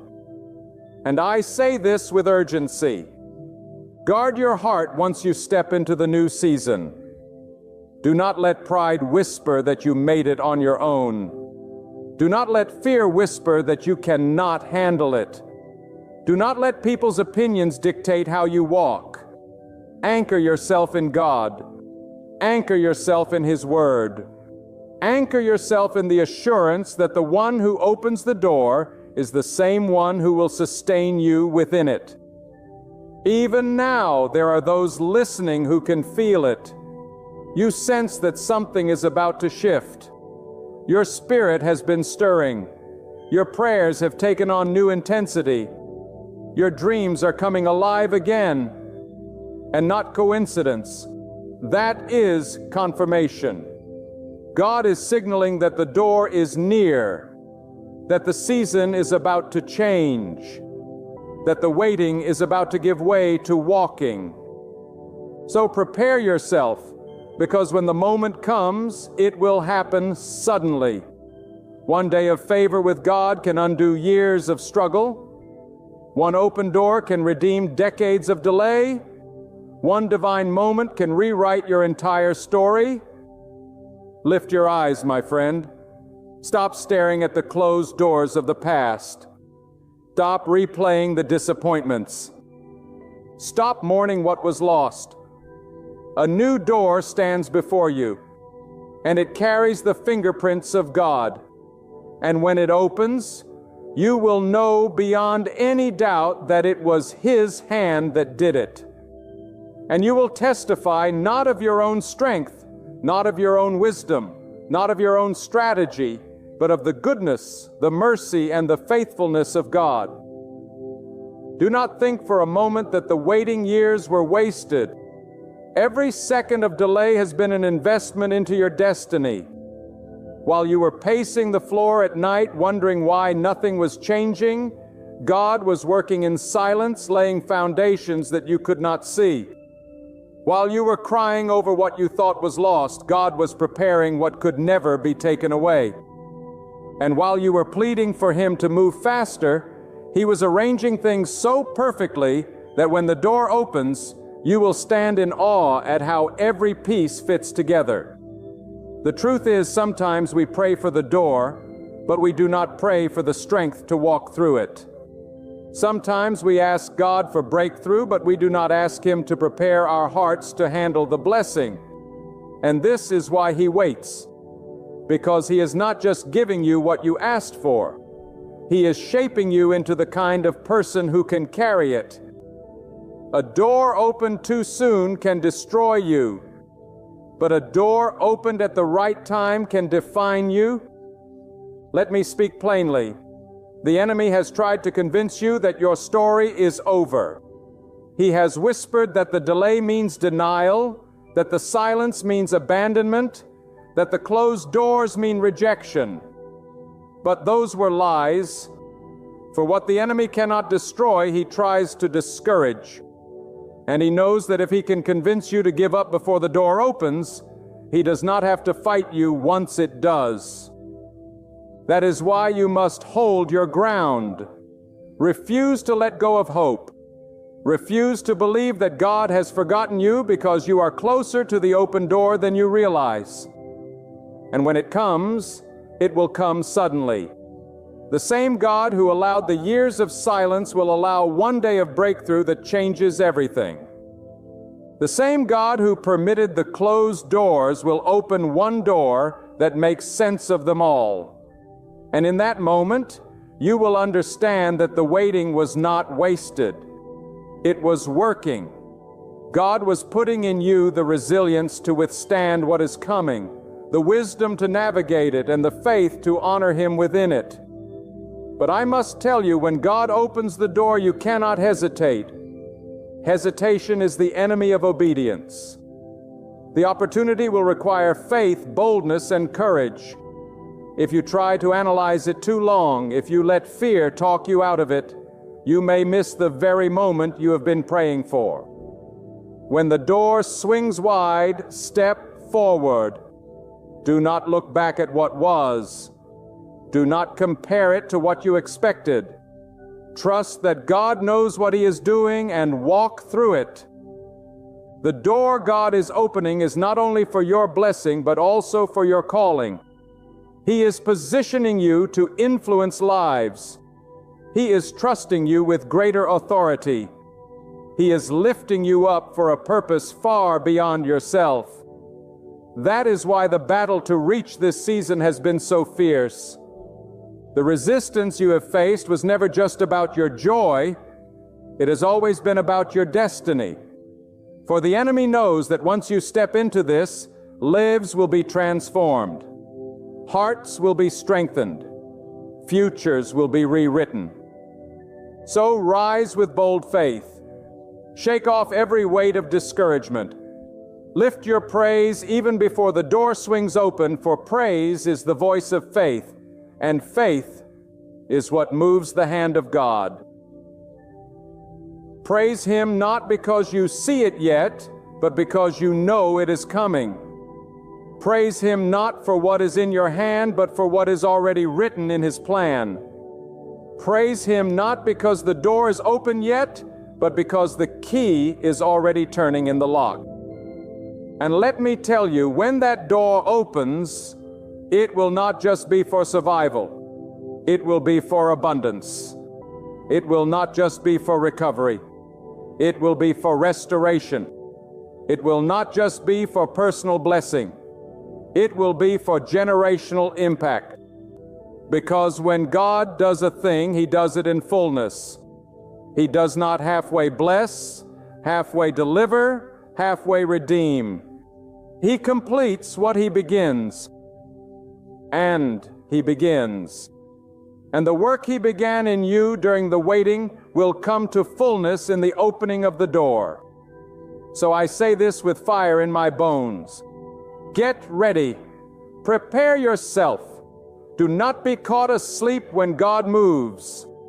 Do not be distracted by lesser things when the greatest moment of your life arrives. The time is near. The season is shifting. The door is about to open.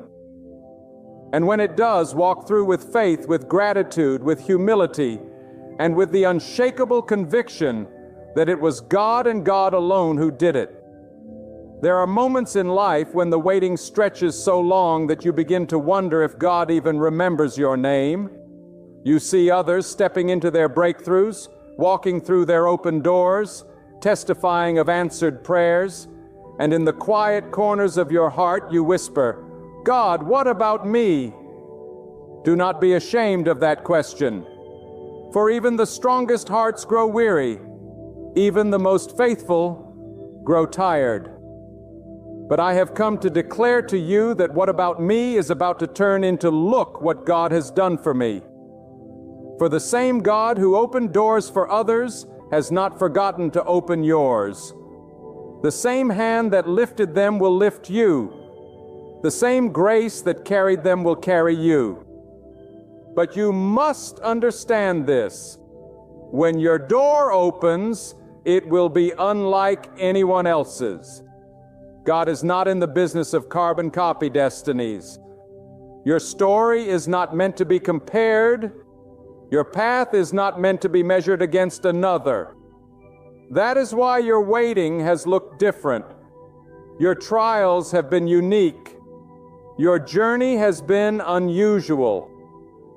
Because the door God has prepared for you is unlike any other.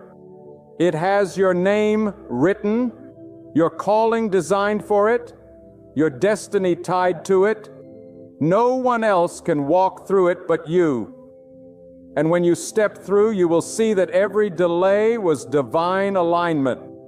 The people you met along the way, the setbacks you thought were failures, the seasons that seemed empty, all of it was weaving together into a tapestry of purpose. God wastes nothing. He uses the pain to shape your compassion, the silence to sharpen your discernment, the waiting to strengthen your faith. And when the door finally opens, you will look back and realize that He was with you all along, even when you could not feel Him. Sometimes God closes doors we desperately wanted open. Not because He is cruel, but because He is kind. Some of the doors you begged for would have led to destruction. Some of the relationships you prayed for would have derailed your destiny. Some of the opportunities you thought were perfect would have poisoned your soul. And so in mercy, God said no. In love, He kept them shut. And though it hurt you then, you will rejoice now. For you will see that His protection was disguised as denial, and the denial of man was the direction of God. But here lies a truth that must be grasped. The open door is not just about where you are going. It is about who you are becoming. For God is not merely leading you into a new place. He is shaping you into a new person. He is calling you higher, deeper, stronger. The waiting refined you, but the walking will transform you. The waiting stripped away your weaknesses, but the open door will call forth your strengths. Do not step through as the same person who began the journey. You must step through renewed, strengthened, and resolute in faith. And when you do, be prepared for the shifting of seasons.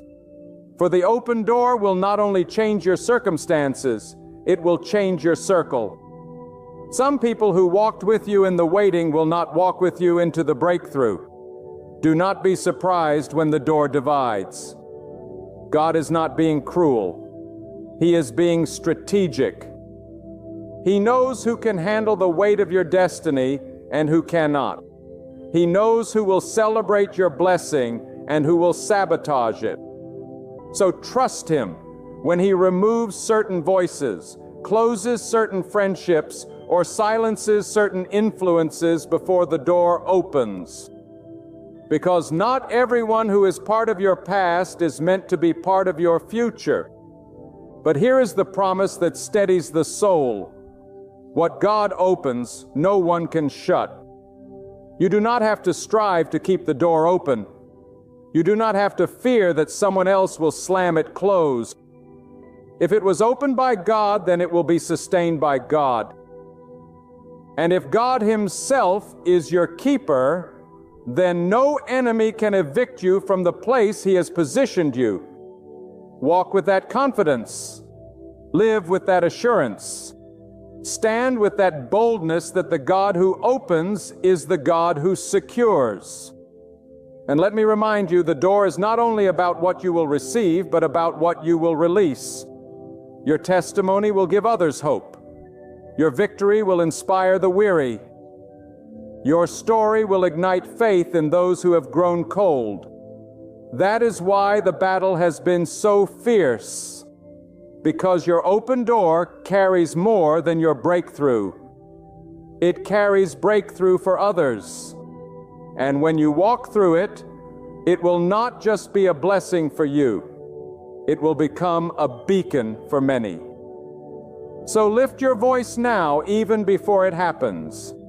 Sing as though the door is already open. Pray as though the breakthrough has already come. Worship as though the victory is already won. Because in the realm of God, it is already done. It is only waiting to manifest in your life. And when it does, you will stand in awe, saying, "If it had not been for God, I would not be here. If it had not been for God, the door would still be shut. If it had not been for God, I would have lost hope." And your heart will overflow with gratitude. The door you have been waiting for is not just an entrance into a new season. It is a statement from heaven that the old season has expired. There are some chapters of your life that no matter how hard you tried, you could not close them. They clung to you. They haunted you. They weighed you down.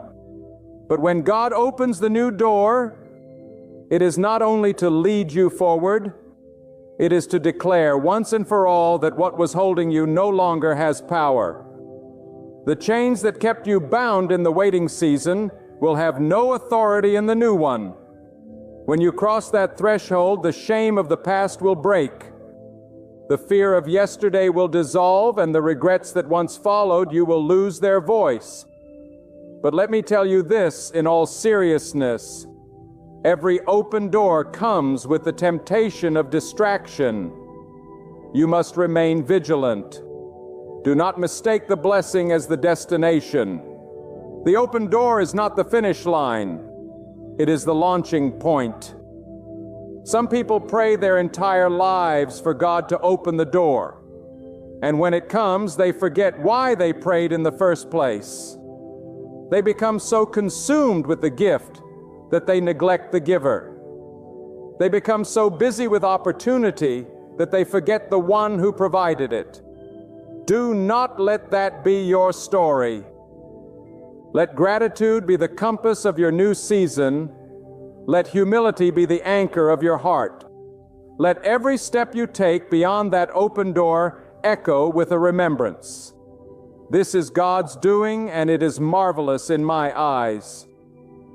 And hear this: do not be surprised if once the door opens, new opposition arises. Favor attracts both support and resistance. The greater the open door, the greater the attention it draws. Some will admire you, some will misunderstand you, and some will envy you. But do not fear the resistance, Torkacher. If God opened the door, then He has already equipped you with the strength to withstand the battles that will come on the other side. The same God who sustained you in the waiting will defend you in the breakthrough. The same God who refined you in the wilderness will empower you in the promised place. Do not enter the open door timidly. Enter it boldly with the confidence of a child who knows that their father prepared it. Walk through it with your head lifted high, not in arrogance, but in reverence. Know that you are not there by chance, not there by coincidence, not there by human approval, but by divine appointment. And when you walk through, walk with the determination that you will use this season not to glorify yourself, but to glorify the God who made it possible. Even now, I feel compelled to speak to the one who is exhausted by the weight. You are standing on the edge and you feel like letting go. You have prayed until your words ran dry. You have believed until your hope has wavered and you feel that you cannot hold on another day. Let me assure you, your endurance is not in vain. Your faithfulness is not forgotten. Your patience is not wasted. God is closer than you think. The door is nearer than you realized, and the breakthrough is greater than you imagined. You may feel weary, but strength is rising. You may feel overlooked, but heaven has its eye on you. You may feel forgotten, but your name is engraved on the palm of God's hand. And this is the paradox of waiting. The very moments that feel like nothing is happening are the moments when everything is happening in the unseen. While you are asking, God is saying soon. While you are saying how long, God is whispering just a little longer. And when the moment comes, you will forget the pain of waiting because the joy of breakthrough will overshadow it all. Just like a mother forgets the pain of labor when she holds her child, you will forget the heaviness of delay when you step into the fulfillment of promise. And let me assure you of this truth. What God opens for you, no one can take from you. It is sealed by His authority, secured by His word, and sustained by His power. Man cannot revoke it. The enemy cannot undo it, and time cannot erode it. The door He opens is eternal in its impact, unshakable in its foundation, unstoppable in its purpose. So when it opens, do not question it. Do not doubt it. Do not minimize it. Embrace it fully. Walk in it completely and honor God through it entirely. Do not underestimate what is about to happen when God opens the door you've been waiting for. This is not just a moment of relief, it is a moment of revelation. You will see why the tears had to fall, why the doors had to remain shut, why the silence had to linger. For in that instant of breakthrough, the puzzle pieces will come together, and what once looked like random pain will suddenly make sense as purposeful preparation. You will stand there not only rejoicing in the door that opened, but marveling at the God who orchestrated every detail leading up to it. But let me tell you plainly, open doors come with responsibility. The greater the door, the greater the weight you must carry. But God does not open doors so that we may sit idly in blessing. He opens doors so that we may walk faithfully in calling. If you step through this door only thinking what you can gain, you will miss the very reason God opened it. But if you step through asking, God, how can I serve you here? How can I honor you in this place? How can I use this opportunity to glorify your name? Then you will find that the open door becomes not only a blessing for you, but a channel of blessing for countless others. And let me warn you, when the door opens, not everyone will rejoice. Some who stood by you in waiting may step away in jealousy. Others may try to claim the glory for themselves or diminish what God has done in you. But pay them no attention. Do not waste your energy explaining your blessing. Do not spend your days defending your favor.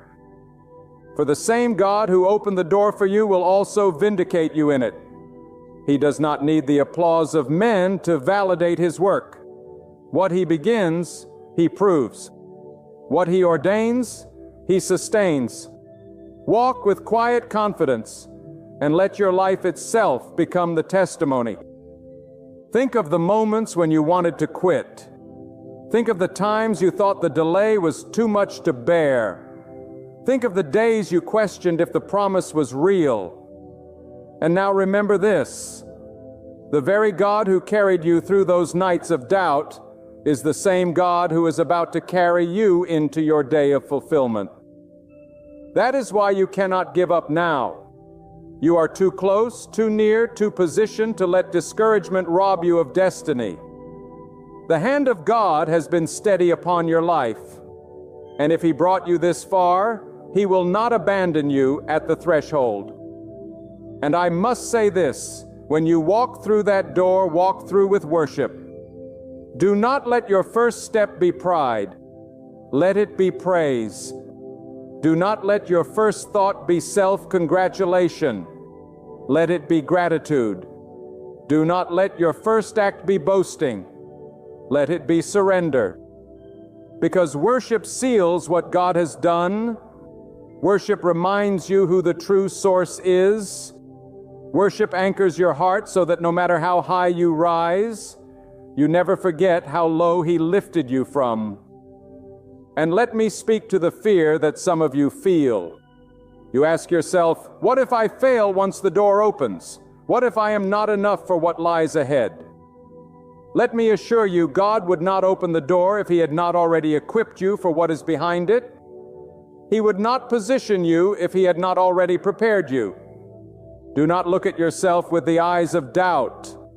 Look at yourself with the eyes of destiny.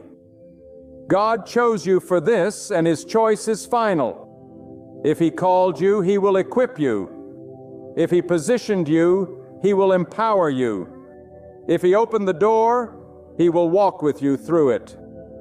And when the opposition rises, and it will, do not tremble. The God who opened the door is also the God who guards it. You do not have to live in fear of losing what He gave. What is divinely given cannot be stolen by man. What is sovereignly ordained cannot be undone by the enemy. What is unlocked by heaven cannot be relocked by earth. So rest in that truth. Live in that confidence. Walk in that authority. The season of waiting has not been easy. It has stripped you, tested you, broken you, and refined you. But it has also qualified you. It has made you ready in ways you cannot even see. And soon, very soon, the door will open and you will realize that you were never waiting in vain. You were being prepared for something far greater than you imagined. And when you step into it, your heart will burn with one undeniable truth, that the God who made you wait is the same God who makes all things beautiful in His time. So lift your eyes, lift your voice, lift your faith. The waiting is almost over. The silence is about to break. The season is about to shift. The door is about to open. And when it does, no power in hell, no force on earth, no voice of doubt will be able to stop what God has begun. Walk into it with boldness and let your life thunder with the declaration, God has done this, and it is marvelous.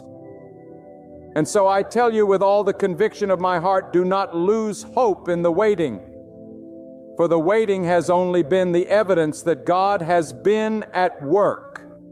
Every tear, every prayer, every sleepless night has been counted, and not one of them was wasted. The very thing you thought would break has built you. The silence that felt unbearable has refined you. And the years that felt empty have been filled with unseen preparation. And now the hour is near when God Himself will reach down and swing open the very door that no man could ever open for you. When it happens, it will not be a small thing. It will not be a door that barely shifts.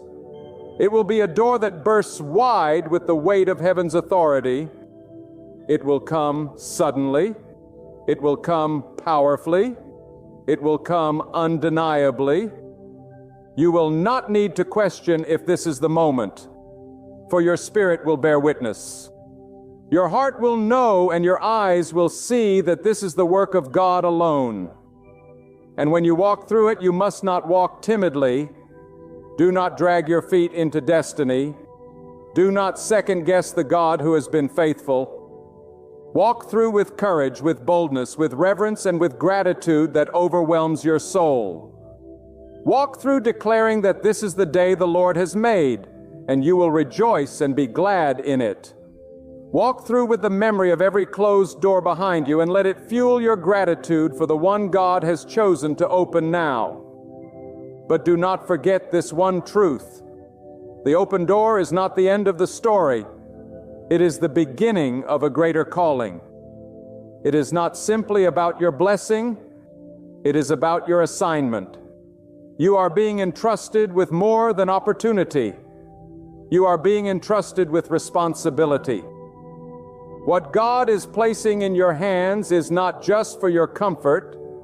It is for His kingdom, His glory, His purpose in and through your life. And if you remain faithful, if you remain humble, if you keep your eyes fixed on Him, then the very door He opens will become the way for countless others to find their way as well.